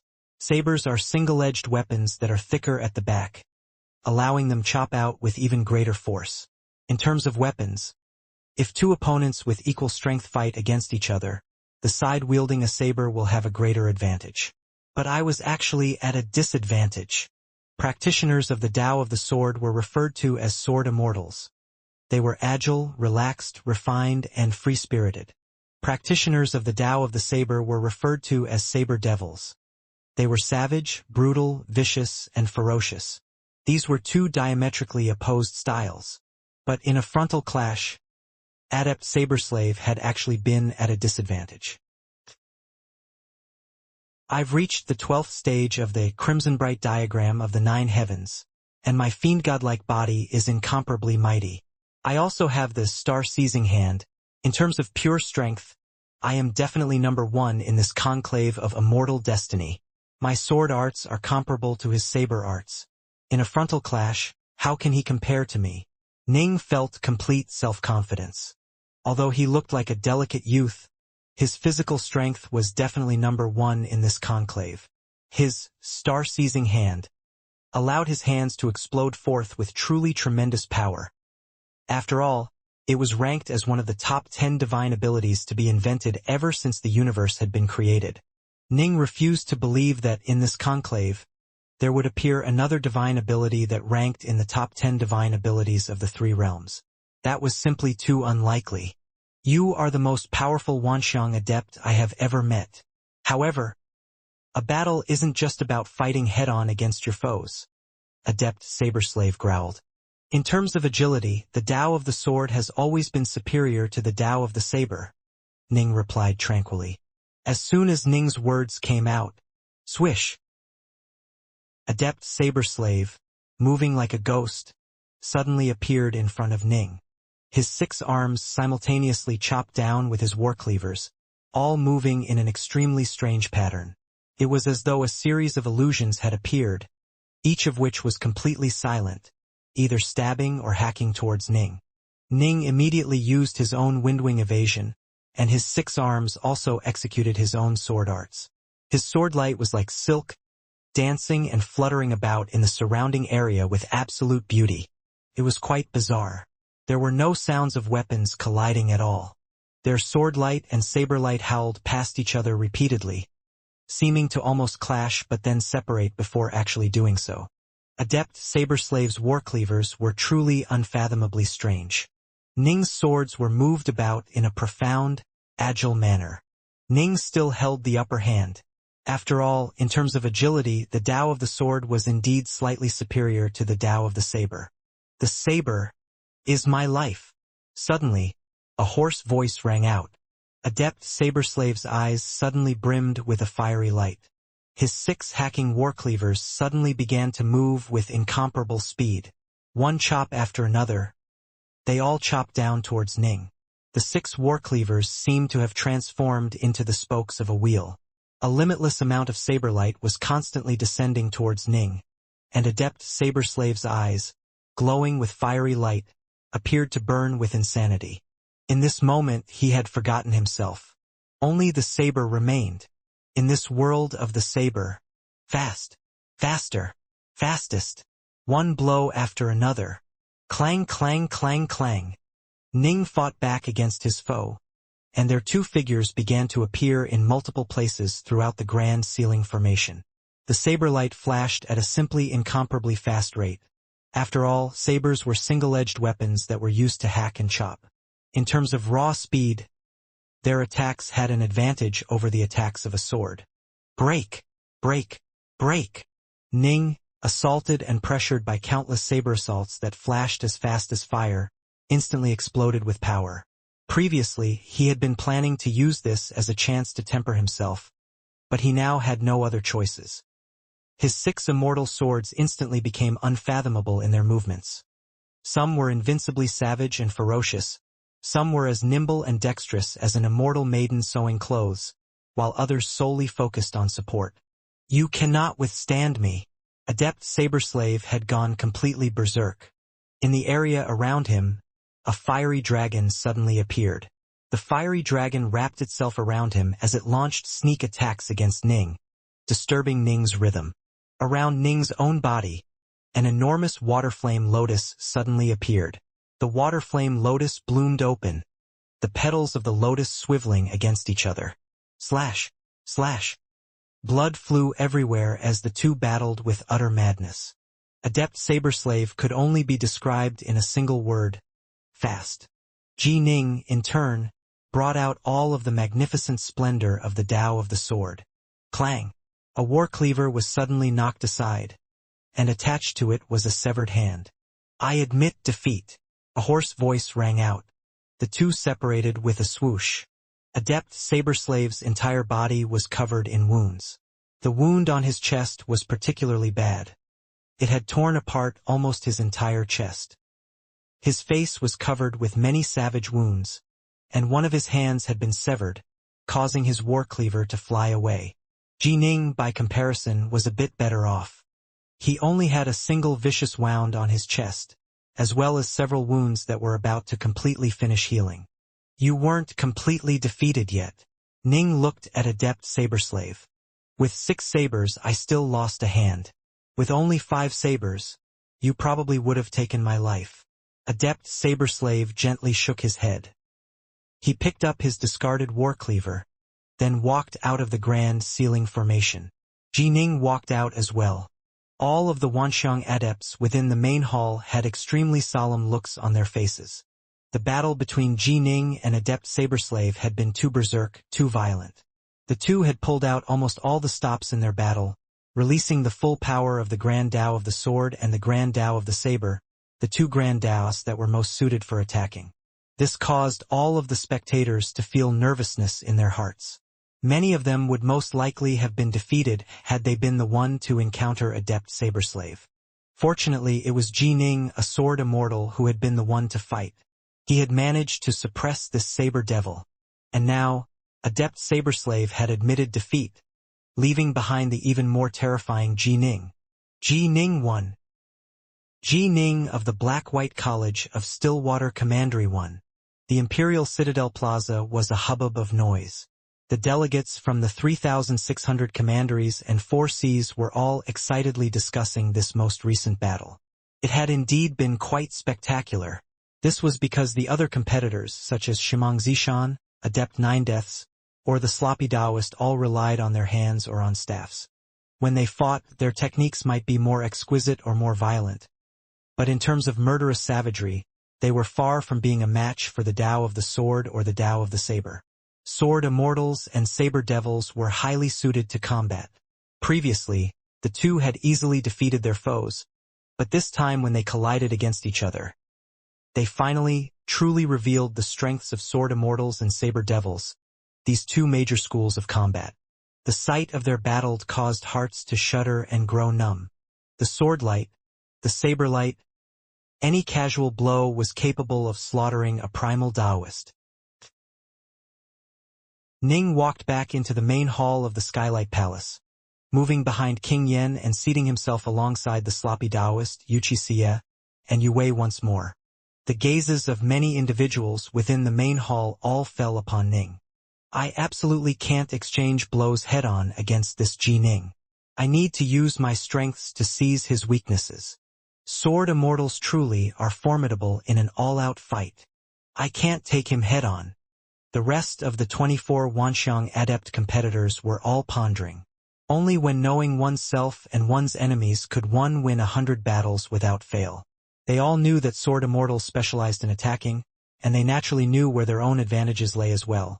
And so the likes of Adept Nine Deaths, Xianxia, Kangwu Zhou, Young Flame Zhan, and Adept Blackstone were all quietly pondering on their plans. The 9 pure Yang True Immortals seated on high, by contrast, began to grow puzzled.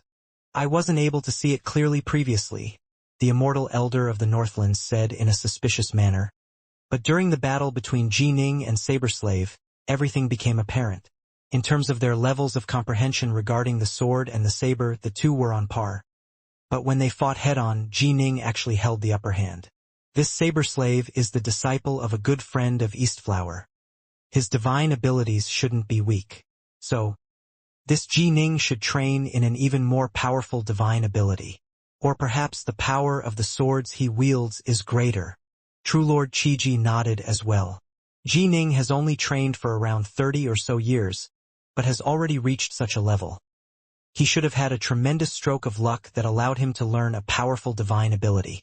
However, this divine ability is a support-type divine ability that is quite low-key, making it extremely hard to detect from the surface. He should indeed have a formidable divine ability. Lu Dongbing laughed loudly. But each of those who have managed to survive this conclave thus far are the darlings of this entire major world of the Grand Xia. I'm sure that all of them have had tremendous strokes of luck.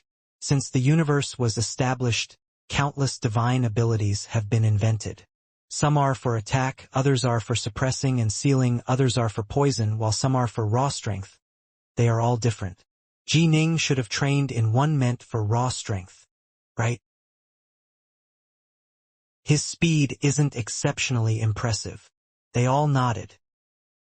There were, after all, far too many variables that could affect a person's combat power. Some were exceptionally talented, even if they were also just at the 12th stage of the Crimson Bright diagram of the 9 heavens. Their talent made it so that they were a bit stronger, Not everyone at the same level would necessarily have the exact same level of strength. Even those who trained in the same key refining technique, such as the flowing water source, would need different levels of liquefied elemental essence for a breakthrough.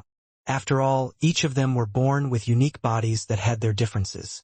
The only thing that could be said was that the difference between them wouldn't be too ridiculous. Different weapons, different insights into different daos, particularly special divine abilities, or secret arts that allowed elemental ki to explode in certain ways. These could all cause differences in one's level of power.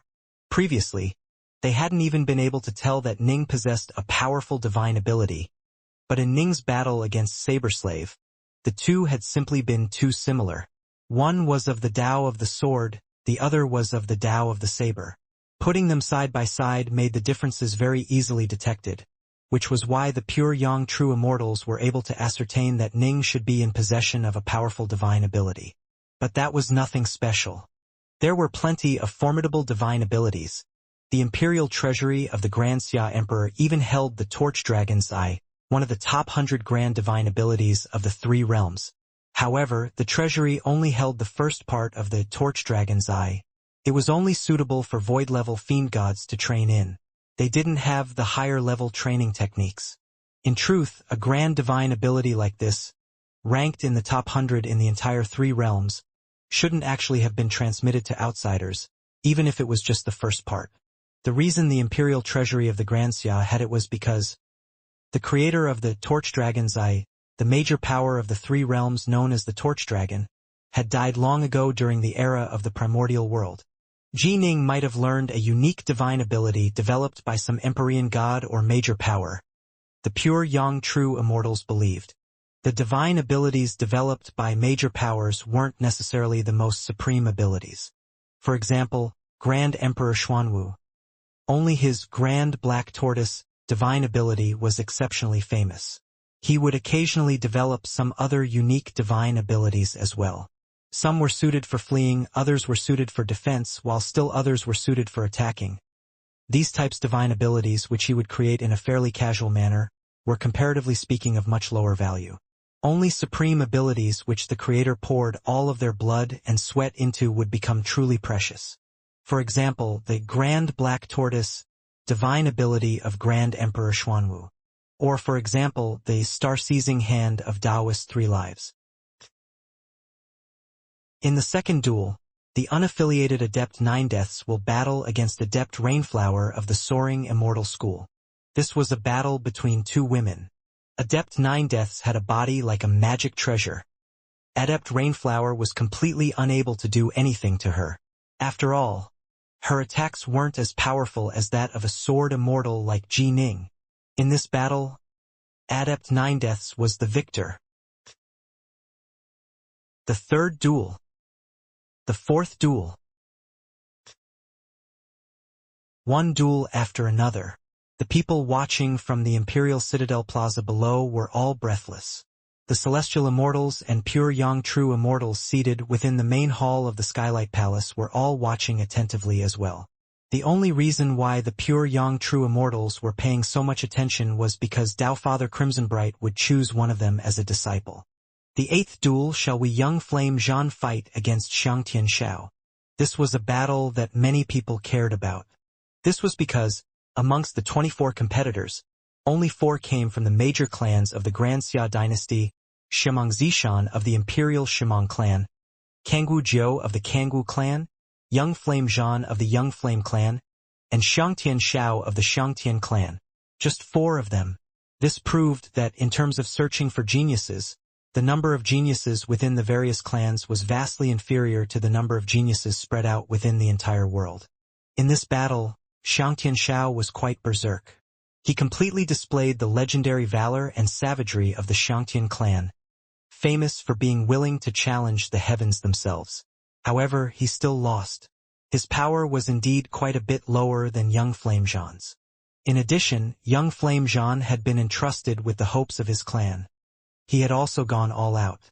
The victor of the 8th battle was Young Flame Zhan. Good, good, good. Very good. Watching the battle, Patriarch Arcanum couldn't help but laugh so hard his mouth was about to split apart. Everyone knew how crazed and cold-blooded he was. It was rare to see him smile a single time in 10,000 years. But right now he was laughing. And in truth, the other celestial immortals all understood how Patriarch Arcanum was feeling. Jean, child, well done. Charge forward in just this manner. You've already made it to the top 12.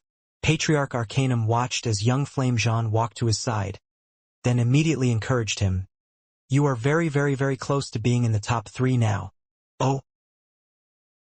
Finally, the 12 competitions in the third round came to an end. This resulted in the final 12 being determined. Ning and the rest of the 12 all stood in a neat line in the main hall, awaiting the Grand Xia Emperor's bestowal of 5 million kilograms of liquefied elemental essence. Shimang Zishan, Kangwu Jiu, Ji Ning, Sloppy Taoist, Young Flame Jean, Adept Woodpass, Adept Blackstone, Adept Nine Deaths, Adept White Dragon, Adept Unicosmo, Adept Primalback, Adept Goldcrow. The Xia Emperor stood at the front of the hall, listing out the names of all 12 before continuing. The 12 of you have ranked in the top 12 in this conclave of immortal destiny. I said previously that those who made it into the top 12 would each receive 5 million kilograms of liquefied elemental essence. The Xia Emperor waved his hand. Instantly, 12 violet jade bottles appeared out of nowhere in the air before them. One of the 12 violet jade bottles flew to each of the 12 victors. This caused even the celestial immortals present to stare towards the bottles. 5 million kilograms. This caused even them to feel envy and desire. These 12 little fellows ended up acquiring so much. Ning and the others reached out to grab them. They then swept the bottles with their divine senses. Wow! Ning secretly sighed in amazement. This violet bottle is a wonderful treasure for storing liquefied elemental essence as well. It is actually able to hold 5 million kilograms of it. It's comparable to a high-grade heaven-ranked flying sword in value. With these 5 million kilograms, my primal twin should be able to charge all the way to the peak of the void stage. Ning mused to himself. But there's no need to rush it. My primal twin has spent very little time at the primal level. I should keep it there for a period of time longer and understand it better. At every single level, there were different insights to be gained. Reincarnated immortals might have already trained at a certain level, so it didn't matter, but Ji Ning was no reincarnated immortal. It was best for him to spend a bit of extra time at each level. But of course, after his true body broke through to become a primal, his primal twin could make the breakthrough to the void level. You shall first enter the world of the bright moon diagram of the mountains and rivers, the Xia Emperor suddenly said. I will change the flow of time in the place where you reside. I shall wait for you for 2 hours in the outside world. Within the diagram, you will have 3 days to quietly train. Ning and the others were flabbergasted. Train for 3 days within the diagram? Strange. Previously, when the 100,000+ competitors entered the world of the diagram, wasn't the flow of time inside it the same as the flow of time outside it? Why is it that all of a sudden, 3 days in the diagram becomes equal to 2 hours outside of it? Ning was puzzled. Ji Ning. The giant yellow bear's voice rang out in Ning's mind. It seems as though the emperor of your Grand Xia dynasty has quite a bit of insight into the Grand Tao of time. However, changing the flow of time will use a tremendous amount of energy. Although the Grand Xia Emperor is a pure Yang true immortal, he still wouldn't dare to try and change the flow of time for more than 100,000 people. The 12 of you represent a much lower burden to him. Swoosh, swoosh, swoosh. Ning and the rest of the 12 were teleported straight into the world of the diagram, and then the scroll of the diagram itself flew into the Grand Xia Emperor's hands. It's not that I place importance on it. It's that I must not only be hard-working in service to Master, I also must put thought into it, the Xia Emperor said. There are only 12 who remain in this conclave. The previous battles they engaged in have caused their hearts to be tempered through the invisible pressure their competitors placed upon them, and they are currently in the process of evolving. I am giving them 3 days. Perhaps this will be enough to let them make a breakthrough. I naturally wish to ensure that only the 3 best geniuses are presented to Master for the choosing. Right? When you are working for your Master, you need to not only be hardworking, but also put thought into it. Lu Dongbin nodded and smiled. No wonder Dao Father Crimsonbright likes you so much, Shimong. Ji Ning and the others appeared atop a mountain peak. The mountain peak was more than 300 meters in size. Naturally, it was enough for 12 cultivators to train in. In addition, there were invisible barriers surrounding the mountain peak. There was no way for Ning or the others to walk out from the area of the peak. Ning and the others immediately sat down into the lotus position, not even saying anything to each other. They all felt as though their souls had been filled with new insights. Perhaps this might be their chance to apply them and make a breakthrough. A little bit of a breakthrough might make a tremendous difference in whether or not they would be able to be selected into the top 3. That meant a chance to become the disciple of Dao Father Crimsonbright. Who wouldn't go all out for that chance? Ning, too, had the ardent desire to become Dao Father Crimsonbright's disciple. While Ji Ning and the rest of the 12 were in secluded meditation and training within the world of the bright moon diagram of the mountains and rivers. The Imperial Citadel's Plaza. 12 names repeatedly came up in conversations. Shimong Zishan, Kanggu Jiu, Ji Ning, Sloppy Taoist, Young Flame Zhan, Adept Woodpass, Adept Blackstone, Adept Nine Deaths, Adept White Dragon, Adept Unicosmo, Adept Primalback, Adept Goldcrow. The top 12 have been determined. Our South Seas have Adept Woodpass. Our North Seas have Adept Goldcrow. Our Tsuchong Commandery has Adept White Dragon. You guys are nothing. Our Stillwater Commandery has 2 people. Ji Ning and the Sloppy Taoist. Only 12 finalists had emerged from the 3,600 commanderies. 2 of them belonged to Stillwater Commandery, and both were from the Black-White College. Immortal 5 Craze was grinning so broadly his jaw was almost crooked. Clutching a calabash of wine, he gulped it down happily, occasionally chatting through divine sense.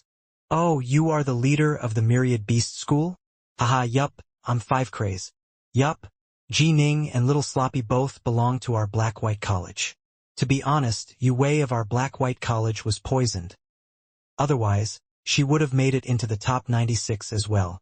She might have even entered the top 12. What? You would like to get to know the disciples of our Black-White College? You want to go spend some time viewing the Black-White diagram within the Black-White College? Sure, no problem. How about letting the disciples of our Black-White College also go take a look at the 10,000 beasts of your school? Xianxia clan? Your Xianxia clan wishes to send its disciples to the Black-White College? But, the Black-White College is in Stillwater Commandery after all. We have very little room, and it's not convenient for us to have too many disciples. That's why we are extremely strict whenever we take on new students. What's that? Your Xianxia clan wishes to send an envoy delegation to the Black-White College? No problem. Our Black-White College will definitely take good care of them. Many people had come to seek out Immortal 5 Craze. It must be understood that the Xianxia clan and the Myriad Beast School were some of the most supremely powerful schools in the entire Xianxia dynasty. They had all learned from their celestial immortal patriarchs that the Sloppy Taoist was the disciple of Grand Emperor Xuanwu. Given how outstanding Ji Ning was as well, all of the major powers were puzzled. For a small school to suddenly produce one outstanding genius is one thing that can just be attributed to luck. But they actually produced 2. The entire Xianxia dynasty has only 12 on their level, and one of them is the disciple of Grand Emperor Xuanwu. I imagine that this Black-White College must be one of the places within our Xianxia dynasty where luck is gathering and flourishing. It must be a place of tremendously positive karmic luck. Many major powers came to this conclusion. Luck. It couldn't be seen, nor could it be touched. But some places were just naturally lucky. When the imperial capital of the Xianxia had been built, the Xianxia emperor had invited a major power to personally choose a site with great karmic luck to build on, then set up a grand formation that guarded the entire world from the site. We have to send our disciples over there. When they train in a place of such karmic luck, they too will be blessed by luck. Right? We also need to go spend some time observing the Black-White diagram of this Black-White College. The main hall of the Skylight Palace. An hour had passed. The Grand Xia Emperor sat above all others atop his throne. With a wave of his arm, a furled scroll appeared in his palm. It was the pure yang treasure, the bright moon diagram of the mountains and rivers. The scroll opened, and 12 streaks of light flew out and landed on the ground. It was Ji Ning, the sloppy Taoist, and the rest of the 12. "We prostrate ourselves before you, your imperial majesty," Ning and the others said as they all fell to their knees. The Grand Xia Emperor glanced at them, then nodded in satisfaction. He could vaguely sense that after 3 days of quiet training, all 12 of these had made some improvements. Some of them had improved considerably. "This is now the most important part of this conclave. 3 of you shall emerge from the 12, and one of the 3 shall definitely be chosen by my master as a disciple," the Xia Emperor said. "There is no time to waste. Let the first battle in the 4th round of duels begin. Let us have the sloppy Taoist of the Black-White College fight against the unaffiliated Adept Nine Deaths. The others can all rest, watch, and prepare for their own duels." Ning, Shimong Zishan, and the others were all surprised. The sloppy Taoist against Adept Nine Deaths? Adept Nine Deaths was extremely strong, and she had yet to unleash all of her full power. As for the sloppy Taoist, the celestial immortals had all gushed over him endlessly. Shimong Zishan and the others had all heard their respective celestial immortal patriarchs praise the sloppy Taoist and warn them to be wary of him. It was as though the sloppy Taoist was the strongest amongst them. Due to the warnings of their celestial immortal patriarchs, all of them were paying very close attention to the sloppy Taoist. Sloppy against Nine Deaths? So soon? As for the sloppy Taoist and Adept Nine Deaths, they each gave the other a glance, then walked out from the main hall and towards the grand ceiling formation. The 9 pure young true immortals seated at the front of the main hall of the Skylight Palace began to argue amongst each other. "Shimong, is something wrong with your head?" True Lord Chiji said with a frown. "This is just the 4th round, meant to determine the top 6. Why are you pitting the sloppy Taoist against Adept Nine Deaths? Adept Nine Deaths has mastered 5 complete Tao paths long ago, and her divine abilities and training techniques are all incredibly powerful. Her might is significant. She should rank amongst the very top, and definitely has a chance to become number 1. The sloppy Taoist is the disciple of Grand Emperor Xuanwu. He should rank at the top as well, and also has a chance to become number 1. For you to have them fight now, that means one of them will have to be discarded prematurely. It is indeed too early. It isn't appropriate to have the 2 of them compete so soon." Bodhisattva Mahastamaprapta slowly spoke out as well. "Do all of you think that I can't tell that Adept Nine Deaths is powerful?" The Xia Emperor shook his head. "Shimong has his own difficulties." Lu Dongbin shook his head.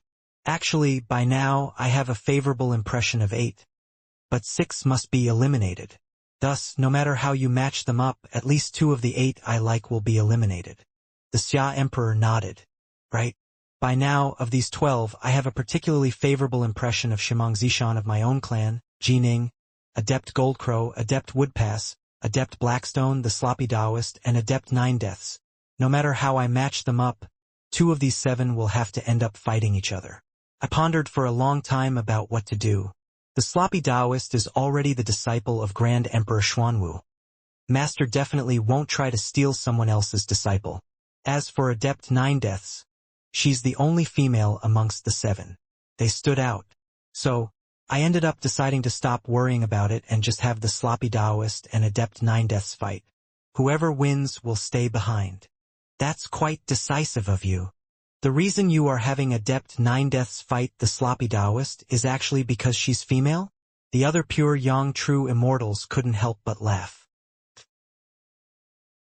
Ning, Yue, and Xianxia were all behind King Yin. They were staring at the distant grand ceiling formation outside the hall. Within the formation, there were 2 individuals, a sloppy, chubby youth and a similarly dirty maiden. Both of them are incomparably slovenly. "They are a good match," Xianxia whispered. "But both are very powerful," Yue praised. "They are indeed. When Adept Nine Deaths puts on those silver gloves, even I can't tell how great her power is." Although I fought against her previously, she hadn't used that magic treasure at all. Ning watched carefully. Eldest apprentice brother's power is unfathomable as well. It's hard to say who will win. They were all staring at this battle. The pure Yang true immortals were paying absolute attention as well. The sloppy Taoist? A disciple of Grand Emperor Xuanwu. Adept 9 Deaths? Everyone had noticed long ago that she was one of the 2 masters of 5 Tao paths, and she had a body like a magic treasure. They are starting. Wuxia stared intently. Ning's eyes instantly narrowed. They are finally showing their powers. Adept 9 Deaths. She truly is frightening. Till now, Adept 9 Deaths had never before revealed her full power. When she had fought Ning, she had mainly focused on tying him down. But this time, in her duel against the sloppy Taoist, she actively launched a sudden violent attack. Gloves on hands. Adept 9 Death's 6 arms had become 6 incomparably fierce weapons. Tack. Sometimes, her hands hacked down like blades with invincible sharpness. At other times, they glided like water, swirling about in a soft, circular manner. Adept 9 Deaths circled around the sloppy Taoist, attacking wildly. The 2 of them both used their divine abilities, both having transformed into 3-headed, 6-armed giants. Which Grand Tao is this? Ning frowned. The attacks of Adept 9 Deaths were extremely strange. They created an extremely uncomfortable stifling feeling, while her own attacks were constantly fluctuating in style in an unfathomable manner. It shouldn't be an especially well-known one. I, at least, have never seen this Grand Tao. The Grand Tao of Mortality. This little girl truly is quite ambitious. The Grand Tao of Mortality. It is one of the most supreme of the many Grand Taos. It is extremely hard to train in. She actually dares to trod on this Grand Tao. Lu Dongbin shook his head with a sigh. But if she reaches a certain level in this Grand Tao, then overcoming the celestial tribulation will become significantly easier by comparison. The Grand Taos of Taiji, the sword, and the saber were all technique-focused Taos. By contrast, the Grand Tao of Mortality contained the infinite mysteries of life and death within it, as well as the technical principles regarding how life and death interchanged. It was a Grand Tao that not only contained many profound mysteries, but also ways to apply techniques. It was extremely difficult to train in, even more so than the Taos of the sword or the saber. Interesting. This little lass truly is formidable. Adept 9 Deaths attacked wildly, occasionally becoming as savage and vicious as a god of death, while at other times seeming to be as gentle and soft as the caress of a mother. The interchange and the linkages between life and death, they caused even the sloppy Taoist to be suppressed for a period of time. However, the sloppy Taoist was truly too stable and unshakable. When executing the Grand Black Tortoise divine ability, he also executed his Grand Tao of Taiji. The sloppy Taoist seemed to have transformed into a whirling and spinning turtle shell. His defense was absolutely impregnable. The Grand Black Tortoise divine ability was exceptionally suited for defense, and the Grand Tao of Taiji was also extremely suited for defense. Damn! Adept 9 Deaths let out a furious growl as she grew even more berserk. By contrast, the sloppy Taoist was incomparably relaxed and leisurely. His 6 arms seemed to have transformed into the spokes of an enormous windmill, blocking one attack after another. Hiss. A sound like the hissing of a serpent. The sloppy Taoist had been defending this entire time. His guard as tight as a turtle shell, allowing the opponent no flaws to slip attacks through. All of a sudden, his arm came slamming out. His hand struck out in a serpentine stance, viciously stabbing forth. As it did, it just so happened to strike at a flaw in the stances of the frantically attacking Adept 9 Deaths, tearing her arm apart at the shoulder and sending it flying off. Slash. After his first attack, the sloppy Taoist suddenly exploded with power. He charged forth with the power of a formerly dormant volcano that was suddenly exploding, and his 6 arms had all transformed into vipers that moved with strange savagery. His defense had been completely impregnable. His attacks, they were as terrifying as the strikes of a viper. Perfect. I was afraid you'd keep hiding. Adept Nine Deaths wasn't startled. In fact, she was delighted. If her opponent had continued to defend, he might have been able to exhaust her divine power. That would be an unfair way to lose. Adept Nine Deaths immediately moved forward to exchange blows, and her severed arm was quickly regrowing. Both of them truly did have the power to contend for the number 1 position. Boom! Boom! Boom! Boom! Boom! Boom! The sloppy Taoist's 6 arms were currently striking out like 6 venomous serpents, moving with unstoppable ferocity and extreme viciousness. His savage attacks seemed as torrential as a storm of rain, and each strike was potentially lethal. Clearly, he wanted to seize this chance to break down Adept Nine Deaths. After all, she had lost an arm and now had only 5 remaining. Ha ha ha ha ha ha! Adept Nine Deaths actually let out a delighted laugh. Each of her palm blows seemed to contain the power of life and death within them, causing everyone who looked at her to feel a stifled feeling. She madly blocked all of the sloppy Taoist's attacks, and she even used her own body to block some strikes to win a little bit of time. The sloppy Taoist was ferociously attacking, while Adept Nine Deaths was striving to hold on until her severed arm had regrown. Not good. Jining, Yue, and Xianxia all felt nervous as they saw this. Even though Adept Nine Deaths only had 5 arms, the sloppy Taoist remained unable to shatter through her defenses. She was currently planning to hold on until her 6th arm grew back, at which point, it would be even harder for the sloppy Taoist to defeat her. Is this all he has? This disciple which Grand Emperor Xuanwu took such a fancy to? He can't even defeat an unaffiliated cultivator like Adept Nine Deaths. The true immortals at the front of the Skylight Palace were all quite puzzled. As they saw it, given Grand Emperor Xuanwu's status, his disciple should naturally be extraordinary. Otherwise, that would be an utter loss of face for Grand Emperor Xuanwu. Lu Dongbin, by contrast, was staring far into the distance. Smiling, he said, "This battle is interesting. This Adept Nine Deaths has an extremely deep level of insight into the Grand Tao of mortality. In fact, I even suspect that she has memories from several previous lives. She is definitely extremely strong. Can it be that the sloppy Taoist is actually going to lose to her? It wouldn't be strange if he did." True Lord Chiji agreed.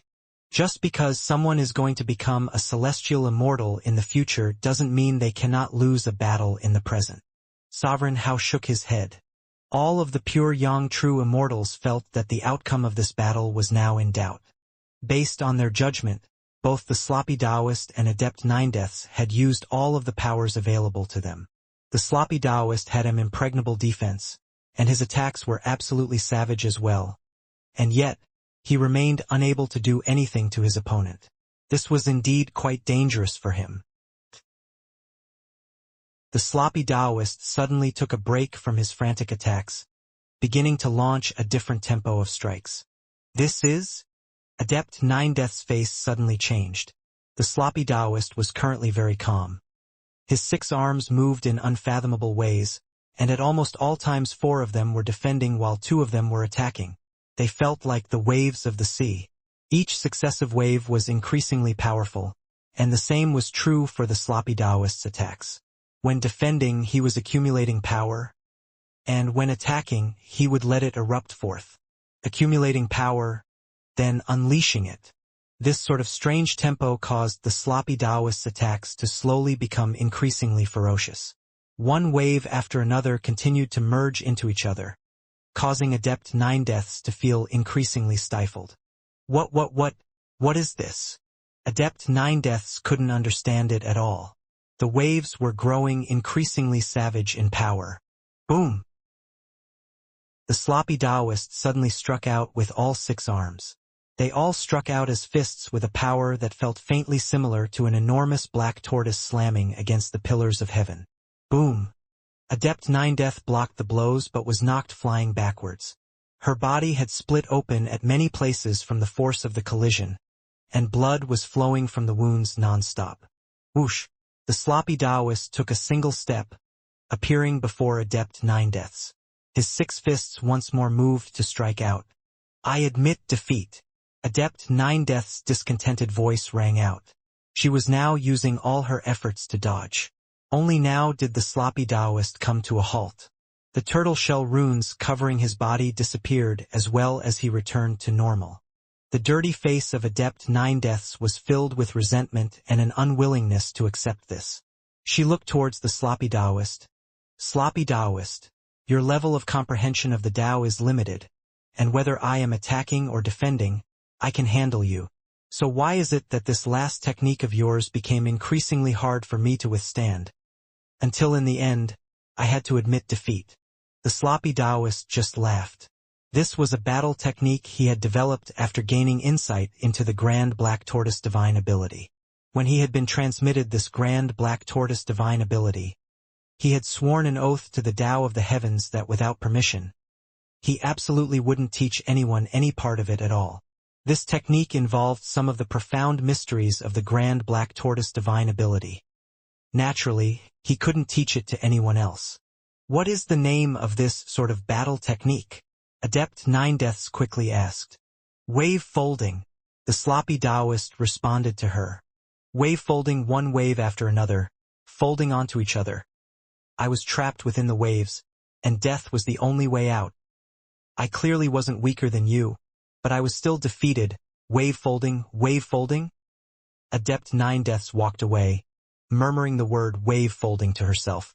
She even had a sudden feeling that if she could comprehend the mysteries of this wave folding, then she would have a chance to overcome the celestial tribulation and become a celestial immortal. This was a stroke of luck for her. But if she was unable to comprehend it, then in this life, her ninth life, she would probably once more fail the tribulation. Within the Skylight Palace's main hall, the nearly 1,000-strong celestial immortal patriarchs were all frowning. Although they were very experienced, even they couldn't understand what had just happened. Clearly, these two were both on par with each other in terms of divine abilities, comprehension of the Tao, and Fiendgod body refining techniques.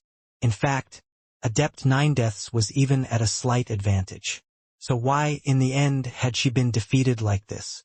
It had seemed as though Adept Nine Deaths had walked into an endless tide. No matter how much she struggled, it was useless. In the end, the tide had completely drowned her. What was that? How could that have happened? I don't understand. The celestial immortals all felt that there were strange mysteries to what had just happened. It should have been some sort of battle art they just saw, but none of them could comprehend it. He truly lives up to being the disciple of Grand Emperor Xuanwu. This was the only thing they could come up with. Wave folding. The Xia Emperor and the rest of the 9 pure Yang True Immortals all revealed a look of surprise and amazement. I sigh in amazement. I sigh in amazement. The immortal elder of the Northlands shook his head and sighed with emotion. This sloppy Taoist truly has astonishing comprehension abilities. He was even able to comprehend some of the true exquisiteness of this secret art of Grand Emperor Xuanwu's. When I watched that battle just now, I was even reminded of that scene from back when I was listening to Grand Emperor Xuanwu expound on the Tao. Truly incredible. Lu Dongbin sighed in disbelief as well. Formidable. The Xia Emperor seemed to show a hint of envy. Grand Emperor Xuanwu. He truly is a major power. True Lord Qiji's eyes were filled with admiration. At their level, they actually all understood the profound principles behind the sloppy Taoist's wave-folding technique. This was a technique that constantly circulated and accumulated waves of power. The longer the power was stored up for, the more terrifying the final explosion of power would be. But even if one was taught this technique and completely understood its principles, that didn't mean one would necessarily be able to use it. This was a matter of heart, a matter of comprehension. They all understood some of the profound underlying principles, but as the saying goes, some things are easy to understand, but hard to do. Understanding was one part, actually executing the technique was something else entirely. We can comprehend the mysteries of this sloppy Taoist's wave-folding technique, but when the Grand Emperor personally executes it, the profound mysteries are countless times more complicated. Lu Dongbin sighed. Grand Emperor Xuanwu's Grand Black Tortoise divine ability. Its true exquisiteness lies in a single word, the so-called folding. Ning was frowning as he watched. He could vaguely sense that the final battle technique the sloppy Taoist had used had seemed to contain an utterly heaven-shaking profound mystery. He could even sense that the Grand Tao of Taiji was mixed into it. But Ning himself did not walk upon the Grand Tao of Taiji. He couldn't understand what he had seen at all. Yue, what do you think? Ning looked towards the nearby Yue. She herself was walked upon the Grand Tao of Taiji. I don't understand it. It is very profound, unfathomably so. I can vaguely sense the exquisite essence of the Grand Tao of Taiji. But that's just one part of this secret art. I imagine that eldest apprentice brother has only mastered the tiniest portion of this secret art.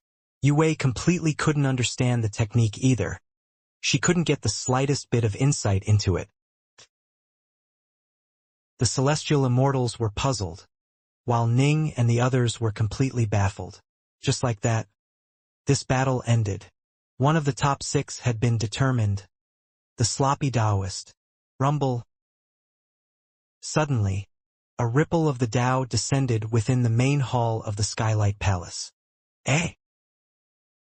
Everyone's gazes turned in unison to stare at the point where the Tao ripple had descended. They saw Kanggu Jiu, seated in the lotus position behind a celestial immortal patriarch of the Kanggu clan. In the area around him, a hint of a black wind could vaguely be seen. He comprehended a Tao? He comprehended yet another complete Tao path? He actually comprehended a complete Tao path by watching that battle? Everyone present was completely astonished. Generally speaking, it was fairly common for someone to suddenly make a breakthrough during the course of a battle, but Kanggu Jiu had just been watching the battle. In that tense atmosphere, he had actually gained sudden mastery over a complete Tao path. Ning, Shimang Zishan, Young Flame Zhan, Adept Blackstone, Adept Woodpass, Adept White Dragon, Adept Goldcrow, and the rest of the 12 Wanxiang adepts all sensed a new threat. Kanggu Jiu had been very powerful to begin with, and now he had mastered yet another complete Tao path, and in doing so had immediately become a truly formidable foe. But, the Grand Xia Emperor, seated atop his throne above the others, shook his head and laughed bitterly. He looked towards the other 8 pure Yang true immortals. Everyone, how do you think I should arrange these next battles? With this breakthrough, he has now mastered 5 complete Tao paths. In addition, this breakthrough was in one of the Taos of the wind, one of the 5 elements. He was already exceptionally fast. He now will be even more formidable. He had already come up with a plan for matching up duelists. But Kanggu Jiu's sudden mastery of a new Tao path, combined with the fact that he was already very formidable, this made him an even more shocking competitor. I view Kanggu Jiu quite positively, Lu Dongbin said with a laugh. He was actually able to make a breakthrough just by watching a battle. I imagine that his level of luck must be quite high as well. He was already quite formidable and had never exploded forth with his full power. Now that he has made another breakthrough, I imagine that his power is most likely not inferior to even the likes of Adept Nine Deaths. This is going to be trouble, the Grand Xia Emperor was pondering. He immediately made some slight mental adjustments to the pairings he had come up with earlier.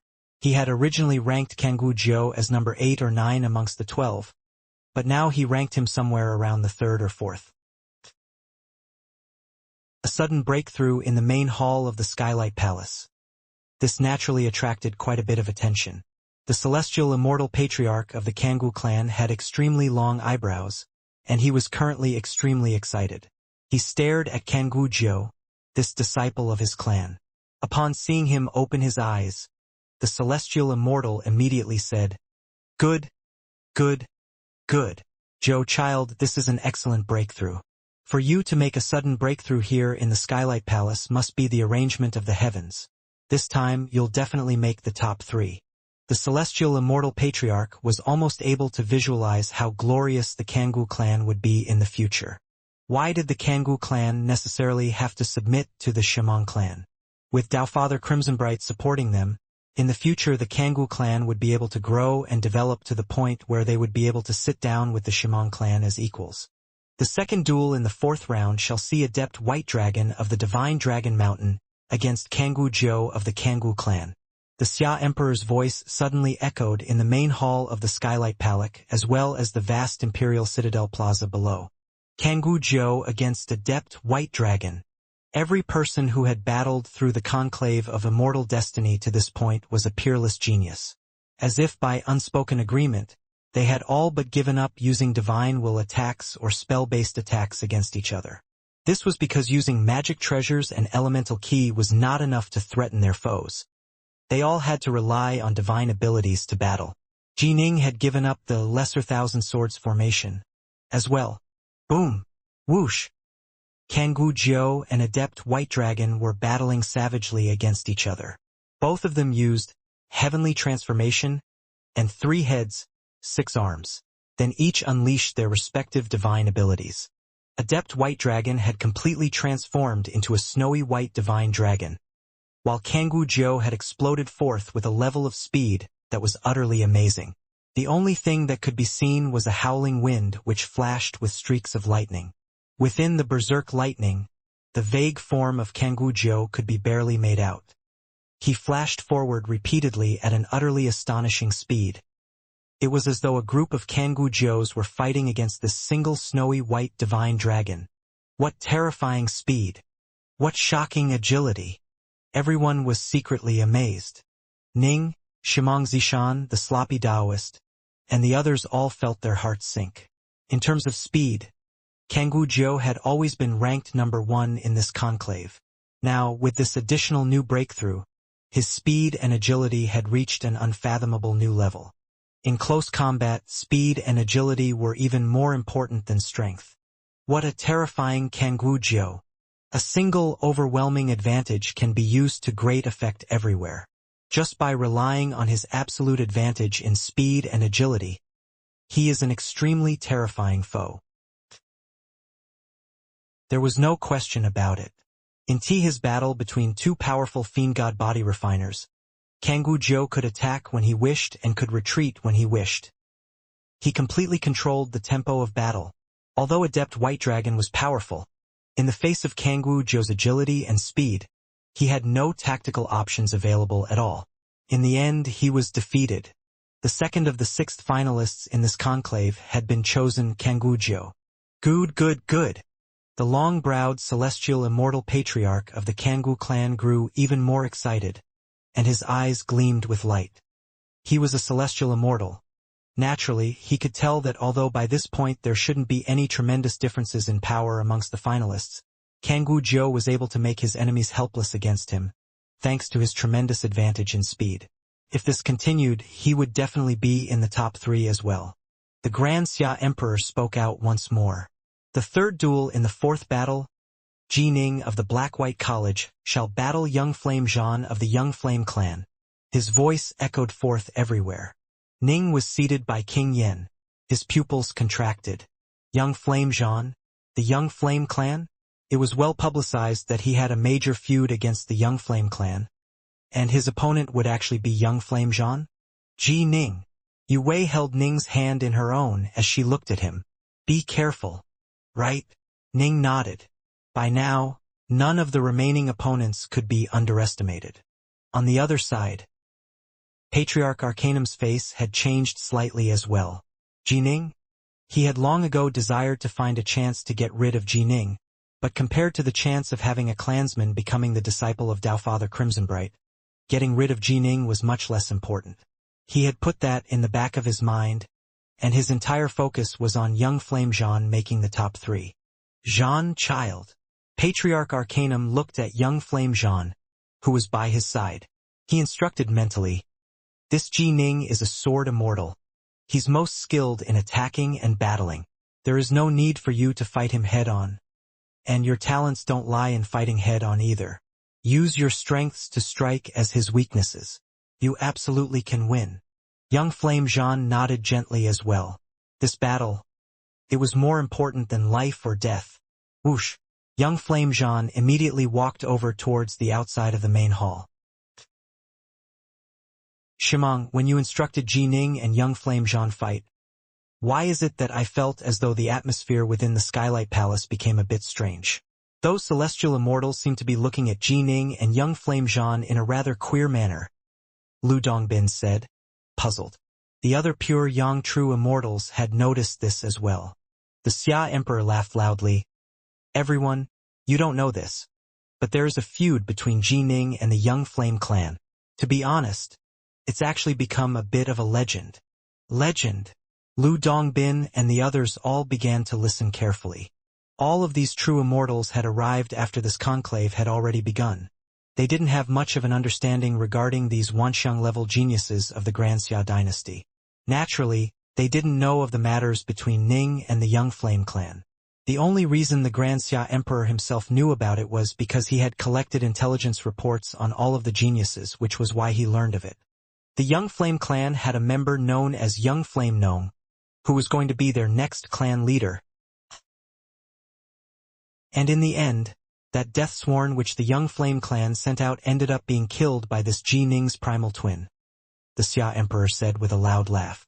So, you now understand the feud between Ji Ning and the Young Flame clan, yes? The other pure Yang true immortals now all understood. Shimang, that's a nasty little trick.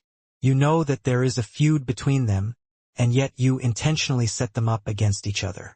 Still, given that such a feud exists, they are definitely going to fight even more insanely against each other. This battle is definitely going to be quite exciting. 2 of the 6 finalists had already been determined. Ji Ning and Young Flame Zhan. Only one of them could enter the final 6. So long as they could enter the final 6, they would be very close to becoming the 3 victors. Just one step away. The disciple of Tao Father Crimsonbright should be me. Young Flame Zhan's gaze was cold. He was a very low-key person. In the younger generation of the Young Flame clan, the most famous person had been Young Flame Nong. He, Young Flame Zhan, had kept his head down and focused on quietly training. His goal had always been to overcome the celestial tribulation and become an immortal, free, unconstrained celestial immortal.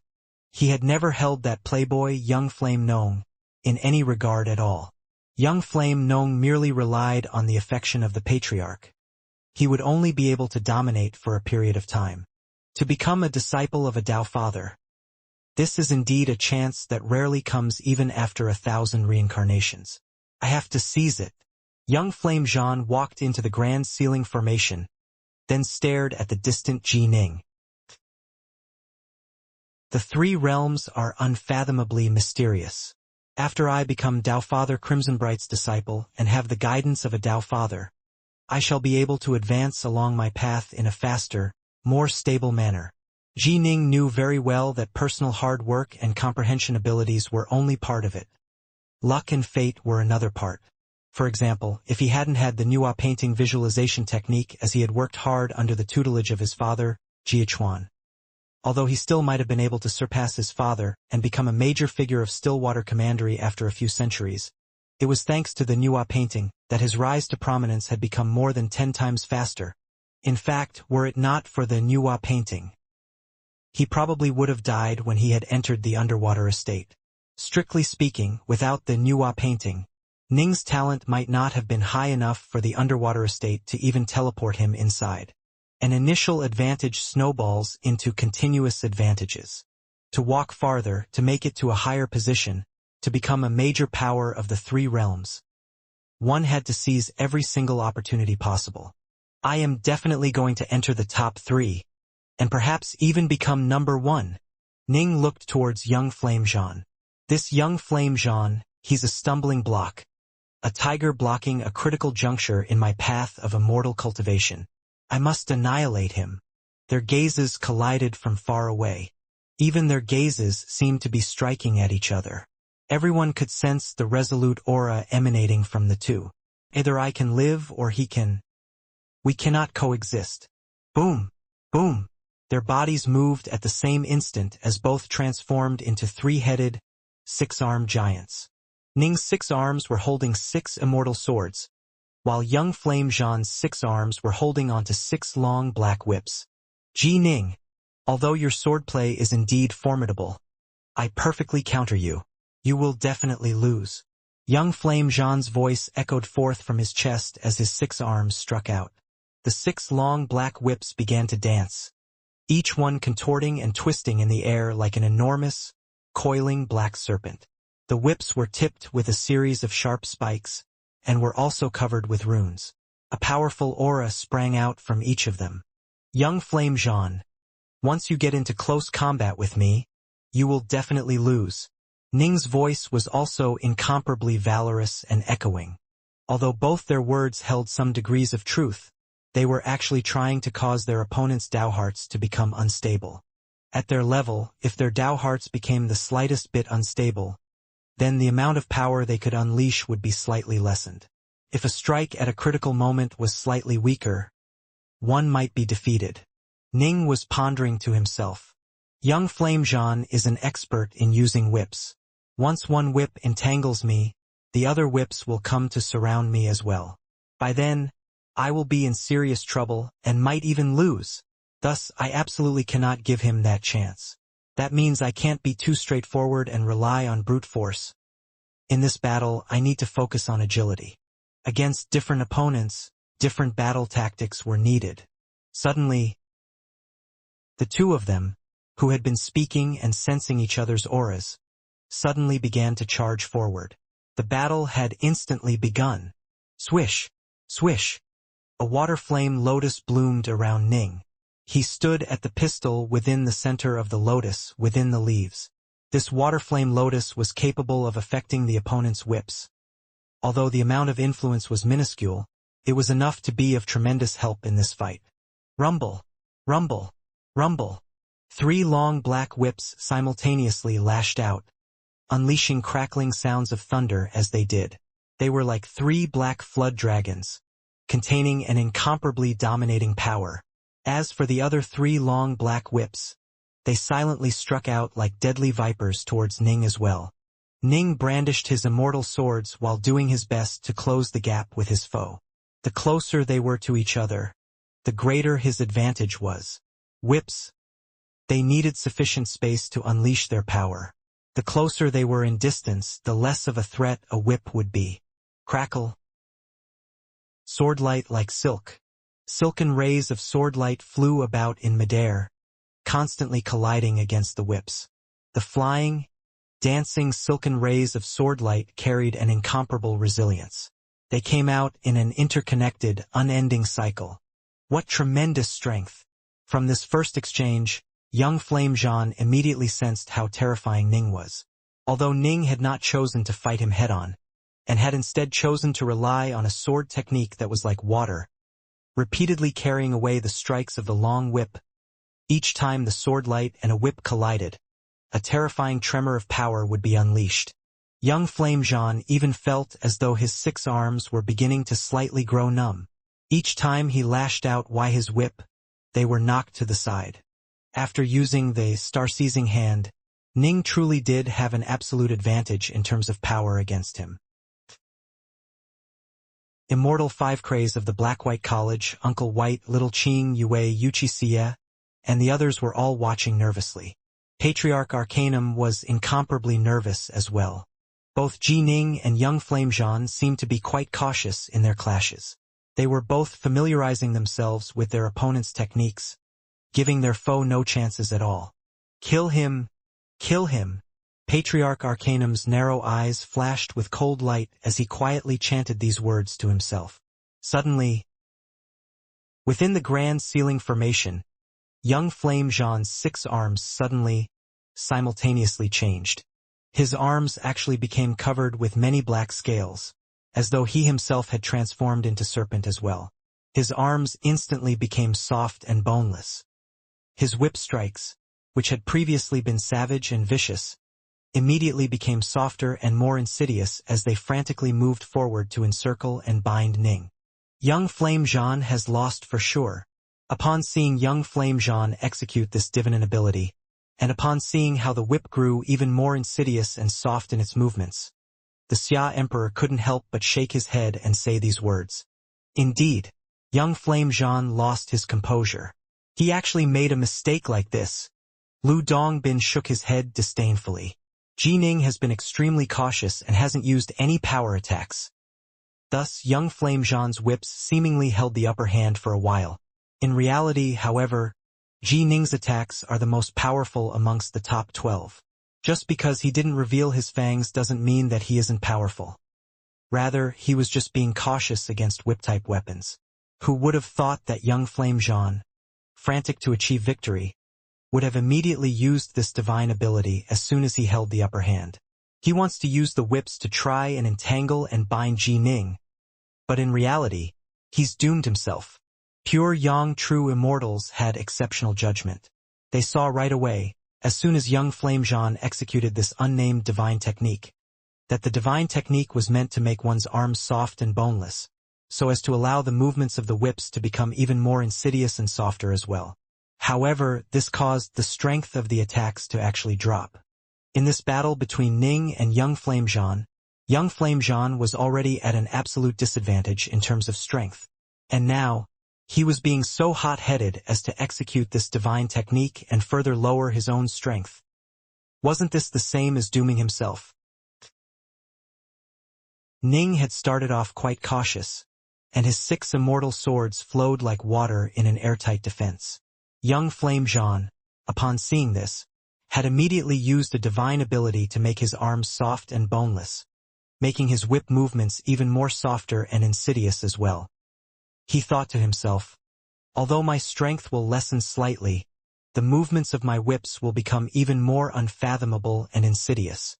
So long as I can tie him down, I'll definitely win. Young Flame Zhan had gone completely berserk, in the face of this opportunity to become the disciple of a Tao father. Even someone as cold and calm as him had grown hot-headed. Ning was surprised and speechless. I haven't even started fighting at full power. I've just been carefully guarding. I wasn't trying to seize an advantage, just working to ensure I didn't suffer a loss. This would allow me to get a clear look at the secrets of his whip techniques. Why has this young Flame Zhan suddenly lowered his own strength?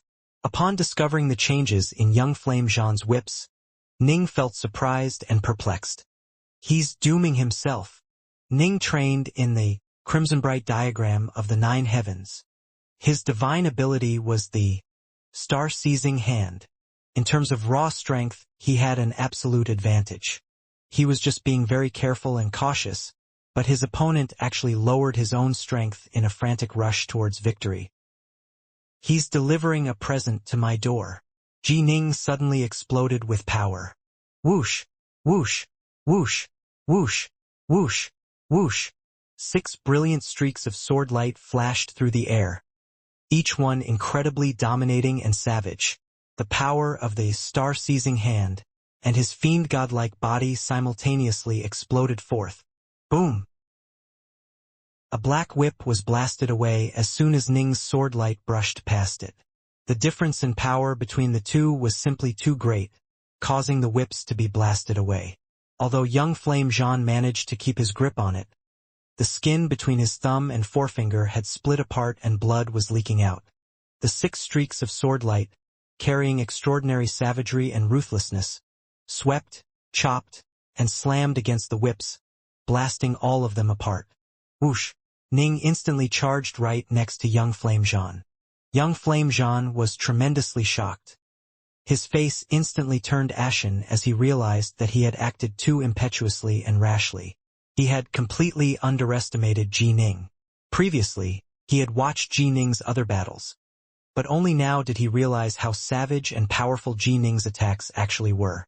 At the very beginning, when his hands were turning slightly numb from the colliding blows, Ning had actually been fighting very carefully and conservatively. He hadn't exploded forth with full power at all. He now knew how utterly terrifying Ning was when fighting him head-on. Unfortunately, it was too late. Ning had already reached him. I admit defeat. Young Flame Zhan's face was ashen as he called out these words loudly. His 6 arms brandished his whips as well as he frantically tried to create a wall of whips in front of him. Whoosh! Slash! Ning's 6 rays of sword light streaked out before young Flame Zhan's voice actually rang out. As soon as he spoke out, Ning immediately came to a halt. This was in accordance with the rules of the duel. Anyone who dared violate them would be killed by the Grand Xia Emperor. Even though Ning had halted, young Flame Zhan's body had already been chopped into several sections. His body quickly began to pull together and reconnect. I lost. Young Flame Zhan rose to his feet, a look of self-mocking in his eyes. I, young Flame Zhan, have always felt myself to be an extremely cold and calm person. I didn't imagine that this time I was defeated because I wasn't calm enough. The allure of becoming a disciple of a Tao Father combined with your ability, Ji Ning. They put me under too much pressure. I wanted to win too badly. Ning also felt that this battle had been too easily won. In his previous battle against Saberslave, he had to go all out in order to win. This battle against young Flame Zhan, however, he had won easily.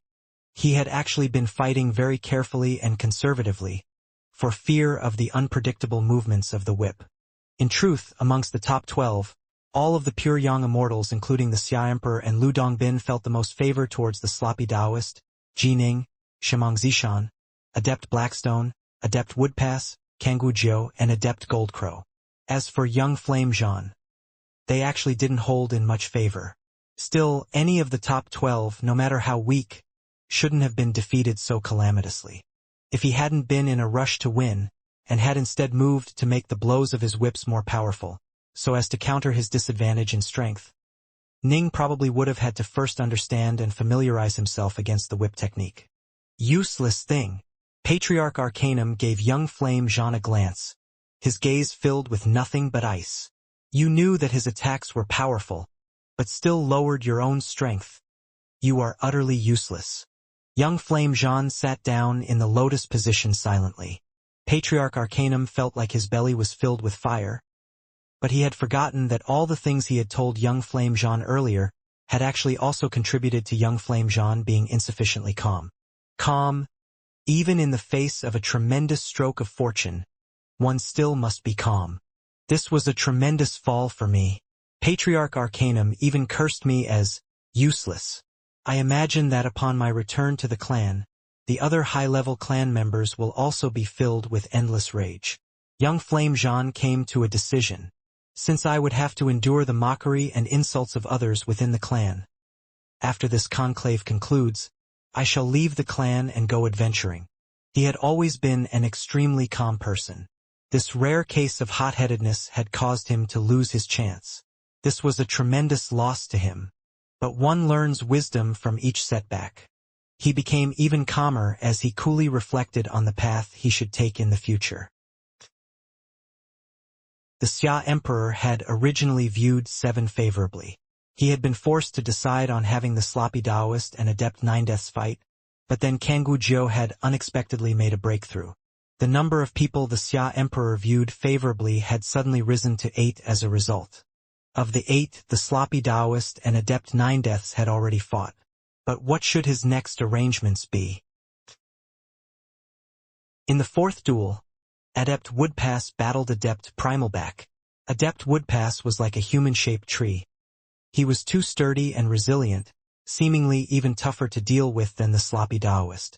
He, too, was a terrifying foe that was extremely good on defense. He forced Adept Primalback to use up all of his divine power, and in the end, forced him to admit defeat. Oh! In the 5th duel, Adept Blackstone battled Adept Unicosmo. The bald, barefooted youth, Adept Blackstone, was indeed extremely powerful. He executed the Fushi staff formation, then relied on it to launch sudden attacks and then vanish. Adept Unicosmo was thoroughly abused until he was finally forced to admit defeat. In the 6th duel, Shimang Zishan battled Adept Goldcrow. The most vicious, bloody battle was the 6th duel, that between Shimang Zishan and Adept Goldcrow. Both of them were viewed favorably by the pure young true immortals. Per the Xia Emperor's original plans, Shimang Zishan was going to fight Adept White Dragon, while Adept Goldcrow was going to fight Kangwu Jiu. But Kangwu Jiu's sudden breakthrough had transformed him into an extremely formidable figure. There was nothing for it. The 2nd duel had become Kangwu Jiu against Adept White Dragon. The 6th one had thus become Shimang Zishan against Adept Goldcrow. That adept Goldcrow is truly formidable. He will be a test for Zishan. If he cannot even defeat adept Goldcrow, how can he possibly become Master's disciple? The Xia Emperor was quite harsh in dealing with the disciples of his clan. And thus, this battle was an exceptionally violent one. Shimong Zishan was even more powerful than he had been when battling Jining. His staff techniques were now even more overbearing and dominating than before. As for adept Goldcrow, his speed and agility were second only to Kangujio, while his attacks were even more vicious and savage. The two battled until their blood flowed like rivers. It was an incomparably savage sight. In the end, because adept Goldcrow had been badly injured and had used up almost all of his divine power, he had been forced to admit defeat. In this battle, Shimong Zishan had won. Oh! And so, the 6 finalists of this conclave of immortal destiny had finally emerged from the crucible. They were the Sloppy Taoist, Kanggu Jiu, Jining, Adept Woodpass, Adept Blackstone, and Shimong Zishan. 2 of the top 6 are actually of the Black-White College of Stillwater Commandery. But, what sort of a place is this Black-White College? 2 of these 6 peerless monsters are actually from them. I hear that the Black-White College is merely a school within Stillwater City that takes up a very small amount of land. They have a total of just a few hundred disciples. What? They only have a few hundred? Our school has nearly 1 million, and is one of the most supreme, large schools of the entire Granxia dynasty, but we didn't even make it into the top 96. But they actually have 2 in the top 6. Of the top 6 finalists, 2 came from major clans. Shimong Zishan and Kanggu Jiu. 2 were unaffiliated wanderers. Adept Blackstone and Adept Woodpass. 2 came from a school. And they both actually came from the same school, the Black-White College, Jining and the Sloppy Taoist. Ahaha! Ahahaha! Immortal 5 Craze was laughing so hard his jaw was turning crooked. He was utterly beside himself with delight. Ha! I didn't expect that an old alcoholic like myself would actually be showered with such glory before dying. Even if I die right now, it would be worth it. Jining, little sloppy. Well done. Well done. Ahahaha. If that little girl Yue had also entered the top 6, things would be even better. Patriarch, you want senior apprentice sister Yue to make the top 6 as well? This is a bit too ambitious, isn't it? Upon hearing this, the nearby Mu Northson's eyes couldn't help but twitch. You think this is ambitious? Nope. In fact, I'm still hoping for Little Sloppy and Jining to both make it into the top 3. That would be even better. Ahahaha. 2 of the top 3 finalists of this entire conclave of the Granxia dynasty, both belonging to the Black-White College. I'd wake myself up laughing whenever I fell asleep. When I die and go to the Netherworld Kingdom, I'd be able to brag a bit with the judges of the dead. Immortal 5 Craze was indeed absolutely overjoyed. The Imperial Citadel Plaza was incomparably lively right now, but the atmosphere in the main hall of the Skylight Palace was rather stifled. This was because the top 6 had been determined. Next would come the top 3. One of the top 3 would definitely become the disciple of a Tao Father. Top 3. Shimong Zishan's gaze was crackling with hidden thunder. Top 3. Kanggu Jiu was seated, head lowered. He murmured these words to himself. Jining, the Sloppy Taoist, Adept Woodpass, Adept Blackstone. They were all silent. In fact, they weren't even talking to the people nearby them. An invisible pressure had completely surrounded the 6 of them. With one more fight, it would be determined whether or not they would make it into the top 3. 6 people. 3 duels. 3 eliminations. 3 victors. Who would be eliminated? Who would remain? The Xia Emperor sat above all others atop his throne. Staring downwards, he said calmly, "This is the most crucial point of this conclave of immortal destiny. Shimong Zishan, Kanggu Jiu, Jining, Sloppy Taoist, Adept Woodpass, Adept Blackstone." Ning and the other 6 all looked towards the Xia Emperor.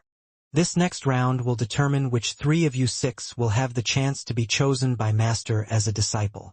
The Xia Emperor's voice was calm, but his gaze swept past Ning and the other of the 6. He knew very well that if the Grand Xia dynasty's world was to produce a peerless hero in this upcoming period of upheaval for the three realms, it would most likely be one of the six. In addition, it was guaranteed that one would be taken on by Taofather Crimsonbright as a disciple, while a second one was already a disciple of Grand Emperor Xuanwu. First, spend 2 hours calming your minds.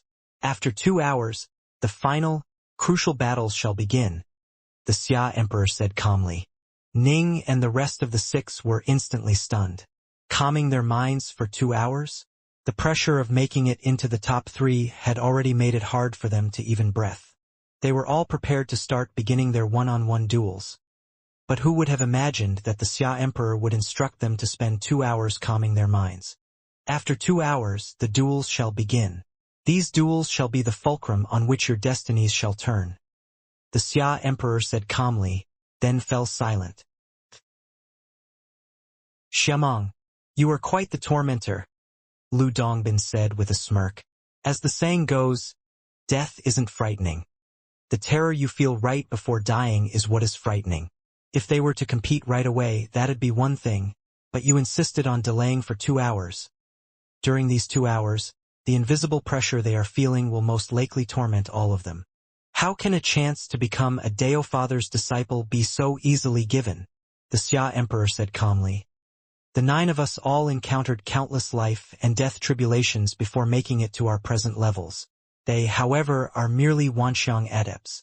They must be tempered a bit, and the invisible pressure created by this chance of becoming a Taofather's disciple is an excellent form of tempering. Everyone, which one amongst the 6 do you think the Taofather will choose? The immortal elder of the Northlands said. The sloppy Taoist won't have any problems entering the top 6.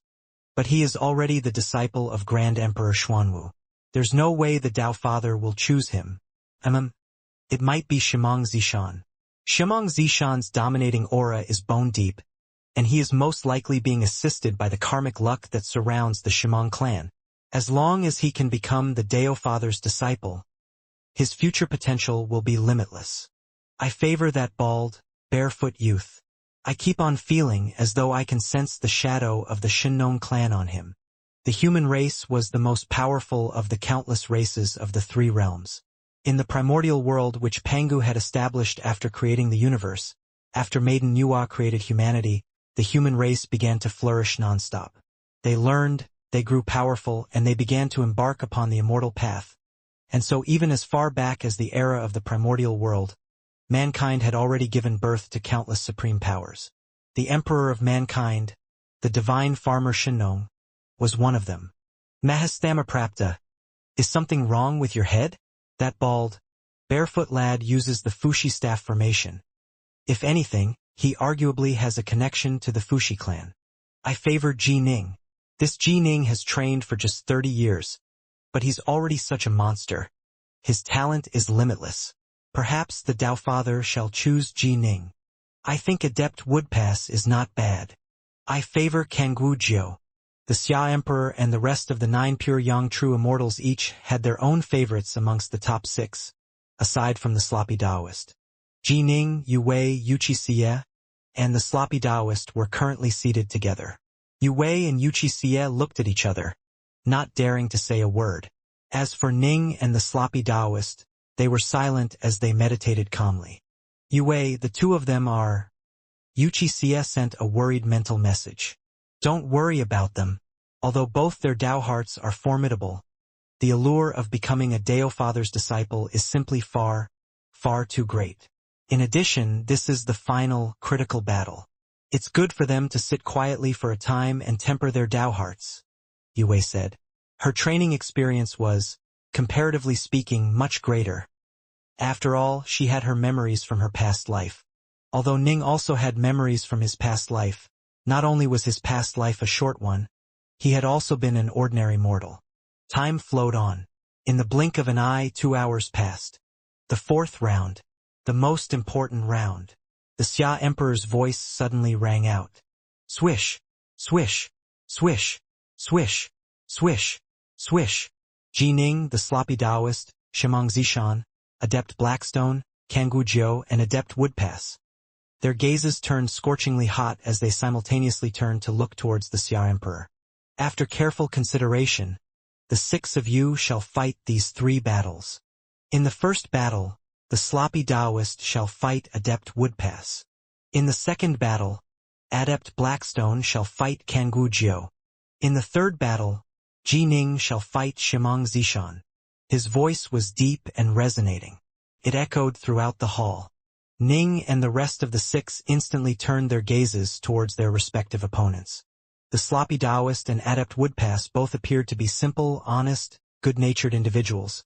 And yet these 2 good-natured individuals had both battled their way into the top 6. Only one of the 2 could enter the top 3. Their gazes turned towards each other, but both were very calm. However, behind the calmness, an unshakable resolve could be seen. Adept Blackstone and Kanggu Jiao were both unconventional. The bald Adept Blackstone always walked around barefoot, leaning on his staff. Kanggu Jiao, in turn, always appeared to be like a hawk, his gaze predatory and devouring. The 2 gave each other a glance, and their eyes both seemed to spark with fire. Ji Ning and Shimang Zishan were the 2 most ferocious individuals of the 6. Shimang Zishan's domineering, tyrannical temperament was bone-deep, and his staff techniques were similarly overbearing. Ji Ning, in turn, was the number 1 sword immortal of this conclave. Although he looked like a handsome, delicate youth in terms of strength, he was the strongest of them all. Good-natured against good-natured. Unconventional against unconventional. Savage against savage. The first battle. Sloppy Taoist, Adept Woodpass, the 2 of you can go to the Grand Ceiling Formation. You can begin now, the Xia Emperor instructed. Yes. The sloppy Taoist and Adept Woodpass both responded with respect. Them immediately both moved towards the outside of the hall. Shimang, your arrangements truly are like pitting the point of the nail against the tip of the needle. Lu Dongbin shook his head. Not even I would dare guess as to which of them shall become the top 3. I can't tell, I truly can't tell. It's precisely because we can't tell that makes this intriguing. Although the Xia Emperor was chatting with Lu Dongbin, his gaze was focused on the Grand Ceiling Formation outside the palace. He had to pay extremely close attention to each of these 3 battles. After all, watching with his own eyes was completely different from watching using a water scrying technique. Water scrying techniques only transmitted images. Watching with his own eyes, however, allowed him to sense the ripples of the Tao. Ji Ning, which of the 2 will win? Xianxia was extremely nervous. I don't know. Ning shook his head, then gave a sideways glance towards the nearby Shimang Zishan. Shimang Zishan seemed to feel his gaze, as he turned to look back at Ning as well. Their gazes met, and then both turned away to look towards the battle outside that had just begun. The sloppy Taoist and Adept Woodpass. One of them would make it into the top 3. Who would it be? Within the Grand Ceiling Formation, the sloppy Taoist and Adept Woodpass were staring at each other from far away. You are the most powerful foe I have encountered so far in this conclave. Adept Woodpass normally looked quite amiable, but right now his eyes were as sharp as knives. He said seriously, I watched you defeat Adept Ninedeaths, but you will be defeated by me. Oh, just saying the words is nothing. If you have any formidable techniques, bring them out, the sloppy Taoist said with a chortle. Boom! Boom! The 2 simultaneously transformed into towering giants, each with 3 heads and 6 arms. Each of the 6 arms of Adept Woodpass clutched a giant hammer, while the sloppy Taoist remained barehanded. However, with the Grand Black Tortoise divine ability, he truly didn't need any weapons at all. Actually, Ning didn't need to use any weapons either. His star-seizing hand made his hands comparable to immortal-ranked magic treasures, after all. But the implications of the star-seizing hand were simply too great. Ning didn't dare to casually reveal this technique. If he revealed it in front of Taofather Crimsonbright, that was one thing, but the conclave of immortal destiny had too many eyes and ears present. Once he revealed the technique, news would surely spread like wildfire, and most likely many individuals within the 3 realms would learn of it. Perhaps some of the major powers who held grudges against Daoist Three Lives would decide to wipe out Ning, the successor to Daoist Three Lives' legacy. Ning didn't dare to make this gamble. Thus, he had never used his bare hands to block magic treasures, even though his hands were even more powerful than the Dark North swords. Growl! An enormous turtle snake had appeared. It was even letting out a slight growl. The sloppy Daoist, in the very center of the turtle snake, came crushing downwards towards Adept Woodpass with an absolutely dominating air. "This is my world." Adept Woodpass narrowed his eyes, a look of intoxication appearing on his face. Instantly, fruit tree saplings began to appear and grow throughout the sealed region. The saplings quickly grew into towering trees which died, transformed into ash, then gave birth to new saplings. Countless saplings were growing, and the three-headed, six-armed Adept Woodpass was himself like a human-shaped tree, with his 6 arms like tree branches and the giant warhammers in his hands like fruit. Bang! The sloppy Daoist's attack had arrived. His fist smashed down like thunder, crushing downwards. Adept Woodpass, in turn, waved a great warhammer. Boom! The warhammer met the fist. Adept Woodpass just took one heavy step back after another, deflecting the force of the collision. He continued to look like a human-shaped tree as he brandished about those 6 giant warhammers. "I couldn't break through?" The sloppy Daoist was surprised. He truly is a peerless genius who was famous even as far back as 3 centuries ago, who insisted on stifling himself for 300 years as he waited for this day. The sloppy Daoist's attack form sea-hanged. He immediately executed the wave-folding secret art, and his attacks began to seem to turn into the waves of the sea, each wave more savage than the last as power continuously accumulated. Even Adept Woodpass, legendary for his defense, was finding it increasingly difficult to handle. For trees to grow, they need water. Adept Woodpass' face changed slightly as he suddenly spoke out in a gravelly voice. Rumble. The trees that had sprung up within the sealed region began to be surrounded with a large amount of water. The vast amount of water swirled around the trees, and the feeling which Adept Woodpass gave off changed. He previously seemed like a man-shaped tree, but now he seemed more agile, with perfect dexterity. 2 grand das? He actually has embarked on 2 grand das? Lu Dongbin, the Xia Emperor, and the rest of the pure Yang True Immortals were instantly shocked. During the previous duels, as well as when he was within the bright moon diagram of the mountains and rivers, Adept Woodpass had always used the Grand Tao of Verdant Wood. This Grand Tao of the water source, Adept Woodpass had never before revealed. The Grand Tao of the Verdant Wood. The Grand Tao of the water source. These were 2 Grand Taos that reinforced and supported each other. For a Wanxiang adept to simultaneously train in 2 Grand Taos to such an extremely high level, at very least at the Grand Tao domain level, in this entire conclave only Adept Woodpass had accomplished such a thing. This seemingly amiable and honest Adept Woodpass had never before revealed this, and upon doing so, he shocked everyone. It's hard to say who will win and who will lose. Watching the battle, Lu Dongbin said softly, "The 2 of them really are similar. Their battle styles are both majestic, using absolute power to crush their foes." Right? The Xia Emperor and the others nodded as well. Adept Woodpass and the sloppy Daoist were indeed quite similar, and both were extremely skilled at defense.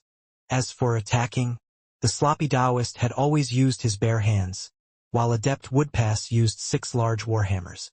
But in reality, those 6 large warhammers were just bigger fists. Since Adept Woodpass didn't have the Grand Black Tortoise divine ability, he naturally didn't dare to actually use his bare hands to fight. The sloppy Daoist's fists were definitely no weaker than the large warhammers in power. Bang! Bang! Bang! The 2 were clashing head-on. The sloppy Daoist was like a wave that was growing increasingly savage and powerful. Adept Woodpass, in turn, seemed incredibly resilient. His 6 arms swung about those 6 giant warhammers, counterattacking again and again. Warhammers and fists. Boom! Boom! Boom!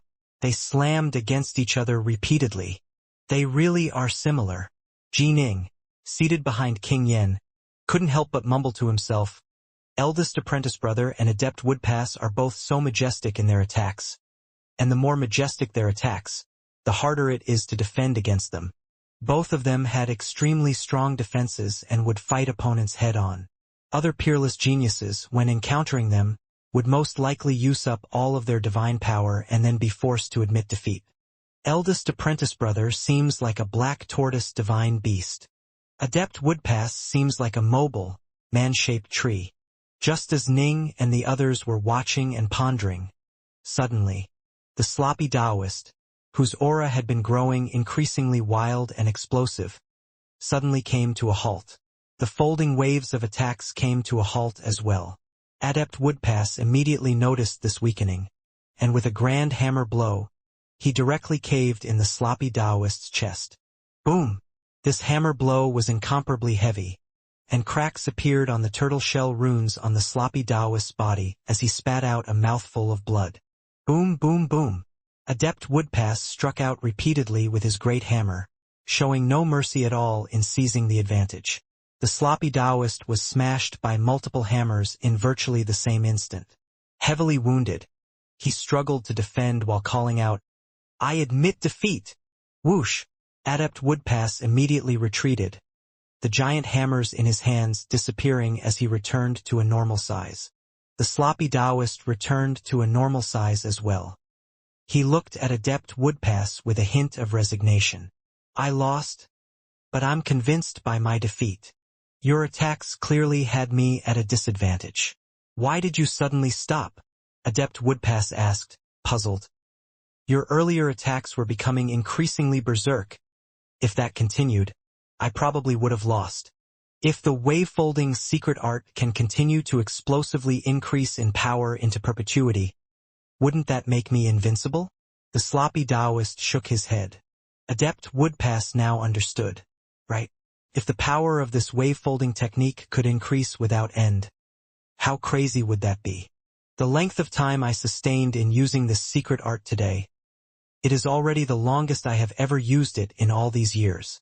The sloppy Taoist shook his head and laughed. But no matter what, this conclave has proven to be a tremendous tempering experience to me, and my wave-folding abilities have increased dramatically as well. Adept Woodpass instantly began to feel admiration for the sloppy Taoist. The top three. They had a chance of becoming a Deofather's disciple. Losing such a supreme chance was something that would definitely cause a major mental setback towards one's self-confidence. And yet, this sloppy Taoist was actually able to recover from it almost instantly. He was even able to laugh.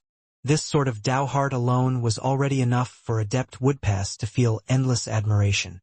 In addition, when they fought earlier, Adept Woodpass also noticed that both their personalities and their paths were quite similar. The path of immortal cultivation was an incomparably difficult one. Upon finding a powerful figure that was very similar to oneself, they were practically bosom friends now. Adept Woodpass felt tremendous affection and admiration for him. "Congratulations, fellow Taoist Woodpass," the sloppy Taoist said with a laugh. "This duel with you, fellow Taoist Sloppy, was a truly joyful one for me. It is rare for a person to encounter a bosom friend on the immortal path, but you, fellow Taoist Sloppy, feel like a bosom friend to me. If you are free, you must come to the South Seas. When I'm free, I'll definitely visit the Black-White College of Stillwater Commandery," Adept Woodpass said. "Definitely." The sloppy Taoist nodded as well. Over the course of this battle, he had also come to feel very positively towards Adept Woodpass. There were some people who had never met before in the past, but upon meeting a single time would become bosom friends with each other. The sloppy Taoist and Adept Woodpass were two such people. Their Tao hearts, their beliefs, and their ideas were all very similar. It was rare to encounter such a similar bosom friend. The Xia Emperor Lu Dongbin and the rest of the pure Yang True Immortals all nodded silently. When Adept Woodpass had suddenly demonstrated yet another grand Tao, they had all come to believe that the results of this battle had become hard to predict. Adept Woodpass winning was reasonable. Wave folding has a limit. Upon reaching it, it will collapse and become uncontrollable. Lu Dongbin nodded. This is true even when Grand Emperor Xuanwu personally uses the technique. Although it might not actually collapse upon reaching the limit, there will be no way to increase the power of the wavefolding any further. For this sloppy Taoist to be able to use this technique for so long is already quite rare. This adept woodpass is a rare talent as well. He was actually able to defeat the disciple of Grand Emperor Xuanwu, Mahastamaprapta said. His gaze was focused on adept woodpass. Clearly, he felt quite positively about him. For the sloppy Taoist to be defeated makes sense, the Xia Emperor said. This sloppy Taoist, when entering the Black-White College of Stillwater Commandery, was a fairly ordinary disciple in the sect. However, he grew increasingly formidable. In training, he's one of those that becomes increasingly brilliant as time goes on. His late blooming potential is tremendous. In terms of amount of time spent training, the sloppy Taoist has trained for much less time than adept woodpass has. For him to lose by a stroke isn't strange. I imagine that if we were to give them another century, most likely the sloppy Taoist would be able to defeat adept woodpass. Right? Tremendous late blooming potential. They all nodded. There were far too many geniuses in the three realms that were exceptionally brilliant early bloomers. Much rarer were those who were not only dazzling in the early stages, but were also able to train all the way through the primal and void levels, or even all the way up to the celestial immortal and true immortal levels. Those who grew more formidable as more time passed. These late bloomers were the true, unpolished jade. After being sculpted properly, they would become even more dazzling. Clearly, the sloppy Taoist was one such person. When he was young, he was very unremarkable. Afterwards, he entered the Black-White College but was still just an ordinary disciple. After even more time passed, he became the #1 figure amongst the Black-White College's third-generation disciples. And now, he was so incredibly dazzling in this conclave for the entire major world. This sort of rise was quite terrifying. And more importantly, his heart. Lu Dongbin sighed. I can tell that this sloppy Taoist doesn't actually know that Grand Emperor Xuanwu has taken note of him. He's been working hard this entire time in the hopes of making it into the top 3 and apprenticing himself to Tao Father Crimsonbright. But just now, after losing that battle, he should have felt a tremendous psychological blow. And yet, he was able to almost instantly grow calm again, and he was even able to laugh. A heart like his. Incredible. Right? They all nodded. The more these pure young true immortals watched the sloppy Taoist, the more strengths they discovered. No wonder Grand Emperor Xuanwu accepted him as a disciple. In this first battle to determine the top 3, the sloppy Taoist had been eliminated. This caused the members of the Black-White College, such as Immortal Fivecraze, Mu North Sun, and Adept Vast River to all feel tremendous regret. Ning shook his head and sighed as well. There was nothing to be done. There was nothing that could be said regarding this loss. These two fought each other in a completely head-on manner, and in the end, the sloppy Taoist had lost. The second battle had begun. Adept Blackstone against Kangwu Jiu. Sloppy. Xianxia began to chat with the sloppy Taoist. You have good judgment. Can you tell who is going to win in this fight between Adept Blackstone and Kangwu Jiu? The two had already begun battling within the Grand Ceiling Formation outside. Let me watch for a bit first. The sloppy Taoist watched in a seemingly casual manner, but his eyes were very intent. After watching for just a brief moment, he gently nodded. Adept Blackstone has a major advantage. He has a higher chance of winning. Oh, Xianxia was puzzled. But that Kangwu Jiu seems to be quite formidable, and he's also astonishingly fast. Why do you think Adept Blackstone has a better chance of winning? Xianxia actually wanted to ask Ning his opinion as well. But this was the second duel. The third would be Ning's. She naturally didn't want to disturb him. The sloppy Taoist laughed. Adept Blackstone is skilled in the Fushi staff formation. Through his usage of the formation, he has actually made it so that Kangwu Jiu is already unable to use his speed to its full potential.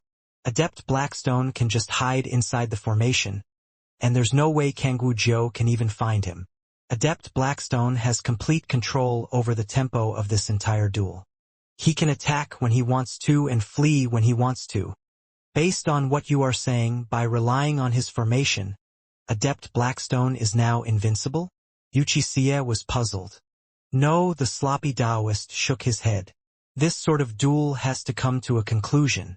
Although Kangwu Jiu is trapped within the formation, if Adept Blackstone doesn't actually attack, Kangwu Jiu can just relax and wait within the formation. He wouldn't need to use up any divine power at all. But Adept Blackstone needs to maintain that powerful formation. It definitely is consuming a large amount of elemental ki. And, as time passes, I imagine that the Xia Emperor will also order Adept Blackstone to attack. Otherwise, who knows how long this would drag out to? Wuxia nodded gently. Thus, in the end, it is still Adept Blackstone's close combat ability that will determine victory or defeat. But of course, he still benefits from the advantages of his formation. And, based on what I saw from their close combat previously, Adept Blackstone is definitely no weaker than Kangwu Jiu in close combat. Comparable power in close combat, but with Adept Blackstone having the advantage of a formation, and Kangwu Jiu being unable to fully utilize his speed. In this battle, Kangwu Jiu is completely countered. He should lose.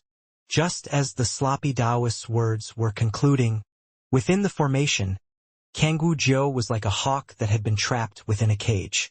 He was injured repeatedly until finally, Adept Blackstone saw his opportunity and seized it, suddenly delivering a heavy wound to Kangwu Jiu. Kangwu Jiu was unwillingly forced to call out, "I admit defeat!" And so, the second of the three had been chosen, Adept Blackstone. Shimang, are you trying to prevent this Kangwu Jiu from entering the top three? It wouldn't have been so bad if he had encountered Ji Ning, Shimang Zishan, the sloppy Taoist, or even Adept Woodpass. He would have been able to make full use of his speed and agility. He's at the greatest disadvantage when fighting against Adept Blackstone, a master of the Fushi staff formation. Lu Dongbin said with a smirk. The ambitions of the Kangwu clan are a bit too grand, the Xia Emperor said calmly. He was suppressing them by doing this. The other major clans all had extremely deep roots of power. If given a chance, they would be able to soar into the skies. And so, he let Ji Ning fight young Flame Zhan while having Adept Blackstone fight Kangwu Jiu. In truth, this was his scheme to suppress them. As for Ji Ning, Adept Woodpass, and the others, they didn't come from major clans. The third duel was now beginning. Ji Ning, be careful. Yue Wei held Ning's hand and spoke gently to him. Ning nodded lightly, then rose and began to walk towards the grand ceiling formation outside the hall. Ji Ning and Shimang Zishan both walked towards the outside of the main hall. Within the main hall of the Skylight Palace, the 9 pure Yang true immortals and nearly 1,000 celestial immortals were all gazing towards these two young men. 2 of the top 3 had been determined, Adept Woodpass and Adept Blackstone. Now only the last one remained. Which of them will win? Lu Dongbin said softly. The Xia Emperor and the others were all silent. Only after a long moment did True Lord Qiji say slowly, their power is comparable, and both are extremely skilled in close combat. The end of this battle will most likely come when one side runs out of divine power and admits defeat. Right? Lu Dongbin nodded gently as well. Zishan has a better chance, the Xia Emperor said. Yue Wei looked quietly at Ning. She knew very well that Ning wanted to seize this chance to become a Dao Father's apprentice and thus soar into the heavens. She was eager for his success. But she hoped even more that Ning would be safe. Ji Ning, be careful. Yue Wei watched him nervously. One last step before entering the top 3. Nine Lotus was seated behind the Dongyan forefather. In this moment, she was quietly hoping to herself, Ji Ning, I hope you succeed. Although they had broken up, in her heart, Ji Ning would forever be a peerless genius. She didn't want to see him discouraged and defeated. Master! Little Qing raised her head, staring at the massive curtain of water and the scene within it. Ning, son. The Whitewater Hound was even more restless. Senior apprentice brother. You have to win, Mu North Sun called out in a high voice. Atop the clouds, within the grand ceiling formation, Ning and Shimang Zishan stared at each other from afar. Both of them just stood there with seeming tranquility. However, Underneath the tranquility, there was a savage self-confidence. They had to win. Both of them felt incomparable desire for entering the top 3. But to do so, they had to defeat the opponent before them. One of them was a young man dressed in violet. The other was a youth dressed in furs. Their auras were completely different. The violet-robed young man was born with a dominating aura, as well as an air of nobility that came from being born into an imperial clan. By contrast, due to Ji Ning's sufferings in his former life as well as this life, Ning looked like just an ordinary, bumpkin-like youth. But due to having come from a world of peace, he showed neither subservience nor arrogance. "We meet again." Shimang Zishan's voice boomed out heroically. "Last time you were defeated by me. This time you will be defeated again." "I have only trained for a bit more than 30 years, Ning said calmly. "It has only been 10 or so years since I became a Zifu disciple. And during these 10 years, I've reached my current level." That year of non-stop battling in the world of the diagram was definitely equivalent to 10 years of hard training in the outside world. The battle between us was more than half a year ago, and during that half a year, my power has vastly surpassed your imagination. Shimang Zishan's pupils shrank. Indeed, Ji Ning's short period of training truly did cause astonishment. "You improved during the past half year. So did I." Shimang Zishan's natural, inborn aura of arrogance caused him to release an angered laugh. "If you have any techniques to show, go ahead and show them. Otherwise, when you are defeated, you won't be thoroughly convinced. Come." Ning looked calmly towards Shimang Zishan. This sort of calmness masked an even more berserk desire for battle. Shimang Zishan's body instantly flickered as he transformed into a 60-meter-tall giant that had 3 heads and 6 arms. With regards to the heavenly transformation, it was true that Ning had spent several fewer centuries training in this technique compared to Shimang Zishan. However, unlike other divine abilities such as the myriad hibernating venoms, the amount of power the early stages of the heavenly transformation granted significantly weaker. In the early stages, other divine abilities were better than the heavenly transformation. However, the latter stages of heavenly transformation, especially during the Empyrean God stage, were truly and terrifyingly formidable. As for now, Ning used the second cycle of the star-seizing hand. Thus, heavenly transformation didn't increase the power of his hands in even the slightest. "Taste my staff," Shimang Zishan bellowed with incomparable savagery. 3 black steel staffs simultaneously smashed through the air, carrying an invincible aura as they slammed towards Ning. Staves were heavy weapons.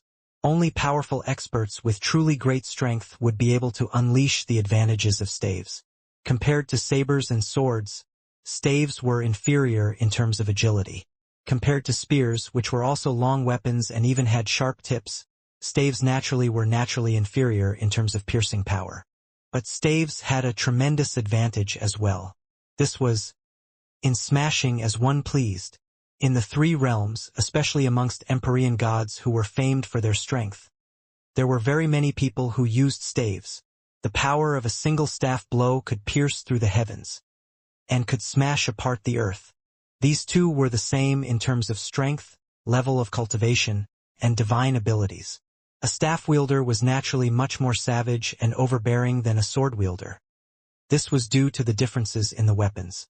The best type of weapon was the weapon that was most suited to you, and clearly, Shimang Zishan was best suited for wielding staves.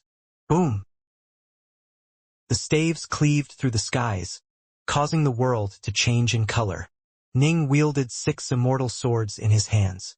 Although it wasn't too suitable for him to brashly use immortal swords to block head-on, Ning wanted to give it a try, given the power of his divine abilities. He blocked the attacks head-on. The 3 staves thundered forth with the power of a flood. They were met by 6 dazzling sword lights. They smashed directly onto each other. They caused the surrounding area to tremble with the terrifying force of the collision. And the result of this head-on strike was that the 2 were actually on par with each other. "We're actually on par." Ning was startled. "Last time I was at an absolute disadvantage. I've made repeated breakthroughs. But this Shimang Zishan has made some breakthroughs as well. It seems there's no hope of defeating him in a head-on fight." In addition, the amount of divine power my star-seizing hand uses up is quite astonishing. It can't be used for prolonged combat. Ning knew exactly what his own weakness was. Although he was very powerful in the Grand Dao of the Sword, with regards to ordinary Daos, he had mastered only 2 Dao paths. Xianxia's Grand Dao of Lightning might be a bit weaker than Ning's own Grand Dao of the Sword, but he had mastered 4 complete, normal Dao paths. In addition, after spending the past half-year constantly infusing all 4 Daos into his staff technique, his staves had become increasingly powerful. The power of Ning's divine ability compensated for this weakness, but the power of his divine ability resulted in a similarly astonishing rate of using divine power. After fighting for a prolonged period of time, his divine power would probably be exhausted. I am a sword immortal. Why should I fight him head-on? Ning's swordplay began to change. Previously, his 6 streaks of swordlight had flown out in straight lines, but they now changed. Ning's swordlight became like an unending flow of water, constantly striking in a steady stream towards Xianxia. Xianxia continued to do as he normally did, releasing his staff strikes as he pleased, either smashing down, lashing out, or suddenly sweeping forth. Ning's swordplay was like water, flowing without an end. Xianxia's staff techniques were unable to accomplish anything at all, but in turn, Ning was unable to leave even a single wound on Xianxia's body. There's no chance at all. It seems I'll have to use that unfinished sword technique, Ning mused to himself. Whoosh! Ning's sword changed once again. Of Ning's 6 immortal swords, some of them suddenly blazed like fire, containing the fierce sharpness of the Tao of the sword. Others flowed like an unbroken stream of water, continuously moving to entangle and hinder his foe. The rest fluctuated unpredictably with tremendous speed. This sort of sword technique placed a great deal of strain on Ning's mind and spirit upon execution. This sort of combat technique was something Ning had thought up when he had watched the sloppy Taoist battle with his wave-folding technique. The sloppy Taoist used 4 arms to defend and 2 arms to attack, and then formed a folding, circular wave of power. Although Ning didn't understand it, he had still been stimulated by the sloppy Taoist's combat method. The sword can be used as a spear, but it doesn't have as much penetrative power as the spear. It can be used as a warblade, but it doesn't have a warblade's savage chopping power. It can be used as a staff, but it isn't as heavy as a staff. Swords have 2 edges. They are incomparably agile, and can be used in many different manners of battle. After using the 3 heads, 6 arms divine ability, if I were to use the 6 arms to fight in different manners, perhaps they might affect each other and cause a loss of power, but it's also possible that just like with the sloppy Taoist, the power will actually join together increase. Prior to this battle, Ning had been constantly visualizing and hypothesizing regarding this technique in his mind. Earlier, during the previous battle, he had been completely silent, partially because he had been spending part of his attention in pondering the lesser 5-element sword that he had learned back at the Black-White College. Within the manual, there was a combination technique that used the 5 elements. Ning carefully reflected on these things, and had already come up with a vague technique in his mind. In this moment, he unleashed it. Whoosh! Swordlight like water, swordlight like fire, and swordlight that fluctuated unpredictably. Ning was incomparably agile and graceful, occasionally advancing and occasionally retreating. His swordplay became similarly illusory and fluctuating as large amounts of swordlight howled everywhere. Suddenly, all sorts of different types of swordlight appeared. It was like a melody that was occasionally soft, occasionally bright, sometimes flowing and sometimes explosive, the Taos of water, fire, wind, space, and the sword. He infused all of his insights into the Tao of the sword and into his hands. Ning had a wonderful feeling, as though many different types of sword techniques were cooperating together and supporting each other. It was all so natural that he didn't even have to intentionally come up with next sword techniques. Everything came out naturally, in accordance with this marvelous feeling. He didn't want to disrupt this sort of feeling. He wanted to flow with it and let it unleash what it could. Beautiful. So beautiful. So swordplay can actually become this beautiful. The nearly 1,000 celestial immortal patriarchs within the main hall of the Summerlight Palace all felt a carefree, relaxed feeling in their heart as they watched. Ning's three-headed, six-armed form executed various different sword techniques. It was just like he was painting a beautiful watercolor painting. The watercolor splashed everywhere, but it had a beauty that moved the heart. In this moment, Ning's form was like the wind. His 6 immortal swords were graceful and agile, putting the exquisite essence of the sword on complete display. The sword was by nature incomparably complicated. Even the most simple of sword techniques could be divided into 13 different basic movements, which was far more complicated than the spear, the staff, and the saber. This sort of complicatedness, to a true expert, it represented many materials to work with, allowing him to produce a consummately beautiful product. For a weakling, however, too much complicated was actually a bad thing. Genius! Lu Dongbin, within the main hall of the Skylight Palace, couldn't help but sigh in amazement. He's actually able to enter such a deep state during such a crucial battle.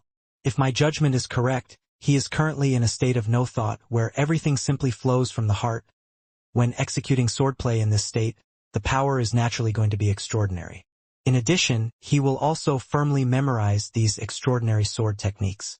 After this battle ends, his insight into the Tao and into swordplay will both rise dramatically. He is indeed a rare genius of the Tao of the sword. Bodhisattva Mahastamaprapta couldn't help but say, "We Buddhists are willing to accept this sort of genius." He has only mastered 2 ordinary Taos, but his Tao of the sword is at such a high level that he is absolutely the number 1 genius sword immortal of the conclave. Lu Dongbin couldn't help but say, he was indeed born to be a sword immortal. His talent in the Tao of the sword is absolutely inconceivable. Xianxia, if you don't accept this Ji Ning, can I take him on as my disciple? Eastflower, is your heart feeling itchy? Even the Buddhists are feeling itchy. Why can't I? Lu Dongbin looked back at the Xia Emperor. The Xia Emperor shook his head. All of the top 6 in this conclave must first be given to my master and his many disciples for choosing. If no one picks Ji Ning, then you, Lu Dongbin, can be his master. What do you say? Bullshit. Are you telling me that you guys won't choose a potential peerless sword immortal like him? Lu Dongbin immediately shook his head. The Xia Emperor laughed, saying nothing else. Ji Ning and the others were of the Grand Xia Emperor's world to begin with. Thus, as the saying goes, fertilizing water must not be allowed to flow into the fields of another. He naturally had to keep these individuals who had a chance of becoming experts of the 3 realms on his side. How could he release them? You old scallywag. Lu Dongbin pursed his lips. Look at how smug your smile is. Haven't you noticed that Ji Ning's power is currently increasing, and that his opponent Shimang Zishan is at an increasing disadvantage? This is someone of your Shimang clan. Indeed, in this battle, Zishan is going to lose. The Xia Emperor was extremely calm. I have nothing to say if he is beaten by Ji Ning. In addition, given Zishan's temperament, he's too brash and wild, making him excessively hard and brittle. Given Master's temperament, I imagine that he would choose Ji Ning even if both he and Ji Ning were in the running. This guy Xianxia. The other pure Yang true immortals all shook their heads. Still, given that the Xia Emperor had spoken out, all of them had no choice but to give up any thoughts of acquiring Ji Ning. In truth, given how turbulent the undercurrents were in the 3 realms right now, and how the Grand Xia dynasty's major world was one that was exceptionally blessed by karmic luck, this world did indeed have a very good chance of giving birth to a future expert of the 3 realms. However, not even they fully understood how enormous the impending tribulation would be. The greater a tribulation, the more powerful major figures would born from it. In fact, even multiple Tao Fathers might be born. However, they would be spread out throughout the 3,000 major worlds and the trillion minor worlds. It was very hard to say exactly how many experts the Grand Xia dynasty's major world would give birth to. The sloppy Taoist, as a disciple of Grand Emperor Xuanwu, must be blessed with luck. Of the top 3, one of them will become a disciple of Tao Father Crimsonbright. He too will be blessed by luck. For this single conclave of immortal destiny to give birth to two future experts would be quite remarkable. And precisely because of this, their desire to acquire Ji Ning wasn't too burning. After all, Ning was still just a Wanxiang adept. No one could tell how far he would be able to actually make it. Oh! Within the Grand Ceiling Formation, Xianxia was growing increasingly surprised and worried. The Ji Ning before him wielded those 6 immortal swords as though they were parts of a moving melody. They danced with tremendous beauty, and just watching them felt like a form of enjoyment. But this sort of enjoyment wasn't something which Xianxia could withstand. He only felt increasingly stifled, and no matter how he fought back, he remained at a disadvantage. Ji Ning's swords were simply too inconceivable. They were savage, gentle, fast, slow. Xianxia was unable to keep up, and wounds began to appear repeatedly on his body.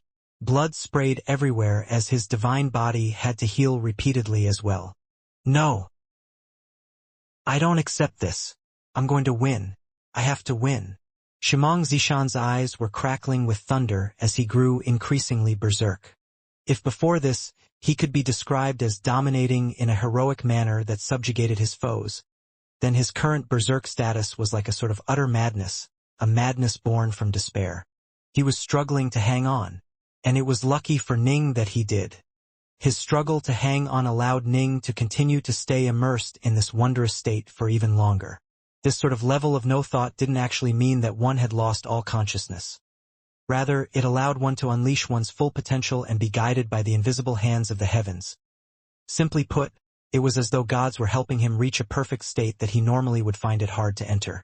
For example, some poets might suddenly feel divinely inspired and write a line of poetry that would be passed down for ages. But for the rest of their lives, they would never again be able to write something to match it. This was the wondrous state which Ning was currently immersed into. I admit defeat. Suddenly, an unhappy, dissatisfied voice rang out. Only now did Ning come back to his senses. Whoosh! Ning came to a halt. The area around him was completely splattered with blood, and half of Xianxia's body was lying off in the distance. His two halves quickly flew to each other and began to fuse together, but his bloodshot eyes remained filled with discontent. A pity that it ended so soon. Ning understood how rare it was for him to have entered such a state just now. If Xianxia had been able to hold on for a bit longer, it would have been even better for him. However, more than half of Ning's divine power had been used up as well. It was enough for him to have battled for so long. And then, a look of wild joy appeared in Ning's eyes. I won! I won! Won! The top 3. The Xia Emperor will send a recording of my battle to Tao Father Crimsonbright. He might choose me as a disciple. Ning was filled with eager expectation. But ideally, I shall become number 1 in this conclave of immortal destiny. That way, I'll have a better chance of being chosen. I won. The Imperial Citadel Plaza was filled with delegates from the 3,600 commanderies. Amongst them, many of the delegates from Stillwater Commandery began to call out in celebration. Although they each belonged to different powers within Stillwater, they were all from the same commandery.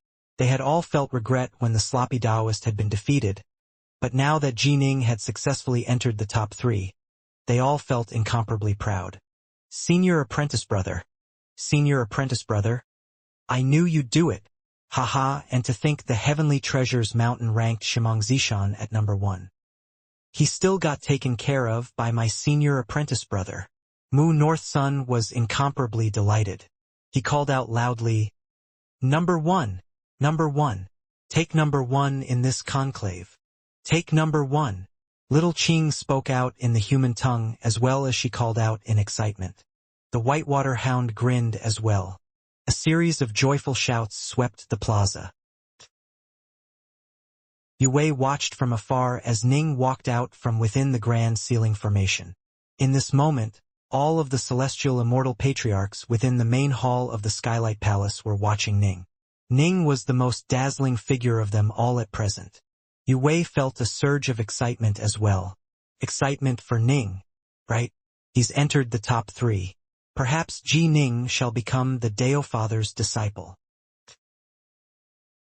Nine Lotus was watching from afar as well. A hint of a faint smile appeared on her face. In this instant, her heart and soul suddenly became tranquil. With regards to Ning and Yue being together, she still felt jealousy, but with regards to Ning himself, she was filled with nothing but hopes for the best for him.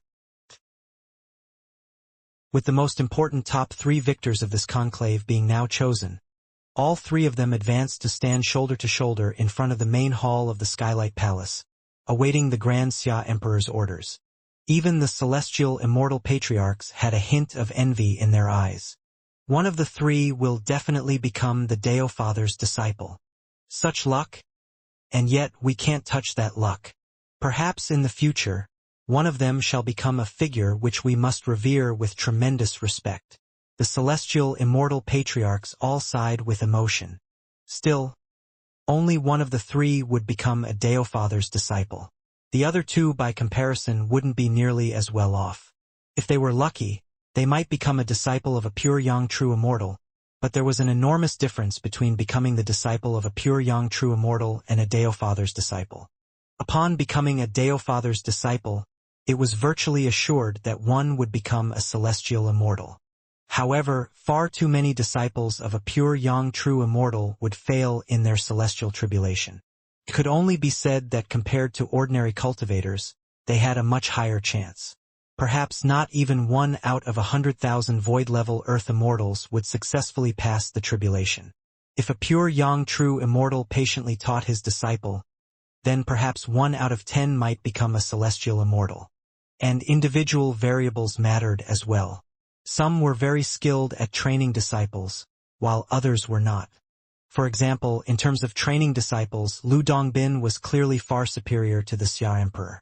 Lu Dongbin's disciples even included another pure Yang True Immortal. This was often spoken of and praised in the 3 realms. The Xia Emperor looked down upon the 3 youths, revealing a smile. I have to congratulate you. You are all extremely fortunate. And in the future, many years from now, you will understand how special this conclave of immortal destiny was for you. This is a critical turning point in your lives. It is clear that all 3 of you shall soar into the heavens. Only, it's hard to say exactly how high you shall each soar. Ning, Adept Woodpass, and Adept Blackstone all listened obediently. One of you 3 shall definitely become the Dao Father's disciple, the Xia Emperor said. As for the other 2, I can promise you that you shall both become disciples of a pure Yang True Immortal. Whoosh! The nearly 1,000 celestial immortals were all stunned. What? For a Dao Father to take a disciple was one thing, but the other 2 would also become the disciples of a pure Yang True Immortal. Pure Yang True Immortals didn't casually take on disciples either. Why would 2 suddenly be taken on today? It seems this conclave truly is special. First a Dao Father chooses a disciple, but then even pure Yang True Immortals will take on disciples. These celestial immortals now all realized how unique this was. In truth, because they didn't have a high enough status, they only came to realize this now. As for the experts and major powers of the 3 realms, they had long ago understood that a storm was coming, and that this storm would most likely be a major one. Naturally, these major powers would have to plan early in advance. A Dao Father's disciple, Ji Ning, Adept Woodpass, and Adept Blackstone all wished to become a Dao Father's disciple. As for a pure Yang True Immortal, there was a 1,000-fold difference between a Dao Father and a pure Yang True Immortal. For Ji Ning in particular, since he had already received the legacy of Daoist 3 lives, and the Stellar Hall provided guidance in multiple Dao paths and Grand Das, what was a pure Yang True Immortal? They weren't that attractive for Ning.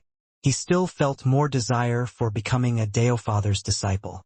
But of course, all of you will desire to become the Dao Father's disciple, and so these final battles are still very important, the Xia Emperor said. 2 hours from now, the 3 of you shall engage in the final duels, divided into 3 sets. Ji Ning battling Adept Blackstone. Adept Blackstone fighting Adept Woodpass. Adept Woodpass battling Ji Ning. 3 duels. Each person would compete twice against the others. I shall use a water scrying technique to record all 3 duels and give it to Master. Master shall watch all 3 of your duels. Then choose who his disciple will be, the Xia Emperor said. In these 3 competitions you need to display out all of your abilities. After all, the number 1 victor in this conclave isn't necessarily going to be the person the Tao Father shall choose. The choice is his. But of course, if you become number 1, the chances the Tao Father shall choose you might be a bit higher. Ning and the other 3 all waited quietly. Now, all 3 of you shall enter the world of the bright moon diagram of the mountains and rivers. 2 hours in the outside world shall be equivalent to a month of quiet training in the diagram, the Xia Emperor said.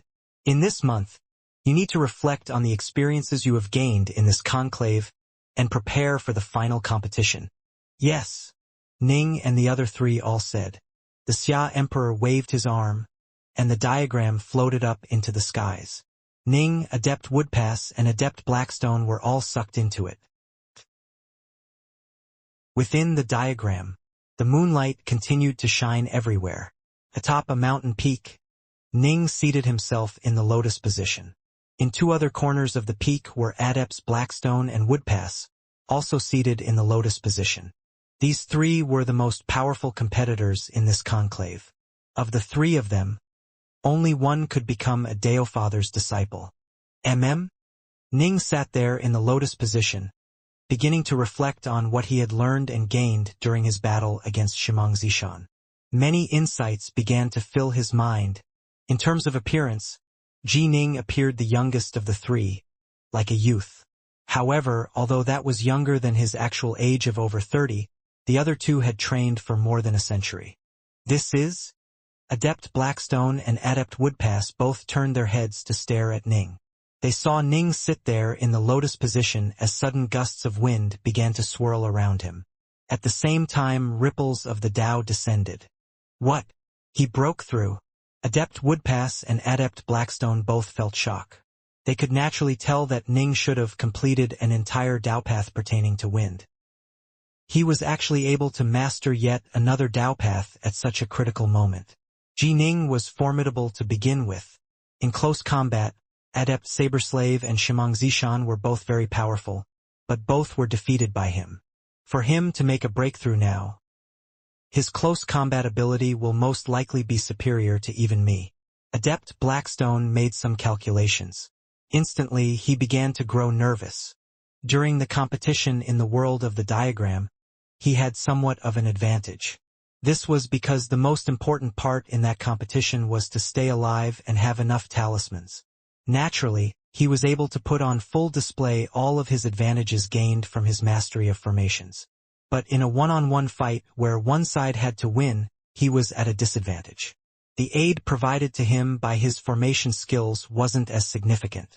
However, the Tao Father isn't necessarily going to pick the number 1 winner for his disciple. Adept Blackstone mused to himself. When the duel comes, I'm going to unleash all of my insights in the art of formations, so as to let the Tao Father see my full potential. And I believe he will choose me. He was very powerful in close combat as well, close to Xianxia's level. But he was more confident in his formations ability. He had spent far too much of his blood and sweat on formations. Ning could sense the ripples of the Tao from around him. He opened his eyes, revealing a hint of a smile. The Tao of the Gale. He had finally mastered this Tao path. Actually, long ago when he had mastered the Tao of the Raindrop, his Tao of the Inferno and Tao of the Gale had already been close to mastery. These 2 Taos had been just slightly lacking. But the many battles over the past year had been very helpful towards him. In the end, he had finally mastered both the Tao of the Inferno and the Tao of the Gale. 3 Taos. Rainwater, Inferno, Gale. I've mastered them all. Ning had primarily been spending his time meditating on these 3 Taos, and they had all advanced in unison. It wasn't too strange that by the time of the conclave, he would have mastered all 3. My Tao of the Sword improved tremendously as well, Ning celebrated. During his earlier battle with Xianxia, his insights into the Tao of the Sword had indeed increased significantly. However, there was a huge gap in difficulty between the 7th 8th, and 9th stances of the 3-foot sword. After all, the 8th stance was comparable to an ordinary celestial immortal's technique, while the 9th stance was a skill that allowed a loose immortal like Immortal Northwalker to unleash the power of a celestial immortal. Ning's current level of insights into the Tao of the sword was between the 7th and the 8th stance. He had yet to be able to unleash the 8th stance, but he had still improved enormously. His combat power had risen by a large amount. The Xia Emperor gave us a month. During this month, I need to fuse the Taos of Rainwater, Inferno, and Gale into my Tao of the sword, making the power of my sword increase even further. Ning mused to himself, then calmed down and began to meditate. The main hall of the Skylight Palace. Everyone was waiting for the 2 hours to conclude, and for the 3 final duels to begin. These 3 final duels would be recorded and given to Tao Father Crimsonbright to watch. In his battle with Xianxia, Ji Ning entered a state of no thought. I imagine that he must have improved considerably. By the time they have left their secluded meditation, Ji Ning's power will most likely have risen significantly yet again. In terms of attack power, he is most likely the absolute number 1 in this conclave. As for Adept Woodpass, he should be the absolute number 1 in terms of defense. Adept Blackstone, he's a bit worse off. If this was a battle in the outside world, his skill in formations would make it difficult for others to slay him. But this is a duel in the conclave in which a victor must be determined, True Lord Chiji said calmly. As I see it, the number 1 position should go to either Ji Ning or Adept Woodpass. Right? It'll be a bit harder for Adept Blackstone. Lu Dongbin and the others all nodded in agreement. Even the Xia Emperor nodded as well. Ji Ning has mastered yet another Tao path in secluded meditation in the world of the diagram. This should be part of what he gained during the previous battle with Xianxia. No thought, no self, as expected. He has gained power after having entered that state of mind. The pure Yang true immortals were all quite calm. Comparatively speaking, in the final 3 duels, who won and who lost wasn't as important. This was because the Tao Father wouldn't necessarily choose the top-ranked person. However, without question, the victor would have a better chance of being chosen. After all, over the course of history, victory and defeat usually determined who would be acclaimed as the hero. In the blink of an eye, 2 hours passed. Swish, swish, swish. 3 figures flew out from the world of the diagram, appearing on the main hall. Your Imperial Majesty. Ning and the other 2 both called out in unison with respect. With regards to these 3 duels, the first shall see Ji Ning against Adept Blackstone, the Xia Emperor instructed. After these 3 duels, I'll arrange for all of you to go to the Imperial Treasury of my Grand Xia dynasty and pick out a divine ability of your choice. However, compared to becoming the disciple of the Tao Father, choosing a divine ability is naturally a small matter. Ning and the other 2 just listened quietly. Let it begin then, the Xia Emperor instructed. Yes. Ning and Adept Blackstone exchanged a glance, and then both walked towards the outside of the hall. By now, Ning and the other 2 no longer had any more tricks up their sleeves. They had long ago unleashed all of their abilities, which was why Lu Dongbin and the others were able to get a very good picture of what would happen. Adept Blackstone was clearly a master of formations, but Ning just stood there without moving, just using a waterflame lotus to protect himself. As soon as Adept Blackstone moved near him, Ning would fight him. But if he didn't, then Ning wouldn't move about randomly. And so, Adept Blackstone began to put on his performance, unleashing all of his abilities as a master of formations. The seemingly simple Fushi staff formation unleashed one mighty formation after another. Some were illusory, others were meant to kill, while still others were meant to seal. In fact, the formations actually were layered atop each other, causing the area to be filled with illusions and killing intent. But Ning didn't even try to break the formation. All he had to do was wait for Adept Blackstone to move close to him and start fighting. Only after putting on a show of displaying his formidable formations did Adept Blackstone begin to actually fight with Ning. And indeed, in close combat, now that Ning had improved even further, he ended up defeating Adept Blackstone.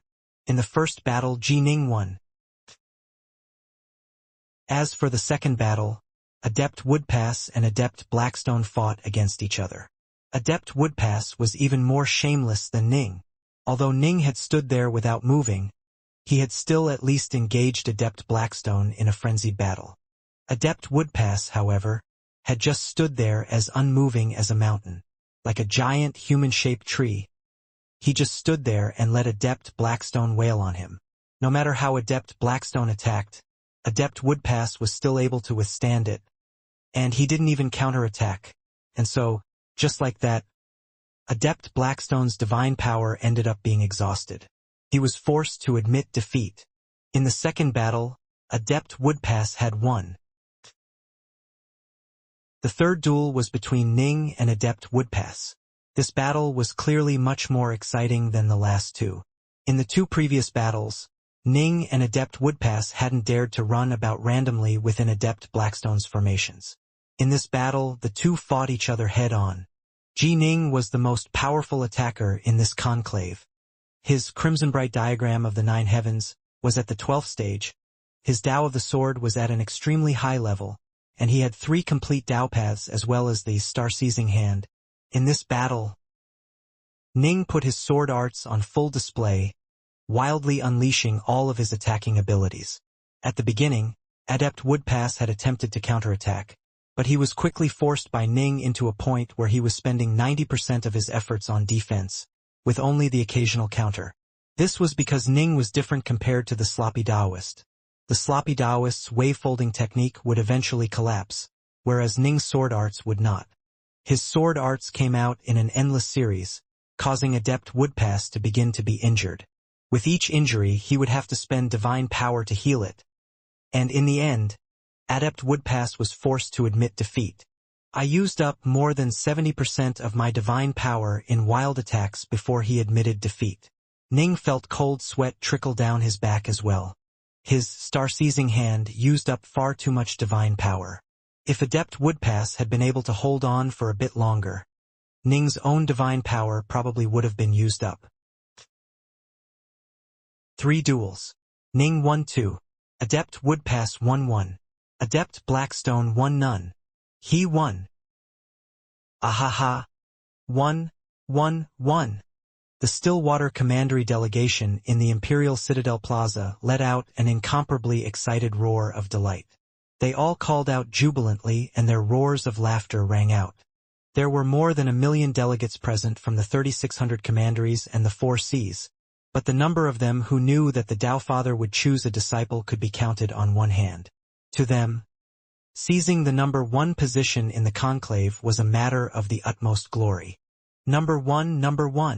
Mu North Sun was so excited. His entire face was red. He was incomparably delighted as he said, "My senior apprentice brother Ji Ning is number 1. Adept Vast River sighed with emotion. In the past, when I saw junior apprentice brother Ji Ning kill young Flame Nong, all sorts of worries had appeared. But unexpectedly, after such a short period of time, senior apprentice brother Ji Ning actually became number 1 in this conclave. This is really a miracle. A real miracle. Number 1. Immortal 5 Craze was so excited that he actually tossed his gourd of wine to the ground. He seemed to have gone mad, and was so excited he seemed berserk. Ahahaha. A disciple of my Black-White College has become number 1 in this conclave. This has never before happened in the entire history of my Black-White College. Never ever. Haha. The champion of the conclave belongs to a disciple of my Black-White College. Haha. Wonderful. Ji Ning truly is incredible. Northmont Byway's breathing was rather ragged. He was simply too excited. He actually became number 1 in the conclave. I didn't even dare imagine this happening. This is truly unfathomable. Master is so amazing. Little Qing's eyes were glowing. Big brother. The Whitewater Hound thought back to the scenes of Jiachuan and Yuchi Snow teaching Ji Ning swordplay. Can you see this? You taught him movement arts, taught him swordplay, and now, sword in hand, he has become the champion of the conclave of immortal destiny of this entire vast Grand Xia dynasty. Can you see it? Can you see it? The Whitewater Hound's tears began to fall. He was incomparably agitated. Deep within the void of the three realms, there was a world here that had been born from chaos, filled with endless, fathomless amounts of seawater. The fathomless oceans had several islands within it, and immortal cultivators as well as immortals were very common. At the very center of this ocean world, atop an island surrounded by the waters of the sea, there were a series of indescribably beautiful palaces. Immortal maidens, celestial generals, and celestial soldiers were everywhere to be seen. On the top of the highest palace, there was an enormous diagram of a yin-yang taiji symbol that hung high up in the air, constantly emanating boundless amounts of white and black light. An old black-haired man was seated atop a bed formed from clouds, and the enormous yin-yang taiji diagram was directly above him. The old black-haired man opened his eyes. "Novice," he said calmly. Beneath him were a pair of male and female novices, who were obediently awaiting his orders. The golden-robed male novice immediately responded obediently, "Patriarch, go and call out your uncle master Topple," the black-haired elder instructed. "Yes," the golden-robed male novice acknowledged with respect, then took a single step forward through a ripple in the air that had appeared. He teleported away and disappeared. Deep within the sea of this world, there was an underwater palace.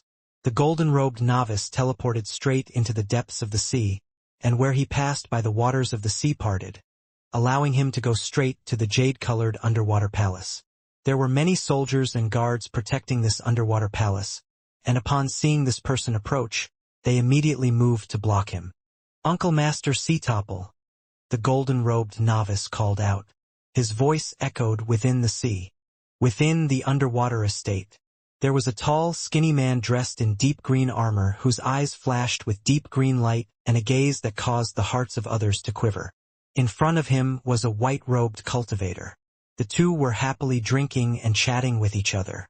"It isn't that I, your big brother, don't want to help you. You must understand, I've been confined to this place by Master. I want to help, but there's nothing I can do. But come, let's stop talking about these unhappy things. Let's drink."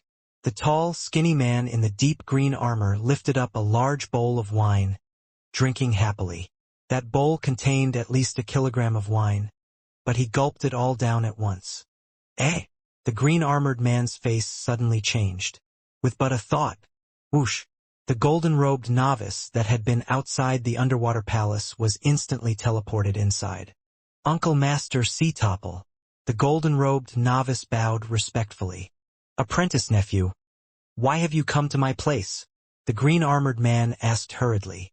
Although this golden-robed novice was merely a celestial immortal, he was permanently stationed by the side of Grand Emperor Xuanwu to carry out his orders.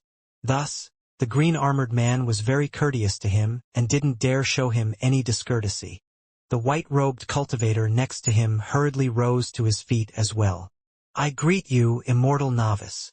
The golden-robed novice glanced sideways at the white-robed cultivator, just nodding slightly at him, then said, "Uncle Master Topple, I have come per the orders of the Patriarch. The Patriarch wishes to see you." "Oh!" Upon seeing this, Topple immediately said, "Then I shall go right away." Topple then immediately said to the white-robed cultivator next to him, "Master is ordering me to go to him. I must." "Big brother, no worries. Go take care of your matters first. I won't stay here any longer. I'm going to pay the Heaven Realm a visit and see if I can find anyone to help that poor child of mine," the white-robed cultivator hurriedly said, then left gracefully. "Master!" the green-armored man called out with respect. Above him was the black-haired elder, seated atop a cloud.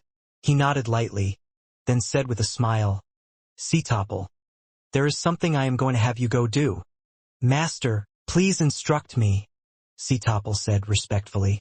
100 years ago, I accepted a disciple in the world of the Grand Xia, one of the 3,000 major worlds, the black-haired elder said with a calm laugh. "In other words, a junior apprentice brother for you." "A junior apprentice brother?" Topple was amazed. 100 years ago, When his master took on a disciple, it was a matter of tremendous importance. And yet, he had no idea of this whatsoever. His true name is Xianxia. He is learning the Tao in a small school known as the Black-White College within the world of the Grand Xia. He is currently just a Wanxiang adept, and others refer to him as the sloppy Taoist. The black-haired elder said with a laugh, "The Grand Xia world has just held a conclave of immortal destiny. Your junior apprentice brother attended this conclave, which has now concluded. Go to the imperial capital of the Grand Xia's world and bring your junior apprentice brother before me. Remember, on this trip you absolutely cannot cause any trouble. All you need to do is bring your junior apprentice brother back here." "Understood," Sitopple said respectfully. "Go then." The black-haired elder nodded. Sitopple immediately departed respectfully, and then he left this major world to go to the world of the Grand Xia. The world of the Grand Xia dynasty, the imperial capital, the main hall of the Skylight Palace. Ji Ning, Adept Woodpass, and Adept Blackstone were all standing there respectfully, awaiting the order of the Grand Xia Emperor. This Ji Ning truly is formidable. He's only trained for 30 or so years, and yet became #1 in this conclave. It seems he has an extremely good chance of becoming the Dao Father's disciple. It'll be soon. His Imperial Majesty is about to deliver the scryer recording of the duels to the Dao Father. The nearly 1,000 celestial immortals were all chatting amongst themselves. The conclave had come to an end, with Ji Ning #1, Adept Woodpass #2, and Adept Blackstone #3. However, right now what everyone was paying attention to was who the Dao Father would choose as a disciple. The champion of the conclave was nothing but a meaningless title. To become the disciple of the Dao Father was what really mattered and came with real benefits. "The three of you," the Grand Xia Emperor's voice once more rang out. Ning and the other two immediately listened carefully. "I have already recorded all 3 of the previous duels using the water scrying technique. I am now going to go to my master's place and offer them to master for the viewing." The Grand Xia Emperor's voice once more rang out, and a second, white-robed Xia Emperor appeared by his side who looked identical to the main body of the Xia Emperor. Swoosh! The white-robed Xia Emperor took a single step forward, entering the skies above them, then tearing open the void and departing from this major world. Ning and the other two were incomparably nervous. The white-robed Xia Emperor was clearly the clone or primal twin of the Xia Emperor. Clearly, he had gone to visit Dao Father Crimsonbright. Now, they were going to wait for the Dao Father's selection. Who would be chosen? "My formations are even more formidable than my personal close combat strength. The Dao Father will naturally have excellent judgment and will be able to see how special and blessed I am in formations." Adept Blackstone was ranked #3. He had very complicated feelings in his heart right now. Given my talent in formations, the Dao Father should choose me. I became the champion. I did everything I could. Next, all I can do is wait for the Dao Father's decision, Ning said to himself silently. "Let's see if this destiny is mine," Adept Woodpass silently mused to himself. The Grand Xia Emperor, seated up high, once more spoke out. "My primal twin has already headed towards Master's place, but it is hard to say when Master will meet me and when he will choose a disciple." The Grand Xia Emperor looked down at the 3 nervous individuals below him. Clearly, it was hard for Ning and the other 2 to feel at ease for even a second. "Since the 3 of you are the top 3 of this conclave, you can go pick a divine ability of your choosing from the Grand Xia's treasury." "King Qi," the Grand Xia Emperor spoke out. "Your Imperial Majesty." King Qi immediately rose and acknowledged him. "Lead these 3 to our Grand Xia treasury. Let them choose a divine ability," the Grand Xia Emperor said. How could Ning and the other 2 be in a mood to choose a divine ability right now? In a normal situation, yes, they would be incomparably excited at this chance to choose a divine ability from the Grand Xia's treasury. But they were waiting for Dao Father Crimsonbright's decision. Their hearts felt suspended, and they only had one thought in their minds. Who will the Tao Father choose? Who will be the one to be chosen? Choose me, choose me, choose me. Go. After my primal twin returns, I will naturally notify you of Master's final decision, the Grand Xia Emperor said. Yes. Ji Ning, Woodpass, and Blackstone both responded respectfully. Then they moved to follow King Qi through a side corridor leading away. The nearly 1,000 celestial immortals in the main hall, as well as the eliminated Wanxiang adept geniuses, all watched the three leave with envious eyes. The Grand Xia Emperor had already informed them all that one would be chosen by the Tao Father as a disciple, while the other two would be chosen by pure young true immortals as disciples. In other words, all three of them would see their statuses suddenly and dramatically change. How could the eliminated contestants not feel envious? Yue Wei, sloppy. Do you two think Ji Ning will be chosen by the Tao Father as a disciple? Xianxia was both excited and nervous. He was her most important family member. Naturally, she hoped that Ning could ascend to the heavens with a single step. That way, it would also be much easier for Ning to deal with the Young Flame clan in the future. He will. The Tao Father definitely will. Yue Wei was holding Xiaxia's hands. Sloppy. Xianxia looked towards the sloppy Taoist, who shook his head. I don't know the Tao Father's temperament. It's hard to say. Still, since junior apprentice brother Ji Ning has become #1 in this conclave, and has trained for such a short period of time, he is indeed the most dazzling figure of the three. There is a very high chance that the Tao Father will choose junior apprentice brother Ji Ning. However, no one can be absolutely certain regarding this. Those who cared deeply about something would often find their thoughts in a jumble because of it. Both Yue Wei and Xianxia cared far too deeply about Ning. But even if he cannot take on Tao Father Crimsonbright as his master, he'll be apprenticed to a pure young true immortals. There's no need to be too nervous, the sloppy Taoist said with a sigh. I wonder if I would have the same good fortune to become the disciple of a pure young true immortal one day. Eldest apprentice brother, you are also quite dazzling in this conclave.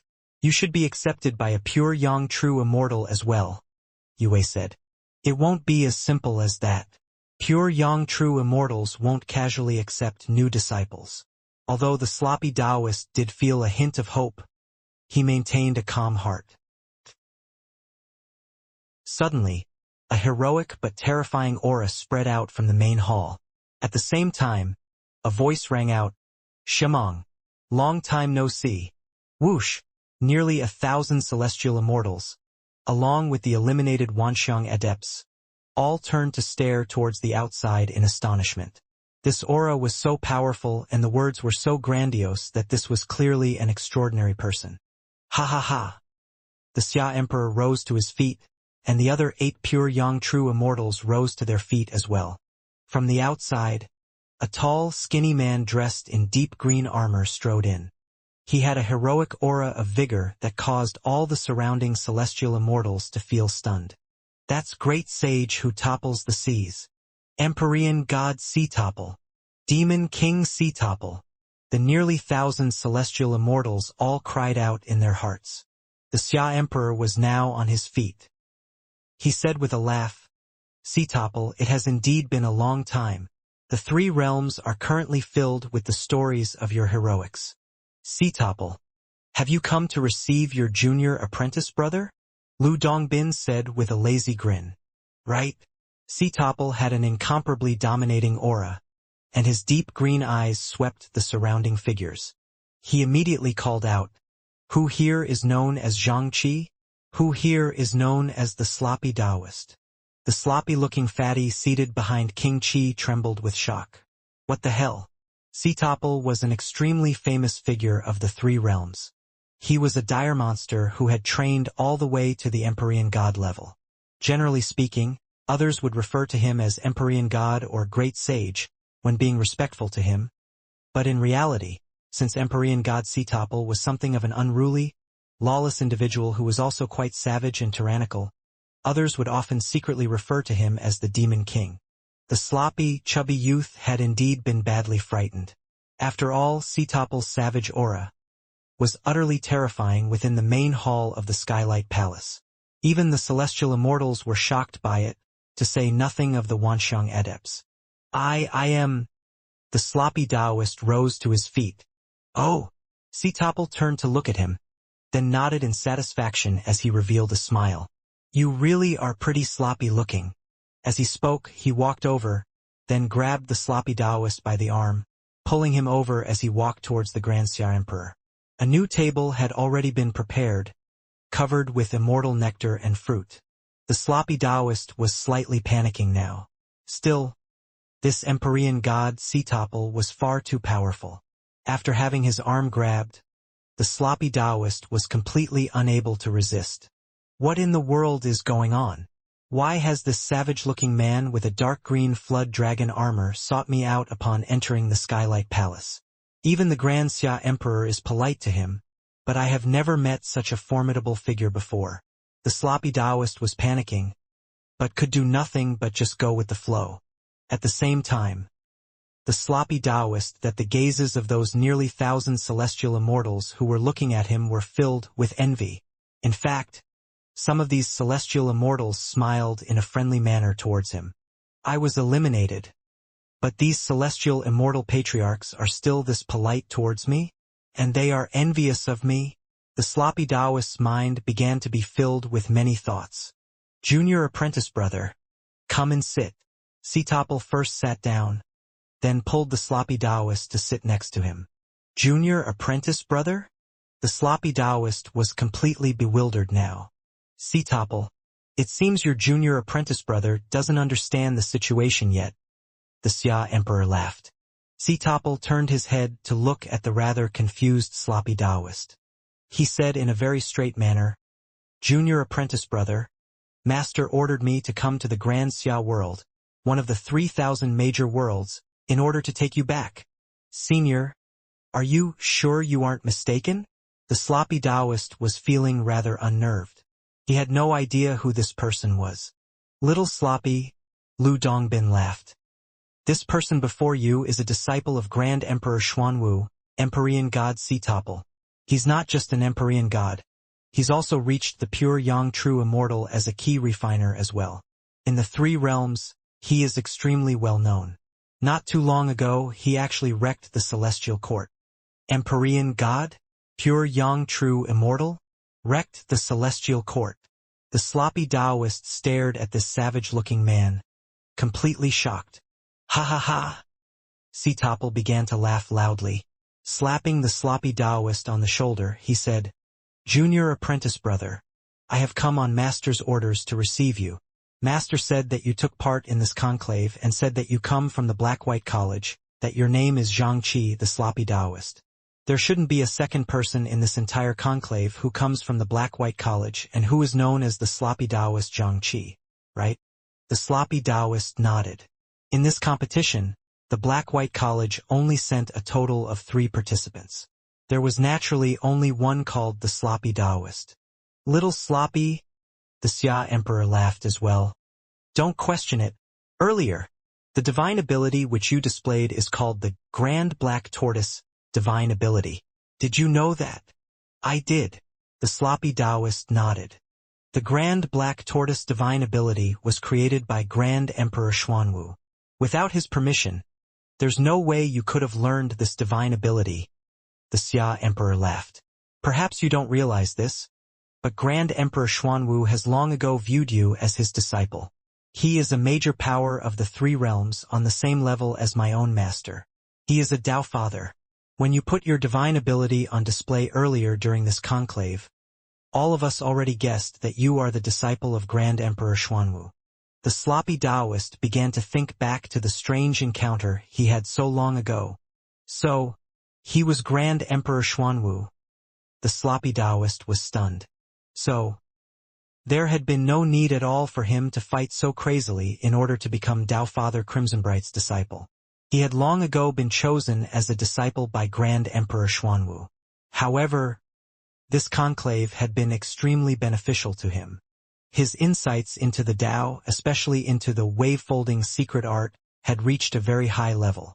Junior apprentice brother, you've learned the Grand Black Tortoise Divine Ability?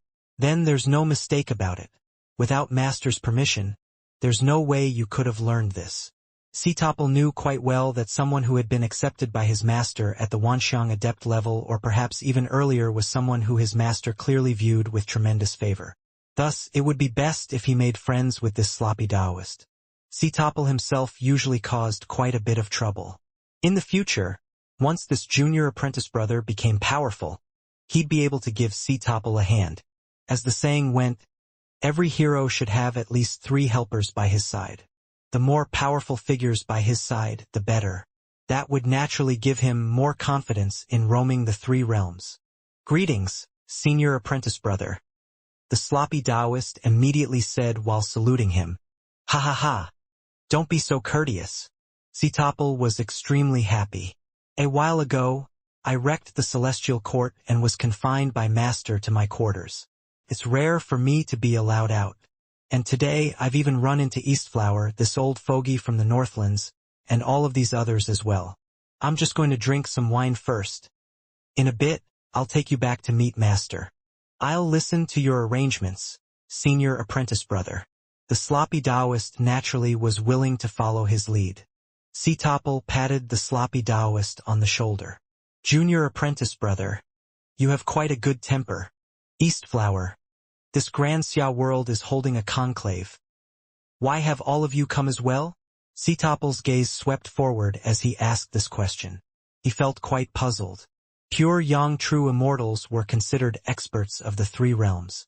For 9 of them to be gathered in one place was indeed fairly rare. This conclave is quite special.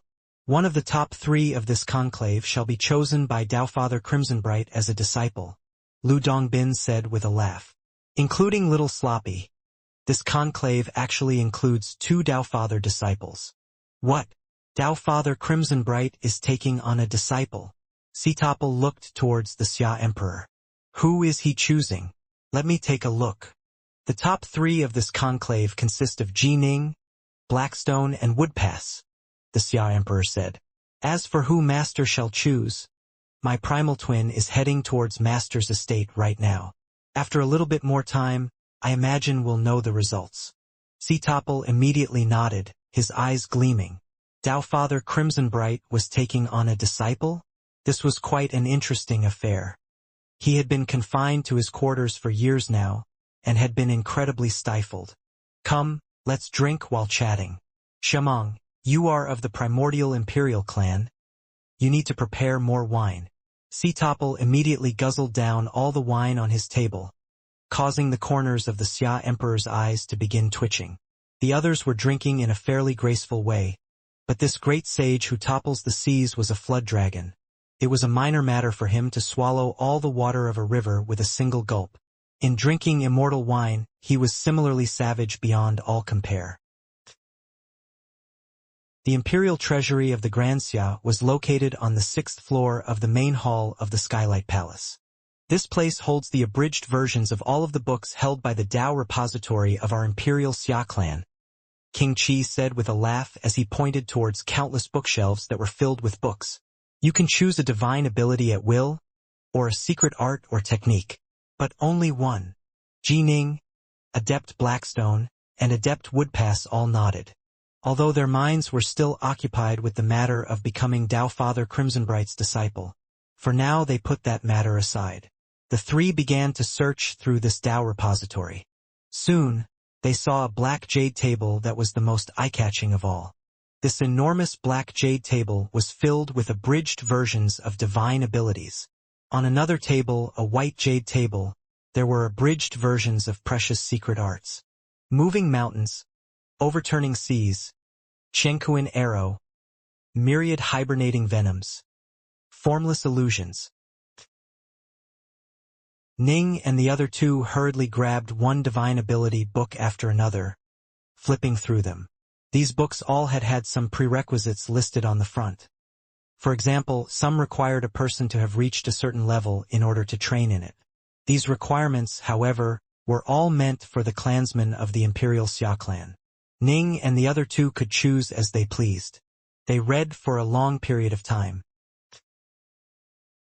They flipped through all the secret arts as well. In the end, as if by tacit agreement, all 3 of them chose the same divine ability. Torch Dragon's Eye. Are you certain you are going to choose the Torch Dragon's Eye? King Qi asked. Yes. Ji Ning, Adept Woodpass, and Adept Blackstone all nodded in unison. Fine. King Qi revealed a smile. Come with me, then. King Qi was actually fairly happy that all three had chosen the Torch Dragon's Eye, because this technique was still fairly widespread amongst the various major powers of the three realms. However, this Torch Dragon's Eye really was the most powerful divine ability within the imperial treasury of the Grand Xia, although this was only the first part to the whole technique. This was still a technique that ranked in the top 100 of the three realms. Rumble. A stone door was pushed open. King Qi led Ji Ning and the others into the stone room. In the center of the stone room, there were bamboo books that was hovering in midair, emanating a dreamy light and covered with restrictive spells. This is the Torch Dragon's Eye. King Qi pointed towards a bamboo book. The restrictive spells covering them have been unsealed. The other ones remain sealed. There's no way for you to touch them. All you need to do is touch the bamboo with your hands. The large amounts of information contained within the bamboo will instantly be transmitted into your soul, King Qi said. Fortunately, this is merely the first part of the Torch Dragon's Eye, and so it won't take too much time to accept the transmission. For each person, it will at most take as much time as needed to brew a pot of tea. Ning understood. This divine ability was one of those that increased dramatically in difficulty at the higher levels. Most likely, the part meant for Empyrean gods was thousands of times more difficult than the part meant for void-level cultivators. In addition, the part meant for true gods would be thousands of times more complex than the part meant for Empyrean gods. Ning had accepted the complete transmission of this star-seizing hand, which was why it had taken him months to do so. Ji Ning, you come first, King Qi said. Ning nodded, stretching out his hand and pressing it against the hovering bamboo book. As soon as he touched it, boom! Instantly, a large amount of information began pouring into his soul. Although the transmission wasn't as efficient and fast as when he had received the star-seizing hand transmission, Ning's soul was far more powerful than it had been back then, and the speed at which he accepted the data was faster as well. In just a short while, the complete first part of the Torch Dragon's Eye had been transmitted into Ning's soul. So that's how it is. Ning was secretly startled and delighted. The Torch Dragon's Eye. This was a divine ability developed by the Torch Dragon, one of the major powers of the three realms. This divine ability was extremely famous. The legends often mentioned abilities like the Torch Dragon's Eye or Hoi shooting the sun. Now, upon seeing the real method to activate this technique and its real power, Ning was secretly startled as well. The Torch Dragon's Eye, in short, relied on harvesting the light of the 9 heavens and focusing it in the eye, and then cultivating a so-called innate torchlight. Although this is just the first part, which any Fiendgods up to the void level can train in, it's enough. After all, beyond that is the tribulation that results in Empyrean gods. Upon becoming an Empyrean god, I'd be someone on the level of the Xia Emperor. I can just rely on my own powers to search for the second part to the Torch Dragon's Eye. Ning was extraordinarily excited. Aside from the star-seizing hand, he had finally acquired yet another truly powerful divine ability. Ning, Adept Woodpass, and Adept Blackstone all meditated on the contents of the Torch Dragon's Eye. Each of them felt delighted in their hearts. After all, this was a technique comparable to the Grand Black Tortoise technique. If it hadn't been for the fact that the Torch Dragon had perished, how could they have had a chance to learn this? All right, King Qi suddenly said. Ning, Adept Woodpass, and Adept Blackstone all raised their heads to look at him. His Imperial Majesty has sent word to me that Tao Father Crimsonbright has chosen a disciple. The 3 of you need to hurry back with me to meet His Imperial Majesty at the main hall, King Qi said. Ji Ning, Adept Woodpass, and Adept Blackstone all felt their hearts clench. The joy they felt upon acquiring the Torch Dragon's Eye instantly fled to the back of their minds. All 3 of them had the same question in their heart. Who did the Tao Father choose? Was it me? Let's go, King Qi said. Right. Ning and the other 2 obediently followed behind him, but in their hearts, They felt their emotions surge like the waves of the ocean. The main hall of the Skylight Palace. The Xia Emperor's face changed as he revealed a look of surprise. "What is it, Xiamong?" Lu Dongbin, Sitopple, and the rest of the 9 all looked towards the Xia Emperor. "Xiamong, can it be that the Tao Father has already chosen a disciple?" Lu Dongbin chortled as he spoke. These pure young true immortals were all clever fellows. A simple change in expression by the Xia Emperor instantly drew their attention and caused them to be able to guess at what had happened. After all, given the Xia Emperor's status, why would he suddenly appear surprised for no reason at all? "Ha ha ha!" The Xia Emperor laughed and nodded. "I really can't hide anything from you all. Indeed, my primal twin has visited Master, and Master just made his choice." Who did the Tao Father choose?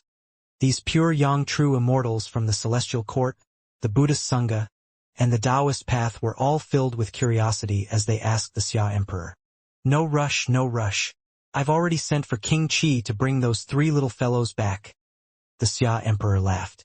"After those 3 little fellows return, I'll make the announcement." "Show off." Sitopple pursed his lips, then glanced at the sloppy Taoist. "Junior apprentice brother, this conclave you participated in the world of the Grand Xia really is quite special. You are a disciple of Master, while Tao Father Crimsonbright is going to accept a disciple as well." The news that there were 2 disciples of a Tao Father in a single conclave is most likely going to soon spread throughout the 3 realms. The sloppy Taoist just smiled. In front of these true immortals and Empyrean gods, he rarely said anything. Who will the Tao Father choose? The sloppy Taoist felt puzzlement in his heart as well. Will it be junior apprentice brother Ji Ning? In his heart, he hoped that his own junior apprentice brother would be the one to be apprenticed to the Tao Father. If that were to happen, then things really would be perfect for the Black-White College this time. Moments later, King Qi led Ning and the other 2 back into the main hall. Instantly, the gazes of the nearly 1,000 celestial immortals present swung towards them. Why have the 3 of them returned? Can it be that the Tao Father has already made his choice? The celestial immortals instantly guessed at the reason, and they all felt nervousness in their hearts. "Your Imperial Majesty, the 3 have come," King Qi said respectfully. Ji Ning, Adept Woodpass, and Adept Blackstone stood obediently behind him. The Xia Emperor nodded slightly. King Qi retreated to one side, sitting down in the lotus position in the seat he had been in previously. Ning and the other 2 were now the focal point for the entire main hall of the Skylight Palace. They found it difficult to hide the restlessness and nervousness in their eyes. Although all 3 of them were monstrous geniuses, they were still extremely nervous right now. The Xia Emperor, seated above them atop his throne, revealed a rare smile. He said in a clear voice, "Master has already chosen a disciple amongst you 3. The disciple shall be." When these words came out, everyone held their breaths. "Gotta be Ji Ning. Gotta be Ji Ning." Wuxia was tightly clenching Yu Wei's hands. "Ji Ning. Ji Ning." Nine Lotus raised her head to watch as well. "Don't let it be Ji Ning. Don't let it be him." Patriarch Arcanum's narrow eyes were filled with frantic worry. If Ji Ning became the Tao Father's disciple, then in the future, he would most likely prove to become a true disaster for the young Flame clan. Many people were waiting silently. Some hoped it would be Ning. Others hoped it would be Adept Woodpass. Still others hoped it would be Adept Blackstone. They each had their own supporters and detractors. For the world of the Grand Xia to give birth to a new disciple of a Tao Father was something that would completely, fundamentally change the balance of power in the entire Grand Xia dynasty. The Xia Emperor's gaze swept downwards, pausing to intentionally prolong the tension. Only upon seeing Sitopple glare angrily at him and Lu Dongbin rub his nose did the Xia Emperor declare, "The Tao Father's chosen disciple is Adept Woodpass. Adept Woodpass." The Xia Emperor's voice echoed within the entire main hall. For a moment, the entire main hall was completely silent. Adept Woodpass. The Tao Father's disciple, Adept Woodpass. Adept Woodpass. In perfect unison, all of the celestial immortals and eliminated Wanxiang adepts within the main hall all turned their gazes towards the simple, honest-looking youth, Adept Woodpass. For a time, all of the celestial immortals found it difficult to mask the envy and desire they felt. They knew very well that this honest-looking youth's status had just soared into the heavens. The Dao Father's disciple, Adept Woodpass. In this instant, Adept Woodpass had become the most dazzling figure in the entire Skylight Palace. It was actually Adept Woodpass. Wuxia, Yue, the sloppy Taoist, and some others all turned to look at Ji Ning. They felt unhappy on Ning's behalf. Ning had already tried his best. He was the youngest of the three, and was number one in this conclave. Why hadn't he been chosen? However, they didn't argue against this decision, because the decision was Dao Father Crimsonbright's. Only the person who the Dao Father took a favoring to would be chosen, and that person didn't necessarily have to be number one. The Dao Father's chosen disciple is Adept Woodpass. The voice rang out in Ning's ears. He felt dazed. For an extremely brief moment, Ning's entire mind went blank. However, he quickly came back to consciousness. Although he was clear-headed now, in his heart, he still felt countless emotions. Why would it be him? Why did the Dao Father choose him? Ning's heart was filled with urgency, resentment, rage, and helplessness. He was helpless, truly helpless. The choice of a disciple was up to the Dao Father. No matter how dazzling Ning had proven himself to be, if the Dao Father didn't like him, it was all for nothing. If I had completely exposed my star-seizing hand, then perhaps Dao Father Crimsonbright would have chosen me. This thought suddenly came to Ning's mind, but it was nothing more than a disgruntled thought. Ning knew very well that given how many people were watching this conclave, as soon as his star-seizing hand was revealed, the after-effects would be completely unpredictable. The three realms were currently filled with turbulent undercurrents that were simply too mysterious. Taoist Threeliv's status was unknown. Ning didn't dare take this risk. Congratulations, Brother Woodpass.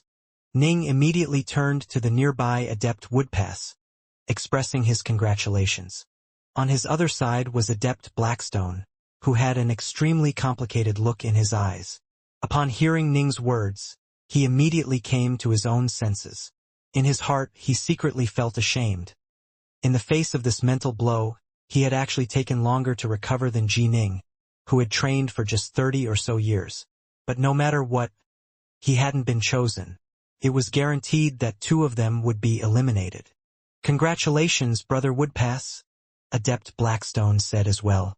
Adept Woodpass's eyes were filled with joy. He immediately said, Brother Ji Ning, Brother Blackstone, I was just lucky. Neither of you are inferior to me. The Xia Emperor, seated on his throne, nodded slightly upon seeing this. Ji Ning and Blackstone's Dao hearts were fairly formidable. The chance of becoming the Dao Father's disciple had suddenly disappeared. This was a tremendous blow that would cause some people's Dao hearts to completely crumble, and perhaps even cause them to go insane.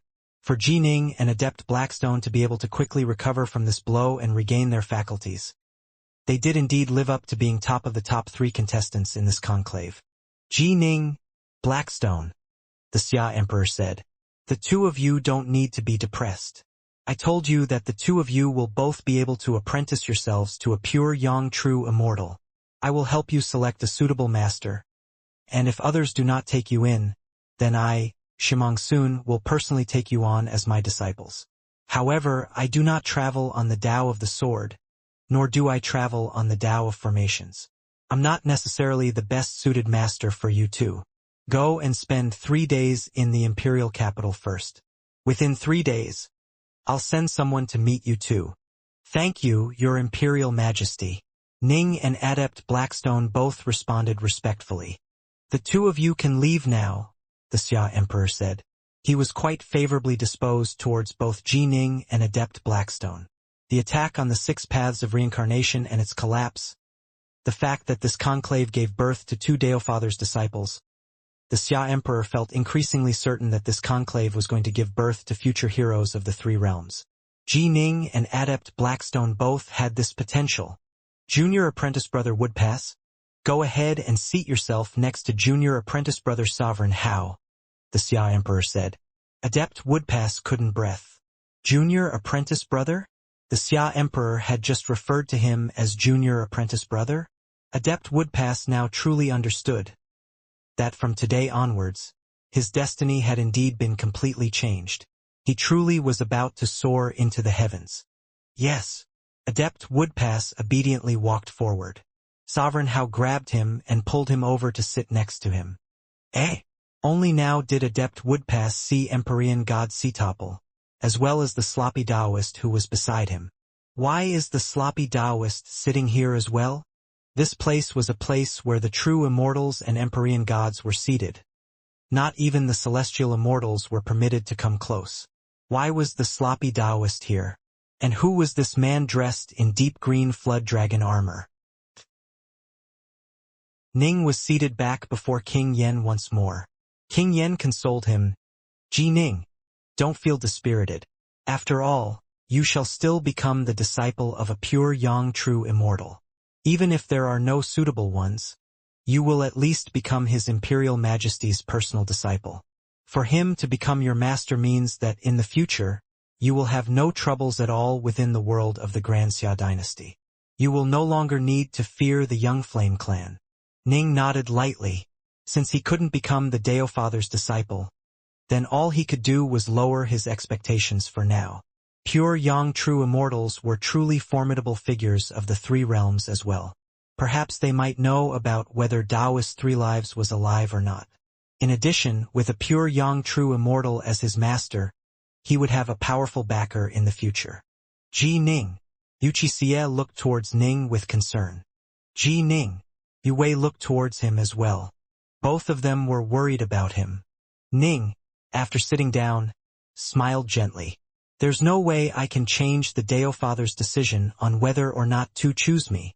No matter what, I've already done all I can. Right?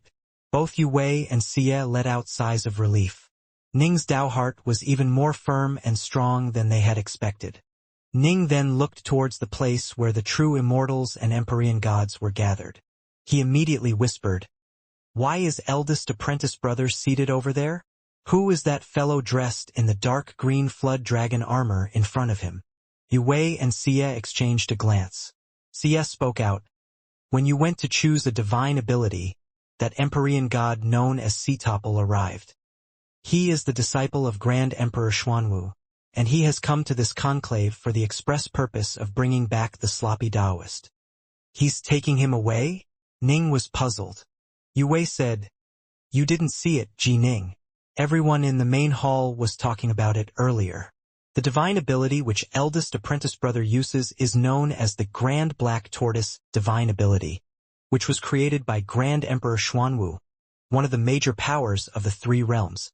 In reality, he had been chosen by Grand Emperor Xuanwu long ago to be his disciple.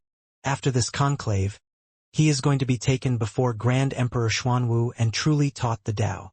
"What?" Ning was stunned. Woodpass was a major power's disciple, and now the sloppy Taoist was becoming one as well? Ji Ning, Adept Blackstone, and Adept Woodpass quickly came to understand the situation. It wasn't so bad for Adept Woodpass, but Ji Ning and Adept Blackstone found it hard to refrain from feeling envy.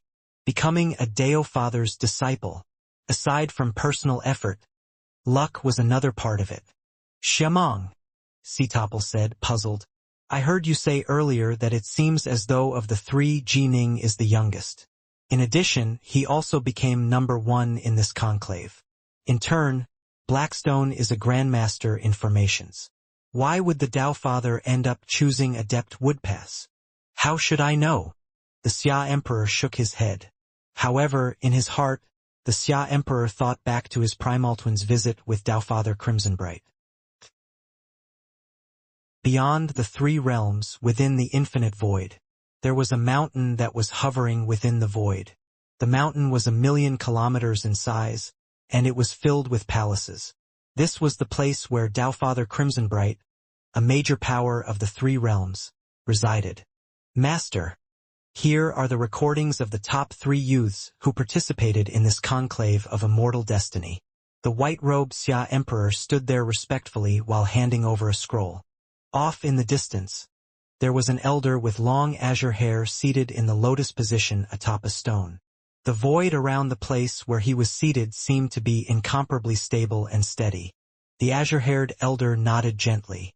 The scroll instantly unfurled, its surface flashing through the images of those 3 duels. Whoosh! The scene of the first battle suddenly turned dramatic and exciting.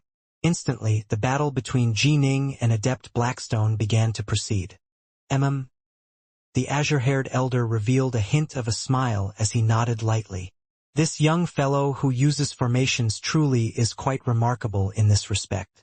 If he were to focus on it, in the future, he would most likely become a true grandmaster of the Tao of formations.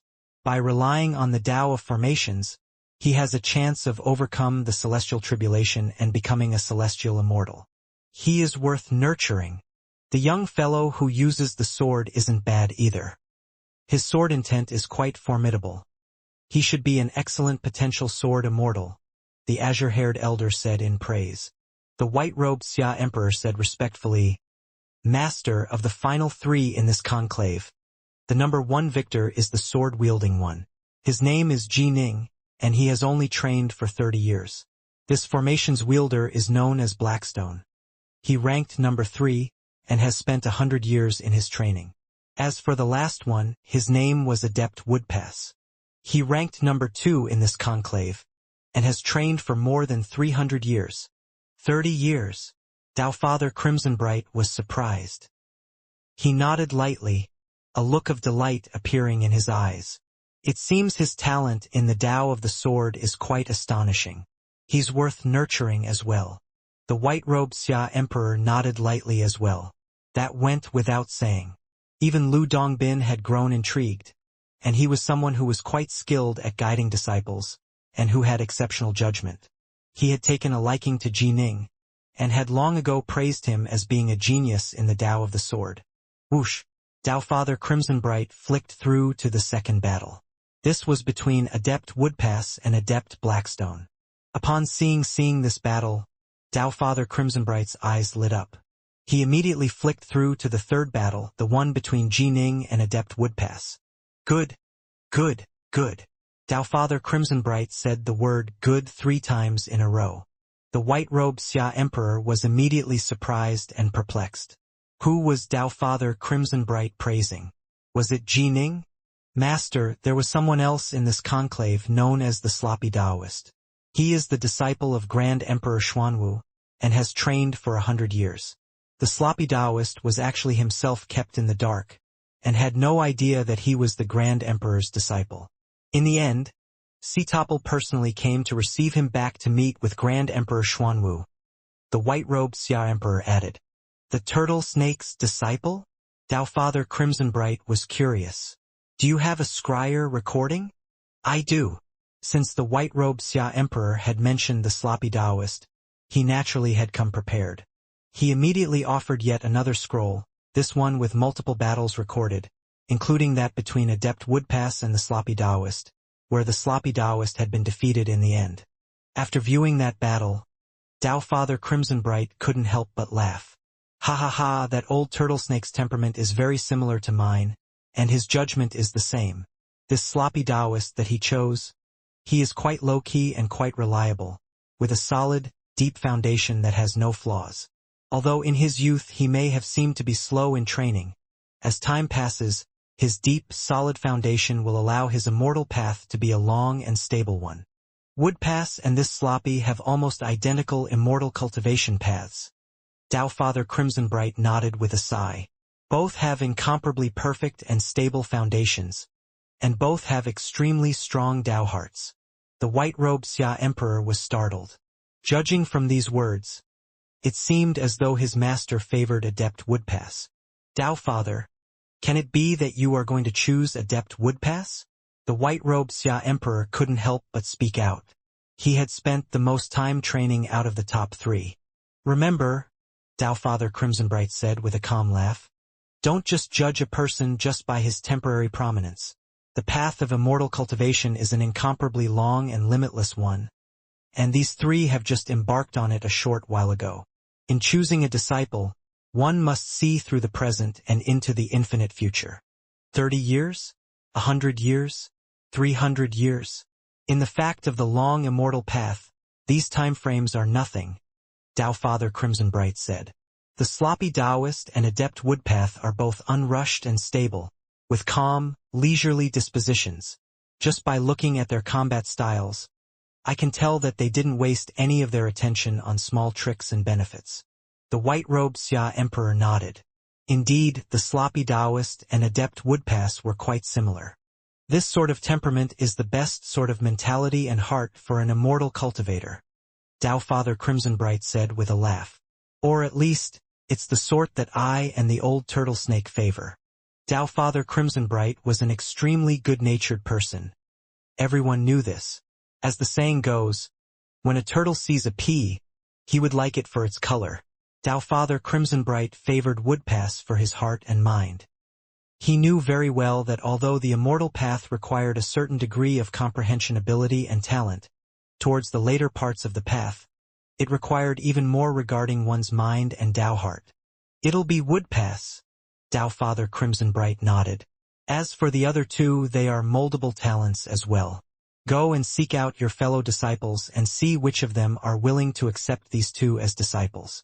The three realms are in a state of upheaval. Perhaps my gaze has gone astray and either Jining or Adept Blackstone shall become formidable in the future as well. Thus, we should still bring them into my Crimsonbright League. Yes. The white-robed Xia Emperor nodded. Jining is a sword immortal. I shall go seek out Junior Apprentice Brother Evergreen. Junior Apprentice Brother Evergreen is a sword immortal as well. As for this Blackstone, it seems as though none of us are truly peerless with regards to the Tao of formations. If you can't find anyone suitable, then you can accept this Blackstone yourself. Although your talent in formations isn't amongst the top within the three realms, it is more than enough to teach this Blackstone, Tao Father Crimsonbright said. The white-robed Xia Emperor nodded in acknowledgement. Back within the main hall of the Skylight Palace, amongst the true immortals and Empyrean gods, Lu Dongbin was the strongest. He was ranked at the very top amongst the pure young true immortals of the three realms, and was a peerless sword immortal who had an extremely good chance of becoming a Tao Father of the Great Firmament. As for the Tao Fathers supporting him, they were lieges of the Taoist path. He was viewed with great favor by those two Tao Fathers, and had even produced a disciple who became a pure young true immortal. Lu Dongbin's vision was particularly astute. Long before the others had realized how special Jining was, Lu Dongbin had been able to somewhat sense it. Shemang, Lu Dongbin said with a laugh, since Tao Father Crimsonbright has not accepted Jining as his disciple, then I'll shamelessly raise this topic again. Jining truly has exceptional potential as a sword immortal, and I like him very much. I wonder, Shemang, if you would be willing to give me some face and let me take Jining. I truly do want to take on this disciple. Lu Dongbin. The Xia Emperor shook his head. Although Master didn't choose Jining, he still praised him multiple times. So, please don't make things hard for me, Lu Dongbin. Shemang. It is just a Wanxiang adept. Empyrean god Sitopple pursed his lips. Since Eastflower has asked this of you, can it be that Eastflower's face is worth less than a young Wanxiang adept? In addition, your Crimsonbright League only has a single pure Yang sword immortal, Immortal Evergreen, right? Immortal Evergreen isn't a good teacher. It's been so many years, but I've never heard of him producing a single celestial immortal. The corners of the Xia Emperor's eyes twitched. Since Eastflower has made the request, just give him some face, Shemang. The immortal elder of the Northlands spoke out as well. At the beginning, Lu Dongbin had mentioned this in a joking way, but had been refused. But this time he was being extremely serious. Lu Dongbin had many good friends. He was very influential and his backers were very powerful. All of the true immortals and Empyrean gods present aside from Sovereign Hao, who was also Tao Father Crimsonbright's disciple, were speaking out on his behalf. Shemang, you know what sort of a temperament I have. I've always been a blunt, straight talker. I truly am intrigued by this Jining, and I want to take him on as my disciple. Shemang, help me out here. I'll owe you a favor and I won't forget it. What do you say? Lu Dongbin spoke out earnestly. The Xia Emperor was startled. A favor from Lu Dongbin? That was quite valuable indeed. But Dao Father's Crimson Bright's words remained within his mind. Although the Dao Father hadn't chosen Jining and Blackstone, he still had a very good impression of them. He had said that perhaps Jining and Blackstone would also be quite astonishing in the future, and that they had to be brought into the Crimson Bright League. Lu Dongbin, it's not that I won't allow it. It is that Master has given his orders. The Xia Emperor shook his head. There's nothing I can do. Lu Dongbin frowned. The Xia Emperor could tell that Lu Dongbin was unhappy, but there was nothing he could do about it. He had to make this refusal. Lu Dongbin shook his head and sighed. It seemed as though he truly was not destined to become Ji Ning's master. He didn't dare to actually kidnap and forcibly take away Ji Ning. After all, that would be the equivalent of slapping Dao Father Crimson Bright directly in the face. A Dao Father who had emerged from the primordial chaos and had survived into the present era. He absolutely would not offend such a person for no good reason. Then Ji Ning's Dao companion, Yu Wei. I rather like this little lady as well. If I take her as my disciple, you won't stop me, will you, Shimong? Lu Dongbin said. Haha, that's a small matter. Lu Dongbin, you can pick anyone you want from outside the top 96. Even if you choose them all, it'd be fine. The Xia Emperor spoke out in a very magnanimous way. He knew that he had caused Lu Dongbin to feel unhappy, and so he naturally now spoke out in a way to make him feel better. Lu Dongbin nodded, then turned his gaze towards King Yan's side, towards Yu Wei. She was currently holding hands with Ji Ning and whispering with him. Little girl, come over here. Lu Dongbin smiled towards Yu Wei. His voice rang out directly within her ears. Eh? Yu Wei was startled. Raising her head to look over, she immediately saw that the Xia Emperor and the others were all looking towards her. Yu Wei, come here, the Xia Emperor said as well. Only now did Yu Wei, rather puzzled and lost, rise to her feet. She began to walk towards them, and in doing so, caused quite a few of the celestial immortals and Wanxiang adepts present to pay attention to her. Little girl, Lu Dongbin said with a laugh as he looked at Yu Wei. I, Lu Dongbin, wish to take you on as a disciple. Are you willing? Lu Dongbin didn't mask his voice at all. It echoed throughout the entire main hall of the Skylight Palace, and all of the nearly 1,000 celestial immortals as well as the various Wanxiang adepts were all incomparably surprised. Exalted Immortal Eastflower is taking on that little girl of the Black-White College? Why is Lu Dongbin taking on this little girl? Lu Dongbin's judgment is exceptional. Even I would like to take him on as a master, but he wouldn't even look at me. But why is it that today, many of the celestial immortals present were rather jealous? Becoming the disciple of a Dao Father was a stroke of tremendous karmic fortune. They didn't even dare to dream of such a thing, and so most of them actually hoped for becoming a disciple of a pure Yang true immortal. Lu Dongbin was one of the very top true immortals or Empyrean gods, and his background was incredible as well. He was also superb at teaching his students. He was a passionate man, and whenever he took on a disciple, he would use all his heart in training them. Compared to him, many of the other true immortals or Empyrean gods were focusing on training in the Tao, and didn't care as much about their disciples. Lu Dongbin. The legendary Lu Dongbin? The Wanxiang adepts such as Adept Nine Deaths, Kanggu Jiu, Xianxia Shao, Young Flame Zhan, and the others all turned red-eyed with jealousy. They had fought into the top 96, and some had even fought into the top 12 or top 6. Lu Dongbin's fame was such that even many ordinary mortals and commoners had heard of it. This was because figures such as Hui, Father Kwa, and the 8 immortals of the High Caves were simply too famous and too well known in the legends. As for Lu Dongbin, he was the leader of the 8 immortals of the High Caves. Although they were red-eyed with jealousy, the celestial immortals all knew that this was the type of person Lu Dongbin was. Are you willing? Lu Dongbin asked once again. Yu Wei was stunned. This sudden, unexpected surprise had made her somewhat speechless. Of course she was willing. Who wouldn't be willing to be an apprentice to Lu Dongbin?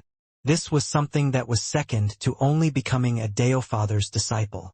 But she had just become Dao companions with Ji Ning. Were they going to be separated just like this? Yue Wei turned her head to look towards the distant Ning. Ning understood what she was feeling. Although he couldn't bear to let her go, he knew that Yue Wei was also a person whose heart was focused on the Dao. He nodded gently. Don't feel too much regret for your little lover. Lu Dongbin saw Yue Wei turn her head towards Ji Ning. He explained, your little lover is definitely going to become an apprentice to a true immortal or Empyrean god as well. He's definitely going to spend some time by their side. And so, regardless of whether or not you accept me as your master, in a short period of time, Ji Ning himself will depart from the world of the Grand Xia. Yue Wei now understood. She gave the distant Ning another glance. Ning himself repeatedly gestured with his eyes at her while nodding. Can I ask how long it will be? Yue Wei asked nervously. At least a few decades, at most a century, Lu Dongbin said with a laugh. Don't worry. Once I hear that Ji Ning has returned to the world of the Grand Xia, I will soon let you come back and reunite with your little lover. Yue Wei said with desire. Then can Ji Ning take you on as his master as well? She knew that Lu Dongbin was a sword immortal. He was quite suited to teach Ning. I want that too, Lu Dongbin said, shaking his head and sighing. But unfortunately, this Grand Xia Emperor of yours won't allow it no matter what. As he spoke, he gave the Xia Emperor a glance. The Xia Emperor just sat there smiling, not saying a single word. Clearly, there was no room for discussion on this at all. Yue Wei nodded. She no longer hesitated at all. Falling to her knees, she called out respectfully, Your disciple greets you, master. Ha ha ha. Lu Dongbin began to laugh loudly. Good, good, good. To be able to take on a good disciple such as you. This trip of mine to this conclave was worth it. Yue Wei, go spend some more time with your little lover. In a short while, when the conclave concludes, we shall leave this world of the Grand Xia. Yes, master. Yue Wei once more headed right back to Ning's side. Yue Wei, congratulations. Xianxia was very happy for Yue Wei. Her cousin's Dao companion had become Lu Dongbin's apprentice. This was a joyous matter indeed. Ji Ning, after this conclave concludes, the true immortals and Empyrean gods will leave. Master will take me away from this world of the Grand Xia as well. Yue Wei had a look of longing in her eyes. Ning gently took Yue Wei's hand in his own. Both of our hearts are focused on the Dao. An opportunity like this is rare. How can we let it pass by? In addition, I'm going to be apprenticed to a true immortal or Empyrean god as well. By then, I'll be stayed permanently by Master's side, and I too shall leave this world of the Grand Xia. Although he wasn't going to be able to become a Dao Father's apprentice, by becoming a true immortal or Empyrean god's apprentice, he would still have a powerful backer. He would also learn more about the various powers within the three realms. Ning had already decided to spend some time alongside the true immortal or Empyrean god and focus on training with him or her. We'll both work hard, Ning said softly. We are both going to overcome the celestial tribulation and become celestial immortals. We truly be together for eternity. Together for eternity. Yue Wei nodded as well, her eyes slightly red. To be by the side of her lover for all eternity. How beautiful that would be. But can I truly be together for eternity with Ji Ning? Yue Wei once more thought back to her past life, and her heart began to be filled with a surge of terror. No matter what, I will rather let my soul be destroyed than harm Ji Ning in the slightest. At least before I die, everything will be perfect. Within one of the trillion minor worlds of the three realms. This was a beautiful world with fragrant flowers and chirping birds. The people were simple folk. Although the world was separated into three nations, they usually just engaged in shouting matches against each other. Occasionally, some immortal cultivators would compete against each other in order to win some advantages for their respective nations, but actual large-scale wars were very rare. Whoosh! A tear in space appeared. The white-robed Xia Emperor strode out from the void. Upon arriving within this minor world, he soon headed towards a mountain. Atop the mountain there was a Taoist monastery, known as the Evergreen Monastery. Evergreen Monastery was extremely ordinary, and in this minor world very few knew of it. It was only known in the nearby counties and towns. How could the people of this minor world have any idea that within this evergreen monastery, there was a truly exalted and peerless sword immortal? Junior apprentice brother Evergreen. So all you do is train in the Tao alongside your 4 or 5 novices within this crappy monastery? The white-robed Xia Emperor went to the back of the monastery, where several farm plots were located. A young man was next to a pool of water. You can manage your major world. As for myself, I have nothing holding me back. Why should I trouble myself with various things? The young man said calmly. What about your disciples? The white-robed Xia Emperor shook his head.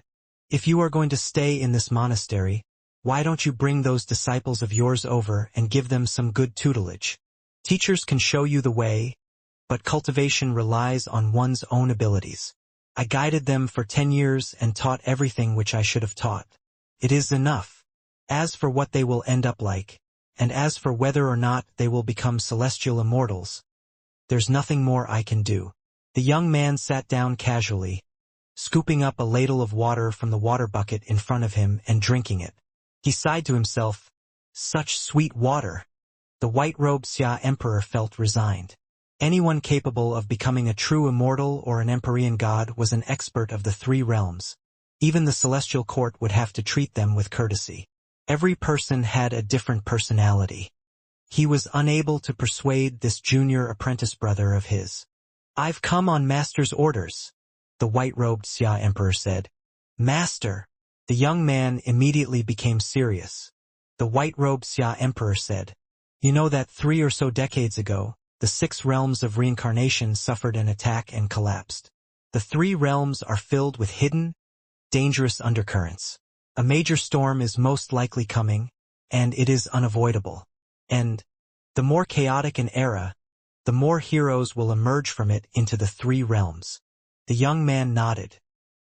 My grand Xia world is blessed by karmic luck.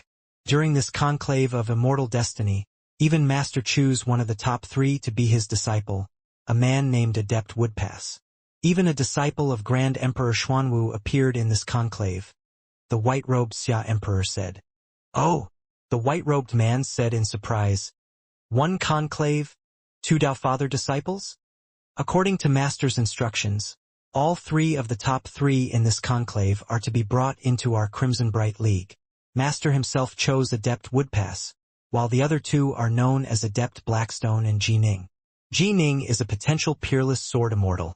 He's only trained for 30 years, and even Lu Dongbin wanted to take him as a disciple. I didn't let that happen, though. In addition, he was born shortly after the 6 paths of reincarnation were destroyed. Perhaps he truly is blessed by tremendous luck, the white-robed Xia Emperor said in a persuasive manner. No need to try and sway me. The young man shook his head. Whether or not Lu Dongbin takes on a disciple has nothing to do with me. That personality of his.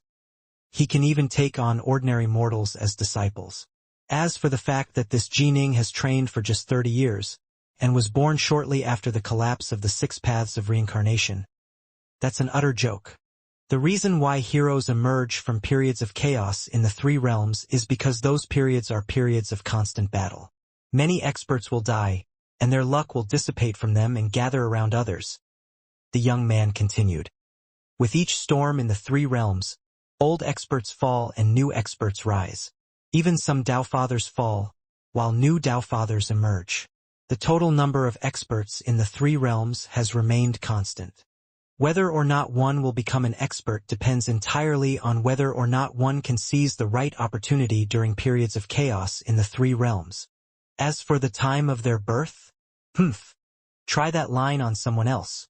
The young man wasn't swayed in the slightest. The white-robed Xia Emperor could only laugh. Even Tao Fathers could re-establish the cycle of reincarnation. Everyone knew what the secrets of reincarnation were. A person's destiny, however, wasn't determined by their birth. What mattered was what happened to them after it. Nobody was guaranteed to be a Tao Father upon birth. There was no such thing. At most, one might be born into a good family, thanks to good karma stored up from a past life. And senior apprentice brother. It's not that I want to criticize you, the young man said. But so what if a storm is coming to the three realms? Whether or not one takes on a disciple doesn't matter at all. What matters is one's personal power. The only ones we can trust, that we can control, are ourselves. Disciples can turn traitor. Subordinates can turn traitor. Even friends can stab you in the back. Only by increasing your own power can you fundamentally grow strong, the young man said. As far as I am concerned, this period of chaos in the three realms is a chance for me, Evergreen, to break through to become a Tao Father of the great firmament. As for taking on disciples, even if my disciple trained to become a Tao Father, it wouldn't mean a damn thing for me. The white-robed Xia Emperor no longer said anything. He and Sword Immortal Evergreen were on two completely different paths. He himself was born from the lineage of the primordial imperial clan, and so his way of thinking was naturally different. He immediately took out a scroll. Take a look. These are the scenes of Ji Ning's duels. The scroll unfurled. One scene of battle appeared after another. A sword immortal? The young man nodded. He gave the white-robed Xia Emperor a small azure sword. This kid truly is quite talented. Since Master has ordered it, then I shall take on this Ji Ning as my apprentice. This is my talisman. Arrange for someone to give it to him. If he is willing to take me on as master, then let him crush it within 10 days, and I will go find him. After 10 days, the talisman will automatically dissipate.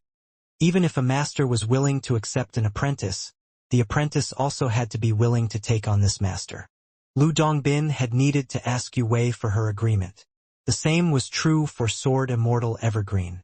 If Ji Ning wasn't willing, then given his arrogance as a pure young true immortal, he naturally wouldn't run over to beg Ning to accept him. All right.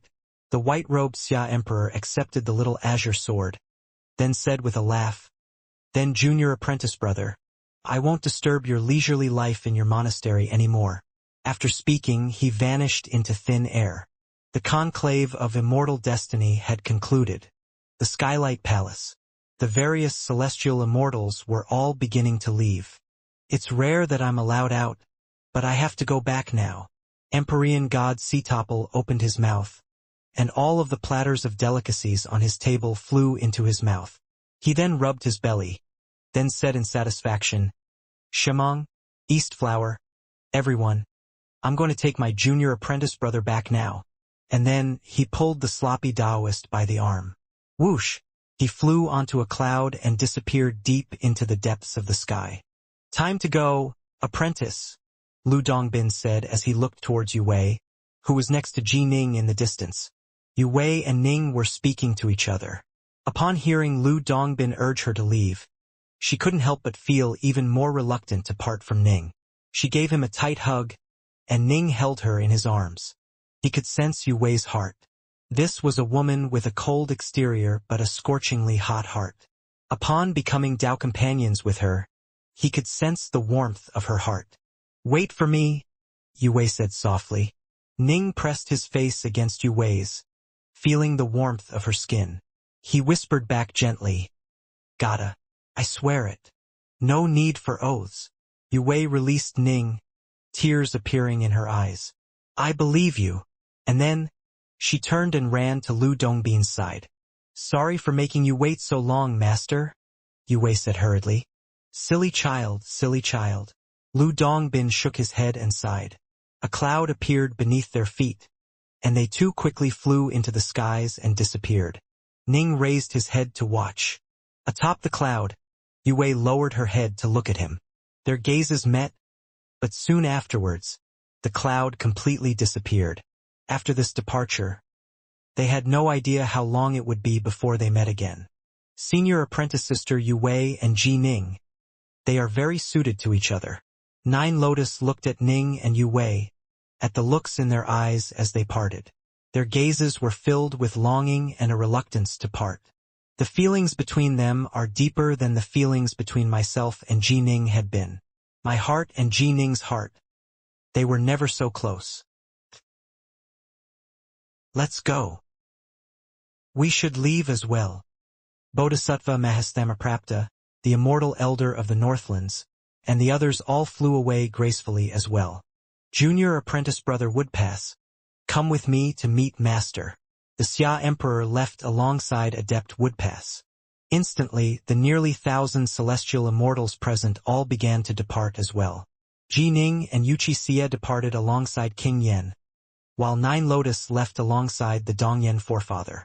Per King Qi's command, the delegations from the 3,600 commanderies and 4 seas began to leave in an orderly fashion. As for Ji Ning, he flew back to return to the Stillwater Commandery's delegation. Ji Ning, the champion of the conclave. Adept Dark North. The delegates of Stillwater Commandery saw Ji Ning fly down from the skies. Instantly, they began to call out in celebration. They didn't know about the matter of the Tao Father accepting a disciple. All they knew was that Ji Ning was the champion of this entire conclave. This was an incomparable glory, a proud moment for the entire Stillwater Commandery. Master! Little Qing transformed into a streak of light that flew towards Ning, then wrapped herself around Ning's arm. Ning, child! The Whitewater Hound flew to Ning's side as well. Little Qing, Uncle White. Ji Ning was feeling rather miserable due to Yu Wei's temporary departure. He immediately felt much better. At least Little Qing and Uncle White would continue to accompany him. Senior apprentice brother Ji Ning, you are too awesome. Mu North Sun called out excitedly. The champion of the conclave. The champion. The entire world of the Grand Xia has 3,600 commanderies, as well as countless islands in the 4 seas. You've only trained for 30 years, but you actually seized the championship. You are too awesome. The person I admire most in the world is you, senior apprentice brother. Congratulations, junior apprentice brother Ji Ning. Adept Vast River said as he and others came over as well.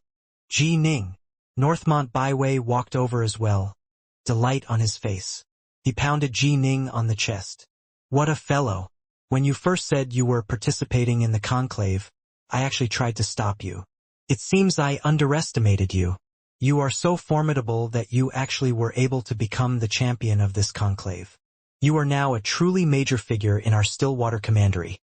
In fact, your name will be ringing throughout the entire Grand Xia dynasty. Ning could only laugh. If this conclave of immortal destiny had only been an ordinary one, then he would indeed feel quite delighted. But the most important part of this conclave had been the Dao Father's choice of a disciple. As for the empty title of champion, it wasn't that important. Sadly, he wasn't able to be apprenticed to the Dao Father. Ji Ning, our Black-White College has really gained a lot of face this time, Immortal 5 Craze said in a gratified manner. Both you and Little Sloppy entered the top 6, and you even became champion. Haha, our Black-White College has to memorialize this occasion. Even after 1,000,000 years, even after 100 million years. So long as our Black-White College still exists, we'll make sure that those who come after us know of this matter. This is the pride of our Black-White College. Where is eldest apprentice brother? Where is senior apprentice brother Sloppy? And senior apprentice sister Yu Wei? Where is senior apprentice sister Yu Wei? One question after another. Ning sent mentally to Immortal 5 Craze. Eldest apprentice brother was accepted as a disciple by a Tao Father, Grand Emperor Xuanwu, while Yu Wei was accepted as a disciple by a pure Yang True Immortal, Lu Dongbin. They have all been taken away from this major world. What? Immortal 5 Craze was greatly shocked.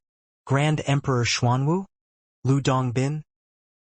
5 Craze was the longest living loose immortal the Black-White College currently had. He had met celestial immortals before, and had a vague understanding of the 3 realms. He knew what it meant for a person to become a Dao Father's disciple. Lu Dongbin accepting Yu Wei as a disciple was also an earth-shaking matter for the Black-White College. Understood. Don't let anyone learn of this, Immortal 5 Craze said. Right? Ning nodded. And you, Immortal 5 Craze sent mentally. I should be arranged to be apprenticed to a pure Yang True Immortal, Ning sent. The Xia Emperor told me to spend 3 days in the imperial capital to await word. Upon the conclusion of this conclave, the various celestial immortals all departed. A long time later, whoosh, in the air above the imperial capital, deep within the void, A tunnel was ripped in space. A white-robed youth with long, unbound hair leisurely strolled out from this corridor. He stared downwards, his gaze passing through space and seeing the vast imperial capital of the Grand Xia before him. Grand Xia. The white-robed youth nodded gently. He quickly moved through the void, descending into the imperial capital. He walked forward in a very relaxed manner. A short time later, he arrived outside King Yan's estate. Junior apprentice brother. Outside King Yan's estate, Ning gave North Sun a hug, then separated. Both myself and your senior apprentice sister Yu Wei will be apprenticed to a pure Yang true immortal. Once the Xia Emperor's notification comes, I trust that I will soon follow the true immortal to leave this major world of the Grand Xia. After this departure, it may be decades or a century before I return. It will be many years before we two brothers shall meet again. Of his fellow disciples, Ning had the closest relationship with North Sun. They were true, lifelong brothers. Senior apprentice brother, you are following a pure Yang true immortal in order to overcome the celestial tribulation and become a celestial immortal. This is a good thing. North Sun's eyes were turning slightly red. However, I really can't bear to part from you, senior apprentice brother. Ha ha ha, we two brothers will still meet again, Ning said. Although you will be following a pure Yang true immortal, don't get too cocky. I, Mu North Sun, will also train hard. If you get lazy, upon your return, our big champion of the conclave might end up be weaker than me, Mu North Sun. Ahaha, that would be a huge joke. North Sun laughed. Ning laughed as well. All right, no need to send me off. When you return to the world of the Grand Xia, come find me, North Sun said. Definitely. I'll definitely seek you out. Ning nodded. Right? North Sun turned and left, riding an azure dragon and soaring into the skies. The other disciples had bid farewell to Ning long ago, after they left the imperial citadel. Only North Sun, who was closest to Ning, had escorted Ning all the way to King Yan's estate. Ning watched him fly away atop the azure dragon. He watched for a long moment, then turned and led little Qing and the Whitewater Hound into King Yan's estate. The white-robed youth who had been quietly watching from afar shook his head. It seems this Ji Ning is a fellow who cares quite a bit about relationships. Not bad, no bad. As he spoke, he leisurely sauntered towards King Yan's estate. King Yan's estate had many guards watching the gate, but when the white-robed youth leisurely sauntered through it, none of them seemed to notice a thing. The restrictive spells covering King Yan's estate have a bit of power behind them. This new celestial immortal, King Yan, he's not too shabby. As the white-robed youth walked forward, he encountered quite a few maids and soldiers on his path. None of them, however, noticed a thing. It was as though he was invisible, as though he didn't exist. The royal estate was very tightly guarded, and it was protected by restrictive spells. It was no weaker than any major sect. Logically speaking, as soon as someone entered, the master of this royal estate, King Yan, would have immediately noticed. But the white-robed youth walked in without a single person noticing him. Russell. By the side of a creek there was an immortal estate. This was the place where Ning was living. Ji Ning is just a Wanxiang adept, but he's not doing too bad for himself. The white-robed youth walked to the door of the immortal estate, then entered it. Not a single one of the spells covering the immortal estate activated. Within the immortal estate, Ning, who had just returned to the estate, quietly sat down within a pavilion. Yu Wei had already left along with her master, Lu Dongbin. This caused Ning to feel a melancholy feeling in his heart. Ji Ning, someone entered. Someone entered your immortal estate. The giant yellow bear's voice rang out in Ning's mind. Entered my immortal estate? I'm the master of this immortal estate. How could I not have noticed? Ning's face changed. He's very powerful. Even I can only vaguely sense him. I don't dare to really go test him. The giant yellow bear said urgently. This person is very powerful. He should be on the level of a true immortal or an Empyrean god. Your immortal estate is merely an ordinary residence-type magic treasure. And the door to your estate was open. How could you possibly notice someone like him? Ning was shocked. A true immortal or an Empyrean god? This was someone comparable to the Grand Xia Emperor. They were quite rare in the three realms and were very powerful. You became the champion of the conclave, but not only do you not celebrate with friends, you actually sit here by yourself drinking wine unhappily? Strange, quite strange. An airy voice rang out, and a white-robed, long-haired youth strolled forward into the spacious courtyard. Within the courtyard, Ning hurriedly rose to his feet. A friend has come from afar. Is this not a wonderful affair? The white-robed youth said with a smile. Young friend Ji Ning, I've made quite a long and arduous journey to come to your place. Aren't you going to at least invite me to have a cup of wine? Senior, please do. Ning waved his arm, and the table before him became filled with immortal nectar and spirit fruit. Although the wine and the fruit are a bit lacking, I suppose they are edible. The white-robed youth took a step forward and sat down in front of Ning. Picking up a gourd of wine, he took 2 sips. Senior, might I ask why you have come to see me? Ning asked nervously. The white-robed youth laughed as he spoke. Young friend Ji Ning, you are a bit too nervous. You don't even know who I am, but you are asking me what I'm doing here. Aren't you being a bit too impatient? Ning muttered to himself. Nervous? A pure young true immortal had just sat down in front of him. How could he not be nervous? After this conclave, Ning had come to understand quite well that unless a true immortal or an Empyrean god had taken a fancy to you, they wouldn't pay you any heed, even if you were a so-called genius. After all, there were far too many geniuses, but how many would be able to overcome the celestial tribulation to become a celestial immortal? Much less become a pure young true immortal. Dare I ask who you are, senior? Ning asked. A carefree figure of the three realms, born in the era of the ancient primordial world, where I gained my Tao. I am Lord Jiang, the white-robed youth said with a sigh. I rarely roam the outside world, and even when I do I rarely use my own name. Thus, there are very, very few people who know of me. He then winked towards Ning. I just told you my real name. Ning relaxed a little bit. It seemed as though this person bore him no ill will. Also, don't address me as senior this and senior that. You can just address me as Brother Jiang, the white-robed Lord Jiang said. Ning was startled. Brother Jiang? For a pure young true immortal to tell him to refer to him as just brother, Ning was no fool. He naturally understood the meaning hidden within these words. But it seems if I don't spell things out, you won't be able to calm down.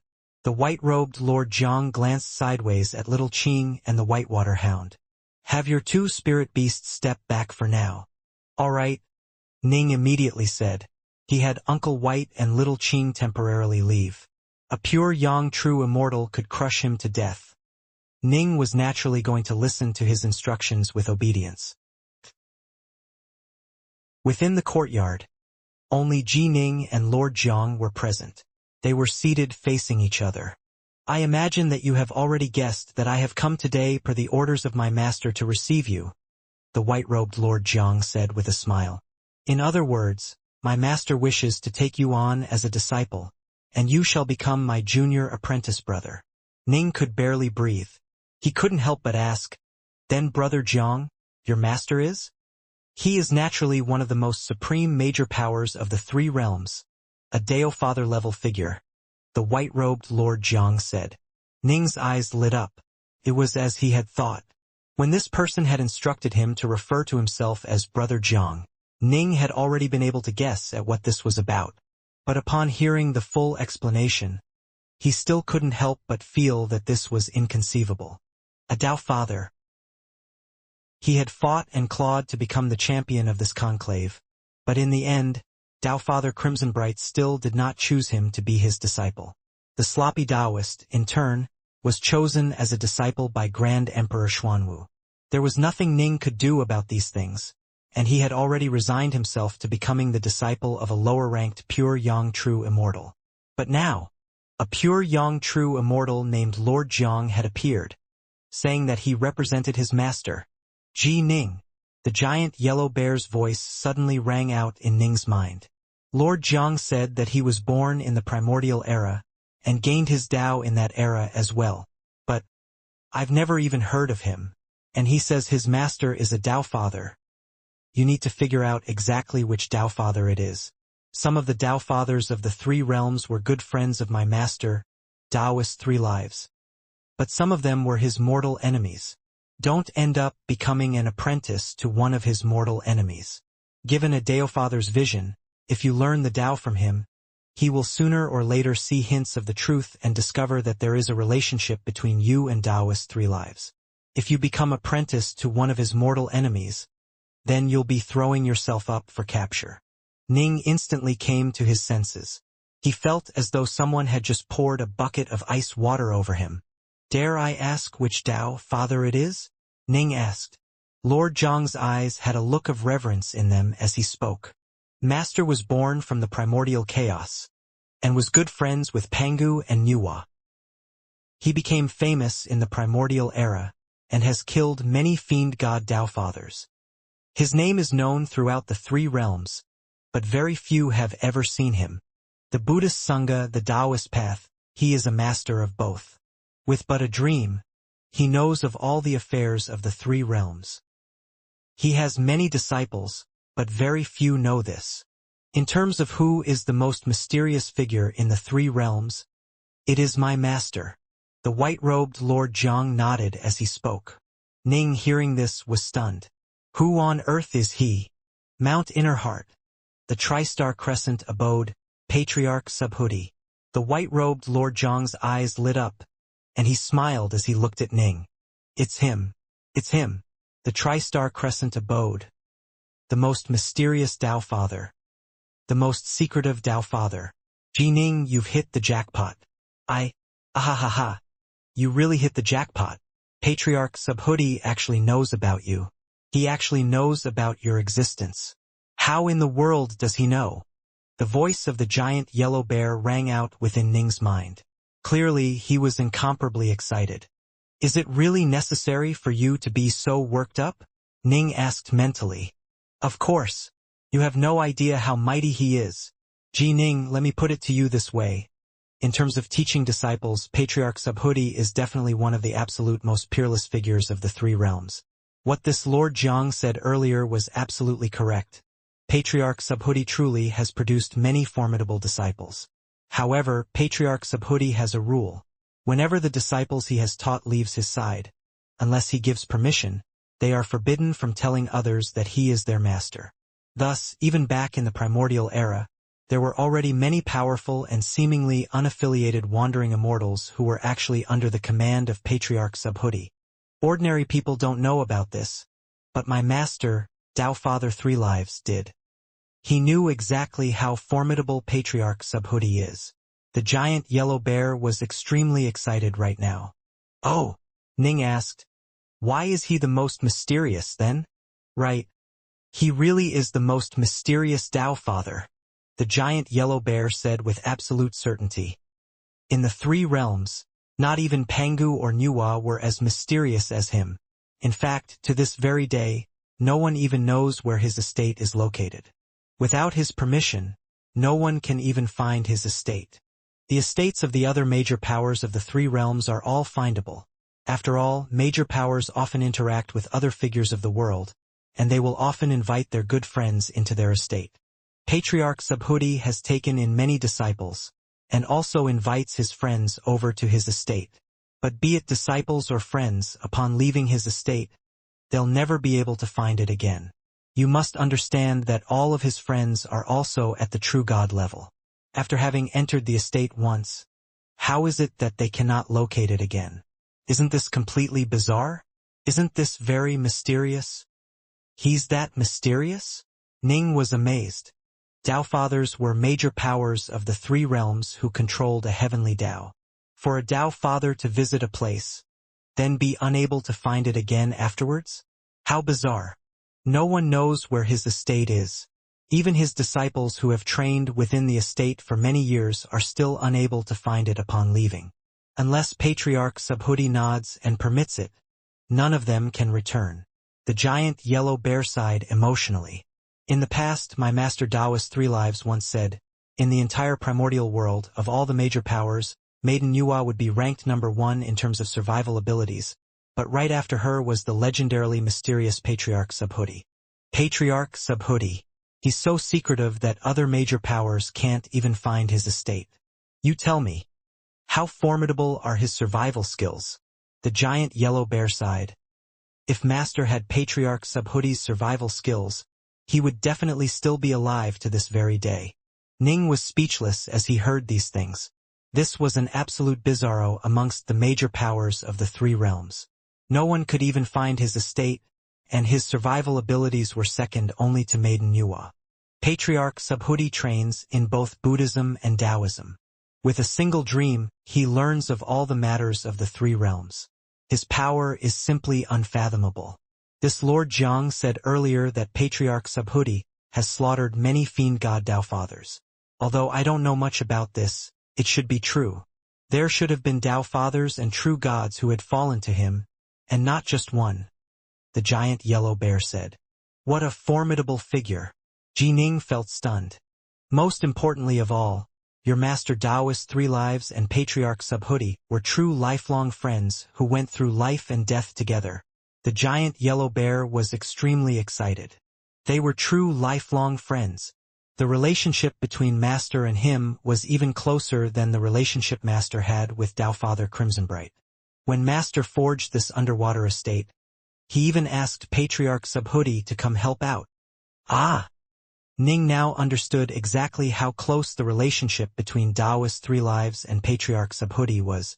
Given Patriarch Subhuti's status, he definitely won't harm you at all, the giant yellow bear said. Ji Ning was mentally speaking with the giant yellow bear. Gradually, traces of unbearable excitement and astonishment appeared on his face. The white-robed Lord Jiang laughed as he watched. My master learns of the matters of the 3 realms in a single dream. In his dream, he saw the conclave in your world of the Grand Xia. It was as though he watched in person. During this conclave, Master took no interest in anyone else. Just you. He watched personally? Ning instantly understood. Perhaps true immortals and Empyrean gods would find it hard to discover his star-seizing hand, but greater powers could, especially one who was such an incredibly good friend with Taoist 3 Lives. In addition, Master instructed me to deliver a message. He told me to say, Little yellow-furred bear, how have you been? Lord Jiang continued. He said that after I delivered this message, you would agree to leave with me. Ning's pulse began to speed up. Little yellow-furred bear? He was speaking of the spirit of the underwater estate. Ji Ning, Patriarch Subhuti must have discovered your star-seizing hand through his dream of the 3 realms. He must have guessed that you are Master's heir. That's why he personally ordered someone to receive you. The giant yellow bear's voice was filled with excitement. Hurry and go. So long as you go to Patriarch Subhuti, we can learn about what has happened to Master. The spirit of the underwater estate. He truly wanted to know if his master was alive or dead. As Ning and the white-robed Lord Jiang were chatting, King Qi had arrived at King Yan's estate.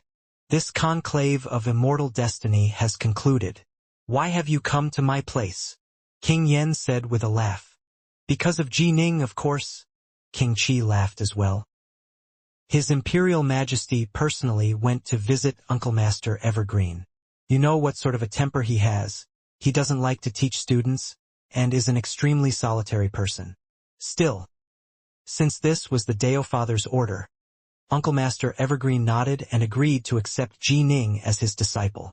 Oh, Uncle Master Evergreen is a sword immortal, while Ning was born to be a sword immortal. He is quite suited for teaching Ji Ning. However, I'm just worried that Uncle Master Evergreen. King Yan was rather worried. That's not for you to worry about. King Qi shook his head. I'm here on His Imperial Majesty's orders to give Uncle Master Evergreen's talisman to Ji Ning. It seems as though Ji Ning really is going to become Uncle Master Evergreen's disciple, King Yan said.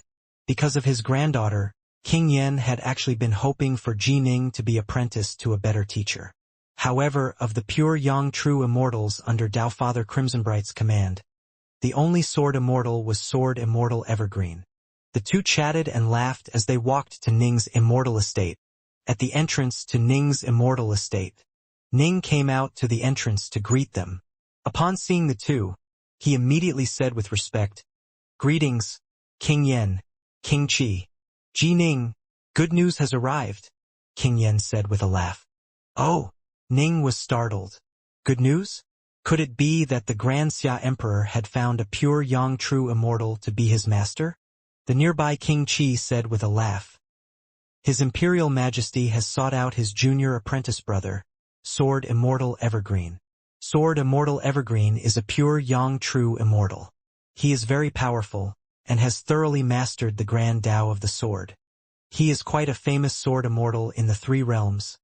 He is quite suited for teaching you." Ning nodded gently. "Sword Immortal Evergreen?" "Ji Ning," King Yen said in a lowered voice. "This Sword Immortal Evergreen is rather arrogant and aloof. You need to be careful around him and be very respectful." Ning's heart twitched. To respect one's master was only proper. That didn't need to be said. But for King Yen, as a celestial immortal, to describe a pure young true immortal like Sword Immortal Evergreen as arrogant and aloof, then tell him to be very respectful, Ning thought to himself. I imagine this Sword Immortal Evergreen isn't merely aloof and arrogant. Luckily, I don't need to take him on as my master at all. "Don't say so many things." The nearby King Qi frowned. King Yen laughed, saying nothing else. "Ji Ning." King Qi waved his hand, and a little azure sword appeared within it. "This is Sword Immortal Evergreen's talisman. I'll hand it to you now. All you need to do is crush it, and Sword Immortal Evergreen will come find you and take you away. Remember, you have to crush it within 10 days. After 10 days, the talisman will automatically disintegrate. By then, given Sword Immortal Evergreen's temper, he probably won't take you on as a disciple." Ning immediately accepted the talisman. "I understand. The talisman is in your hands now. I'm going to leave now." King Qi smiled towards Ning, then turned and left. King Yen whispered softly, "Sword Immortal Evergreen has a rather bad temper. You have to remember this. Also, before you leave with your master, let Xia know. You don't need to inform me of it. I'll pray that when you leave, you'll be able to learn some real abilities, and that you shall overcome your celestial tribulation in the future and become a carefree and unbound immortal." Ning could feel King Yan's caring towards him. "Thank you, King Yan. Ji Ning will remember it." "Good." King Yan immediately left. Just moments later, Wuxia arrived at Ning's estate. "Cousin." Ning didn't want to part with her either. He truly was about to leave, but it wasn't with Sword Immortal Evergreen. Rather, it would be to meet the most mysterious major power of the three realms, Patriarch Subhuti. After this departure, it would probably be decades or a century before he could return. "Little brother." Xia sat down, then took Ning by the hand. Her eyes were filled with tears, but they were tears of joy. "The two of us were together for 2 or 3 years, but it is now time to part. However, don't feel unhappy. This is your chance to soar into the heavens. Although you weren't able to become a Deofather's disciple, it's still quite good for you to become a pure young true immortal's disciple." Ning truly wanted to tell his cousin that he was taking on Patriarch Subhuti as master. However, when he had gone to greet King Yen and King Qi, Lord Jiang had instructed him, "Remember, no matter what you cannot tell them of this. Upon Shimong soon learning of this, he will move to obstruct it. He might even pull in Dao Father Crimsonbright, who stands behind him. That will make things troublesome. Cousin, after I leave the world of the Grand Xia, you need to take good care of yourself," Ning said. "Don't let yourself suffer because of your hatred for the Young Flame clan. In the future, I will overcome my tribulation and become a celestial immortal. By then, dealing with the Young Flame clan will be much easier." Right. Xia nodded. I get it. The two chatted for a long period of time. Xia only left when the sky was completely dark. Within the immortal estate, "Brother Jiang, what should I do with this talisman of Sword Immortal Evergreen?" Ning pulled out the little azure sword. "If I crush it, Sword Immortal Evergreen will come take me away. If I don't crush it, it will dissipate naturally. Give it to me, the white-robed Lord Xiang said with a laugh. He stretched his hand out, and the little azure sword flew into it. This world of the Grand Xia is part of the territory of Daofather Crimsonbright, after all. Lord Xiang said with a laugh. We can't be too brash here. Fortunately, when a pure Yang true immortal takes on a disciple, the disciple has to be willing. If you don't crush it within 10 days, then Sword Immortal Evergreen will assume that you weren't willing to accept him as your master. And they will have no idea that you've actually taken on Patriarch Subhuti as your master. They will probably think that you are adventuring in the outside world. Even if you reveal hints of it upon returning once you are powerful, causing someone to learn that you are Patriarch Subhuti's disciple, so what? In the 3 realms, my master has quite a bit of face. Ning nodded. Then my 2 spirit beasts? You can bring your spirit beasts into the Tri-Star Crescent abode, the white-robed Lord June said. However, they cannot take on Master as their teacher. As long as I can bring them. Ning nodded repeatedly in delight. If there's nothing else, we can head out right now, the white-robed Lord Xiang said. Right? Ning nodded, then immediately called out, Uncle White, Little Qing. The distant Little Qing flew over with a swoosh, wrapping herself around Ning's arm. Uncle White arrived by Ning's side as well. Uncle White, Little Qing, we are preparing to leave the world of the Grand Xia, Ning said. Leave the world of the Grand Xia? The 2 of them were both amazed. Leave this world? To where? Little Qing asked. Ning turned to ask, Brother Jiang, where's the Tri-Star Crescent abode? The Tri-Star Crescent abode. It consists of a crescent hook and 3 stars. Tell me, what character is this? The white-robed Lord Jiang said with a smile. A crescent hook and 3 stars? The character for Heart Xin? Ning instantly understood. Right? The character Heart. The Tri-Star Crescent abode is Master's estate. The 3 realms is vast, but no one can find the location of Master's estate. This place is a place where one can only go through the heart. A place you find with your heart, the white-robed Lord Jiang said. Ning instantly felt that this was incomparably mysterious. A crescent hook and 3 stars? This was indeed the character Heart Shi. This name which Patriarch Subhuti gave his cavern estate was quite interesting. Patriarch Subhuti, the Tri-Star Crescent abode. Ning began to think back to one of the mythological fantasy novels he had read in his world. Journey to the West. Journey to the West was a novel written by ancient individuals, and it included Pangu, Nuwa, Patriarch Subhuti, and others. However, there was no mention of the 3,000 major worlds or trillion minor worlds. Ning had gone to the Netherworld Kingdom and been reincarnated before learning a few things about the 3 realms. Ning now understood that every single world shared some legends, especially those regarding formidable figures such as Pangu, Nuwa, Hoi, and Kwafu, were discussed by countless people of the 3 realms. Novels like Journey to the West were influenced by even more ancient legends. For example, the legends of Pangu establishing the heavens or Nuwa creating humanity didn't come from Journey to the West. Actually, in the world of the Grand Xia as well, there were some novels and literature regarding various gods and immortals. These novels even recorded down tales involving divine abilities such as heavenly transformations or the torch dragon's eye, which compiled into various stories. Some of these stories were real while others were false. Some even got the names wrong. Perhaps in the ancient days on Earth, there were actual immortal cultivators. In fact, some humans on Earth might have been reincarnated immortals who had awoken their previous memories, and so had left behind certain legends to the world. The 3 realms have countless legends, and many of them have been compiled into novels.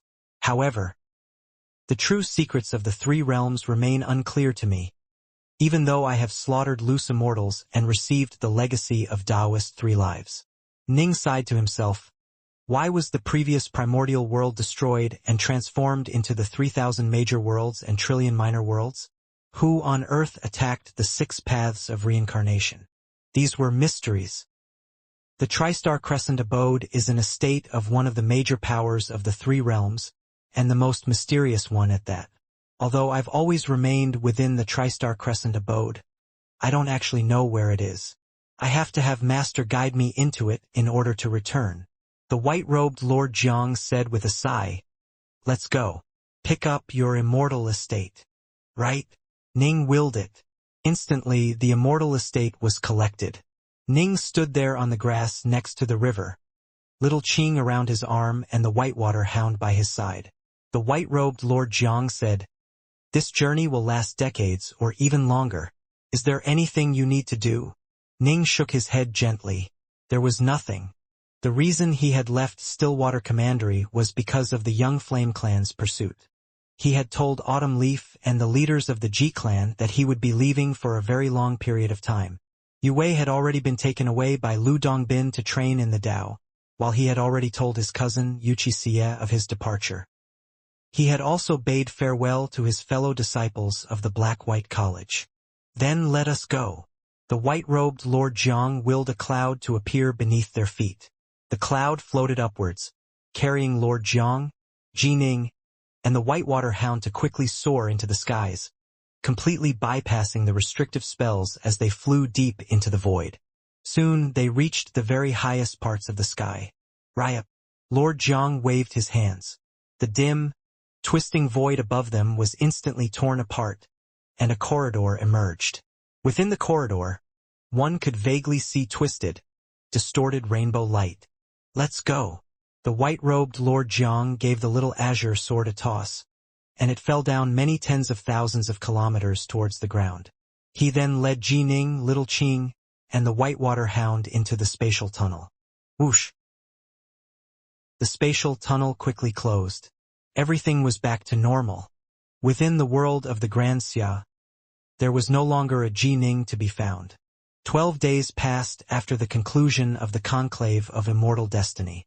The Xia Emperor was within a side hall of the Skylight Palace, seated in the lotus position with eyes closed. Eh? The Xia Emperor suddenly opened his eyes, revealing a confused look. Why has junior apprentice brother Evergreen come? Soon, a young man walked into the side hall. The servants and guards present didn't seem to see him at all. Senior apprentice brother, Sword Immortal Evergreen said. Junior apprentice brother, why have you come to my place? The Xia Emperor asked, puzzled. This is the 12th day. The talisman I gave you has long since dissipated. Sword Immortal Evergreen shook his head. Normally, I couldn't be bothered to come. After all, Jining didn't crush the talisman, and so I couldn't be bothered to take him as my disciple. But since this was Master's instruction, I came to make a trip to this world of the Grand Xia. If Jining is willing, I'll give him another chance to be my disciple. What did you say? The Xia Emperor was shocked. Jining didn't crush the talisman? Right, he didn't crush it. Sword Immortal Evergreen shook his head. But Jining left King Yan's estate long ago. I thought that you had taken him away. I thought that because of how arrogant and aloof you are, you simply didn't inform me. The Xia Emperor was flabbergasted. I even did an investigation. He's no longer in the imperial capital of the Grand Xia. Lu Dongbin Mahasthamaprapta. They wouldn't go so far as to offend the Dao Father for the sake of this little fellow, right? Can it be that Jining is just too young? He became the champion of the conclave, but wasn't able to become the Dao Father's apprentice, and so in his anger he decided not to accept a pure young true immortal as his master and instead left by himself. Sword Immortal Evergreen snorted coldly. Oh? You say he left the imperial capital long ago? If that's the case, then senior apprentice brother, I've already done all I can. This matter no longer has anything to do with me. After speaking, Sword Immortal Evergreen turned and departed, quickly leaving this major world. He really didn't care about Jining at all. He had only made a trip here because of his master's instructions.